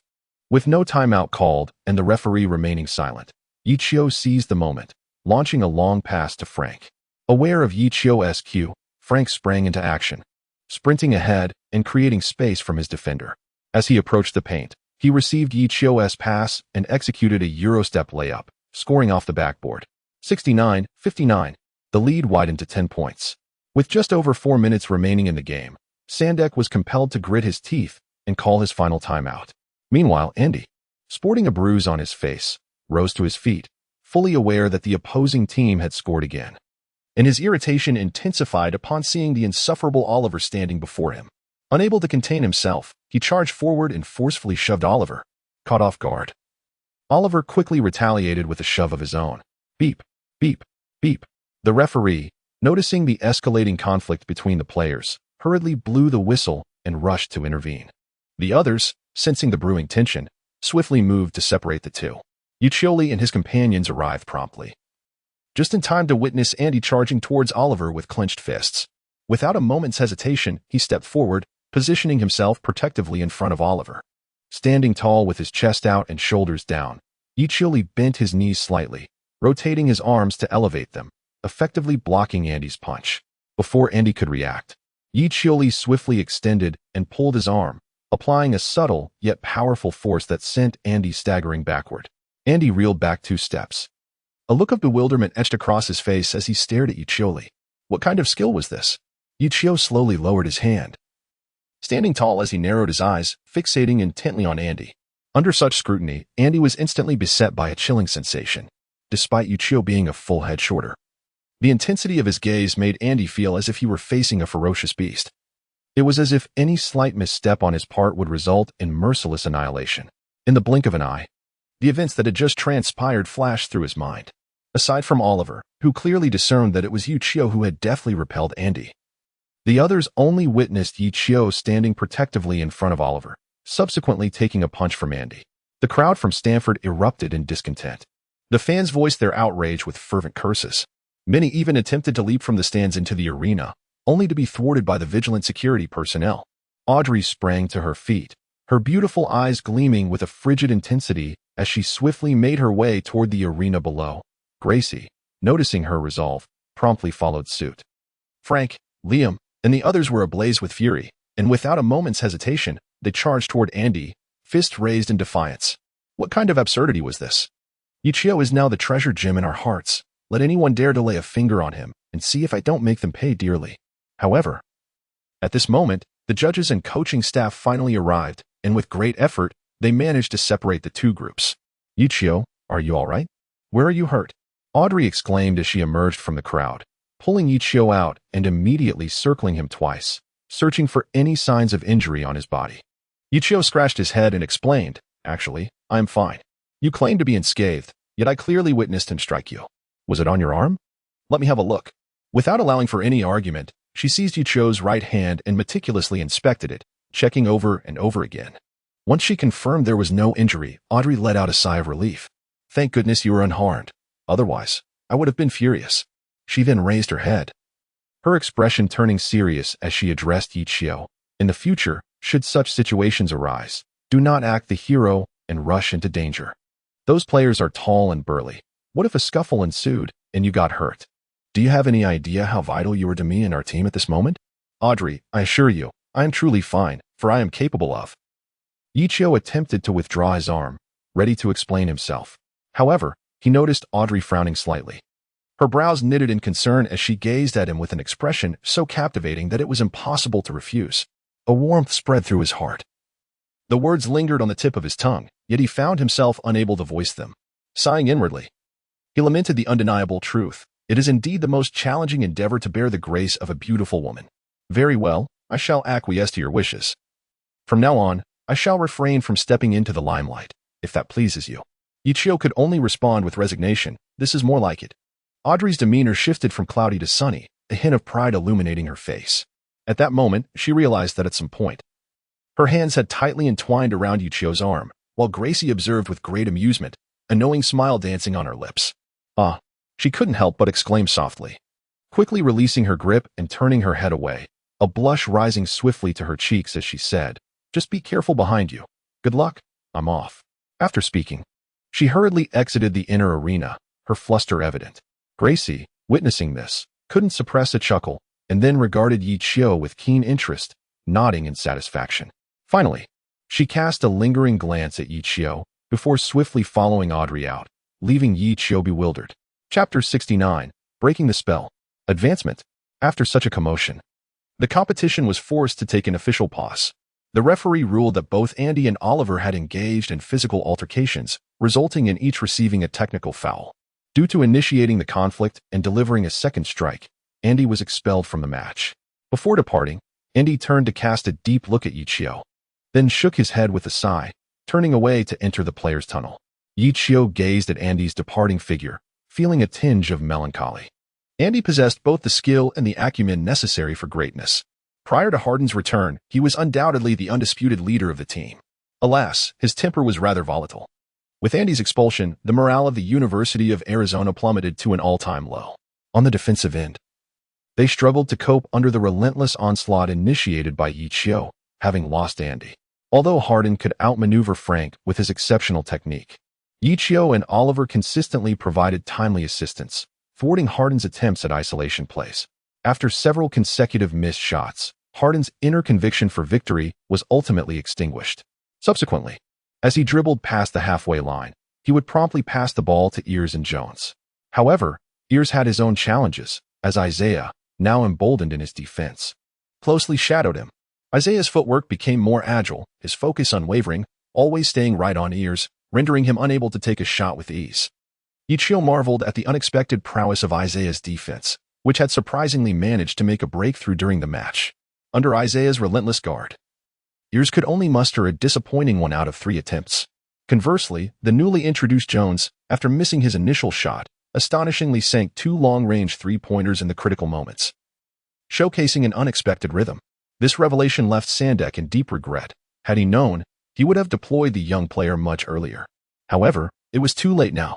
Under Ye Qiu's leadership, Stanford's offensive surge was as unstoppable as a flood, rendering Jones's contributions futile. As Jones scored yet another three-pointer, the score climbed to 80-72. But with less than 12 seconds remaining in the game, initially, Sandek contemplated employing a strategy of extreme fouling for one last effort. Yet, the moment Ye Qiu received the ball for the inbound, he boldly charged at Jones, drawing a foul while simultaneously making a bank shot. Ye Qiu successfully made the free throw. Amidst the jubilant cheers of all Stanford fans, the match lost its final suspense. As Arizona initiated the play, Harden once again passed to Jones, who hurriedly attempted a long-range three-pointer that missed its mark, signaling the end of the game. The final whistle ignited a wave of elation among the Stanford supporters in the stands. They celebrated exuberantly, shouting and waving their arms in unison. Ultimately, Stanford University triumphed over the University of Arizona with a score of 83-72. This victory also signified Stanford's breaking of the first-round curse in the conference tournament after 3 long years, propelling them forcefully into the second round. Everything felt like a dream. The catalyst for this triumph was the dark-haired youth at the center of the court, embracing his teammates in celebration.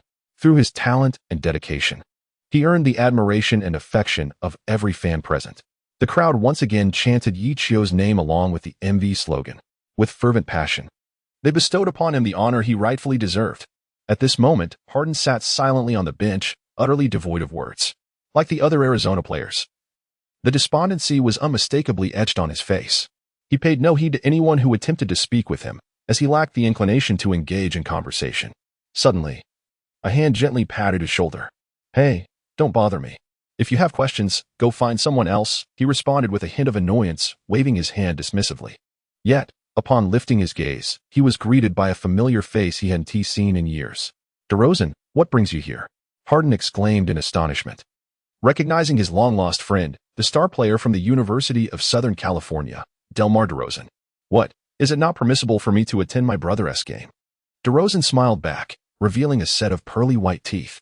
"You came just to watch me fail, didn't you?" Harden said, joyfully thumping DeRozan on the chest in a playful reprimand. DeRozan, however, shook his head with a calm demeanor, his smile fading as he replied, "No, quite the opposite. I came to tell you that losing to that guy, Ye Qiu, is not unjust at all. He is truly formidable." Harden's expression shifted to one of astonishment.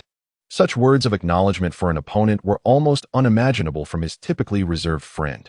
Yet, as if a realization dawned upon him, Harden waved his hand dismissively and chuckled self-deprecatingly. "Brother, I know you're trying to console me, but no matter how you phrase it, I still feel that the responsibility for this loss primarily rests on my shoulders."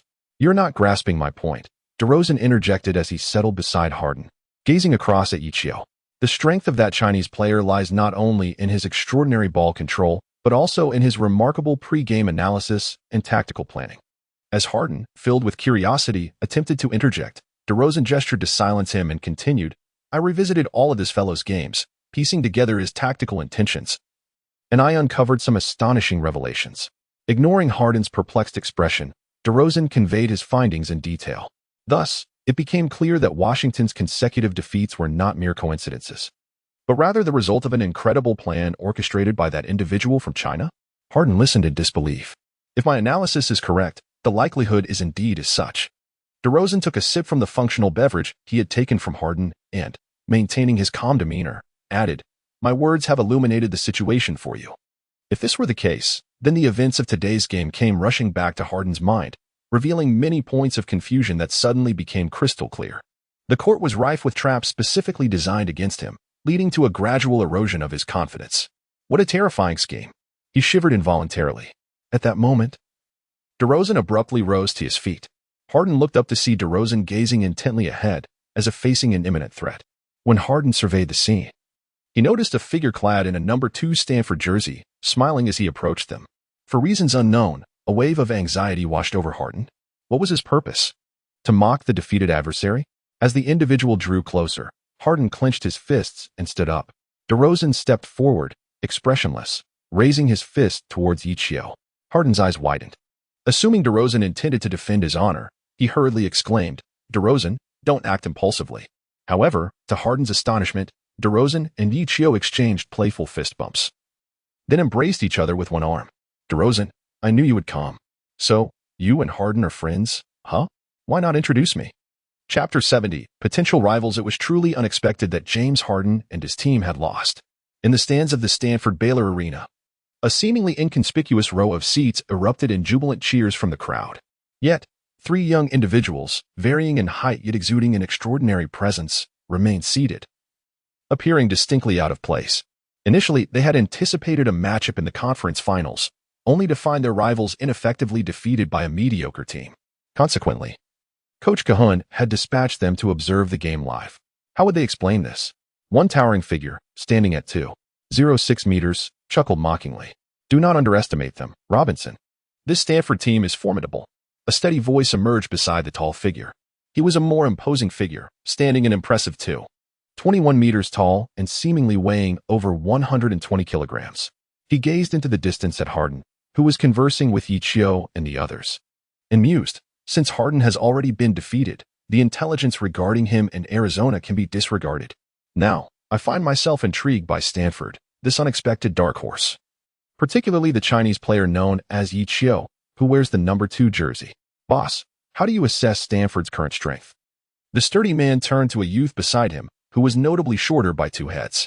This young lad appeared considerably younger, resembling a high school student rather than a college one, standing at only 1.83 meters, and would blend into the crowd without drawing attention. However, interestingly, when the 2 tall and imposing young men cast their gaze upon him, there was a hint of respect in their eyes. The boy took a moment to ponder thoughtfully, resting his chin on his hand, before smiling and replying, Tabit is correct. This Stanford team is formidable. The other teams in the division have likely fallen short of their capabilities, based on the strength they exhibited in this match. They're already nearly on par with our B team. Upon hearing this, the tall young man named Robinson displayed a hint of surprise, as he had not anticipated such a high appraisal from his boss. It's hard to say about the divisional finals. We may need to bring in 1 or 2 more key players to secure our advantage. Although the coach hopes we can minimize exposing our true strength against other strong teams, winning the divisional championship with a commanding victory is equally significant for us. After all, our goal this year is to contend for the NCAA National Championship. All right, brother, don't be so petty. I didn't intentionally withhold that from you, DeRozan said, playfully patting the visibly irritated Harden. Harden, even more incensed, retorted, how can you still call yourself a brother? You withheld such crucial information from me, causing me to lose the game. How am I supposed to explain this to my teammates and the fans when I return? Upon witnessing the scene, Ye Qiu couldn't help but chuckle softly. The contrasting dynamics between Harden and DeRozan were indeed quite amusing. We are all friends here. It is difficult for me as well, DeRozan remarked, scratching his nose, his voice dwindling into a sheepish tone. And you, why are you laughing? Is it truly that amusing? Next time we meet, I shall undoubtedly reclaim victory. Ye Qiu, just you wait. Noticing Ye Qiu's quiet laughter, Harden promptly shifted his target of jest. I shall remember your words. We shall settle this in the NBA. Upon hearing the term NBA, both DeRozan and Harden momentarily paused, casting a glance at Ye Qiu. Yet, their expressions soon dimmed. For Ye Qiu, entering the NBA, the pinnacle of basketball, was a cherished dream. For both of them, was it not the same? However, given their recent defeat and their own performances falling short of expectations, a sense of uncertainty loomed over their futures. Ye Qiu observed the thoughts of both individuals with keen insight. He then placed a reassuring hand on their shoulders and exclaimed with conviction, My dear brothers, one of you is the most formidable defender I have ever faced, while the other stands as the mightiest small forward. To be candid, given my current individual prowess, I would indeed struggle to confront you both head-on.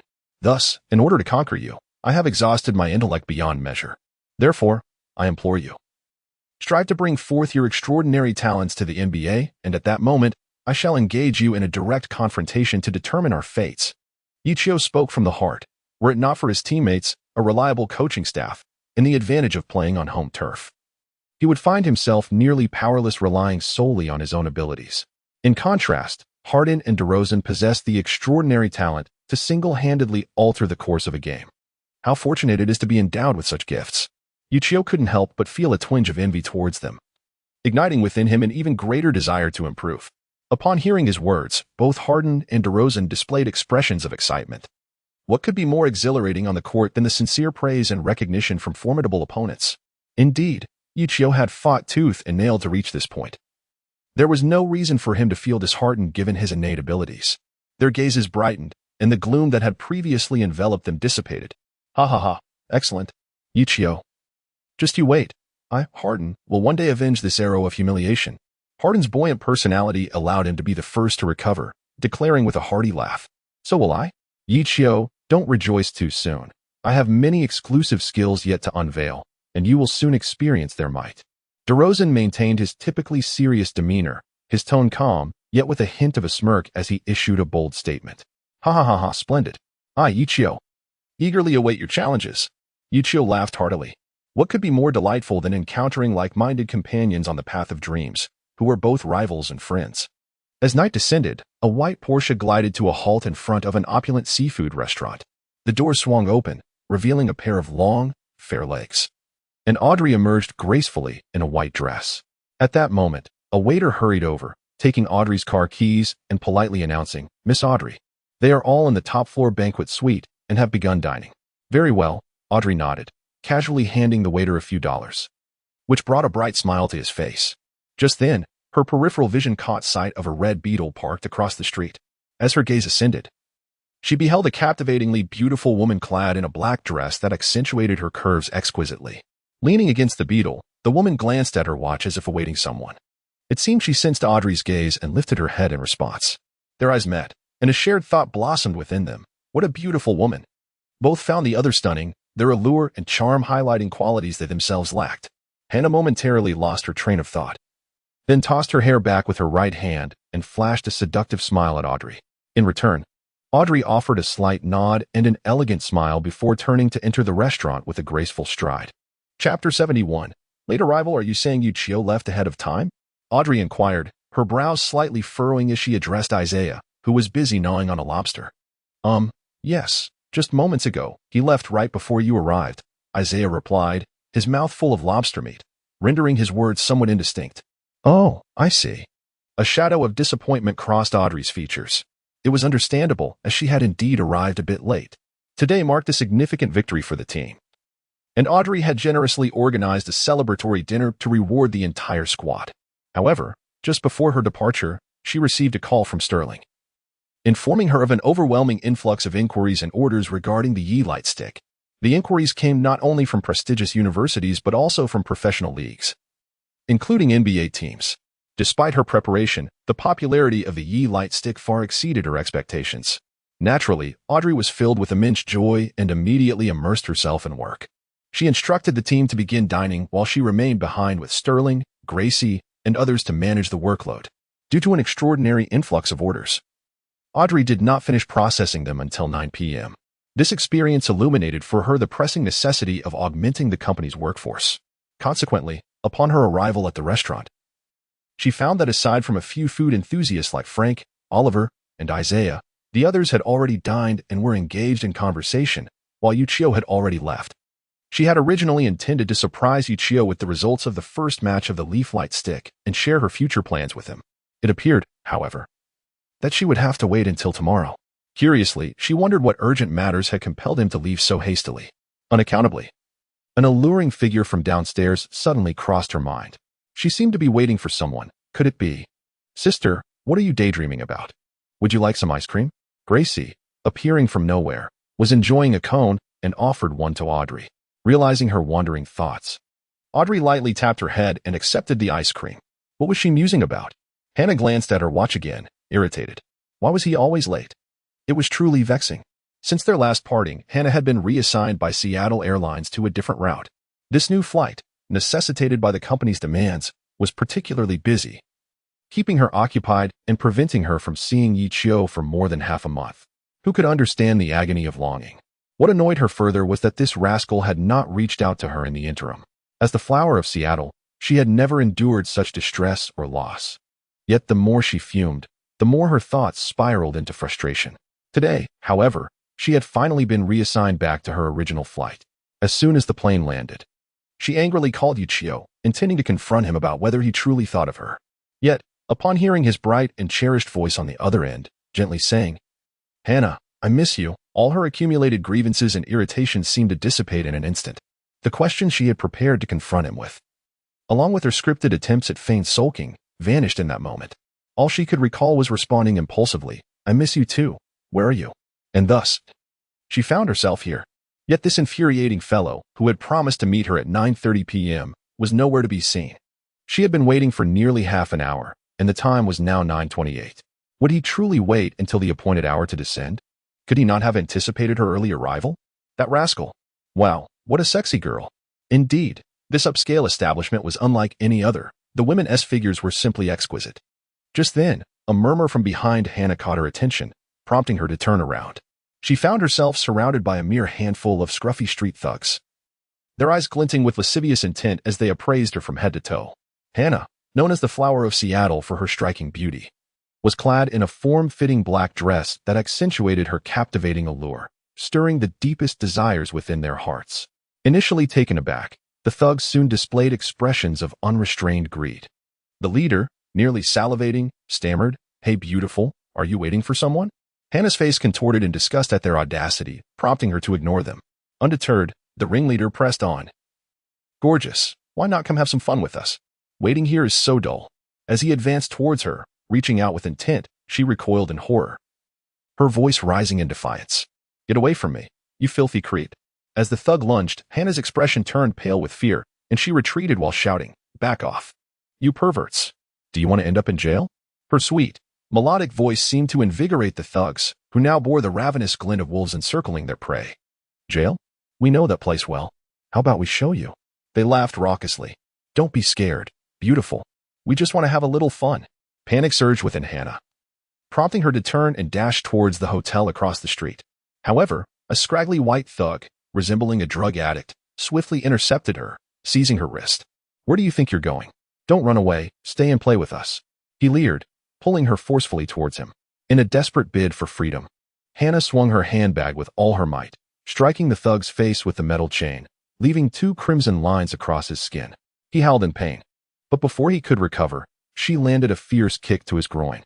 The thug doubled over, a pained scream escaping his lips as he stumbled backward. Seizing the moment, Hannah attempted to flee, only to have her hair caught by the black thug, who yanked her back with ferocity. "Ah!"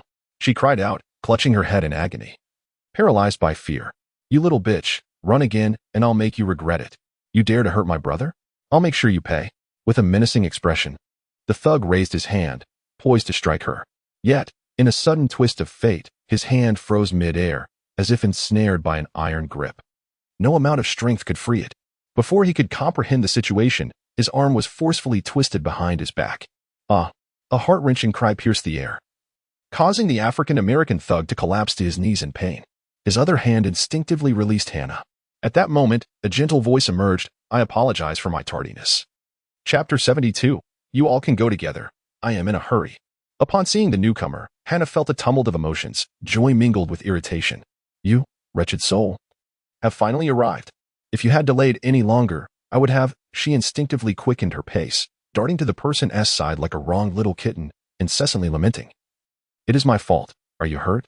Ye Qiu apprehended the black thug and, gently turning his head, replied, "Not at all." However, it seemed that Ye Qiu did not heed Hannah's words. His gaze was immediately drawn to the scratches on her hands and the disheveled state of her scalp. His expression instantly turned severe, as cold as ice. "Hannah, please step back a bit. Allow me to check your injury shortly." Perhaps due to his prolonged interactions with Sterling, Ye Qiu had become increasingly empathetic when addressing women. Yet, despite his gentle tone, it remained calm and undisturbed, betraying none of the tumult within. Those who knew him understood that this was merely a manifestation of his repressed fury. Hannah likely grasped his intentions as well, but she obediently responded and retreated a few steps. "So, it's just a yellow-skinned kid who dares to meddle? Are you tired of living?" One thug bellowed. "Let go of our boss, you foolish creature." The thugs, witnessing their leader restrained and occasionally letting out pitiful cries, hesitated to advance, resorting instead to feeble threats and insults. "You want your boss released, is that it? Very well." Ye Qiu let out a cold snort, and in an instant, unleashed a burst of formidable strength from his hand. Crack. "Ah!" The man of African descent emitted a dreadful scream, his body curling into a tight ball, beads of sweat rolling down his forehead like pearls. Since he dared to lay a hand on my woman, he must be prepared for the consequences that would render his hand useless. Ye Qiu's voice was devoid of emotion. He then discarded the black man aside, as though he were refuse. However, this decisive and fierce action momentarily stunned many, leaving them hesitant to advance. Hannah was secretly taken aback. This person, usually gentle as water, had displayed such resolute ferocity. Yet she understood that his wrath was stirred on her behalf, filling her heart with an indescribable sweetness. What are you all waiting for? Quickly, go and eliminate the scoundrel. Move. The black thug, his arm twisted into a grotesque shape and racked with excruciating pain, shouted with the last vestiges of his strength. Two reckless thugs, their faces hardened with resolve, charged forward. One of them, a burly man with white hair, swung a fist aimed directly at Ye Qiu's face. "Ah, be careful," Hannah exclaimed in alarm. In a flash, Ye Qiu responded, swiftly penetrating the inner side of the white-haired man's arm and forcing it wide open. His other hand formed a fist, launching a powerful strike straight at the thug's face, returning the assault with the same measure. With a muffled grunt, the white-haired thug collapsed, unconscious. Hannah exhaled in relief, her heart swelling with a profound sense of security as she gazed at Ye Qiu's composed figure. It turned out that people from the Huan nation truly mastered their martial arts. Yet, a flicker of confusion crossed her mind. It seemed he hadn't exerted much force. How could this seemingly robust figure have fallen so easily? Ye Qiu relaxed his shoulders and twisted his neck. During this period, he had been engrossed in practicing basketball, neglecting his martial skills for quite some time. As a descendant of the Yi family, he possessed some degree of proficiency. However, he recalled that his speed and strength were not as formidable as he had just demonstrated. He remembered the match earlier today when he had deflected Andy's sudden attack. It had occurred so unexpectedly that he acted on instinct without much thought. Now, reflecting on it, he realized that Andy was no ordinary figure. Yet he had managed to repel him with a mere flick of his wrist. Could it be that his recent basketball training had enhanced his fundamental attributes, inadvertently strengthening his martial prowess as well? As these thoughts raced through his mind, another tall, muscular black thug charged at him, launching a kick aimed at Ye Qiu's waist. Hannah gasped in alarm, but before she could utter a word, Ye Qiu had already sprung into action. He swiftly sidestepped the thug's kick and, seizing the momentum, grasped the opponent's calf. With the thug momentarily immobilized, Ye Qiu unleashed a powerful stomp to his midsection. Oh! The tall thug doubled over in pain, clutching his waist and collapsing to the ground. Indeed, it was as he suspected. Having validated his own strength, Ye Qiu felt a surge of confidence. He then raised his hands, palms facing the thugs, beckoning them with a casual gesture. "Why don't you all come at me together? I'm in a bit of a hurry." "Come at you together?" Hannah thought, feeling herself captivated by his audacity. How could there be such a brave man? Are all Hua people like this? The thugs erupted in outrage at his words, though they did not fully comprehend the meaning behind his gesture. The underlying insult was unmistakably blatant. They exchanged glances, confirming the murderous intent reflected in each other's eyes, and charged at Ye Qiu with a collective roar. "FKU. Die, Hua person." Yet, Ye Qiu remained unfazed, his demeanor composed. Facing such a multitude of adversaries for the first time, he took a deep breath and slowly exhaled, steadying his breath and mental state. Martial arts is an art form that requires reverence during its appreciation. In his mind's eye, he envisioned his great-grandfather confronting adversaries, the echoes of his resounding declaration still ringing in his ears. "I will take on 10. Ye Qiu's gaze suddenly sharpened like a blade, his hands raised slightly, one forward and the other back. "Guide me." The thugs, their faces contorted with menace, advanced with a fierce momentum, howling as they came in droves. Ye Qiu began to nimbly evade their assaults, while simultaneously launching counterattacks. As his roller shoes swiftly grazed the ground, he darted left and right, forward and backward. The thugs found it exceedingly difficult to land a blow on him, yet he was able to strike with precision, delivering well-aimed punches and kicks to their vulnerable points. With a series of gestures, open hands, slaps, circular movements, pressing, blocking, front kicks, side kicks, and cross punches, Ye Qiu unleashed a flurry of cross punches. With the last of these, the final standing thug fell to the ground, crying out in pain. Consequently, the ground was littered with moaning thugs, none of whom could rise again. Ye Qiu's fists were stained with blood as he breathed heavily. He straightened his posture, raising and lowering his hands in front of his chest, signifying the conclusion of his exertion. At that moment, the restaurant server, evidently noticing something amiss, approached and inquired with a perplexed expression, "Sir, madam, what has transpired here?"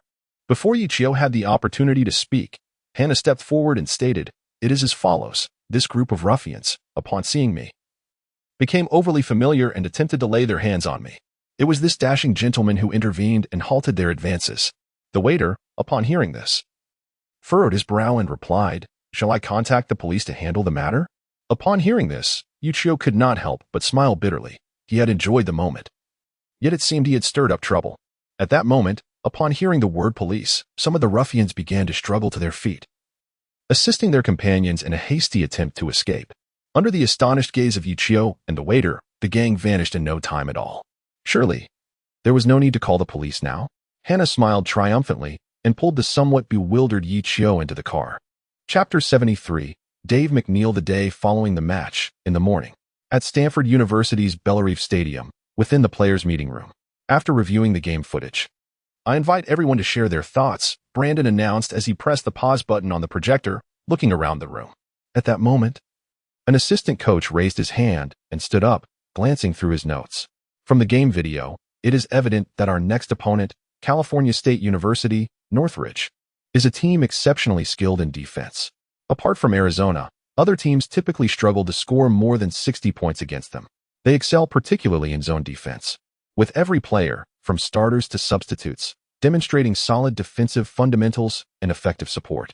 Thus, the key to defeating them lies in executing our fluid offense despite their defensive pressure.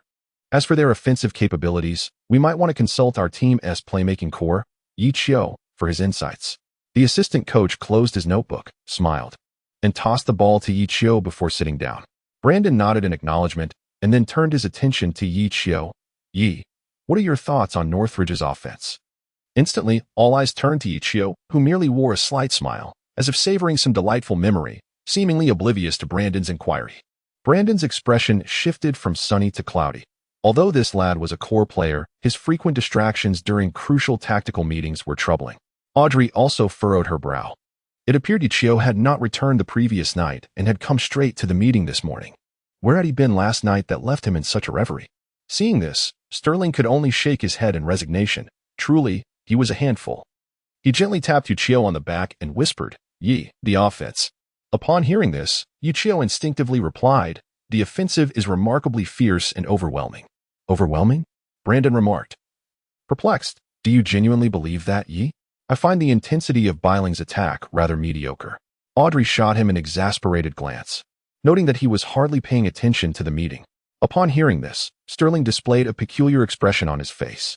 Suddenly, as if a realization dawned upon him, he broke into a hearty laugh, turning a shade of crimson. "Nevertheless, it must be said that they excel in counterattacks." Brandon then retrieved a set of match statistics to display. Biling had achieved 4 consecutive victories through their defensive counterattack strategy, only to falter against Arizona. However, it is worth mentioning that during their encounter with Arizona, their strongest player, Cardoff, was sidelined due to injury. An assistant coach, taken aback, inquired, "Is he the one who averages 4.1 blocks per game?" Indeed, he has returned even stronger after his injury. In the last match, he blocked the opponent 6 times, restricting their shooting percentage to below 27. Such formidable defense sent a chill through the crowd. "Now, let us take a look at this," Brandon said as he pulled up a video from YouTube and pressed play.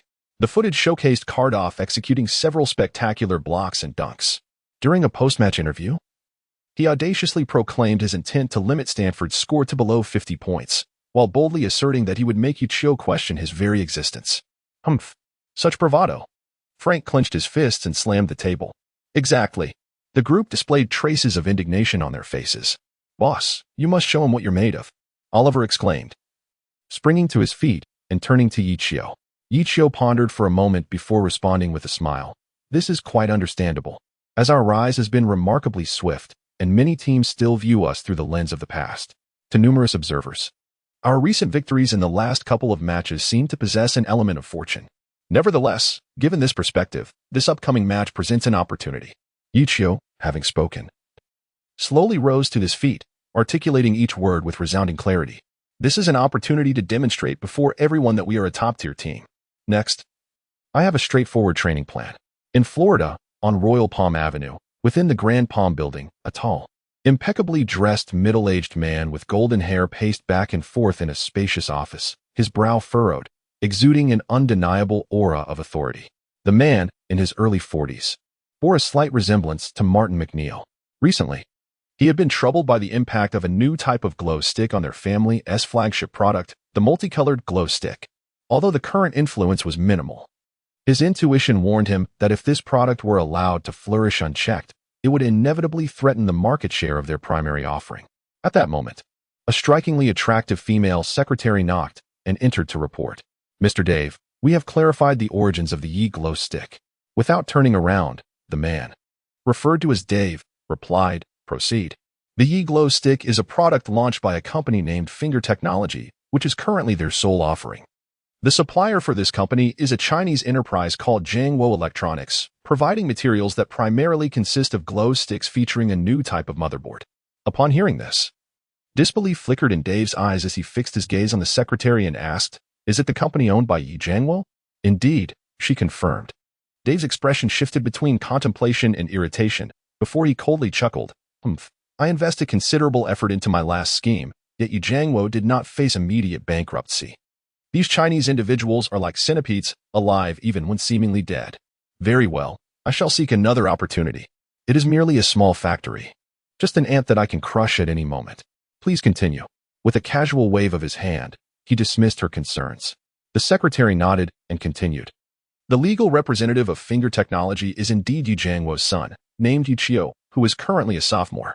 He was previously an exchange student at the University of Florida and later transferred to Stanford University after being granted an exceptional admission following a trial with the men's basketball team. Ye Qiu? That name seems vaguely familiar. A look of reminiscence crossed Dave's face as he recalled that Martin had mentioned it to him last month, apparently. This insufferable brat was the nemesis of his. Perfect, an opportunity to settle the score. A cold smile crept across Dave's lips. The secretary hesitated for a moment before continuing. Furthermore, we have uncovered the presence of the Middleton family behind this company. One of the shareholders, Audrey Middleton, is recognized as the most gifted business prodigy of the younger generation in the Middleton lineage, and she is currently the actual operator and manager of Finger Technology. The Middleton family. At this revelation, Dave's pupils contracted involuntarily. He swiftly approached the secretary, snatched the documents from her hands, and began to peruse them with urgency. How could the Middletons be involved in this industry? Chapter 74. The scalpel. Dave closed the documents, his expression fluctuating between shadow and light. He was acutely aware of his own position. Riding the wave of the electronics industry, the McNair family, under his leadership, had grown increasingly formidable, expanding their sphere of influence. Whispers within their circles suggested that the McNair family was on the verge of breaking into the second tier, aspiring to ascend as the fifth prominent family. This brought Dave immense glory and made him a coveted figure. Yet, only he understood the true terror of the deeply entrenched four great families. 5 years ago, with the McNair family's wings fully unfurled after extensive planning and preparation, Dave attempted to challenge the Donald family, the weakest of the four, aiming to penetrate the American manufacturing and automotive sectors. Upon learning of this, the patriarch merely dispatched a servant to place a call to a certain state governor. Consequently, a state law specifically targeting the McNair family was enacted. Overnight, all of the McNair family's investments and plans in manufacturing and automotive industries were rendered null. The ensuing losses and the blow to the family's reputation nearly brought them to their knees. It took Dave immense effort to extinguish the flames of crisis. Spending 6 months stabilizing the family's enterprises and an additional 3 years for the family to regain its vitality.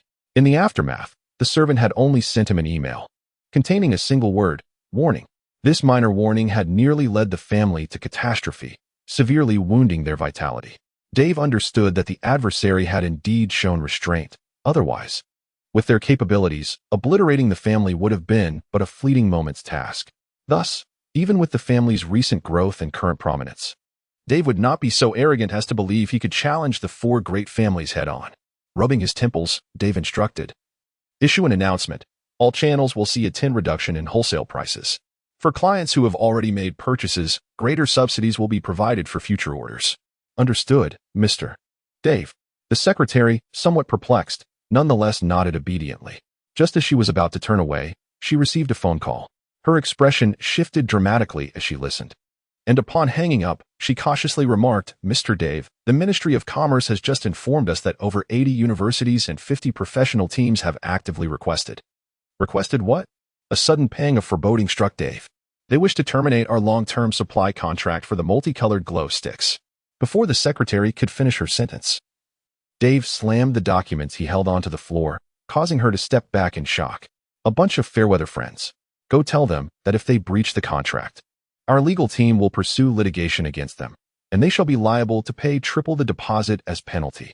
The secretary timidly replied, They all expressed willingness to pay the penalty. Moreover, over half of our clients inquired whether we could customize products with effects similar to the leaf glow sticks. Boss, what shall we do next? The secretary cautiously sought guidance. Damn it. Dave erupted in fury, shattering a cup against the floor. The secretary stood frozen, hardly daring to breathe. After a moment, Dave glared at her and exclaimed, "What should we do? You asked me what to do? Go consult the R&D department to see if they can replicate the effects of the leaf glow sticks. Must I teach you everything?" The secretary nodded repeatedly, hastily gathering the scattered documents before fleeing the room. Once she departed, the office was filled with the sound of various items crashing to the ground. 5 minutes later, shards of glass and metal littered the floor. Dave forcefully loosened his tie, panting as he sank into his office chair, his cold gaze fixed on the documents before him.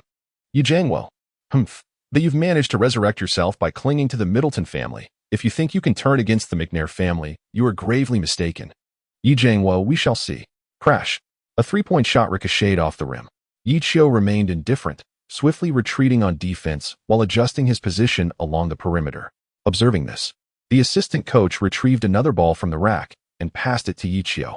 Ye Qiu received the ball, came to a halt, pivoted, lifted the ball, and leaped into the air. At the pinnacle of his jump, with his right hand raised holding the ball and his left hand supporting it, his armpit, arm, and wrist formed 3 right angles. Simultaneously, his eyes were fixed on the front of the hoop as he exerted force with his arm, pushing upward, his wrist elegantly flicking. The ball soared slowly, spinning gracefully towards the hoop, tracing a beautiful arc. However, the force was slightly excessive, causing the ball to bounce off the back of the rim once more. Ye Qiu could not help but smile wryly to himself. His proficiency in long-range shooting was, quite frankly, abysmal. In recent days, Ye Qiu had been diligently practicing his perimeter skills. This had become the most effective and cost-efficient training regimen after he had achieved a mastery level of 70 in ball handling and dribbling. Naturally, Brandon and others wholeheartedly concurred.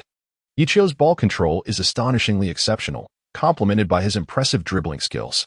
If he were to master a consistent 3-point shot and mid-range accuracy, the spectacle would be utterly breathtaking.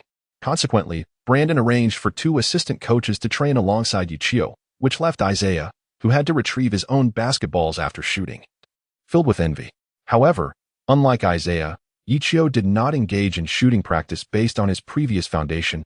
Instead, he dedicated a significant portion of the day to continuously adjust and test through the system's progress bar, ultimately discovering the shooting posture that yielded the best training results. This was a completely novel stance. As a result, he spent extensive time correcting his shooting posture and habits to adapt to the new technique. 2 days later, while Ye Qiu had acclimated to the new posture, he encountered a new dilemma. His shooting accuracy plummeted. When employing his old technique, he might make 2 or 3 out of 10 shots, but with the new motion, practically every shot missed the mark.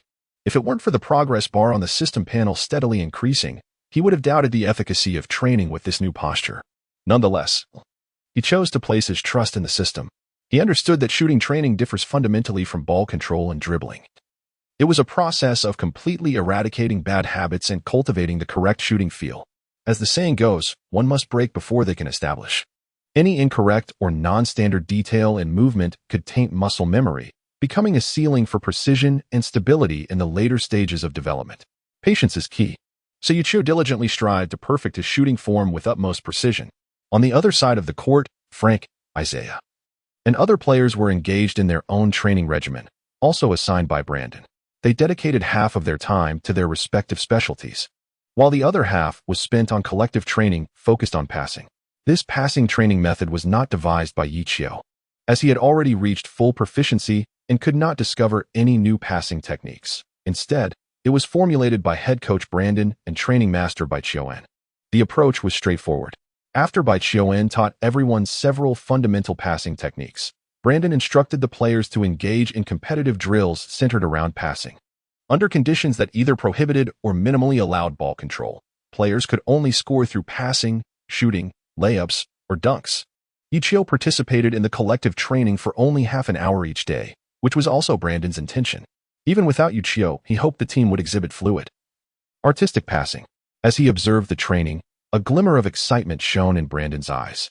He believed that ball control was the future of basketball. With Ye Qiu on his team, he finally had the opportunity to cultivate a formidable team characterized by exquisite ball control. Let us take aim at those who underestimated them, such as the Biling branch in Cardoff. Chapter 75. The Emergence of Ball Control Strategy. 3 days remain until the next match, as Ye Qiu dedicates himself to rigorous preparations. Audrey and her team are experiencing a surge in business, with good news arriving frequently. Within just a few days, they have received over 300 substantial orders for more than 10,000 Ye Guang rods in a single reservation. Among these are remarkable large orders, such as the NCAA League, which has ordered over 150,000 Ye Guang rods, and the WNBA League, which has reserved more than 10,000 rods, this being merely their initial batch of orders. Orders of less than 10,000 rods are countless. Due to the dramatic increase in order volume, Audrey and her colleagues naturally face a surge in workload, prompting Audrey to broaden the channels for resume submissions. Given Ye Qiu's current reputation at Stanford, he has received numerous impressive resumes, including talents from other institutions. Consequently, Audrey convened a shareholders meeting to present the company's personnel plans and policies. Audrey and Ye Qiu share a common principle regarding talent selection. During the early stages of the company's development, recruitment should prioritize quality over quantity, valuing excellence over abundance. After gaining unanimous agreement from everyone, Audrey commenced establishing personnel processes and recruiting talent to swiftly augment the workforce across various departments of fingertip technology. Meanwhile, in Huaguo, Ye Jiangwo's first batch of orders has already been shipped and will arrive in the United States in half a month, subsequently reaching the locations of various clients via land transport. Ye Jiangwo thus received 70% of the payment for the first batch of orders and 30% for subsequent orders. This ample revenue allowed him to comfortably repay his previous bank loans, thereby resolving any financial concerns. As orders continued to pour in, the previously accumulated inventory dwindled to nearly nothing, leading Ye Jiangwo to experience a delightful dilemma. His production capacity was struggling to keep pace. He had not anticipated that within a mere month, Jiangwo Electronics would transition from a state of having no orders to one of relentless production. In a bid to sustain operations, Ye Jiangwo reluctantly offered overtime pay that was double or even triple the usual rate. Consequently, he began to prepare for the expansion of the factory and the recruitment of additional staff. This had been on his mind for some time. The necessary procedures and design plans were already prepared, and the factory's size was sufficient for direct expansion.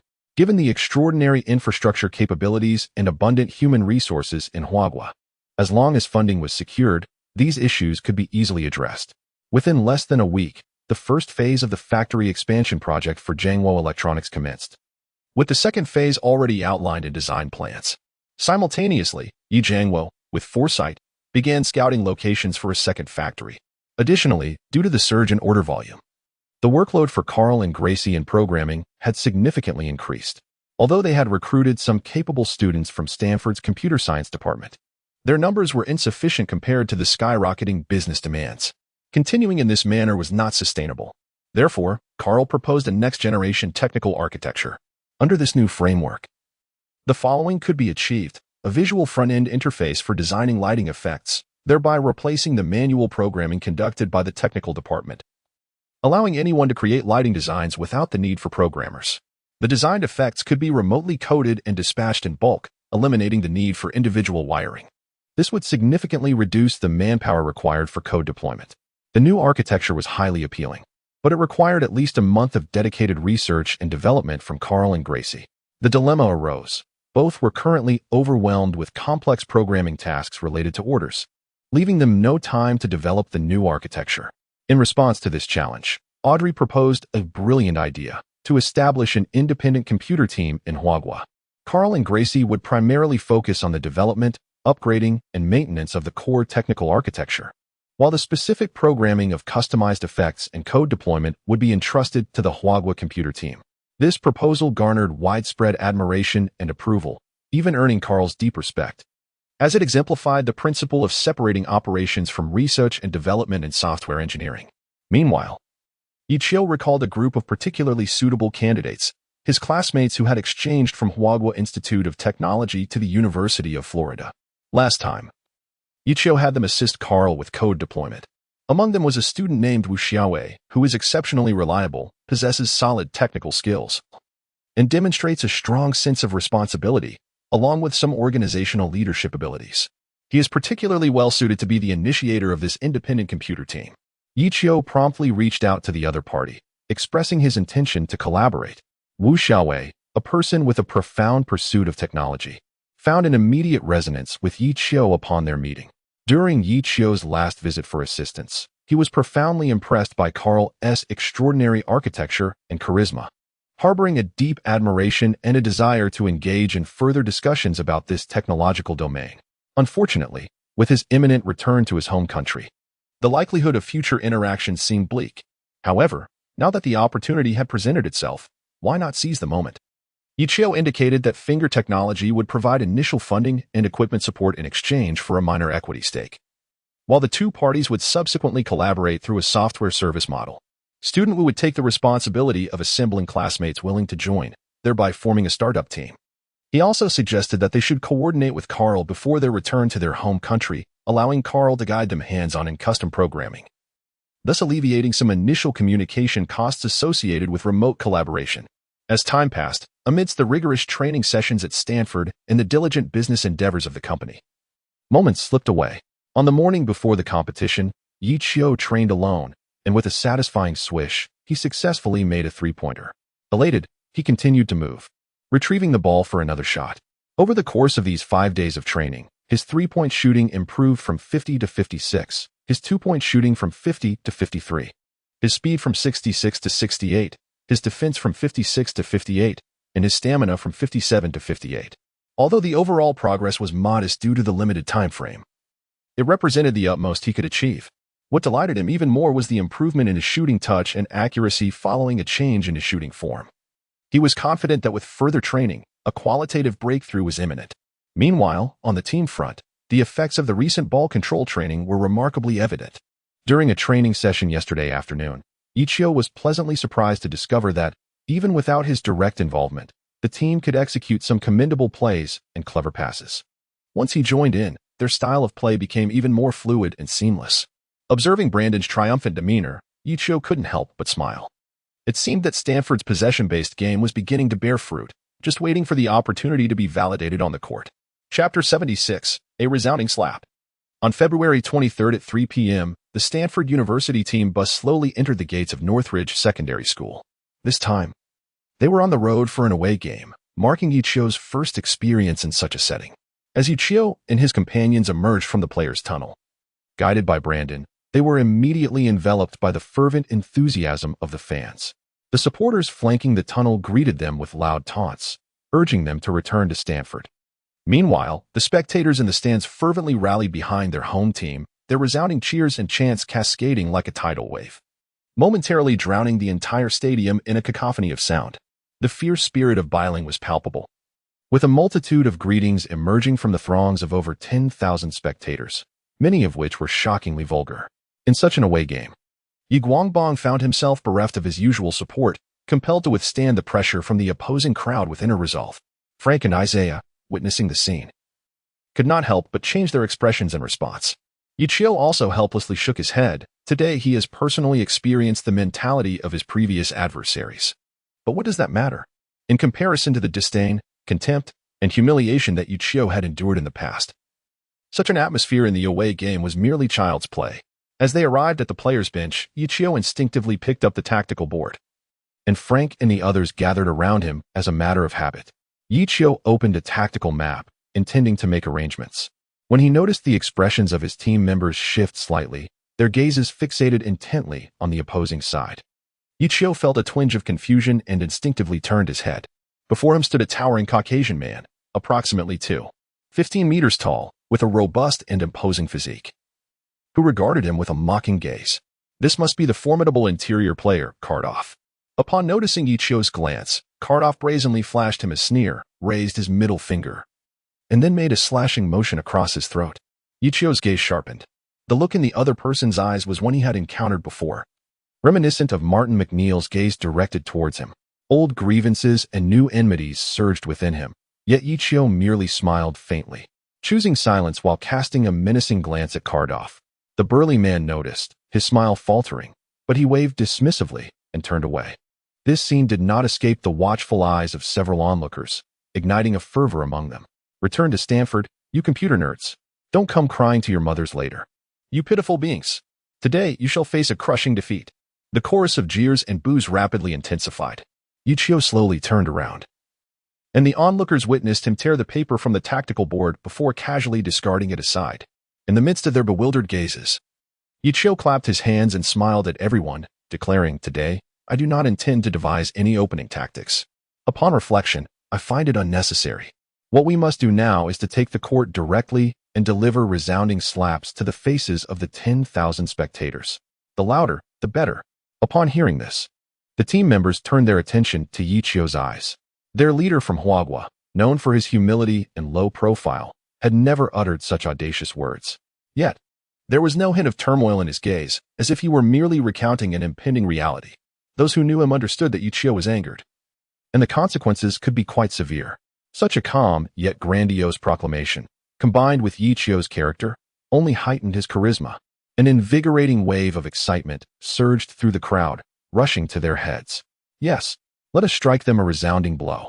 As the players took the court, Stanford's lineup featured Ye Qiu, Frank, Isaiah, Liam, and Oliver, a clear strategy for a fast-paced offense and defense. In contrast, Biling fielded Jeff as the point guard, Edro as the shooting guard, Clemens as the small forward, Kadolf as the power forward, and Meyer as the center.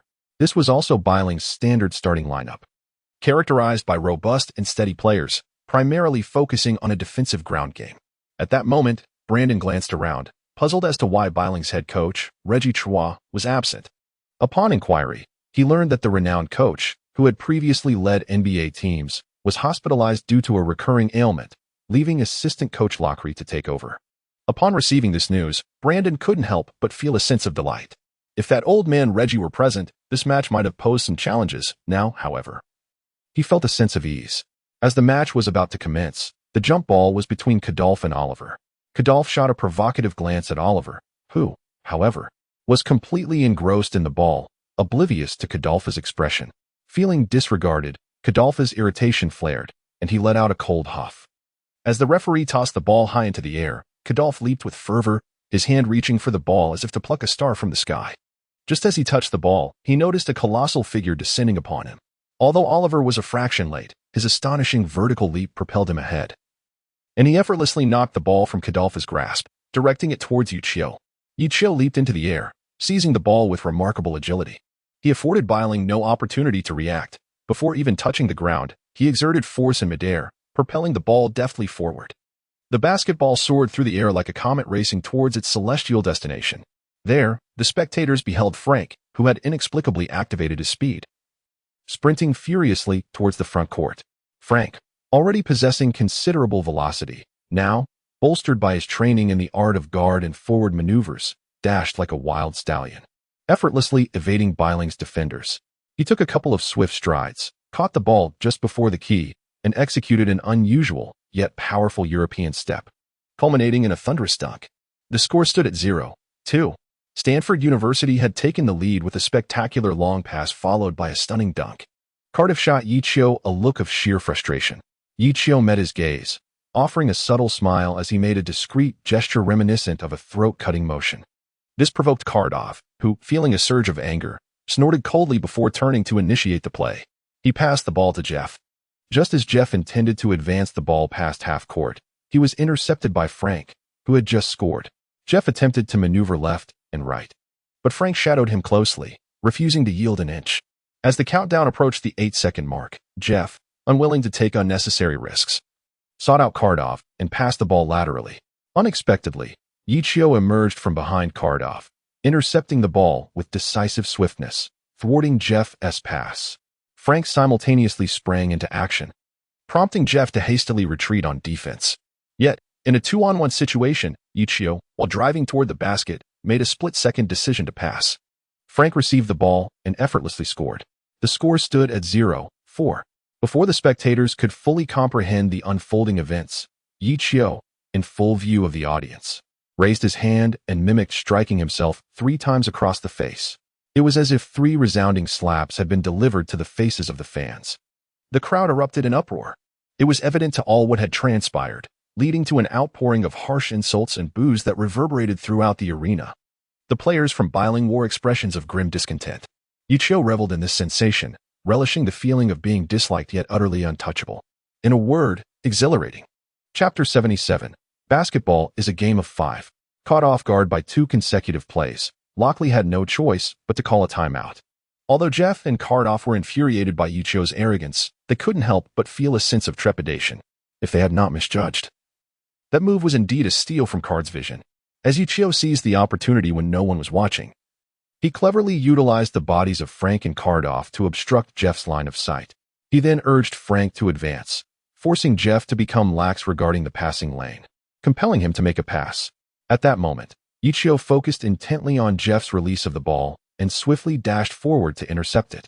This technique is reminiscent of one of the renowned interception strategies employed by the legendary NBA maestro of ball control and theft, John Stockton.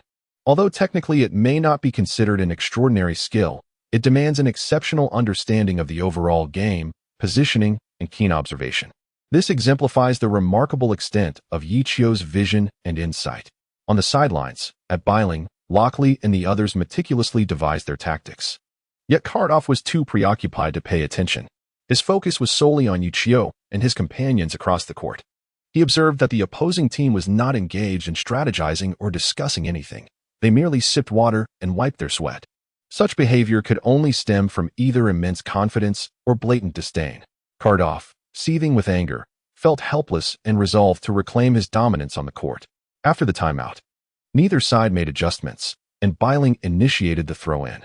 To prevent point guard Jeff from being pressured, shooting guard Edro advanced alongside him, ready to assist at any moment. Meanwhile, Ye Qiu and his teammates had retreated to the half-court line. Utilizing a previously executed tactic again would yield little merit. Ye Qiu signaled to Liam, who understood and proceeded to switch defenses with Oliver.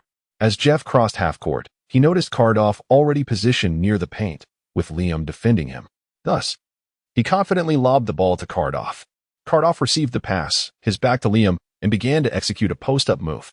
At that moment, Ye Qiu darted in from his right, swiftly attempting to steal the ball from under Cardoff's arm. However, Cardoff's acute awareness had already detected Ye Qiu's presence. With a disdainful grunt, he raised his holding hand high, evading Ye Qiu's encroachment. Yet, as Ye Qiu passed by, he turned back and offered a subtle smile, then hastily sprinted towards Biling's basket. This smile momentarily startled Cardoff. Suddenly, he felt a tremendous force transmitted from the ball in his hand. He whipped around to find Oliver, who had leapt out of nowhere, delivering a resounding slap to the ball at its zenith. The ball ricocheted to the left, landing in Frank's hands. Without hesitation, he launched a long pass directly toward Ye Qiu. Stanford was once again executing a fast break. Ye Qiu had already launched, and at this moment, he was far ahead of the competition. He glanced back slightly after receiving the ball, then accelerated for a swift 3-step layup, gently placing the ball into the hoop. 0-6. The entire audience was astounded. Ye Qiu, with his hands raised in a gesture of resignation, seemed to express his bewilderment at the fragility of the opposing team. The audience, filled with indignation, began to hurl their possessions onto the court in a futile display of frustration. Yet, the distance rendered their efforts ineffective against the players on the field.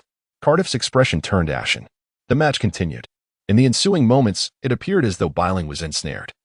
Utterly targeted, and no matter their efforts, they could not find their rhythm. Conversely, Stanford effortlessly capitalized on every flaw, executing counterattacks with precision. 8 minutes later, as Isaiah received a pass from Ye Qiu, he executed a long-range three-pointer that swished through the net. The score escalated to 0-18. The once raucous crowd fell into a stunned silence.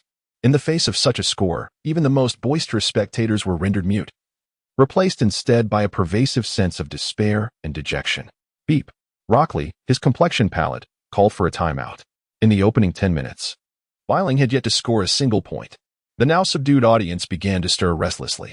Booing erupted from the stands, but this time, the ire was directed at the members of the Biling team, with fingers pointed squarely at the interim coach, Rockley.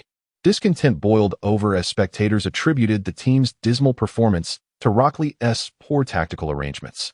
Had Reggie Torres been at the helm, they believed the outcome would have been far more favorable. They recalled the previous game, where Biling, under Reggie's guidance, had triumphed over their arch-rivals, UCLA. Rockley felt utterly despondent. Yet, the game must go on. Gritting his teeth, he proceeded to strategize with the players.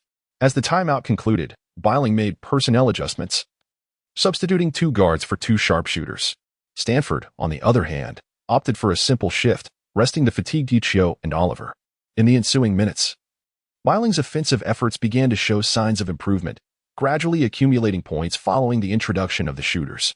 However, under the meticulous ball control of Stanford, they still struggled to close the gap, resulting in a stalemate. At the 15-minute mark, with Biling's substitute guard Tony sinking a mid-range jumper, the score stood at 8-24. At this juncture, Brandon called for a timeout, reintroducing Ye Qiu and Oliver while allowing the fatigued Frank and Liam to rest. Biling also substituted their exhausted forwards. Upon returning from the timeout, Ye Qiu's re-entry dramatically elevated Stanford's offense. He and Oliver, alongside Isaiah, executed numerous exquisite combinations, racking up points steadily. Meanwhile, Biling struggled as Cardiff's stamina waned, and the outside shooter's accuracy diminished under the duress of Ye Qiu and Isaiah's interplay. By the time the halftime whistle blew, the score had escalated to 14-37, with the deficit ballooning to an astonishing 23 points. Lockery almost fled with his team, hastily retreating into the players' tunnel and back to the locker room. The jeers from the stands persisted, yet compared to earlier, the fans' eyes had dimmed, and their bravado had dissipated. Meanwhile, Stanford was enveloped in jubilation and exhilaration.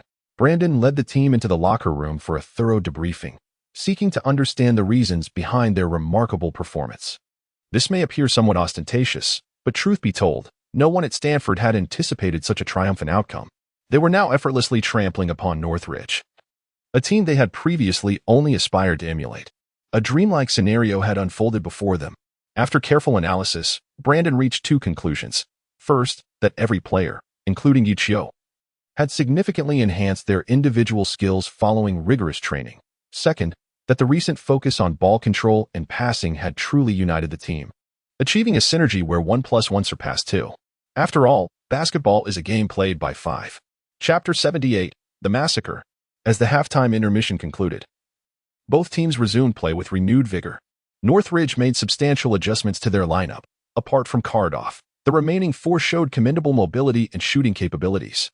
This was a bold tactical shift, yet it seemed Lockery was somewhat resorting to desperate measures. In contrast, Stanford retained their original starters, opting for a straightforward approach, adapting to changes with unwavering consistency. As the match commenced, the restructured Northridge indeed displayed a more effective offense, emulating Stanford's movement and passing, with several shooters discovering promising shooting opportunities.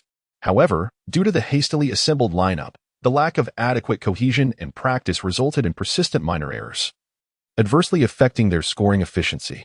Conversely, Stanford thrived against Northridge's diminished defensive intensity following the changes, finding an increasingly fluid rhythm under Ye Qiu's leadership. Merely 7 minutes into the second half, the score soared to 24-50, extending the gap to an impressive 26 points. Lockery once again called a timeout, substituting a lackluster shooter with a backup power forward. Stanford, in turn, took the opportunity to replace the fatigued Isaiah and Liam with 2 towering players. The match continued. Following the lineup changes, the tempo noticeably slowed for both teams. However, this did not hinder Stanford's scoring efficiency. Ye Qiu gradually discovered that the ball could orchestrate remarkable plays even without his direct involvement. Some of the teammates, who already shared a commendable synergy, occasionally connected in exquisite harmony. The effectiveness of Stanford's training in ball control and passing began to manifest. Consequently, the pressure on Ye Qiu regarding organization and ball control undeniably diminished, allowing him to devote more energy to off-ball organization and attacks. This facilitated Stanford's ascent into a virtuous cycle, emboldening them further. On the other hand, Northridge found themselves in considerable discomfort. Substituting in a larger player not only failed to mitigate the opponent's offensive onslaught, but also deprived them of a long-range scoring option, making it increasingly challenging to score. Merely 3 minutes into the game, with Ye Qiu hitting a sudden stop jumper, the score escalated to 27-56. Lockery, visibly overwhelmed, hastily opted for another substitution, bringing on 4 guards and Cardiff. This decision left not only the players bewildered, but also the audience in a state of confusion. Stanford consequently adjusted its formation to 4 small players and 1 big. This transformation led to a pure offensive duel, while Northridge's scoring efficiency did indeed improve. It ultimately resulted in a catastrophic collapse. After 7 minutes, the score had reached an astonishing 43-80. Under Ye Qiu's leadership, Stanford unleashed a barrage, amassing 24 points, with Ye Qiu himself achieving a double-double of 21 points and 11 assists. During this period, Lockery made slight adjustments to the lineup, but they proved futile against Stanford's relentless offense. The remaining 3 minutes devolved into garbage time, with both sides fielding their substitutes in a friendly exchange. As the final countdown concluded, the score settled at 47-85. Stanford University achieved an unprecedented victory, demolishing California State University, Northridge by a staggering margin of 48 points. The audience fell into a profound silence, with many seats rendered vacant as devoted fans, unable to witness their team's humiliating defeat, departed in dismay. The remaining spectators, who had clung to a sliver of hope, now wore expressions of defeat and disappointment. They couldn't help but recall the Chinese player who had delivered 3 resounding slaps to their faces at the onset of the match. The bold promises made by Ye Qiu before the competition ultimately materialized into reality, as he led Stanford University to deliver a resounding slap to the faces of the 10,000 spectators present. The fans suddenly felt a burning pain on their cheeks, leaving them bewildered and infuriated. Some, consumed by rage and humiliation, stormed away, while others desperately crowded around the player tunnel, hurling insults at the Stanford athletes. Those unable to push through the throng turned their ire towards the Northern Ridge player tunnel, unleashing their anger there instead. For those who could not access either side, frustration boiled over, resulting in a tempest of throwing objects and stamping their feet in impotent fury. Ye Qiu watched with great interest, nodding continuously. It was evident that these fans possessed a genuine passion for the sport, which accounted for their intense reactions.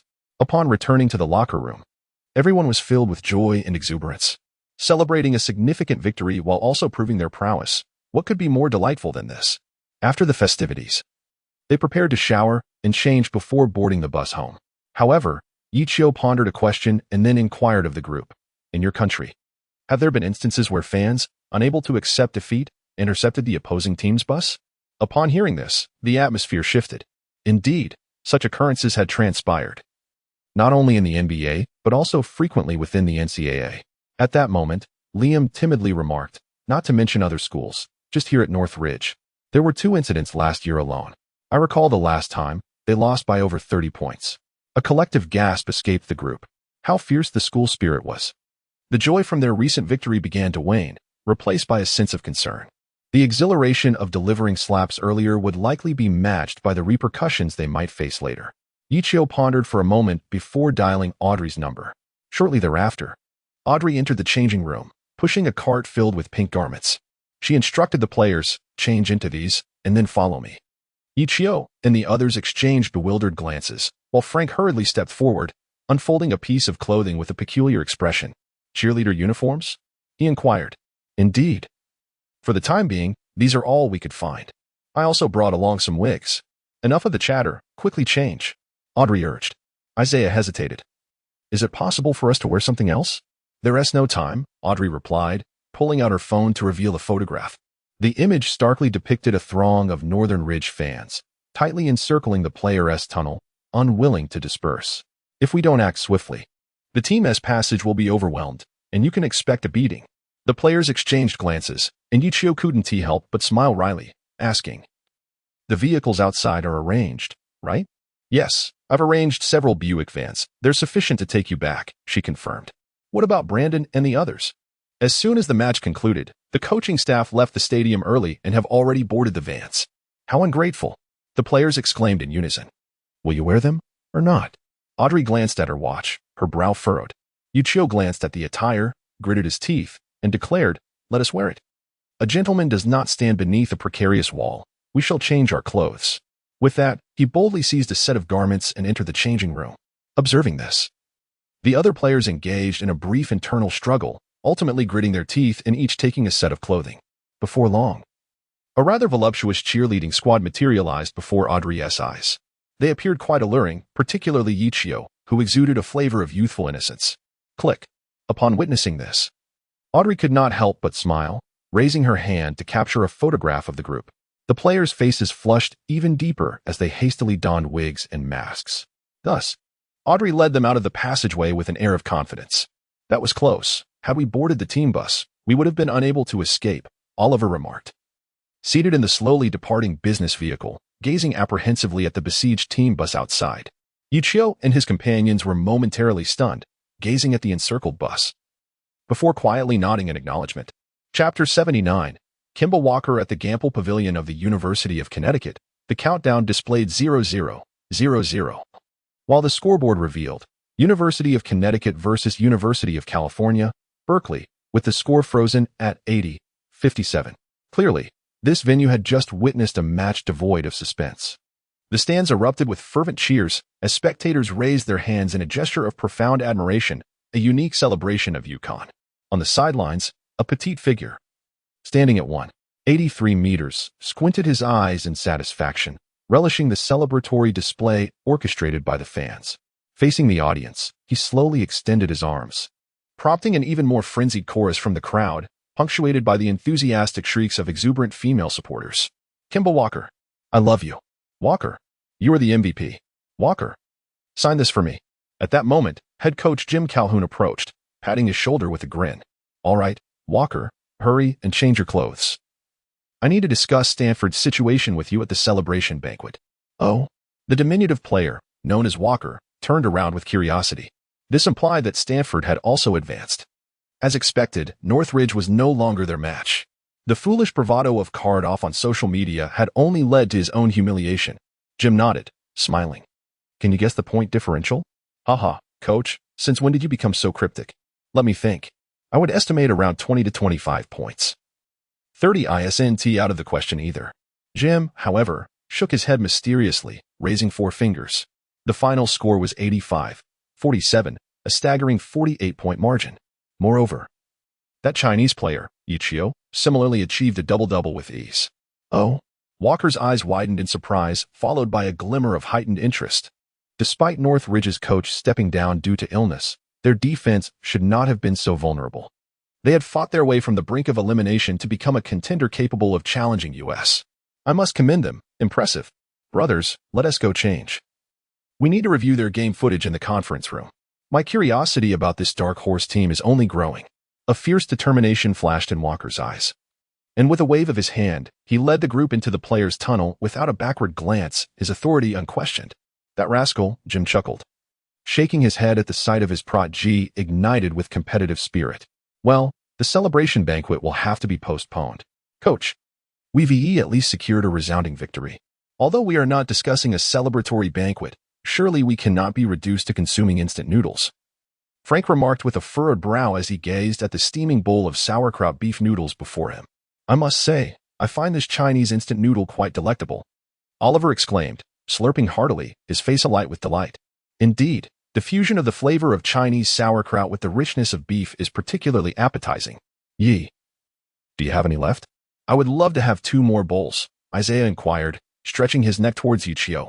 Unfortunately, it seems we are out. I will ask my father to send some more next time. Ye Qiu was slurping his noodles heartily, responding indistinctly. Alas, if only there were ham sausages. It would be even more delectable. Ye Qiu expressed his regret, saying, I have a can of luncheon meat. Would that suffice? Aiden timidly pulled a can from his bag and raised it, adding, wow, of course it can. Ye Qiu seized the opportunity to open the container and transferred a generous portion into his own bowl. I want some too. I want some too. In less than a minute, the luncheon meat had been devoured. Was it truly that delectable? Frank regarded the situation with skepticism. As only Audrey and he remained inactive at the table. Audrey glanced at the noodles, her curiosity piqued. Nevertheless, having never sampled such instant fare before, she hesitated to pick up her fork. Meanwhile, Ye Qiu approached, deftly placing a substantial piece of luncheon meat into his bowl before offering a portion to Frank. Do give it a try. Ye Qiu raised an eyebrow at Audrey and softly spoke. Audrey's delicate face flushed, yet she gracefully picked up her fork, spearing a piece of luncheon meat and some noodles. With her slightly parted red lips, she took a small bite. As she chewed thoughtfully, astonishment gradually illuminated her beautiful eyes. The noodles were delightfully chewy, the pickled vegetables tantalizingly appetizing, and they formed a perfect harmony with the beef. The rich texture and aroma of the luncheon meat elevated the instant noodles to an exquisite pinnacle. Delicious. Audrey's appetite was stirred, prompting her to hasten her pace. Frank, initially skeptical, also took a bite of the noodles. To his astonishment, he was jolted into action. He began to slurp voraciously. In less than a minute, he lifted the bowl and drained the broth in one go. Afterwards, he wiped his mouth vigorously, exhaling a contented sigh. Refreshing. Brandon too lifted his bowl, gulping down half of the broth before placing it down with satisfaction. Just as everyone returned from North Ridge, Brandon insisted on convening an urgent tactical meeting. However, after an intense game, it was only natural that they felt a bit ravenous. Ye Qiu was left with only a meager supply, leading to the earlier scene. Everyone had finished their noodles, feeling somewhat unsatisfied, yet their hunger was at least somewhat appeased. The instant noodles were so delectable that the evening's French dinner seemed to pale in comparison. The urgent convening of the tactical meeting was prompted by the recent battle report concerning the University of Connecticut. Upon noticing that everyone had completed their meals, Brandon activated the projector and began to speak. The outcome of the match between UConn and Berkeley had been determined. At the mention of UConn, everyone perked up, listening intently. As expected, UConn emerged victorious, decisively defeating Berkeley with a score of 80-57. Frank, puzzled, inquired, "Coach, UConn's triumph over Berkeley was anticipated. Why the rush for this meeting?" In response, Brandon chuckled and jested, "Frank, you've touched upon a pertinent point. The reason is that they achieved this victory almost entirely with a substitute lineup. For the first 35 minutes, not a single starter was on the court, treating the match like a practice session. Initially, Berkeley managed to hold on, trailing by only a few points. However, in the final 5 minutes, two key players could no longer be restrained and were sent in. Instantly, Berkeley was overwhelmed. It was at this moment that everyone began to grasp the severity of the situation. Observing the grave expressions on their faces, Brandon finally allowed a satisfied smile to emerge. Ye Qiu could not help but smile wryly. It was not a matter of his inadequacy, but rather that his opponents were consistently formidable. Does this imply that their substitutes have already reached the level of the top team in the division? Liam inquired. Brandon shook his head in response. It is likely that their substitutes have surpassed the standard of the division's leading team. Chapter 80. The three lineups of Kangda. Brandon projected a document onto the screen. Kangda possesses three lineups, designated as teams A, B, and C. Typically, their C team features either no main players or just one. The B team usually includes 2 or 3 main players. Conversely, the A team comprises all main players or includes one substitute. In divisional matches, they generally deploy the C team, while in national tournaments, they may opt for the B team depending on the circumstances. Only upon advancing to the coveted Sweet 16 or encountering a particularly formidable opponent will they deploy the A team in advance. Upon hearing this, Ye Qiu's pupils constricted, and the others collectively gasped in astonishment. So, it meant that their record of 30 wins and 2 losses had been achieved by Team C? Instantly, everyone fixed their gaze upon Brandon, hoping he would shake his head or deny the claim. To their dismay, Brandon sighed and nodded in affirmation. This revelation struck like a thunderclap, causing a palpable change in the atmosphere. "This is impossible." Liam clenched his fists, expressing his frustration. The faces of the others also reflected indignation. They had all worked tirelessly, striving to reach the playoffs, only to be told that, regrettably, they had been competing against a mere third-tier team. The first lineup was reserved for championship contention. They were simply not worthy. Frank slammed his fist on the table, grappling with his discontent. This irrefutable truth was far more painful than direct humiliation. Ye Qiu's emotions were not particularly intense. He was a quintessential optimist. The fact that the team had reached the top 2 in their division was, just a month ago, a notion that seemed utterly fantastical. Given that such an achievement was possible, what else could be deemed unattainable? He rose to his feet, surveying the faces around him, and spoke calmly. "Ladies and gentlemen, reaching this stage was beyond our initial expectations." The crowd nodded in agreement. Moreover, while the division's first place ensures direct advancement, the second place, if they perform exceptionally well, stands a considerable chance of being nominated by the NCAA committee. Thus, at this juncture, our objectives have indeed transformed. Beyond merely defeating our opponents, there exists another path, one that involves showcasing a performance of remarkable brilliance. Upon hearing this, the team's members brightened with renewed determination, turning their gaze towards Ye Qiu. After all, it was a well-established fact that Kong University boasted championship-caliber prowess, and no team across the nation could confidently declare victory against them. Therefore, our strategy this time is clear. Winning would be ideal, but if that proves elusive, we must still extract the utmost potential from our adversaries. At the very least, we will have faced off against their B team. A glimmer of brilliance flickered in Ye Qiu's eyes. Thus, he requested the coach to elucidate the opponent's lineup and characteristics, so they could devise corresponding tactics tailored to counter their adversaries. Brandon chuckled, his laughter filled with joy. He shared Ye Qiu's sentiments. Victory was not their sole option. What truly mattered was delivering an extraordinary performance. His delight stemmed from Ye Qiu's unwavering ability to instill confidence and hope in the team at critical moments. Such charisma and talent were invaluable. The others turned their gaze towards Ye Qiu, their eyes reflecting not only confidence but also profound admiration and reverence for their leader.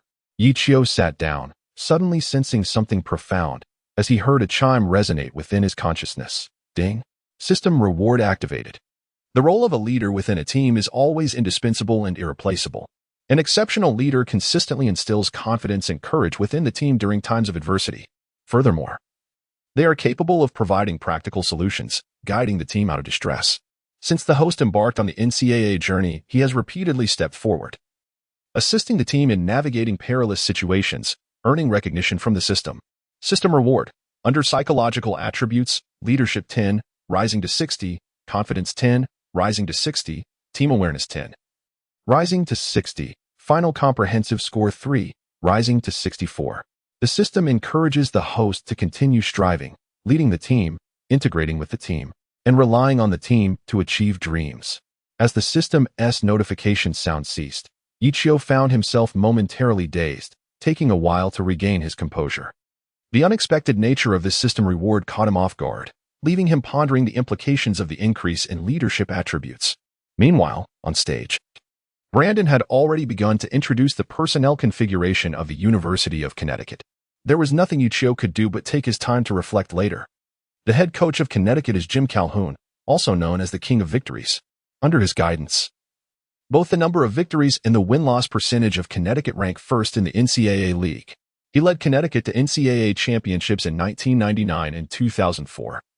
And his current ambition is to secure a third, or even a fourth championship, thus establishing himself as a legendary coach who surpasses his predecessors. The tiered system at Connecticut was designed by him. At this moment, 2 assistant coaches and Frank raised their hands in succession, indicating they had questions. Please allow me to finish speaking before you ask, Brandon said, motioning for silence. In addition to the head coach, Connecticut also boasts an assistant coach known as the Master of Offensive Formations, Kevin Ollie.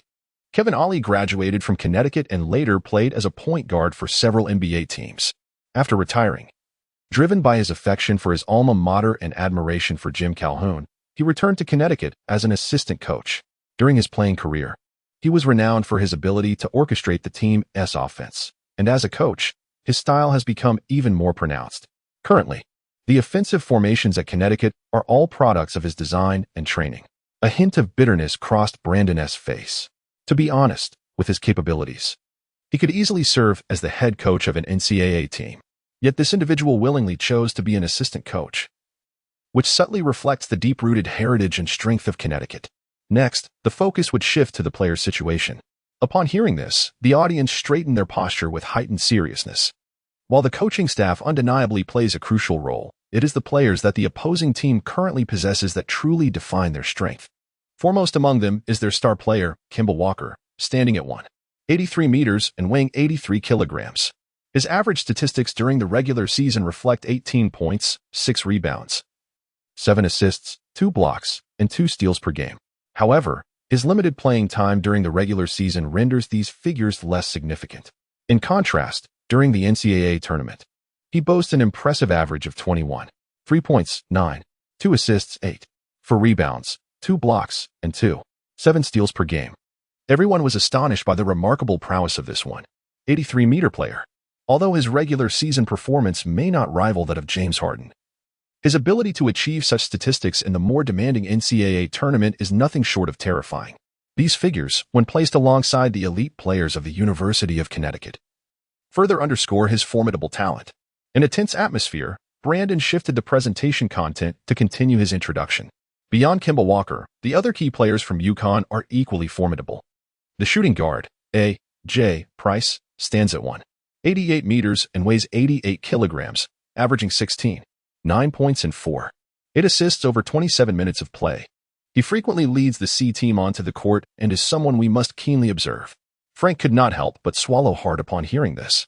Stanley Robinson, The starting small forward is 2.06 meters tall and weighs 106 kilograms, averaging 14.8 points and 8 for rebounds, along with a commendable three-point shooting ability. Liam, upon hearing this, absent-mindedly touched his nose. Alex Oriaki, the starting power forward, stands at 2.10 meters and weighs 115.7 kilograms, averaging 12.1 points and 7 for rebounds, and he too is capable of shooting three-pointers. Aiden scrutinized the information, furrowing his brow in concentration. Hashim the Beat, the starting center, towers at 2.21 meters and weighs an impressive 120 kilograms, averaging 13.6 points, 10.8 rebounds, and 4.2 blocks per game. At this juncture, Brandon paused, shooting a glance at Oliver, who was gazing at the Beat's statistics with shining eyes, his face alight with competitive spirit. Brandon could not help but smile as he continued his exposition. In addition to their formidable starters, UConn's bench is equally deep and impressive. It can be said that each substitute could easily become the star player of an average team. Among the substitutes, two warrant particular attention. One is Art Mayock, a versatile swingman standing at 2.02 meters and weighing 102 kilograms, who can score 7 points, 3.7 assists, and 4.7 rebounds in 17 minutes of play, showcasing remarkable efficiency. The other is Gavin Edwards, a backup center measuring 2.12 meters and weighing 117 kilograms, who contributes 6.2 points and 3.8 rebounds in 14 minutes on the court. Do not be deceived by his position as a center. His athletic prowess is quite remarkable, often collaborating with teammates to execute fast breaks and transitions. Upon hearing this, a profound silence enveloped the crowd. Brandon, having conveyed his thoughts in one breath, lifted his thermos and took a sip of goji berry tea to soothe his throat. Indeed, the tea and goji berries from Huagua are quite delightful. I shall procure more next time. Brandon surveyed the audience, cognizant that the information shared was both substantial and startling. Stanford had not faced a formidable team in quite some time, necessitating a period for everyone to absorb the revelations. He turned his gaze towards Ye Qiu, who was bowing his head, seemingly lost in contemplation. Ye, what are your thoughts? Brandon inquired with a smile. Upon hearing this, Ye Qiu looked up and noticed that everyone was gazing at him. He scratched his head and said, "At present, I have no new ideas. After all, the opposing team SAB lineup rarely takes the stage, leaving us with little footage or data for reference. However, I believe that the possession and control training that our coach implemented has yielded excellent results, and we should continue to pursue it. Additionally, I observed in the last match that in certain situations, having Frank play as the point guard while I operate off the ball or as a pivot worked quite well. We should enhance our training in this regard. Our objective is to defeat their C team and compel them to deploy a stronger lineup. As for specific tactics, we shall adapt as necessary when the time comes, responding to their moves as they come. However, strength is an undeniable truth, and each of you must persist in honing your unique skills." Including Brandon and Audrey, everyone nodded in agreement. This seemingly carefree and sunny youth appeared oblivious to the concept of difficulty. With his presence, the team found a pillar of support. Gradually, the group began to engage in animated discussions, offering various tactical suggestions tailored to counter King University's lineup.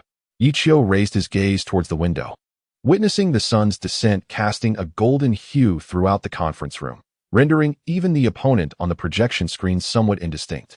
Suddenly, he felt as if his path in basketball had never been so clear. In Brooklyn, New York, within the confines of the Barclays Center's locker room, the atmosphere among the team was palpably tense. Players busied themselves by wiping off sweat, changing attire, and sipping on performance drinks, yet silence enveloped the room. Among them, one player stood out remarkably, towering at approximately 2.13 meters, with striking features and well-defined musculature. Beneath his short black hair lay a pair of profound eyes. Clearly, he was a player from the Chinese national team. However, at that moment, his expression appeared somewhat dim. Suddenly, the locker room door was forcefully kicked open. A man, approximately 40 years of age and clad in a coaching outfit, stormed in, slamming the tactical board onto the floor with a resounding crash. What in the world was that game? He bellowed, surveying the players with a furious gaze. Instantly, the players bowed their heads, afraid to utter a word, lest they provoke the wrath of the coach. Seeing their lack of spirit only fueled his anger further. "Alston, why didn't you execute the strategy after receiving the ball? What were you doing holding onto it without passing?" He approached a shorter player, jabbing a finger at his chest in reprimand. "You enjoy playing street basketball. Do you? Fine. For the next month, you'll sit out and practice dribbling until you can break through Shaquille O'Neal. Alston fell silent, rendered speechless by the tirade. Yet, beside him, a guard could not suppress a chuckle, drawing the coach's attention immediately. What is so funny? Is this amusing to you? Harris, you too. Why didn't you take the shot when you had the chance? Look at Laurie, surrounded by defenders, and still trying to pass it in. Are you out of your mind? The coach's ire shifted to another target, leaving Harden in shock. And you, Lopez. If the interior defense is so fierce, why continue to pass it out? Lopez opened his mouth but merely shook his head, remaining silent. As for you, E. The coach's wrath seemed to have found its ultimate target as he approached the handsome Chinese player, his finger nearly touching E.'s nose. E. How many times must I reiterate? Be decisive when you shoot. Why not take the mid-range opportunity? How many times has Wade intercepted your layups? And your footwork is painfully slow. They've already completed their fast break, and you're still languishing in the opponent's half. Today, you shot 1 for 8. Ye Qiu, do you wish to be relegated to the development league? Chapter 82. The swarm of scouts. The coach unleashed his fury without restraint upon the players from China, particularly directing his ire at the prominent figure from the Chinese Professional Basketball League, Ye Qiu. Despite enduring the harsh criticism, he kept his head bowed, fist clenched, remaining silent. Observing this, Lopez, filled with compassion, stepped forward to intervene. Coach, it's not entirely E.'s fault. The timing of my passes was not optimal, he attempted to explain. Silence. The head coach barked at Lopez, causing the others to fall silent in fear. Ultimately, our narrow defeat to the Heat tonight is a collective responsibility. Upon returning tonight, each of you shall submit a report, and you, E, must detail every shortcoming from this game. After venting his frustrations, the coach cast a dark glance over the team and stormed out with a huff. Once the irate coach departed, a collective sigh of relief swept through the group, and the atmosphere gradually lightened. The Heat are currently at their peak. It's only natural that we couldn't win, someone remarked. Indeed, the coach seems perpetually on edge. Another added. E, don't take it to heart. That's just how the coach is. Just perform well in the next game, a teammate reassured him. Exactly. The coach even mentioned demoting players to the development league, a statement that could jeopardize a career, someone else noted. The normally reticent Ye Qiu was undoubtedly feeling the weight of the situation. Thus, Lopez, Alston, and others approached E to offer comfort. He managed a faint smile and replied, It's all right. I simply need to adapt to the new offensive rhythm of the team. I'll intensify my training going forward. Dalla sighed and gave E a firm pat on the shoulder. Suddenly recalling something, he turned to E and said, By the way, I plan to visit my alma mater next week to catch an NCAA game.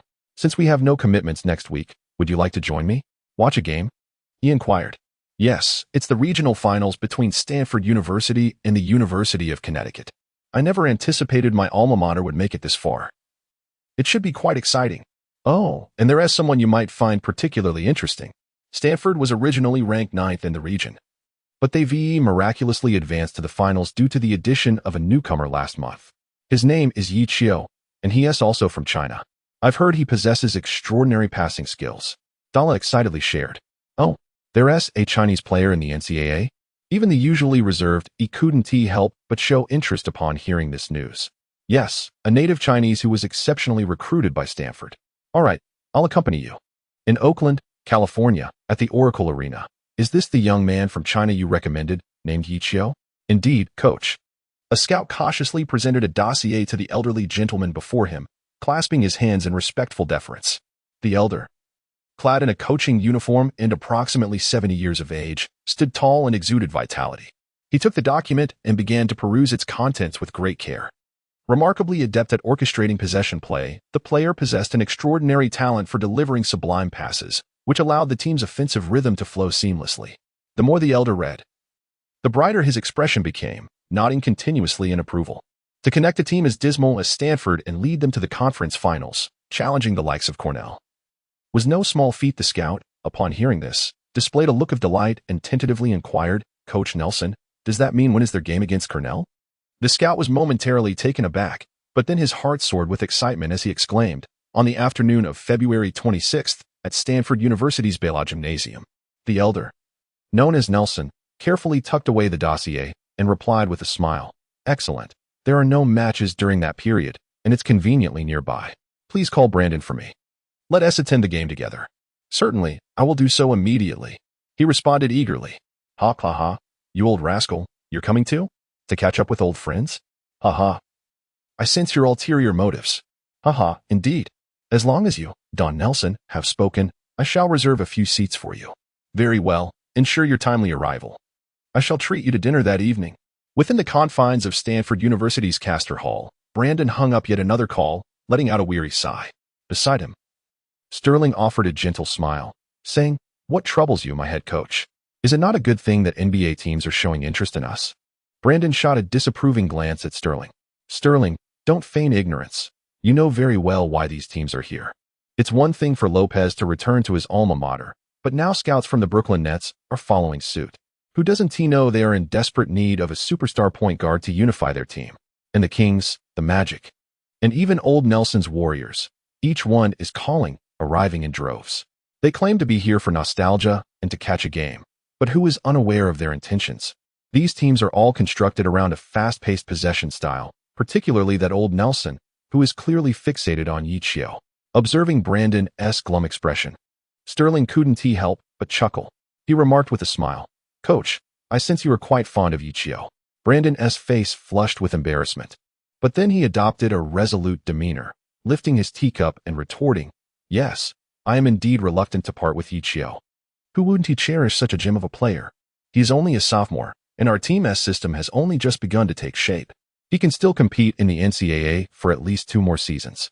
As long as Ye Qiu is present, by next year, we shall undoubtedly become the formidable A team of Kangda. I would dare to engage them in a direct confrontation. If fortune smiles upon us, and we manage to recruit 1 or 2 exceptionally gifted players to complement him, establishing a small dynasty would not be an impossible feat. If Ye Qiu were to participate in the draft this year," Brandon, holding his teacup, inexplicably shuddered. Sterling, witnessing this, instinctively reached out to steady the cup. "Coach, be careful." "Oh dear, my coach, having an NBA team observing our match can only be a positive development. Perhaps it won't just be Ye Qiu. Some of our other stellar players like Oliver, Frank, and Isaiah might also catch their eye. The more players we have being noticed, the better it bodes for the reputation and long-term growth of our team. Just imagine if we could produce a top draft pick. Our university and your name would soar to new heights." Sterling patted Brandon's shoulder, offering a reassuring smile. "That's all well and good, but ha, no buts. Come, let us go watch their training." Chapter 83, Narrow Paths of Rivals VA0. There's a match at Stanford next week that you would surely find intriguing. Stanford? Would I be interested in that? Ha, Colin, enlighten me. Last month, a guard named Ye Qiu from Huagua led his team to the division finals. What? We have such talented guards in Huagua. And the renowned VA0 is none other than the illustrious center Yao Ming from Huagua. Indeed. And I've heard many NBA teams are attending. The match against Connecticut will truly showcase their prowess. Yao, upon hearing this, broke into his trademark radiant smile. "Well, I want to watch. When is their match?" On February 26th, Colin replied while checking the date. "Oh no, that day I have a match too. And with Tracy still recovering from injury, I cannot miss it. What a pity. Otherwise, I could have cheered for my little brother." Seeing Yao pat his thigh in dismay, Colin couldn't help but chuckle. "No worries, VA0. I'll go watch for you and report back on the outcome." Yao could only nod in resignation, wearing a long face. Clang. "Great shot, Yi. You've got a 3-pointer. Ha, indeed. I've been practicing for several days. Come, let us take another shot." "All right." At Stanford University's Baylor Stadium, Audrey rested her chin on her hand, observing Ye Qiu and others during their training session. She had just received a call from Sterling, informing her of the NBA team's interest in Ye Qiu. Naturally, she felt elated for him, as entering the NBA had always been this young man's aspiration. Initially, Audrey intended to share this news with everyone, hoping it would enhance their performance in the upcoming game, as garnering the attention of an NBA team would undoubtedly pave the way for a promising future. However, upon witnessing Ye Qiu and his companions training vigorously, their faces glowing with joy despite the sweat, she reconsidered. These young men possessed a genuine love and passion for basketball, and she did not wish to tarnish such a rare purity. Moreover, Ye Qiu thrived when focused solely on his craft, unleashing boundless energy and fervor. Thus, Audrey decided, along with Brandon and Sterling, to wait until after the game to reveal this news to the players. In recent days, the schedule for Stanford's team had been quite regular. With most February classes held in the morning, they attended lectures in the morning, practiced in the afternoon, and engaged in personal training during the evening. Naturally, Ye Qiu would further hone his long-range skills at night, resulting in a noticeable enhancement in his shooting abilities. He occasionally observed Frank, Oliver, and others during their training sessions, noting their significant progress, which bolstered his confidence for the impending match. Meanwhile, at Fingertip Technology, the company was continuously receiving and processing new orders, leaving Sterling and Gracie exceedingly busy. Audrey was also concurrently making reasonable adjustments to the company's organizational structure, as personnel continued to be added and processes refined. The company's operations gradually became more orderly and efficient. The first batch of Ye light sticks was set to arrive in the United States, with the second batch preparing for shipment at the port, and the third batch already entering the production phase. Everything was progressing in a positive direction. Simultaneously, McNair, originally engaged in the production and sale of multicolor glow sticks, faced a 60% decline in orders within a month due to the impact of the Ye light sticks. Dave McNair resorted to significant price reductions to clear inventory while hastening the development of a second-generation multicolor glow stick akin to the Ye light stick. However, as the saying goes, a slow step leads to a series of stumbles, and their market share was visibly dwindling. Boss, our market share has plummeted from 65 to 47 in just half a month. According to the marketing department's projections, it will drop below 20 in another month. At that point, we will lose our scale advantage, and profits will turn negative, the secretary reported, his expression somber. After the report concluded, Dave looked up and inquired, "How is the research department progressing? Have they produced anything?" The secretary hastily turned 2 pages and remarked, "The R&D department has completed the analysis of the leaf light stick. The hardware is flawless and is already in production. However what?" Dave interjected, his frustration palpable. "The software architecture of the leaf light stick is exceedingly complex. The R&D department requires an additional fortnight to simulate it." "Another fortnight? What a bunch of incompetence!" Dave exclaimed, forcefully shattering his teacup upon the floor. This time, however, the secretary did not flinch. The cup bounced a few times, emitting a metallic clink before rolling to the secretary's feet. Ever since the launch of the leaf light stick, Dave had developed a habit of throwing cups, prompting the secretary to cleverly replace them with unbreakable stainless steel ones. With his anger slightly abated, Dave declared, "Tell them to expedite their efforts. If they cannot deliver within a week, they can pack their bags." He continued, "Furthermore, proceed with the planned price reductions. We must clear out the remaining inventory, if necessary. Sell the goods to South America." "Understood, boss," the secretary nodded, making a note. At that moment, the office door swung open, revealing a tall young man who stepped inside. Upon seeing the newcomer, Dave's demeanor softened, and a smile graced his face as he instructed the secretary, "Follow my orders. You may leave now." "Yes," she replied, turning to exit. As the young man passed, his gaze unabashedly roamed over the secretary's striking figure, his lips forming an exaggerated gasp. "Martin, I heard you made it to the district finals. Don't you have training today?" Dave playfully chided. The newcomer was none other than his son, Martin McNeil. "The coach had other commitments this morning. We'll train in the afternoon." "Dad, I heard you've encountered some trouble. What could possibly be causing you such distress?" Martin inquired, picking up the stainless steel cup from the floor and plopping down onto the sofa, inspecting it. "Indeed, I've been facing some challenges." "Your father is quite troubled," Dave admitted, settling into his ergonomic chair and rubbing his temples. "What specifically is the issue?" Martin asked, curiosity piqued. Dave retrieved a document and placed it on the desk, saying, "Martin, you've been astute since childhood. It's time you became involved in the company's affairs. Everything is detailed in this document. Take a look for yourself." Martin rose to examine the file. "The leaf light stick? Ye Qiu. Truly a coincidence. It's the company founded by that young man from Huawei you mentioned before. It seems he has managed to encroach upon your father's business. Quite remarkable indeed." Martin's pupils dilated in surprise. What a narrow path for rivals to cross. Chapter 84, Marilyn Middleton. "Take a look at this." Dave retrieved a document from the bookshelf and pointed at it. "This lad, after joining Stanford, has led the team through formidable challenges, making it all the way to the regional finals. Who knows, he might even face off against Florida." "The regional finals? With that bunch of underperformers from Stanford? Impossible. Just look at his statistics. He is undoubtedly a core player." Upon hearing this, Martin displayed an expression of disbelief, hastily snatching the document and widening his eyes in scrutiny. The more he read, the more astonished he became. How could this be? That Asian slacker achieved triple-doubles in 3 consecutive games. And he even triumphed over Arizona, which boasts James Harden. Observing the pallor on his son's face, Dave rose and patted Martin on the shoulder, saying, "This may not be entirely negative. Perhaps you will have the opportunity to defeat him personally." "Humph, that is a certainty. During this time, I have not been idle in my training. Both the team and my personal skills have seen significant growth. When the time comes, I shall thoroughly humiliate that yellow-skinned boy." Martin retorted defiantly, "Father, why haven't you taken action against Fingertip Technology, such a newly established company?" Dave sighed at this, responding, "Your father wishes to directly intervene and create some trouble for this company. But the Middleton family is involved. We cannot act recklessly in the face of the 4 major families." Upon hearing this, Martin's eyes glimmered with intrigue. If we cannot forge a partnership with the 4 major families, how does this Chinese lad possess the capability to align himself with the Middleton family? Moreover, I have heard that the Middleton family employs a rigorous evaluation mechanism for its juniors. The future heir must compete independently without relying on the family, and only the victor shall inherit the family legacy.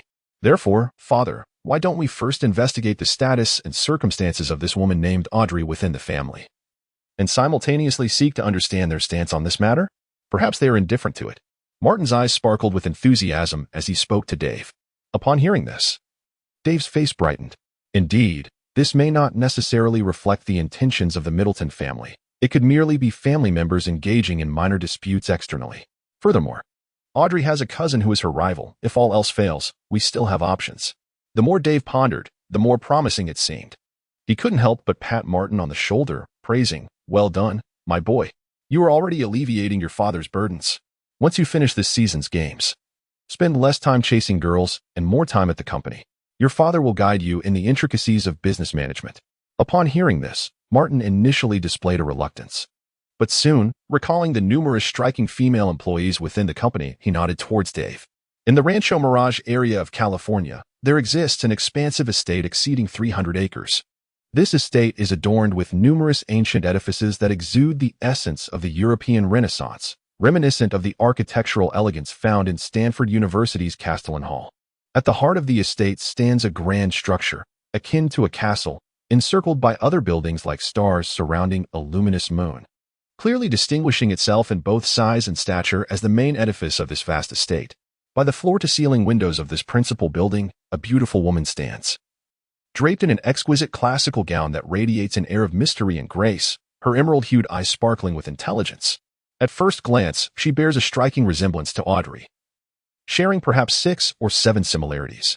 With her gaze fixed outside, she observes a white Porsche gracefully navigating along the countryside road toward the estate, a subtle smile gracing her lips.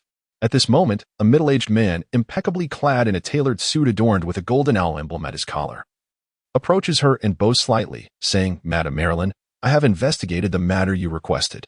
Miss Audrey has recently grown close to a Stanford student named Ye Qiu, a young man from China. A month ago, due to his exceptional talent and control, he was recruited into the Stanford men's basketball team and was also admitted to the computer science department on special grounds. His prowess on the basketball court quickly won over the team, propelling them from 9th place in their division to the current 2nd position. His father, Ye Qiu, is the owner of a Chinese electronics manufacturing company known as Jiangwo Electronics. Over 2 weeks ago, Dave McNeil orchestrated a scheme that led Ye Qiu to produce 5 million smart glow sticks for the McNeil family, only to terminate the deal on the grounds of failing quality inspection. This nearly caused Jiangwo Electronics to face a devastating financial collapse. Subsequently, Miss Audrey conceived an idea, utilizing the characteristics of the smart glow sticks to combine hardware and software, resulting in a product named Ye Glow Stick, capable of creating an unparalleled home game atmosphere. Following successful market validation, Miss Audrey and Ye Qiu joined forces to establish a company named Fingertip Technology, dedicated to the production and sale of Ye Glow sticks. Shortly thereafter, Miss Audrey gained recognition for Fingertip Technology's Ye Glow sticks through NCAA competitions, leading to an influx of orders. At this juncture, Madame Marilyn gently interjected, smiling as she asked, "But what is your impression of this young man, Ye Qiu?" The butler, Robert, paused momentarily but, being astute, quickly grasped the beautiful lady's line of inquiry. After a moment of contemplation, he summarized, "He possesses unwavering determination, diligent work ethic, resourcefulness, and a natural leadership quality. Intrigued by his response, Madame Marilyn turned and inquired, then, "What height do you believe he will reach in the future?" Robert pondered for a moment and remarked, "Considering his talent and disposition, one could say his future is boundless." Mrs. Marilyn's beautiful eyes sparkled, and at that moment, a sound of footsteps approached. She softly said, "Robert, please keep an eye on this young man. If an opportunity arises, I shall observe him in person." Upon hearing this, Robert bowed slightly and nodded, "Yes, madam." He then turned slowly and departed. Not long after Robert's departure, two graceful figures entered the corridor. Upon seeing Mrs. Marilyn, they exclaimed excitedly, "Mother," and hurried over. A tender, affectionate gaze illuminated Mrs. Marilyn's face. "Audrey, Gracie, why have you returned without a holiday? We missed you, mother. Is that not permissible?" Gracie pouted playfully. "Indeed, mother. It is rare that Gracie and I have no classes these days, and there are no matters to attend to with the team, so we thought to visit you." Mrs. Marilyn indulgently ruffled their hair. "Come, let me treat you to some cake I made." Chapter 85, Speed Breaks 70. A new insight. The mousse cake made by mother is simply exquisite. After 2 months without it, I yearned for its taste. Gracie took a bite of the mousse, a look of satisfaction gracing her face. Observing her gluttonous sister, Audrey couldn't help but gently pat her head. Mrs. Marilyn gazed at her 2 precious daughters with a look of pure happiness. As if recalling something, she turned to Gracie and said, "There are other flavors in the kitchen.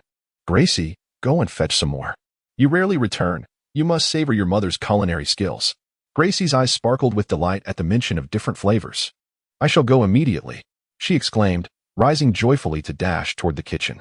Once Gracie had run off, Mrs. Marilyn's smile faded. She took Audrey's hand, a slight frown appearing on her face as she softly sighed. "The family meeting is scheduled for early next month." This abrupt statement caused a shiver to run through Audrey as she set down her fork and delicately wiped her lips with a napkin. "I remember the family meeting was not due so soon. It should be in the second half of the year." She looked into Mrs. Marilyn's eyes and inquired, "Has cousin proposed to hold it earlier?" "Indeed," Mrs. Marilyn replied.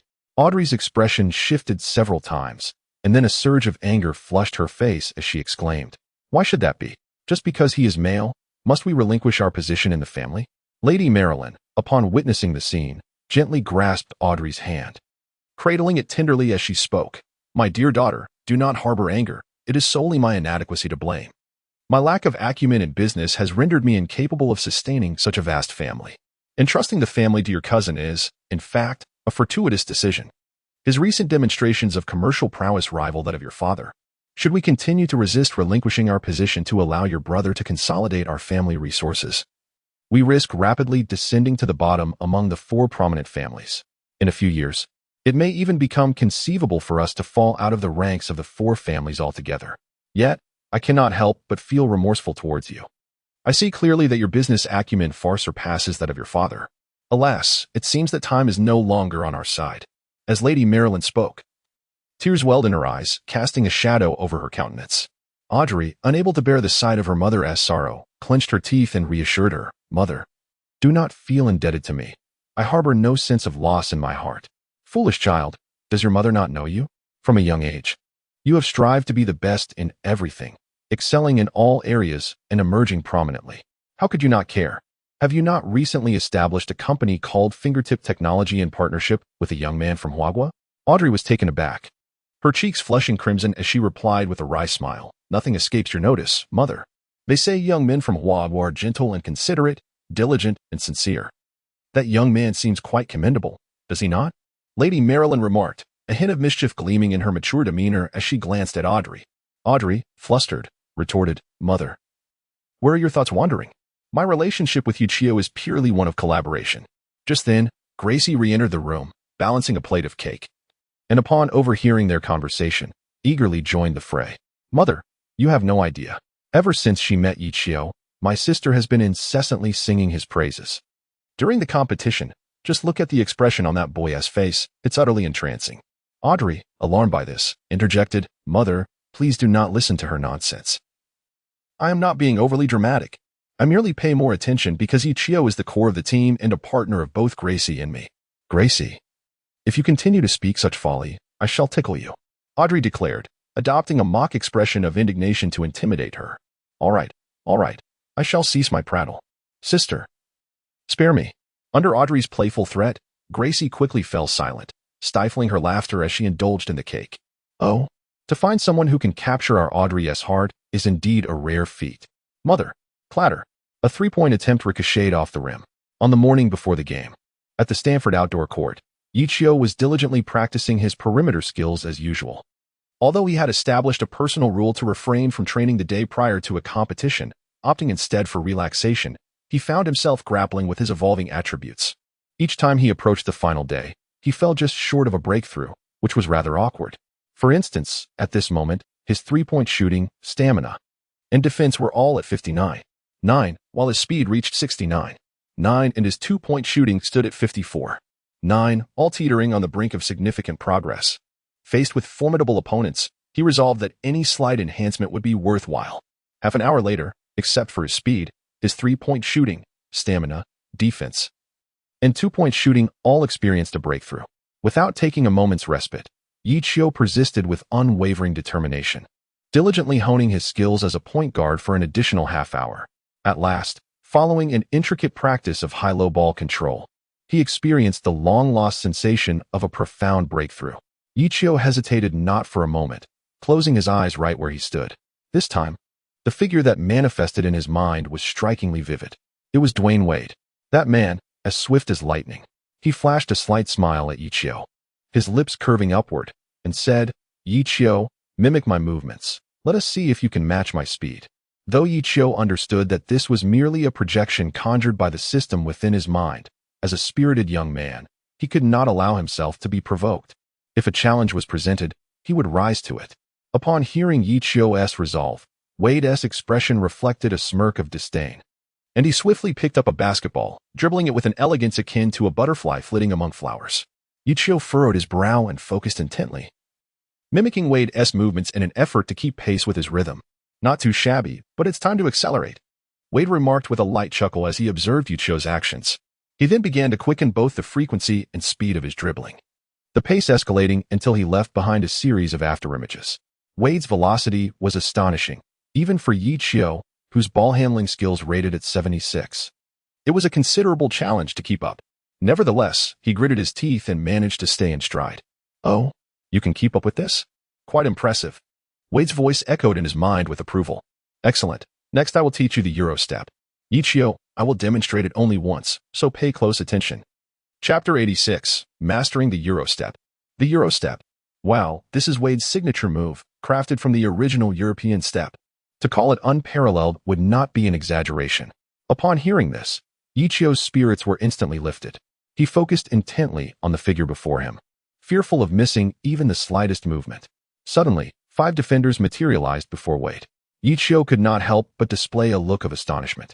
Was he about to showcase a feat of slipping past 5 opponents? How could this be possible? He lowered his center of gravity and swiftly dribbled through the crowd, effortlessly bypassing one individual in an instant. As he faced the second defender, Wade took a large step to the left, accelerating and drawing that opponent along with him, only to abruptly halt and change direction with remarkable agility. Ye Qiu's pupils constricted. What a terrifying sudden stop and change of direction. One can only imagine the immense physical demands placed on a person who, at peak speed, abruptly veers and instantaneously accelerates to an astonishing velocity. Yet, how can Wade maintain his bodily equilibrium under such circumstances? The ferocity of his directional shift inevitably causes the second defender to be thrown off balance. And if Ye Qiu's concerns are valid, Wade himself may also be precariously unstable. At this moment, the 3 defenders behind him have already lunged toward Wade with great force. However, just as Wade's center of gravity plummets, and he appears on the verge of falling, he cleverly maintains control with his right hand while extending his left hand to brace against the ground, with his left hand pressing down to generate force. He stabilizes his form and, as a pivotal point, propels himself forward with explosive speed. Wade manages to accelerate once more, achieving a breakthrough by leveraging the ground. Ye Qiu was rendered speechless with excitement. This move was not only astonishingly impressive, but also remarkably practical, truly a tool for showcasing flair. He never anticipated that Wade would demonstrate the elusive steps and generously share so many accompanying maneuvers. It was truly commendable. He could hardly contain his eagerness to practice and master them immediately. However, as Wade continued his display of movements, Ye Qiu remained fully focused. Before him, Wade faced the third defender, accelerating once more, effortlessly surpassing yet another opponent with sheer speed. The final two defenders had deciphered Wade's rhythm and footwork, steadfastly positioned as the last barrier against his breakthrough. Ye Qiu couldn't help but let out a bitter smile. Speed was indeed an advantage, allowing him to glide past opponents with sheer acceleration. One day, he aspired to possess such prowess. However, he discerned that overcoming the imposing figure of the last interior player would not be an easy feat at that moment. Wade had reached the pinnacle of his speed, gripping the ball with both hands as he initiated a three-step layup. Here it comes. His approach mirrored the quintessential beginning of the Euro step, maintaining his velocity without the slightest reduction, while the movements remained consistent. As he transitioned to the second step, Wade, who had initially aimed to drive right, suddenly hesitated. In a swift motion, he lunged to his left, stabilizing his form, before launching vertically into the air. Whoosh! The jump shot found its mark with unwavering precision. It was an abrupt stop and shoot. The sudden shift from the Euro step to the jump shot left no room for a third step. After observing, Ye Qiu felt somewhat bewildered. Was the rapid drive followed by a sudden stop and jump shot what they referred to as the elusive step? Seeing the perplexed expression on Ye Qiu's face, Wade couldn't help but chuckle, as if he were playfully teasing him. Ye Qiu, listen closely. A signature move is simply a player's unique adaptation of classic techniques, tailored to their individual characteristics. Therefore, do not be overly enamored with any particular signature. You have your own signature. With these words, Wade's figure and his smiling visage gradually faded away. Upon hearing these words, Ye Qiu felt as if something within him had been illuminated. His understanding and insight into basketball, cultivated over the past decade, had gently pierced through a veil of ignorance. So this is it. This is the true Euro step. At that moment, he heard a voice resonate in his mind. Acquired Dwayne Wade's signature move, the Euro step. Dribbling 5. Achieving a speed breakthrough of 70 grants insight. Ball control 3. Reaching 79. Overall score now stands at 65. You are but a step away from another breakthrough. Continue to strive. Ye Qiu slowly opened his eyes, a glimmer of enlightenment shining within them. He sensed that his body had undergone certain transformations, yet he could not precisely articulate what they were. Subsequently, a look of elation spread across his face. His dribbling skills, enhanced by several signature moves, had reached an astonishing level of 90. A remarkable 90 in dribbling. Ye Qiu attempted several maneuvers and discovered that his offensive style was indeed imbued with a fierce aggressiveness, exuding an inherent threat whenever he held the ball. It is fair to assert that within the NCAA, there is likely no individual who possesses absolute confidence in their ability to defend against Ye Qiu. Ye Qiu found himself in a solitary contemplation, effortlessly navigating through his thoughts. He pondered how to adeptly handle double teaming. Yet he was neither a shooting guard nor a forward. He was a point guard. Such remarkable ability to penetrate defenses, coupled with his unparalleled passing skills, rendered Ye Qiu's breakthroughs akin to the finishing touch on a masterpiece, enhancing his prowess exponentially. However, he soon became ensnared in a dilemma. With his ball control having reached a commendable 79 and his progress bar advancing to 85, he questioned whether he should seize the moment and train vigorously until he achieved a breakthrough. Would another leap in skill and understanding not yield tremendous rewards? Ye Qiu, no longer hesitating, resumed his training to enhance his mastery of ball control, the hallmark of the swiftest point guards. After half an hour of rigorous practice, he entered the system to check his progress, only to be astonished to find that the progress bar for ball control had not advanced in the slightest, as if it were stuck. In contrast, the progress bars for speed and stamina had risen, which was anticipated. This left Ye Qiu perplexed. Was it possible that the ball control attribute was malfunctioning? Or perhaps, once one approached the threshold of 80, the previous method ceased to be effective? Ye Qiu, undeterred by superstition, once again endeavored to showcase his remarkable skills in both ball control and the guard-forward position. Half an hour later, Ye Qiu collapsed onto the ground, panting heavily, his face etched with a sense of helplessness. He still had to contend in the NBA, yet even before making his debut, the system had already begun to malfunction. This simply would not do. Ye Qiu had begun to envision what his achievements and heights would be if each of his attributes could only be elevated to 79. After pondering for a while without arriving at a conclusion, he let out a sigh. The competition was just around the corner, and dwelling on such thoughts only stirred his inner turmoil. Reflecting on his current prowess, he deemed it sufficient for the time being. Moreover, he still had ample opportunity to train in the short term, Elevating all attributes to 70 would require considerable time. Once all attributes reached 79, coupled with the enhancement from his signature moves, his overall rating should exceed 80. That would undoubtedly qualify him as a leading star. In the present circumstances, he could only take one step at a time, awaiting the conclusion of the match to continue his training and research. Ye Qiu reluctantly retrieved the ball and made his way back to the dormitory. "Are we there yet, Luo?" A business vehicle, occupied by E, prompted an involuntary inquiry. "Almost there. You've asked several times already," Lopez replied with a hint of exasperation. "I simply wish to meet this young lad from Huagua as soon as possible," he said, scratching his head shyly. "Having watched his game footage, I cannot shake the feeling that he and I are kindred spirits." Chapter 87. A spectacle awaits. The competition commences. At the Stanford-Baylor Arena, the atmosphere was electric, teeming with excitement. As the match approached, a plethora of unfamiliar, well-dressed faces populated the first two rows of the audience. Lopez escorted E into the venue, both donning caps as they made their way to the front. Despite lowering the brim of his hat, Lopez's arrival in the stands elicited waves of delighted gasps. Many upperclassmen at Stanford remembered this formidable forward who once led his team to victory. Seeing him return to witness the regional finals was a source of great joy for the crowd. Some keen observers not only recognized Lopez, but also noted the tall figure beside him, also wearing a cap, with his distinct yellow skin and sharp features.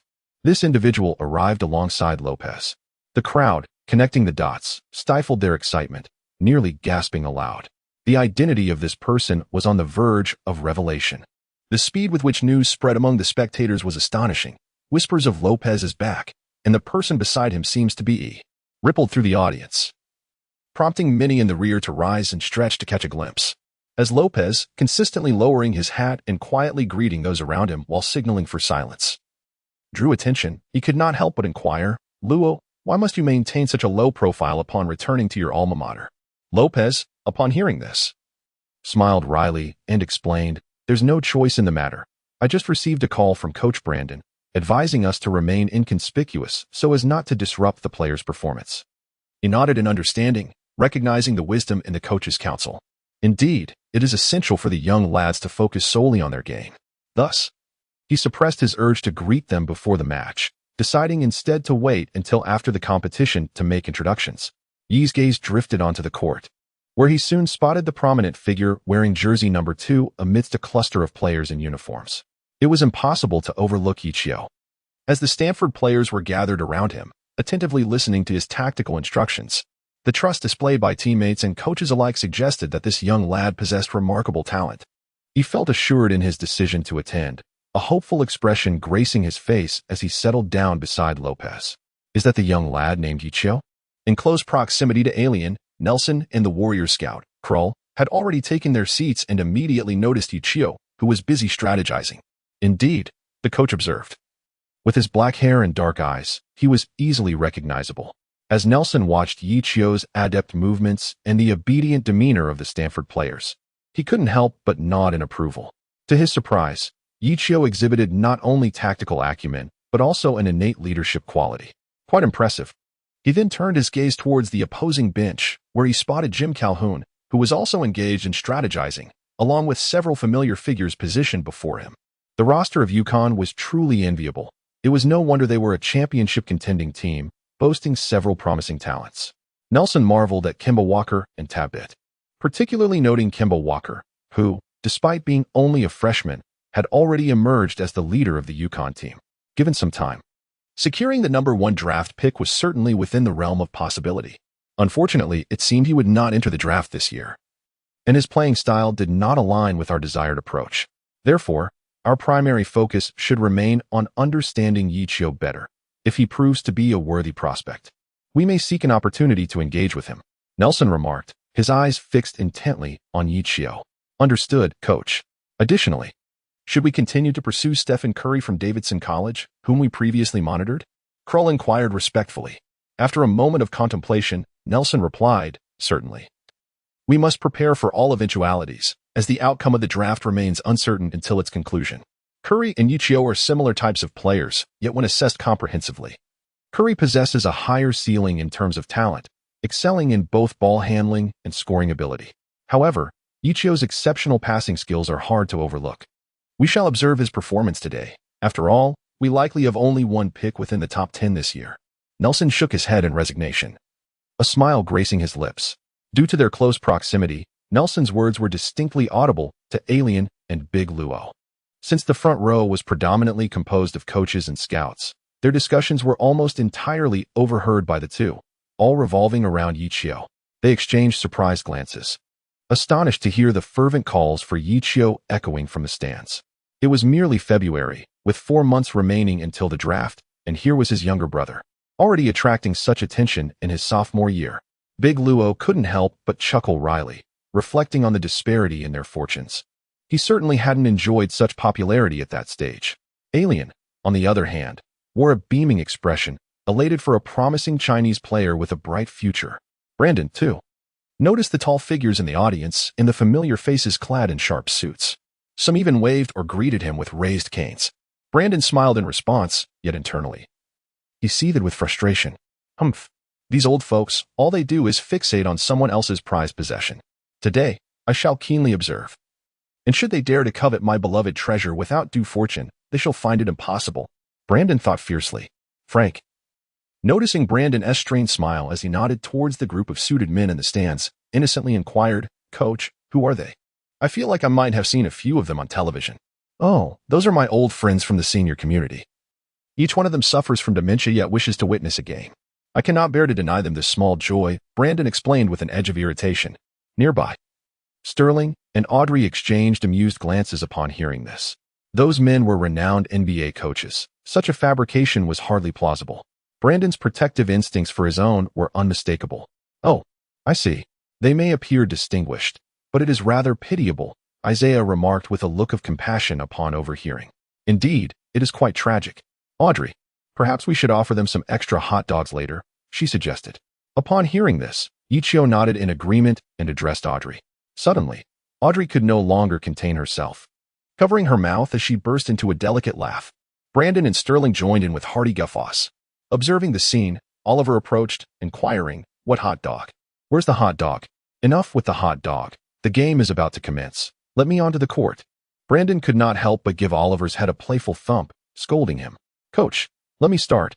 I wish to face that young man from Huagua. After Jim Calhoun outlined the strategy, Kimball Walker eagerly rose to volunteer. Jim lifted his gaze and, upon seeing Walker's fervent expression brimming with anticipation, could not suppress a chuckle. He grasped Walker's shoulders and firmly urged him back into his seat. You little rascal, sit tight. They are not significant enough to warrant our star player entering the game right away, Jim chided with a wry smile. The surrounding teammates from Connecticut found themselves equally amused. A.J. Price patted Walker on the shoulder, jesting, Why use a sledgehammer to crack a nut? Just sit back and let your little brother handle them. Faced with this, Walker could only nod reluctantly, then turned to Price, saying, Do not underestimate him. That fellow is no simple opponent. Got it, big guy, you can rest easy, Price assured him. Chapter 88, Triangular Coordination, a stunning opening. Although Price spoke lightly of it, he did not take the matter to heart. He glanced at the Stanford players opposite, each bearing a foolish demeanor, and a sense of disdain welled up within him. As preparations for the match commenced, both teams took to the court. Stanford's starting lineup included Ye Qiu as point guard, Frank as shooting guard, Isaiah as shooting guard, Liam as small forward, and Oliver as center. In response to Connecticut, Brandon had no intention of holding back and immediately unleashed their most formidable lineup of 4 guards and 1 big man.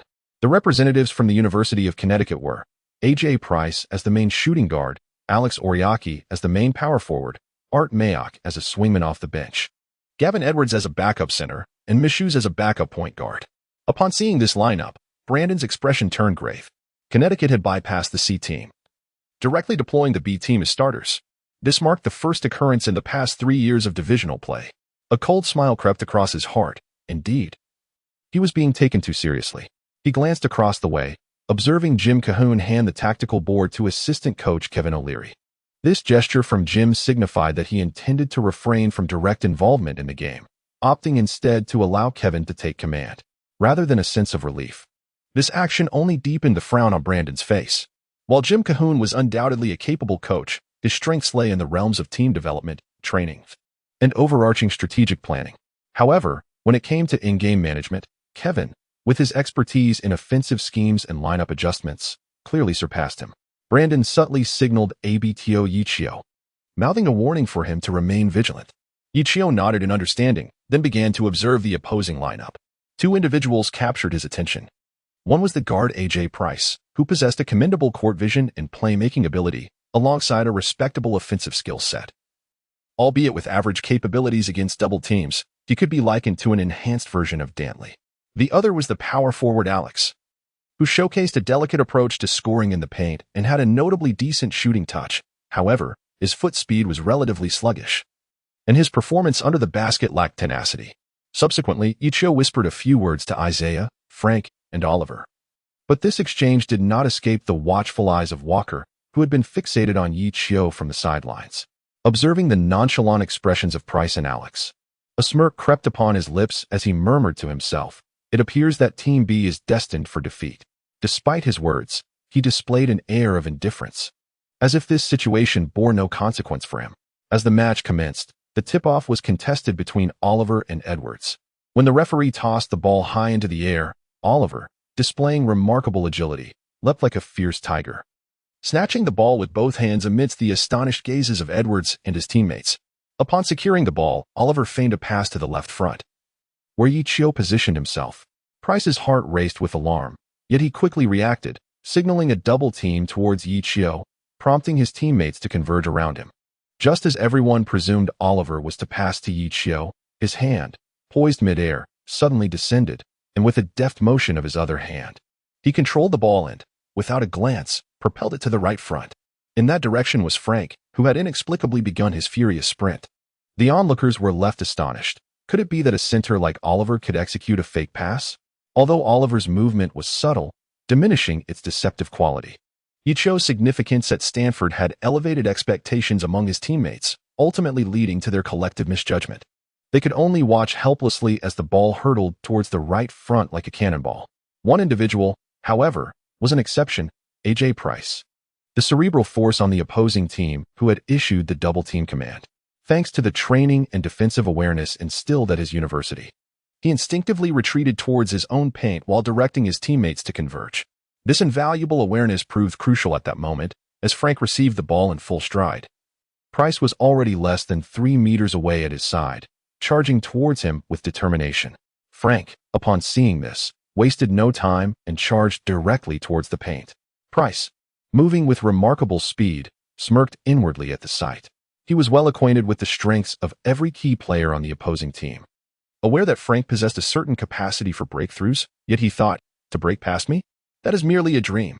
With swift precision, he positioned himself to block Frank's path, lowering his center of gravity and bracing himself for the impending confrontation. Meanwhile, the well-trained players from Connecticut quickly regained their composure and, without hesitation, surged towards Frank. In this regard, Connecticut's performance far surpassed that of Stanford's previous opponents, showcasing the depth and prowess of a formidable team. However, Frank remained undeterred. As he approached the paint, he deftly scooped up the ball with both hands and commenced an authentic Eurostep layup. Price instinctively closed in, keenly observing Frank's movements, ready to react the moment he took a shot. Yet, before he could execute his plan, Frank, in a split second, dished the ball out to the right corner. There, unbeknownst to all, Isaiah had stealthily positioned himself, poised for action. Price's eyes widened in alarm. Kevin Ollie and the Connecticut players also felt a jolt of surprise. Just on their first play, Stanford had devised 3 strategies. The Connecticut team, undeterred, rushed towards Isaiah, but the distance was too great, and it was too late. Isaiah leaped into the air, showcasing an unprecedented vertical leap and an exquisitely graceful shooting form, flicking his wrist with finesse. Whoosh! The three-pointer splashed through the net. 3 o'clock. Stanford took the lead with a splendid triangular play. The audience erupted in jubilant applause, filled with exuberance. Even in the face of a formidable adversary, their team had never failed to impress. Well done, boys. The spectators, somewhat bewildered, cheered for Oliver's tip-off and fake pass, Frank's breakthrough assist, and Isaiah's magnificent three-pointer. Yet, only a select few discerning individuals turned their attention to the unassuming young player from China. This tactical play must have originated from his mind. What a remarkable sense of the game and exceptional reading ability.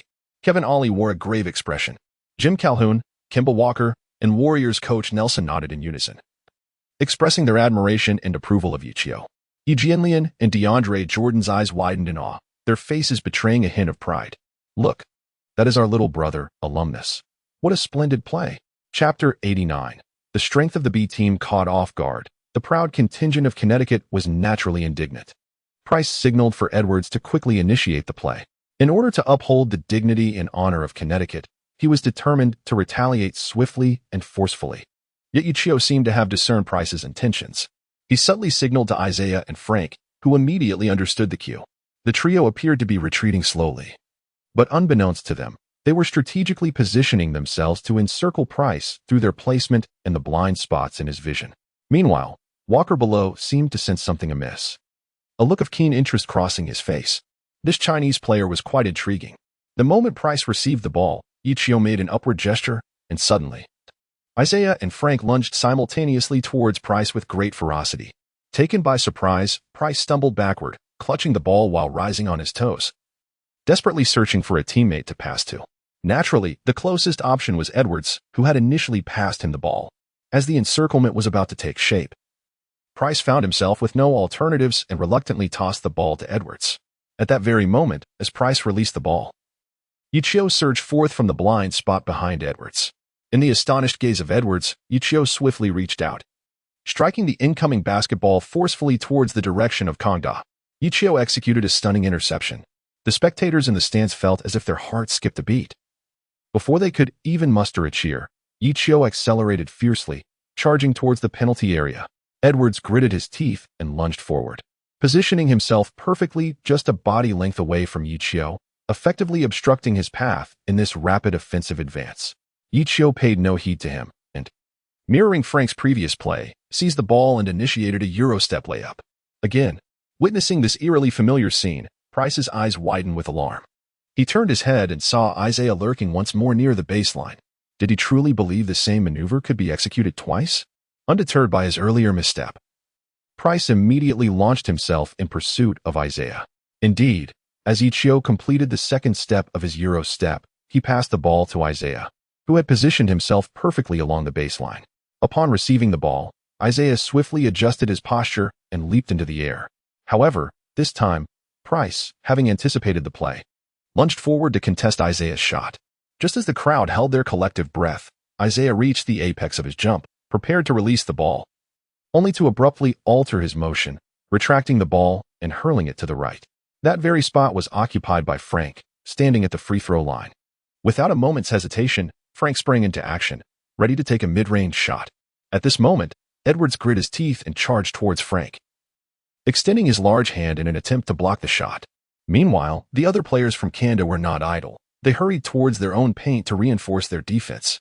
One couldn't help but admire the discipline of Canada's players. Even in such a predicament, their movements remained swift and composed, resolutely executing their defensive strategies without a hint of surrender. Just as Edwards' towering figure loomed over Frank, like Isaiah before him, opted to pass instead of shoot, delivering the ball to Ye Qiu in the paint from beside Edwards. Before Ye Qiu stood an empty court, while the spectators could only watch in astonishment as he leaped and gently placed the ball into the hoop. 5 o'clock. Stanford established an early advantage with a three-pointer and a steal. The audience in the stands finally reacted, erupting into thunderous applause and cheers. Everyone simultaneously raised their Ye light sticks, waving them to create magnificent symbols and phrases. Stanford shall prevail. The fervent atmosphere resonated even with Ollie and Coach Nelson, prompting them to contemplate the addition of new talent to their own teams. Kevin Ollie wore a troubled expression, yet he refrained from calling a timeout, instead calmly signaling for Price to continue with the game. Beside him, Jim Calhoun and Kimball Walker exhibited only minor shifts in their demeanor, showing no inclination to intervene or dissuade. Their reactions were duly noted by Ye Qiu and Brandon. In contrast, an ordinary team would have long since called for a pause or made adjustments. The more steadfast their opponents remained, the more challenging the situation appeared for the duo. This exemplifies a true powerhouse. Even when faced with an initial deficit, they exude unwavering confidence. Ye Qiu also surmised that the occurrence of these two goals was rather fortuitous. Kangda, momentarily unable to gauge the depth of Stanford's strategy, found this to be one reason for their failure to call a timeout. In light of this, let us confront you head-on. Having firmly established a strategy, Ye Qiu signaled a defensive retreat, prompting Frank and Isaiah to respond with a nod. Despite Ye Qiu and his companions' withdrawal, Price remained vigilant, having set aside his previous arrogance and summoned 2 towering teammates to shield his advance. As they crossed the halfway line, a newfound confidence surged within Price. It had been his own misalignment of mindset that had led to earlier missteps. In the realm of positional warfare, he was not one to back down. Before him stood Isaiah, poised in a tight defensive stance. Undeterred, Price assessed the unfolding dynamics of the game, dribbling with his right hand while raising 2 fingers with his left, executing the second tactical maneuver. The remaining players from his team exhibited a look of understanding before commencing their organized movements. Stanford's man-to-man defensive strategy inadvertently compelled everyone to run the full length of the court. Moments later, sensing an opportune moment, Price gestured for Edwards to come over to his left side for a screen. Positioning himself closely to Edwards, he successfully obstructed Isaiah, compelling Liam to step up in defense. However, just as Liam moved to close the gap, unsteady on his feet, Price executed a swift change of direction, accelerating past Liam and charging toward the Stanford paint. Following the preceding movements, the only player left in the key to guard against was Oliver, who was tasked with momentarily abandoning his mark, the formidable forward Alex. To provide assistance against Price, Ye Qiu cast a glance at the situation on the court and swiftly directed the nearby Frank to temporarily switch to defend Alex, while urging the others to converge towards the penalty area. Price, seemingly oblivious to Oliver, maintained his trajectory and initiated a 3-step layup. Observing this, Oliver quickly closed in. As Ye Qiu had anticipated, Price, during his drive, passed the ball to the formidable power forward Alex. With his back to Liam, Alex showed no intention of forcing a play, instead lifting his hand as if to execute a hook shot. Sensing this, Liam maneuvered to the side of Alex's raised arm, feigning an attempt to disrupt. However, Alex did not go for the hook shot. Instead, capitalizing on Liam's movement, he deftly pivoted, using his robust back to push Liam aside. He then leaned slightly towards Liam, effortlessly drawing closer to the basket and scoring off the backboard. 5-2. The star center from the University of Connecticut, Alex, executed a score reminiscent of the Dream Shake. Indeed, it was difficult to defend against. Ye Qiu couldn't help but let out a soft sigh. Nevertheless, this was to be expected. Although the University of Connecticut was fielding a B team, AJ Price and Alex Oriaki were bona fide A team members, established starters, and undeniably skilled players. Ye Qiu was not under the illusion that he could immediately counter the opponent's offensive maneuvers. Previously, only Team C had engaged in the competition within the division, and as a fortunate newcomer facing Team B for the first time, he could only devise strategies on the fly while defending. However, in terms of offense, Ye Qiu possessed considerable confidence.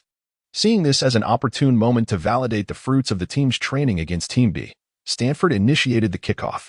Ye Qiu dribbled past the halfway line, with Price, one of the opposing team's key players, marking him closely.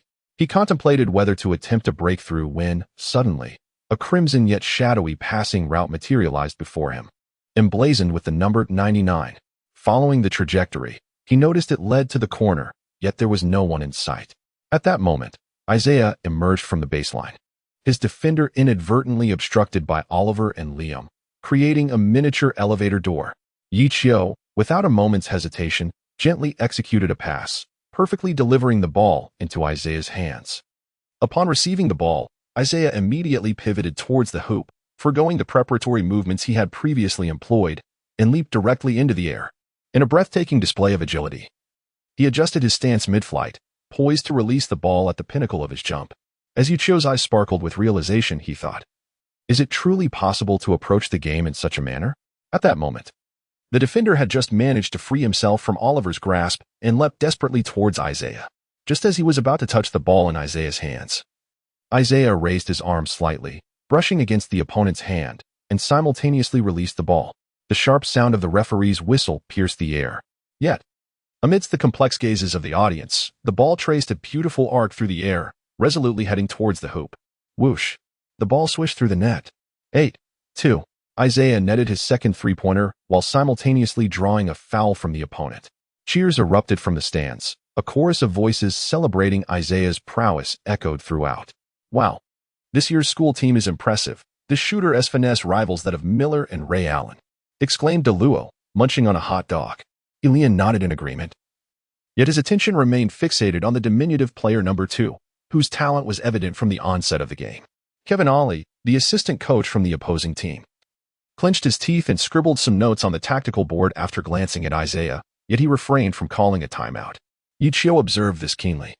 Isaiah confidently sank his free throw, bringing the score to 9-2. Watching Isaiah's self-satisfied demeanor, Ye Qiu couldn't help but chuckle. It seemed that the young man was on fire today. The players from the opposing team, undeterred by the recent three-point loss, decisively resumed play. Thus commenced a back-and-forth exchange of offenses.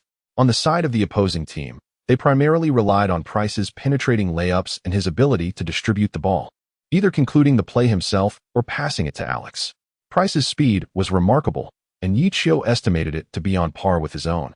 Although Isaiah could barely keep pace in a one-on-one defense, Price consistently found openings to penetrate the paint thanks to the dazzlingly intricate tactics employed by his team. While Ye Qiu's defense was commendable, as the offensive linchpin, he needed to conserve more energy, thus the defensive responsibilities fell upon Isaiah and Frank. Meanwhile, Alex was a remarkable big man, showcasing exquisite skills and footwork beneath the basket. Even against Oliver's defense, he found success. With his adept footwork, positioning, and feints, he effortlessly deceived Oliver, Liam, and others, scoring with ease. This allowed Alex to thrive in the paint. Ye Qiu also attempted to position Oliver to keep Alex at bay beyond the arc. However, this strategy allowed the towering Alex to effortlessly sink 2 three-pointers, exhibiting a surprisingly commendable accuracy. Consequently, the offensive rhythm for the University of Connecticut remained quite seamless. On the other hand, Stanford's offense was equally fluid. Over the past fortnight, Brandon's intensive training in ball control had proven invaluable, as the players exhibited an enhanced awareness of ball sharing, continuously repositioning and facilitating the ball to create expansive offensive opportunities. As a result, Ye Qiu's burden in orchestrating plays diminished, enabling him to generate more unexpected scoring chances. Gradually, he began to let Frank take over ball handling, while he himself focused on constant movement. When opportunities arose, he would request the ball from Frank and serve as a pivotal playmaker. Against such an offensive strategy, even the well-trained Connecticut squad found it challenging to defend effectively. Consequently, the scores for both teams began to escalate rapidly. Within a mere 5 minutes, the score reached 18-11. Following Ye Qiu's assist to Oliver for an alley-oop dunk, Kevin, who had been diligently recording notes from the sidelines, finally raised his hand to the referee, requesting a timeout. Beep. The whistle for the timeout sounded. As Ye Qiu stepped off the stage, Brandon promptly handed him a towel and inquired, "Ye, will they be making significant adjustments?" Ye Qiu took the towel and glanced across, locking eyes with Walker.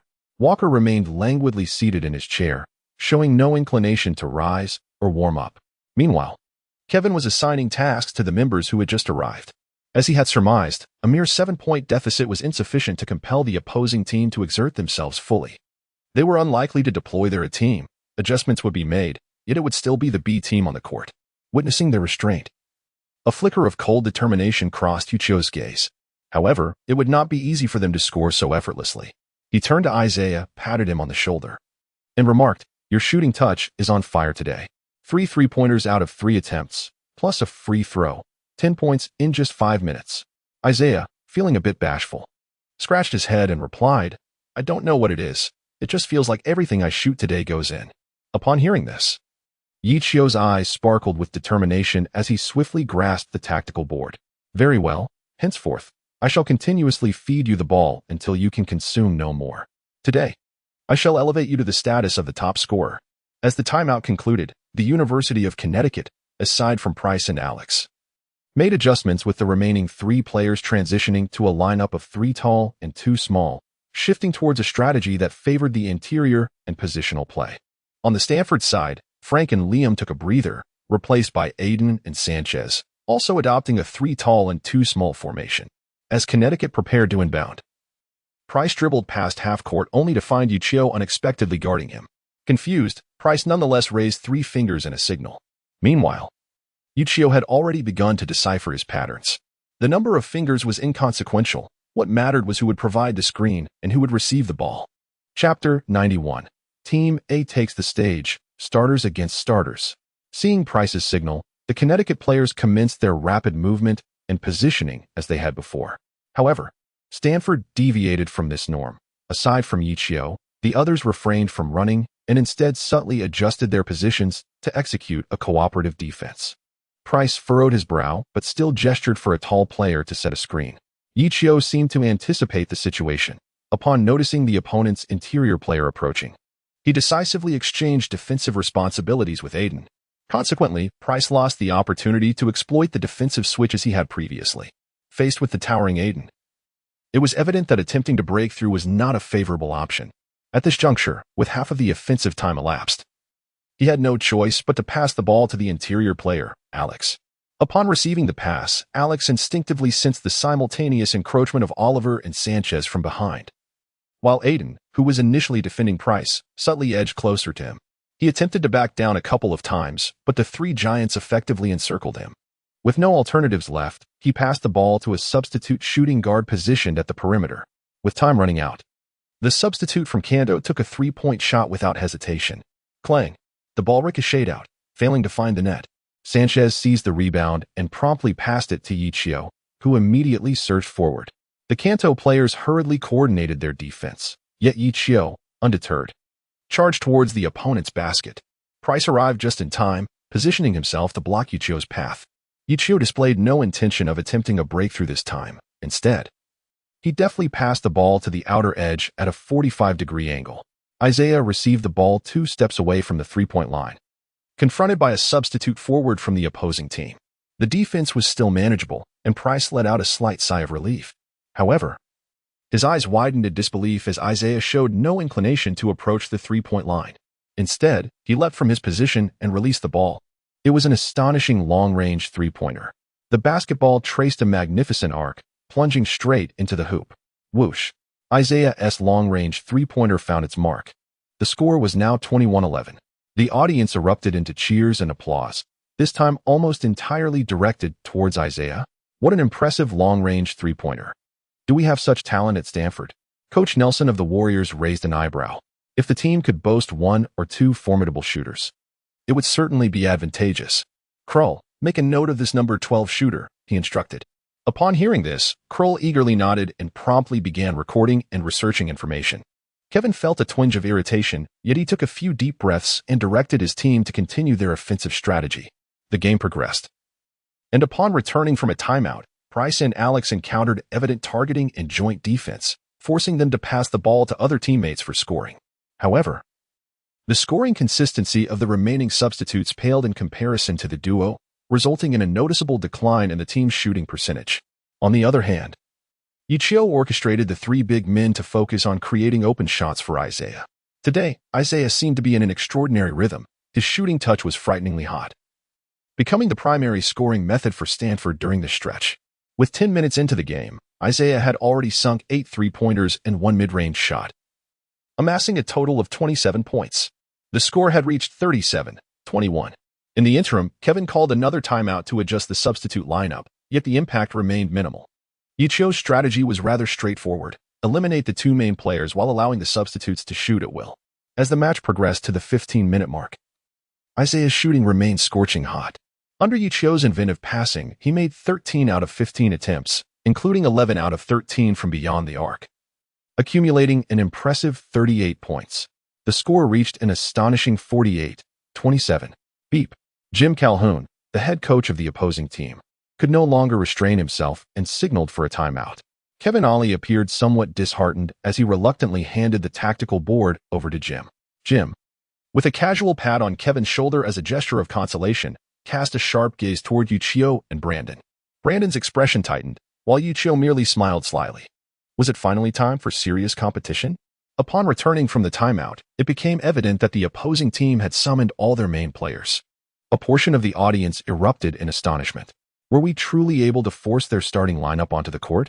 A.J. Price, Alex, Stanley Robinson, and Tabby joined Kimball Walker on the floor, casually warming up. Boss, it's been ages since we played a serious game together. Indeed. If I don't get on the court soon, I might as well rust away. I didn't even bring my new sneakers today, thinking I wouldn't need to play. The players from the opposing team exchanged banter as they strolled onto the court with ease. However, Ye Qiu's expression grew increasingly solemn. The aura emanating from these 5 individuals felt akin to 5 towering mountains, making it difficult for him to breathe. Ye Qiu, not daring to take liberties, directly pointed out all the main players. The crowd re-entered the arena. At that moment, Kemba Walker, with arms crossed and a keen interest in his gaze, fixed his eyes on Ye Qiu and remarked, "At last, I have the opportunity to contend with you. I have been waiting for nearly half a month." "Oh, you were aware of my presence half a month ago?" Ye Qiu felt a tinge of curiosity. Naturally, not everyone possesses such remarkable passing talent and vision. Walker sincerely complimented him. "I truly appreciate your kindness." Ye Qiu smiled in response. "Your performance just now is truly magnificent. I could hardly restrain myself from applauding in admiration. However, now that we have taken the stage, your performance must come to an end. The fact that you and your team have managed to draw us out is a commendable achievement." Kemba Walker remarked with an air of arrogance. "Oh, is that so? Unfortunately, I have yet to unleash my full potential. I did not anticipate that your B team would be so easily overwhelmed." Ye Qiu retorted without a hint of restraint. "Youngster, do not let pride cloud your judgment." Behind Walker, the formidable Tabit approached with a thunderous gait. "Today, allow me to demonstrate what true strength entails." "Is that so? I find myself intrigued. I hope you are not as fragile as Team B." With a disdainful huff, the towering Tabit, akin to an iron tower, turned and strode away. Walker, witnessing this, could not help but smile, casting a profound glance at Ye Qiu before he too began to warm up. As the timeout concluded, Kong University finally unveiled their full prowess, while Stanford fielded their complete starting lineup. It was a clash of titans. The spectators, though initially anxious for their team, were soon swept away by a wave of fervor. This moment signified that Stanford had reached a level where championship-caliber teams could no longer disregard them. Some in the audience felt their breaths quicken as they gazed at the Stanford players on the court, particularly the seemingly unremarkable young man with black hair, number 2. They had, without their own realization, ascended to such heights. The crowd gradually became electrified, waving Yi Guang Bang banners, their chants, cheers, and encouragement swelling in a continuous crescendo. The earlier solemnity that had enveloped Stanford upon witnessing Kong University's full-strength roster dissipated amidst the thunderous roars of the audience. They are formidable. Yet we are not to be underestimated. A battle of starters it shall be. Let the contest commence. Chapter 92, A Clash of Titans. As the players took to the court, an unmistakable tension filled the air before the game even commenced. The Kongda team, adhering to the traditional formation of 3 big men and 2 small ones, faced off against Stanford's audacious strategy of 4 small players and 1 big man. It was not that Ye Qiu was unwilling to match the lineup. Rather, his team's conventional interior players simply could not contend with their opponents. Casting a glance at the towering Tabit, standing at an impressive 2.21 meters and weighing 120 kilograms, and then at the intricately skilled Alex, who required the assistance of 2 defenders during their previous encounter, he couldn't help but let out a sigh. Previously, Ye Qiu had focused solely on neutralizing the opposing team's star players, neglecting to devise a strategy for confronting them once they were on the court. Thus, he found himself starting from scratch. Presently, it was evident that his team could not match up in the paint, but with himself and Isaiah on the perimeter, they stood a fighting chance. However, they would likely suffer in terms of rebounding. So it was imperative to hold their ground and find ways to enhance their shooting percentage while attempting to disrupt the opponent's attempts. Yet, the shooting styles of the other 3 adversaries remained unknown, making it impossible to formulate a more specific strategy. They would have to proceed step by step. Fortunately, the earlier performance had been commendable, and the 21-point lead on the scoreboard provided Ye Qiu with a modicum of reassurance. As the game commenced, Kongda initiated the play, with Tabit casually passing the ball to Kemba Walker. Walker, moving at a leisurely pace, dribbled past half court, defended by Frank. Although Walker stood at merely 1.83 meters, Frank at 1.92 meters felt a profound sense of threat as he faced Walker. The opposing player exuded an air of impending explosiveness with every movement. Noticing Frank's palpable tension, Walker flashed a subtle smile before gently lifting the ball with both hands, sending it soaring over Frank and toward the interior. Ye Qiu suddenly sensed danger. He turned his head and beheld Tabit charging towards the paint like a high-speed tank, deftly maneuvering past Oliver. He leapt into the air, receiving a pass from Walker. With a resounding thud, he forcefully slammed the ball into the hoop. The score was now 48-29. Walker and Tabit executed a breathtaking alley-oop dunk. Tabit hung from the rim, distorting it at a 20-degree angle under his weight, his gaze fixated on Ye Qiu. A menacing grin etched across his face. Upon witnessing this, Ye Qiu could not help but smile slightly, then signaled Oliver to initiate the play. Oliver promptly passed the ball to Ye Qiu, who, without uttering a word, advanced directly. Seeing this, Price hastily attempted to keep up, but Ye Qiu continued to accelerate, leaving Price struggling to maintain pace at a speed of 70. Ye Qiu dribbled the ball to the three-point line of the opposing team. Upon raising his eyes, he noticed Frank hastening towards him, prompting him to feint a pass. Observing this, Price immediately abandoned Ye Qiu and raced towards Frank. Ye Qiu's passing had certainly caused him considerable distress, yet he had yet to witness Ye Qiu attempt a three-point shot. Consequently, his immediate instinct was to prevent any collaboration between him and Frank. However, Ye Qiu did not truly make a pass. Instead, he directed his gaze toward the hoop. After a fortnight of dedicated practice on his perimeter shooting, he was eager to showcase his progress today. Amidst the incredulous stares of the crowd, Ye Qiu stood tall, his posture impeccably refined as he leaped into the air. At the apex of his jump, his wrist, armpit, and elbow formed a perfect trio of right angles. And with a delicate flick of his wrist, he released the ball. Ye Qiu has taken a three-point shot. The basketball gracefully traces a splendid arc through the air. Whoosh! The ball splashes through the net as if it has plunged into the surface of water. Ye Qiu swiftly sank a three-pointer. The score now stands at 51-29, widening the gap to 22 points. This marks his inaugural three-pointer on the court since joining Stanford. Brandon, Isaiah, Frank, and the rest of the Stanford team were momentarily taken aback, only for expressions of delight to flood their faces. Their core leader can shoot threes too. How splendid! Meanwhile, on the sidelines, Ye Jianlian and DeAndre Jordan were equally incredulous. While they were aware of Ye Qiu's adept ball handling, witnessing his shooting form was astonishing.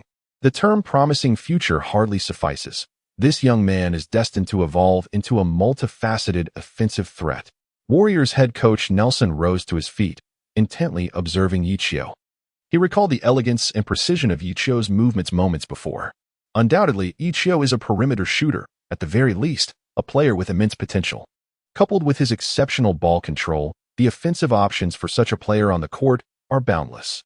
Ye Qiu will only become increasingly challenging to defend against in the future.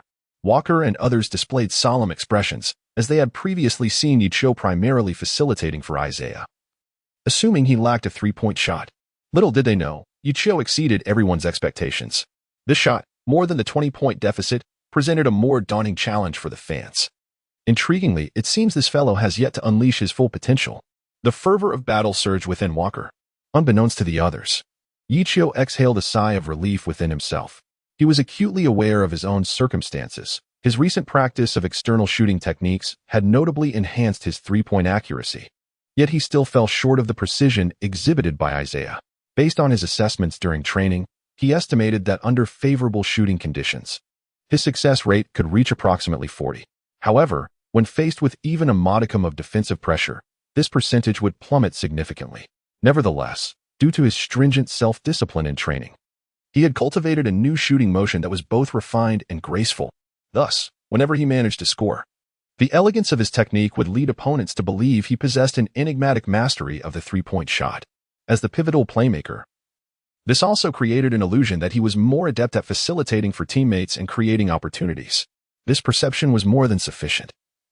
The subtlety of his prowess often proved more effective than overtly displaying it. As the adage goes, one must tread carefully around hidden dangers. Ye Qiu's objectives had been accomplished. With his competitive spirit ignited, Walker did not wait for Tabit to approach, instead opting to initiate the play himself by passing the ball to Price. He signaled for Price to dribble, while he swiftly dashed towards the opposing paint, prompting Frank to hasten his pace in pursuit. As Price crossed half-court, Walker was already sprinting around the baseline towards the corner, and Price promptly delivered the ball to him.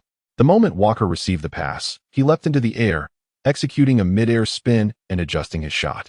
Frank, 2 steps behind, gritted his teeth and pressed forward, but as he witnessed Walker's release, he instinctively lunged toward him. To his astonishment, Walker, despite his modest stature, displayed an astonishing elevation during his jump shot. Frank, who had initiated his jump later, found himself descending before Walker, who merely lifted his forearm to brush against Frank's hand without disrupting his motion. The referee, observing the play, narrowed his eyes.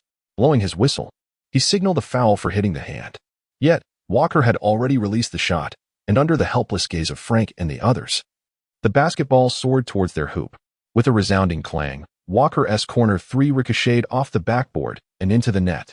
Following this, he approached the free throw line and, amidst Frank's discontented glare, confidently sank the shot.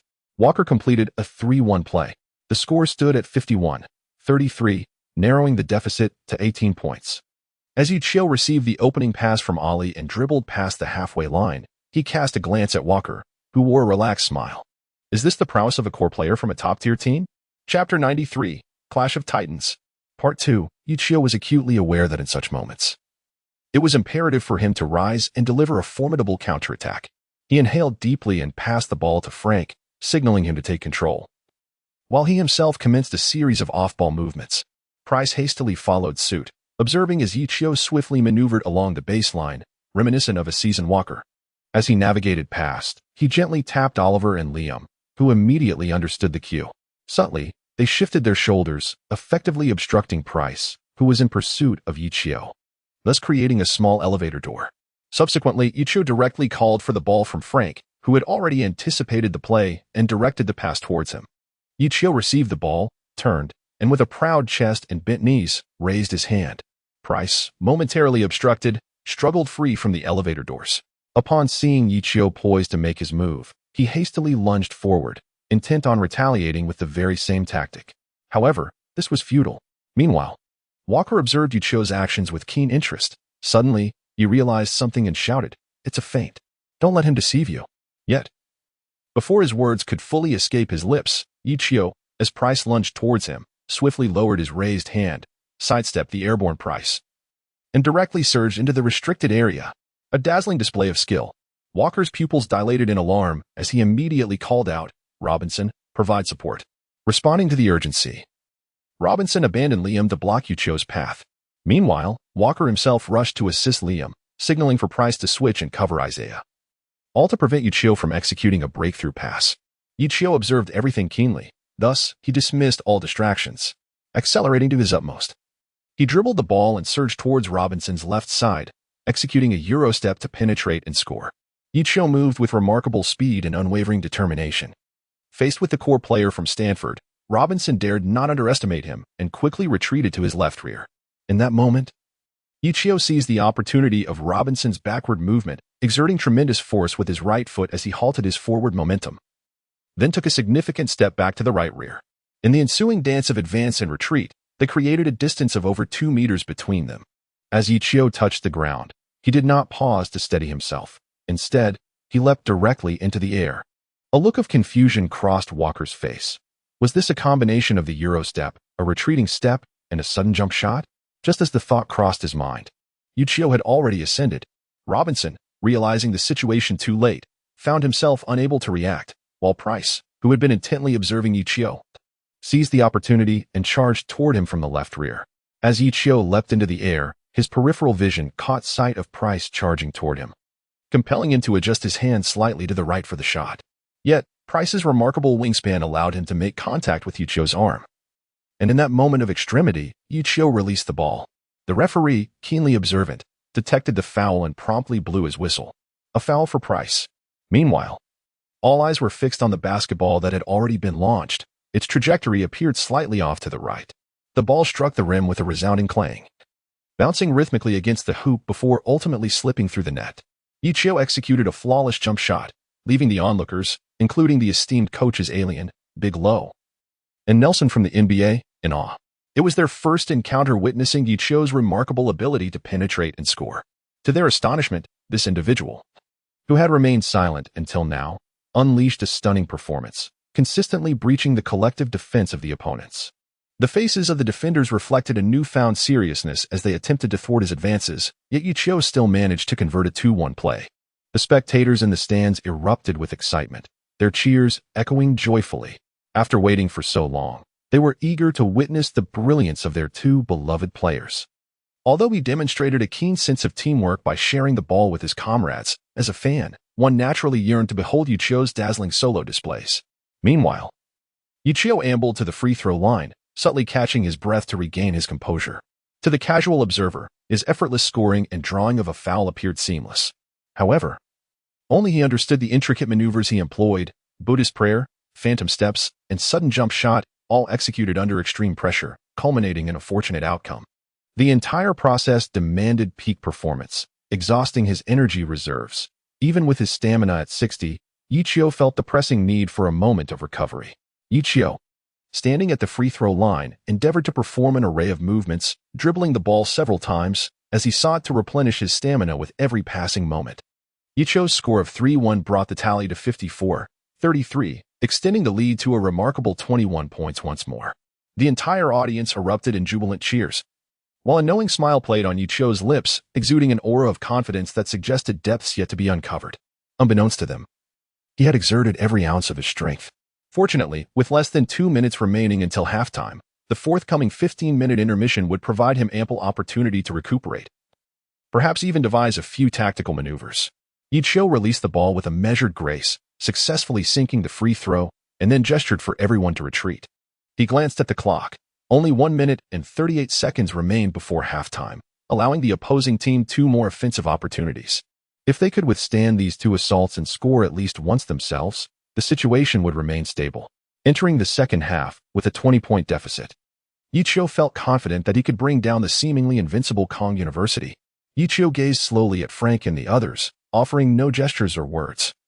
Yet his eyes conveyed a clear message that Frank and his companions understood: stand firm.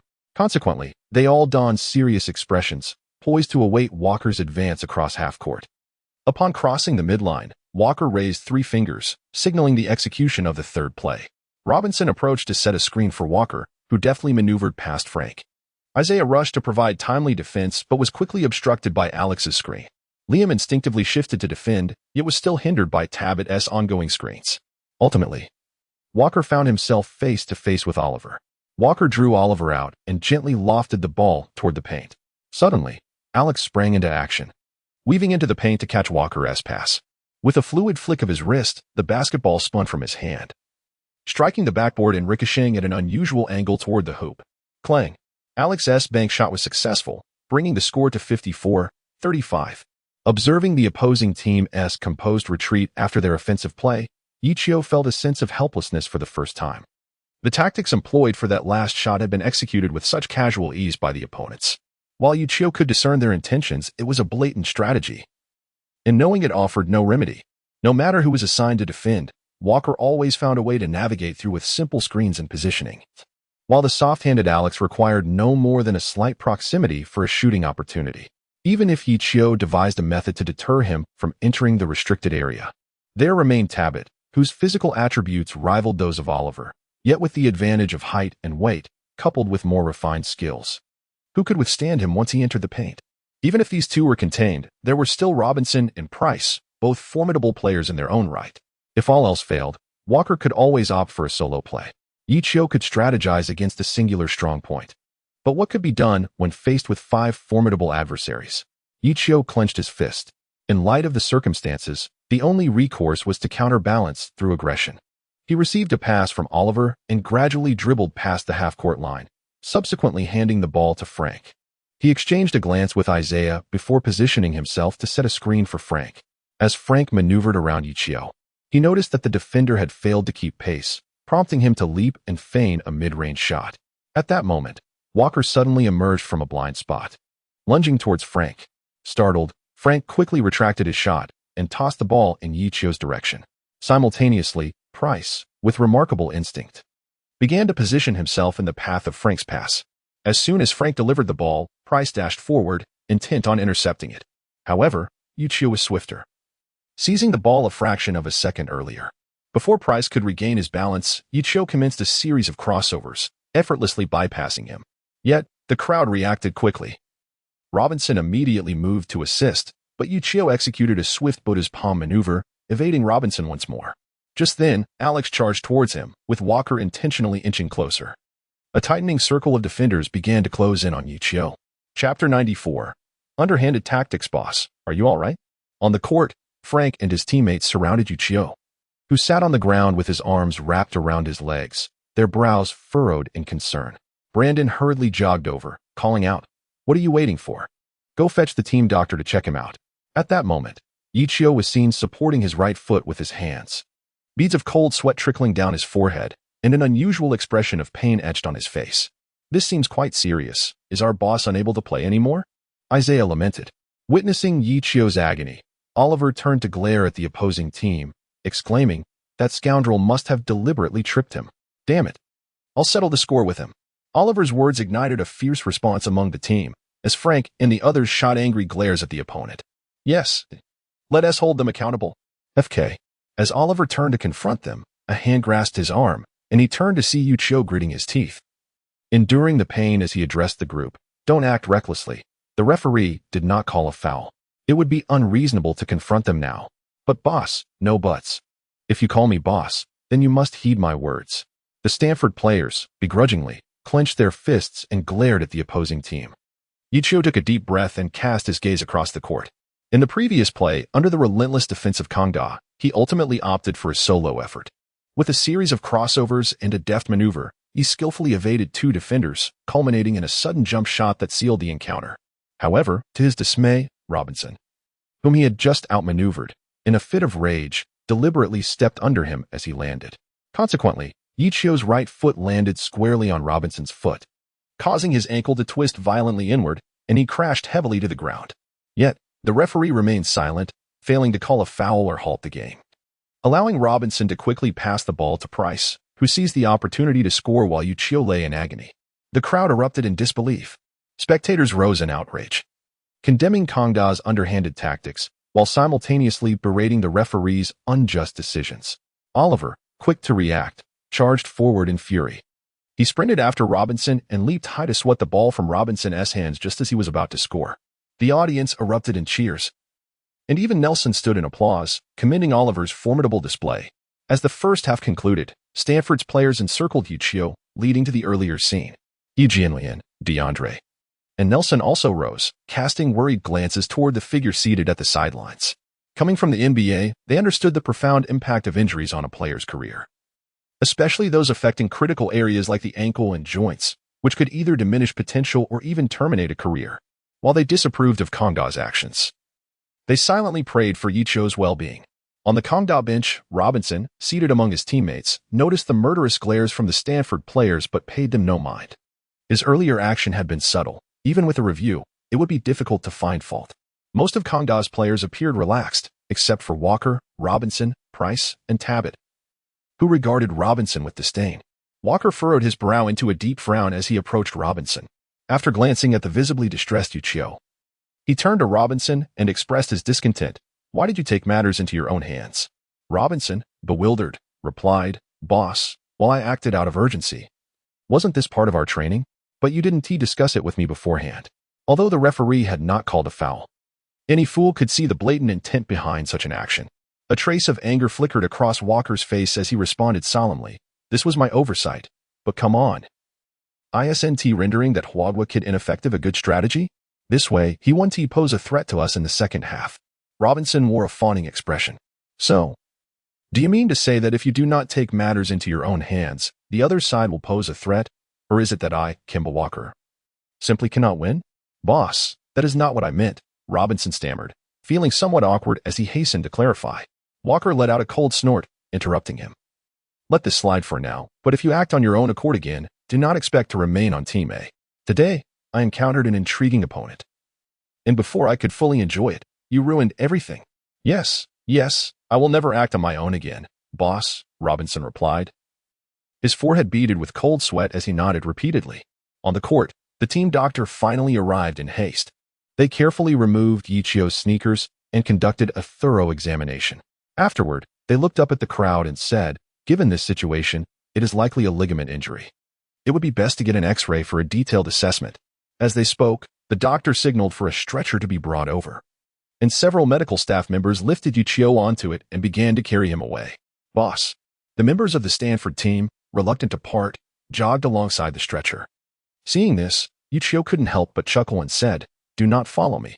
Focus on regaining your strength. I anticipate that I shall not return for quite some time. In the meantime, discuss with the coach about devising a few strategies for the second half. Frank, you shall take charge of the ball. Let us adhere to the passing and control tactics we practiced, emphasizing more passes and less ball holding. Create opportunities for Isaiah, and if you find openings, take your shots directly. Avoid forcing plays and refrain from contesting in the paint. Let our offense be primarily focused on shooting and engage in a fast-paced rotation. Ye Qiu, having given a few instructions while on the stretcher, was carried out of the arena, leaving Frank and the others to follow a few steps behind, helplessly watching. Our leader may have been injured, but let us not lose heart. We still hold a lead of over 20 points. Let us play our best and strive to maintain this advantage until the final whistle, thereby honoring our esteemed leader, Ye Qiu. Agreed. Let us rally together. The players of Stanford responded in unison. Chapter 95. A purely unexpected turn of events. Jim, you old rascal, come out here at once. After Ye Qiu was carried away by the team doctor, Brandon, filled with fury, stormed over to the opposing coach's bench, vociferously demanding accountability. Jim Cahan, singled out, felt a flush of embarrassment. He knew that one of his players had indeed injured the opposing team's core player, leaving him at a loss for words. Tony, listen to me, Jim began, but Brandon cut him off, his indignation palpable. I refuse to hear it. After waiting with bated breath for such a precious core player, you've rendered him useless. What do you propose we do now? Tony, I must admit that we mishandled this situation. It was purely an accident. We have been friends for many years, so please. Jim Cahan attempted to explain, but Brandon scoffed. Accident? Spare me your excuses. If you do not provide us with an explanation, I wonder if you'll be able to leave Baylor Stadium at all. Jim glanced around, noticing the furious sea of fans and spectators, their Ye sticks flashing incessantly with Ye Qiu's name. He swallowed hard. Tony, how about this? I will penalize the player responsible for Ye Qiu's exit and substitute him with a reserve, as a gesture for Stanford, Jim suggested, rubbing his hands together, feeling somewhat sheepish. What is that supposed to be? Charity? Stanford does not require your charity. Let me tell you, old man, even if we lose today, Stanford will one day triumph over your Kangda, and it will be a fair victory, unlike some who only resort to underhanded tactics. Just wait, Brandon retorted, flinging down his words before turning on his heel and leaving Jim Cahan standing awkwardly with a wry smile. Coach, I'm not going back in for the second half, a familiar voice interrupted. Jim turned to see Walker standing beside him, having appeared without his notice. Before Jim could respond, Walker continued, with Ye Qiu's absence, there is no need to deploy our team any longer. Continuing would only expose our weaknesses against the championship contenders, serving no purpose. Let the three of them handle the scoring. Sighing, Jim nodded in agreement. As the second half commenced, Stanford, having lost Ye Qiu, substituted in Aiden, with Frank taking control of the ball. On the other hand, as Jim had predicted, Robinson was benched, but unexpectedly, Walker also left the field, replaced by two substitutes. Brandon merely huffed at this development. The spectators remained vocally displeased, yet continued to cheer for the Stanford players, urging them to teach a lesson to those who played dirty. Where's Ye Qiu? Audrey, having stepped away to manage some collaborations concerning the Ye sticks, returned to find Ye Qiu missing and curiously inquired of Gracie. He got injured. It's terrible. He twisted his ankle and fell to the ground. What? Do not move, please. Allow me to apply some ice first. In the infirmary, the team physician was attending to Ye Qiu, administering basic treatment, and planned to take him to the hospital shortly thereafter. Ye Qiu gazed at his somewhat exaggeratedly swollen right ankle, feeling a sense of helplessness. Aren't we supposed to be invulnerable? How could it swell up so significantly? One wonders how long it will take for this invulnerability to take effect. If it were to be like last time, I would only recover after a night's sleep. Today's match seems precarious. The second half has already commenced for nearly 5 minutes, and I have no idea how the situation stands. Listening to the distant shouts of the spectators outside, Ye Qiu felt like an ant on a hot stove, anxious yet powerless. At that moment, the door to the medical room burst open with a loud bang, and Audrey rushed in, holding a bottle, her expression fraught with concern. How are you feeling now? Does it still hurt? She asked, her gaze fixed on Ye Qiu's ankle. It's bearable. There's no pain. Just the swelling makes movement somewhat cumbersome, he replied. Ye Qiu responded, only to see Audrey produce a bottle from her hand and inquire of the team doctor. Do you think this can be used on him? The doctor, intrigued, took the bottle and examined it closely, suddenly exclaiming, this is the latest development from Middleton Pharmaceuticals. Indeed, Audrey affirmed, not waiting for him to finish. The doctor took a deep breath and slowly replied, if it is that particular medication, it is certainly suitable for Ye Qiu's current condition. However, it is rather precious and could be utilized for more critical cases. I understand, Audrey interjected, disregarding the doctor's words as she gently supported Ye Qiu's injured leg with her hands. She then shook the bottle, which resembled a spray, and carefully began to apply it to Ye Qiu's ankle. For some reason, the doctor appeared pained at the sight, yet Audrey remained undeterred, diligently administering the medication without concern for its cost. Her focused demeanor was endearing, and as Ye Qiu observed Audrey attending to him, he felt a long-forgotten warmth flooding his heart, an inexplicable emotion swelling within him. After using nearly half the bottle, Audrey nodded in satisfaction, tossed the remaining medication to the visibly pained doctor, and proceeded to bandage Ye Qiu's injury. At that moment, Ye Qiu sensed a remarkable, visible recovery in his afflicted area. Simultaneously, a familiar synthesized sound echoed in his mind. Ding! Indomitable body activated. Injuries will heal rapidly within 15 minutes post-injury. In the midst of her task, Audrey felt her hand being grasped by Ye Qiu. Her cheeks flushed a deep crimson as she looked up to find him gazing at her with profound affection, an expression she had never encountered before. The blush on her cheeks extended to her ears as she queried, "What are you doing?" "I'm just bandaging you." "Thank you, Audrey." At this moment, Ye Qiu's voice resonated with magnetism. Audrey shyly lowered her head and murmured, "I merely hope for your swift recovery, as the team still needs you." "I understand." Ye Qiu slowly rose, stating, "My team needs me." "Oh, why are you getting up? Quickly lie down." Audrey exclaimed in surprise at Ye Qiu's unexpected movement, urgently grasping his shoulder. The team doctor, noticing the commotion, hurried over to prevent Ye Qiu from standing. Ye Qiu raised his foot and placed it on the table, smiling as he said, "Look, it has completely healed." Just as the two were about to speak, they noticed that the swollen area that had been so prominent moments ago was now restored to its former state. The team doctor was momentarily taken aback, then quickly reached out to examine Ye Qiu's ankle, his astonishment evident as he exclaimed, "It really is healed." Audrey, equally incredulous, held on to Ye Qiu, unwilling to let go, and urged, "That may be true, but your health is far more important than the competition. You should go to the hospital for an X-ray and a comprehensive checkup." Before Audrey could finish her sentence, Ye Qiu wrapped his arms around her delicate frame, pulling her close. Chapter 96. The Return from Injury. Audrey froze in his embrace, her heart racing as if it had skipped a beat. This was the first time a boy had held her like this. Previously, she would have reacted strongly even to the slightest touch. Yet now, it felt as though she was sinking into a quagmire. His assertive, indirect nature should have prompted her to break free, but her body seemed to betray her will. The team doctor, sensing the moment, discreetly turned away, focusing intently on the vial of medication Audrey had tossed to him. As Audrey's heartbeat quickened and her breath steadied, she managed to stammer, her cheeks flushed, "Ye Qiu, please let go." Ye Qiu, seemingly oblivious to her plea, continued, "You know what basketball and this competition mean to me." He slowly released her, locking his gaze onto hers with earnestness as he added, "I cannot bear to watch my team be defeated, yet I cannot disregard your kindness towards me. Your medicine has proven effective. I am fine now. Please, allow me to proceed." Ye Qiu, having spoken, gently pressed a kiss upon Audrey's forehead. Audrey, having just regained some composure, was immediately left wide-eyed and stunned in that moment. Ye Qiu was enchanted by Audrey's adorable demeanor, unable to suppress a gentle smile. He then turned and opened the door to the infirmary, stepping outside. Audrey quickly regained her composure, hastily opening the door herself, and caught sight of Ye Qiu's silhouette as he made his way down the Player S tunnel. Summoning her courage, she called out to him, "Do you not realize how worried I am for you? Why is it so imperative for you to win?" Ye Qiu paused momentarily, turning to gaze at the complex expression on Audrey's face. "It is not victory I seek. Rather, it is the aversion to defeat." Brandon furrowed his brow, attentively observing the game, his countenance increasingly taut. Stanford entered the second half with a score of 56-35, trailing by a daunting 21 points, compounded by the fact that their opponents had withdrawn two key players.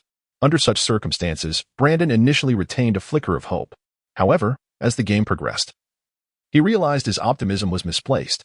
The absence of Ye Qiu rendered Stanford devoid of its essence. The playing style initiated by Frank lacked the fluidity that Ye Qiu brought to the court. In the opening minutes, Brandon urged his team to accelerate their offensive tempo.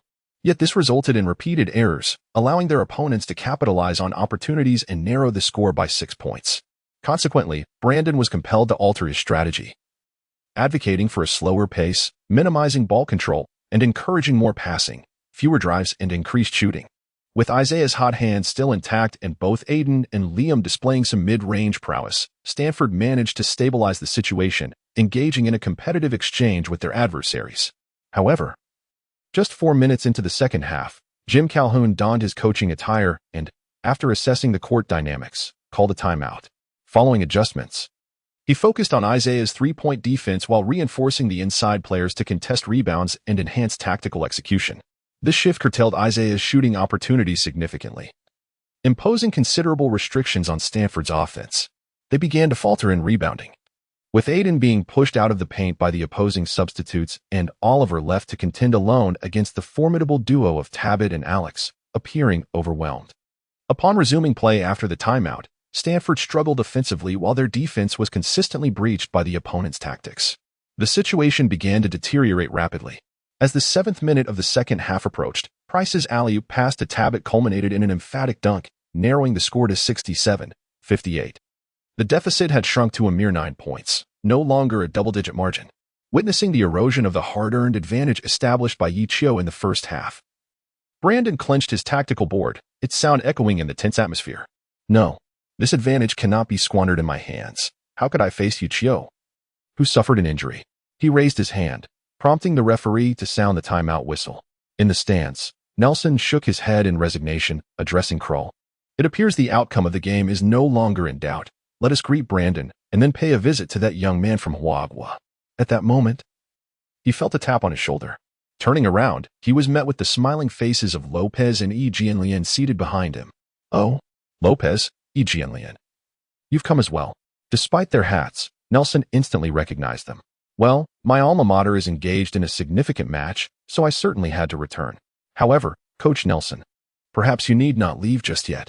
Lopez smiled and gestured towards the players' tunnel. Upon glancing in that direction, Nelson immediately comprehended the implication behind Lopez's expression. Intriguing. The outcome of this contest remains uncertain. As the players from Stanford exited the court, they gathered around, yet the despondency etched on their faces was unmistakable, revealing a profound lack of morale. Brandon observed this and, with a reassuring smile, encouraged everyone, stating, "You have all given your utmost. Achieving this level of performance is commendable. Now, let us refine our tactical execution." However, Frank lamented, without Captain Ye Qiu, our coordination always seems to lag a beat. Isaiah added, indeed. While we can compete against other teams, facing a formidable squad like K College, even a slight delay can prove fatal. Oliver expressed his dejection, saying, I feel as though without Captain Ye Qiu, I am nothing. Upon hearing this, Brandon sighed inwardly, contemplating how to uplift the spirits of his teammates, when suddenly, a voice as melodious as a celestial choir resonated through the air. If I am not present, then you are nothing. You do not deserve to don this jersey, nor to take the court.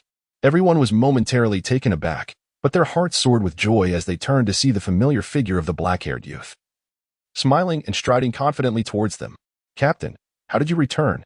How is your ankle? Ye Qiu waved his hand, accepting the tactical board handed to him by Brandon. Audrey just administered a special medication to me. I have fully recovered. Time is of the essence, so let us be succinct.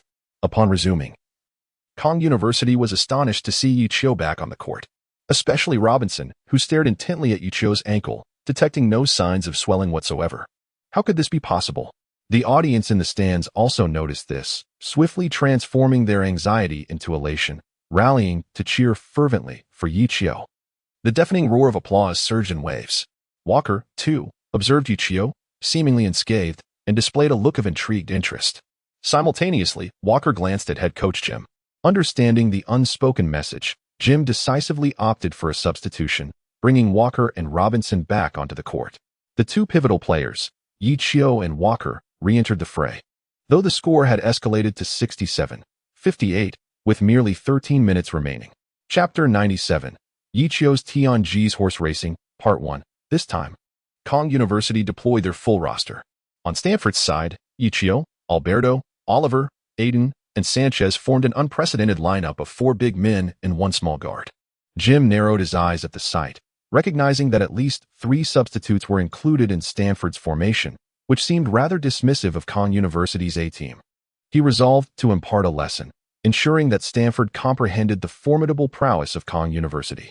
As Stanford initiated the play, Ye Qiu dribbled past half-court, with Price still tasked to defend against him. After the halftime break, Ye Qiu directed Oliver to set a screen for him, drawing Tabit to defend against him. He then instructed Aiden and Alberto to successively provide screens, making a few adjustments to the matchups. Once the adjustments were made, Alex was tasked with defending Alberto. Tabit was on Sanchez, Price was guarding Aiden, and Walker positioned himself directly in front of Ye Qiu. Walker watched Ye Qiu's strategy with keen interest, as if attempting to decipher his intentions. At that moment, Ye Qiu raised a finger, signaling for the first play, prompting all players, except Aiden, to gradually spread out, creating space on the court. As the moment presented itself, Ye Qiu promptly passed the ball to Aiden. Upon receiving the ball, Aiden, with his back to Price, who was a whole size smaller, initiated a post-up move. Aiden, once the starting power forward at Stanford, possessed an exceptionally solid offensive technique in the paint, unlike Oliver. With a decisive step, then another, he maneuvered Price deep into the key and executed a half-turn to unleash a hook shot. The shot banked in perfectly, bringing the score to 69-58. Kongda and his teammates were taken aback. They had not anticipated Ye Qiu orchestrating such a traditional half-court offense against Kongda. Did he not realize that this was Kongda's forte? As it was Kongda's turn to inbound the ball, Walker received it and immediately passed it to Price, while he himself began to move without the ball. Observing the situation, Ye Qiu instructed Sanchez to defend Price while he swiftly followed Walker. With a speed of 70. Ye Qiu was not easily outpaced like Frank and others, as Walker made several runs but remained closely pursued by Ye Qiu. Consequently, Price could not pass the ball to Walker and was compelled to deliver a bounce pass to the interior player, Tabit, intending for him to score directly. However, upon receiving the ball, Tabit found himself besieged not only by the defender Oliver, but also by Aiden and Sanchez, all three towering figures glaring at him with predatory intent. Furrowing his brow, Tabit opted to pass the ball to Alex nearby. Yet, upon receiving it, Alex faced a similar predicament, trapped by Stanford's interior cluster. He glanced towards the perimeter, noticing Walker tightly guarded by Ye Qiu, and thus passed the ball to Price. After receiving the ball, Sanchez promptly returned to his defensive position. With time running short, Price hastily took a three-point shot. Clang! The ball ricocheted off the rim, missing its mark. Aiden and Alberto effectively boxed out Tabit and Alex, allowing Oliver to easily secure the rebound. Witnessing this, Jim displayed a knowing expression. Offensively, Stanford employed a series of screens to create mismatches, akin to the tactical maneuver of T-on-GS horse racing, seeking to gain an advantage and enhance the success rate of one-on-one plays. Defensively, Stanford utilized several tall players for perimeter coverage and interior double-teaming to stifle the scoring opportunities of several key players from Connecticut. He cast a glance at Brandon across the court, who stood with arms crossed and a smile, and smirked coldly. "Tony, I must admit, I underestimated you." While this approach proved effective, it bore a significant flaw, the toll on stamina. Maintaining such a pace required the big men to be fully engaged in both offensive and defensive strategies, necessitating extensive movement and prompt responsiveness. In this war of attrition, Tony, how long can your Stanford endure? Little did he know, Brandon had merely devised a defensive strategy. The offensive technique of utilizing screens to exploit mismatches was something Ye Qiu had learned during the last encounter against Arizona. However, unlike Arizona as coach, Sandek, Ye Qiu, as the point guard, could adapt and adjust according to the unfolding circumstances on the court, achieving optimal results. This was Ye Qiu's version of the T-on-G's horse racing. With the tactics proving effective, he felt a sense of relief. Now, it was time to test another idea. Ye Qiu seized the rebound snatched by Oliver and commenced a swift advance. Concurrently, the towering figures of Aiden, Sanchez, and Alberto sprinted in unison with Ye Qiu. In stark contrast, Oliver lagged behind, ambling nonchalantly, seemingly indifferent to the unfolding offensive. A perplexed expression crossed Jim's face. What was Ye Qiu attempting to accomplish? As Ye Qiu propelled forward with the three giants in tow, Oliver fell further behind, inadvertently fracturing the cohesion of the Kong University lineup. Walker was the first to react, hastening to catch up with Ye Qiu while calling for everyone to regroup defensively. As Ye Qiu was about to be overtaken by Walker, he deftly passed the ball to Alberto behind him. After receiving the pass, Alberto took a couple of strides before charging towards the basket with determination. At that moment, Alex, with an explosive burst of speed, unexpectedly arrived first, effectively blocking Alberto's path. Left with no other option, Alberto had to return the ball to Ye Qiu.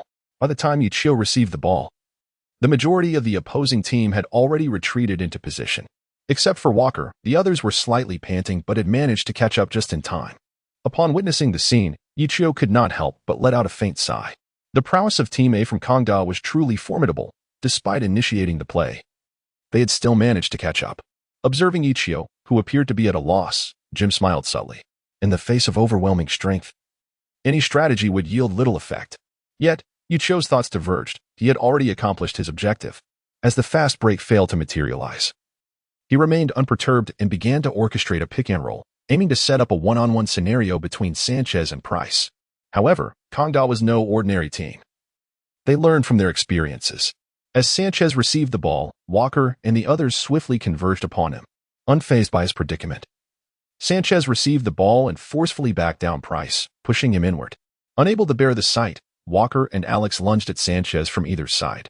Just as the encirclement closed in, Sanchez, with one hand, deftly pushed the ball back to Ye Qiu. As Ye Qiu received the ball, he found himself unopposed. In seizing this golden opportunity, he did not hesitate. After adjusting his stance, he leaped directly into the air and launched a three-point shot. Whoosh! With the ideal shooting conditions, Ye Qiu sank another three-pointer. The score was now 72-58, widening the gap to 14 points once more. Fortunately, the feel for the game was also favorable, and Ye Qiu couldn't help but feel a surge of joy within. The audience, witnessing Ye Qiu's ability to stabilize the situation and extend the lead upon his entry onto the court, erupted into a frenzy. They chanted in unison, raising their arms in celebration of Ye Qiu's name. Naturally, both Yi Jianlian and DeAndre Jordan were ecstatic, while Nelson smiled and nodded in appreciation, his admiration for Ye Qiu growing ever more profound. Chapter 98, Ye Qiu's Tianji's Horse Racing, Part 2, Observing Ye Qiu extend the lead. Jim Calhoun displayed no visible reaction, merely exchanging a knowing glance with Walker. Walker nodded with a smile. This time, he did not allow Price to handle the ball. Instead, he took it upon himself to dribble past half-court. Once across, he instructed Alex to set a simple screen at the three-point line, and then, capitalizing on Stanford's defensive switch, he launched a three-point shot. Clank. Although it was off the backboard, it still found its mark, bringing the score to 72-61. Ye Qiu could not help but smile wryly. While he could devise strategies to thwart the opposing team's interior plays and minimize Walker's opportunities to receive the ball, he found himself unable to completely counteract Walker's formidable individual prowess. After some contemplation, he resolved to assign Alberto, who possessed considerable athleticism, to defend against Walker, alongside Oliver on the Stanford side. As Stanford prepared to inbound the ball, Ye Qiu continued to lead the charge with three towering teammates at full speed. Drawing from their experience in the previous round, the players from Kongda swiftly retreated into defense after scoring. Thus, both teams commenced their offensive and defensive maneuvers in accordance with their respective strategies. Stanford, whether from the inbound play or after securing a defensive rebound, launched their attacks with remarkable velocity. As soon as Ye Qiu seizes an opportunity, he initiates a fast break. When the chance eludes him, he resorts to a strategic Tianji's horse racing approach. Although the offensive efficiency pales in comparison to the small ball lineup, the presence of towering players on the court ensures a robust rebounding advantage, resulting in an overall scoring capability that significantly surpasses that of Frank's squad. Defensively, Ye Qiu demands that Aiden, Alberto, and Sanchez relentlessly shadow Alex, Tabit, and Kimball Walker, disregarding their stamina. On the other hand, the offense for the opposing team simplifies.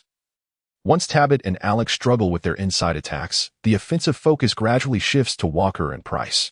Walker, displaying commendable shooting form today, finds initial success alongside Price, who starts off solidly but, after Ye Qiu personally applies pressure, his shooting and drives are notably hindered. Consequently, the burden of offense increasingly falls upon Walker's shoulders. Rising to the occasion, Walker, despite being closely guarded by Alberto, continues to showcase his exceptional individual prowess, maintaining efficient scoring. Even formidable teams like the University of Connecticut rely on their core players during critical moments. Thus, Stanford's lead continues to dwindle, with just 7 minutes remaining in the match. As Walker executes a dazzling series of crossovers to penetrate past Alberto and Aiden for a layup, drawing a foul from Aiden, the score narrows to 82-79. Only a mere 3 points separate the teams. The audience falls into a hushed silence. With over 7 minutes still on the clock, the impending conclusion becomes unmistakably clear. Many Stanford fans clench their fists in frustration, feeling helpless yet resigned. They all recognize that the young player, slightly gasping for breath, has exerted every ounce of effort. Indeed, as Walker aptly noted, forcing Yukon into such a predicament is a testament to Ye Qiu's prowess. On the court, both Lien and DeLuo grit their teeth, with DeLuo striking the seat before him in frustration, startling a scout from the Kings. "Damn it, are we going to lose?" DeLuo mutters, unwilling to accept defeat. Lien solemnly nods, stating, "There's no choice. The opposition is too strong, and our young brother has limited lineup combinations." Indeed, this represents the pinnacle of their capabilities. Had Stanford possessed a more formidable athletic forward, the circumstances would be vastly different. Nelson, seated in the front row, nods in agreement with a sigh. Yet, imperfections do not overshadow brilliance. Even if they lose this match, Ye Qiu's talent cannot be concealed. Nelson still wears a smile, expressing his satisfaction.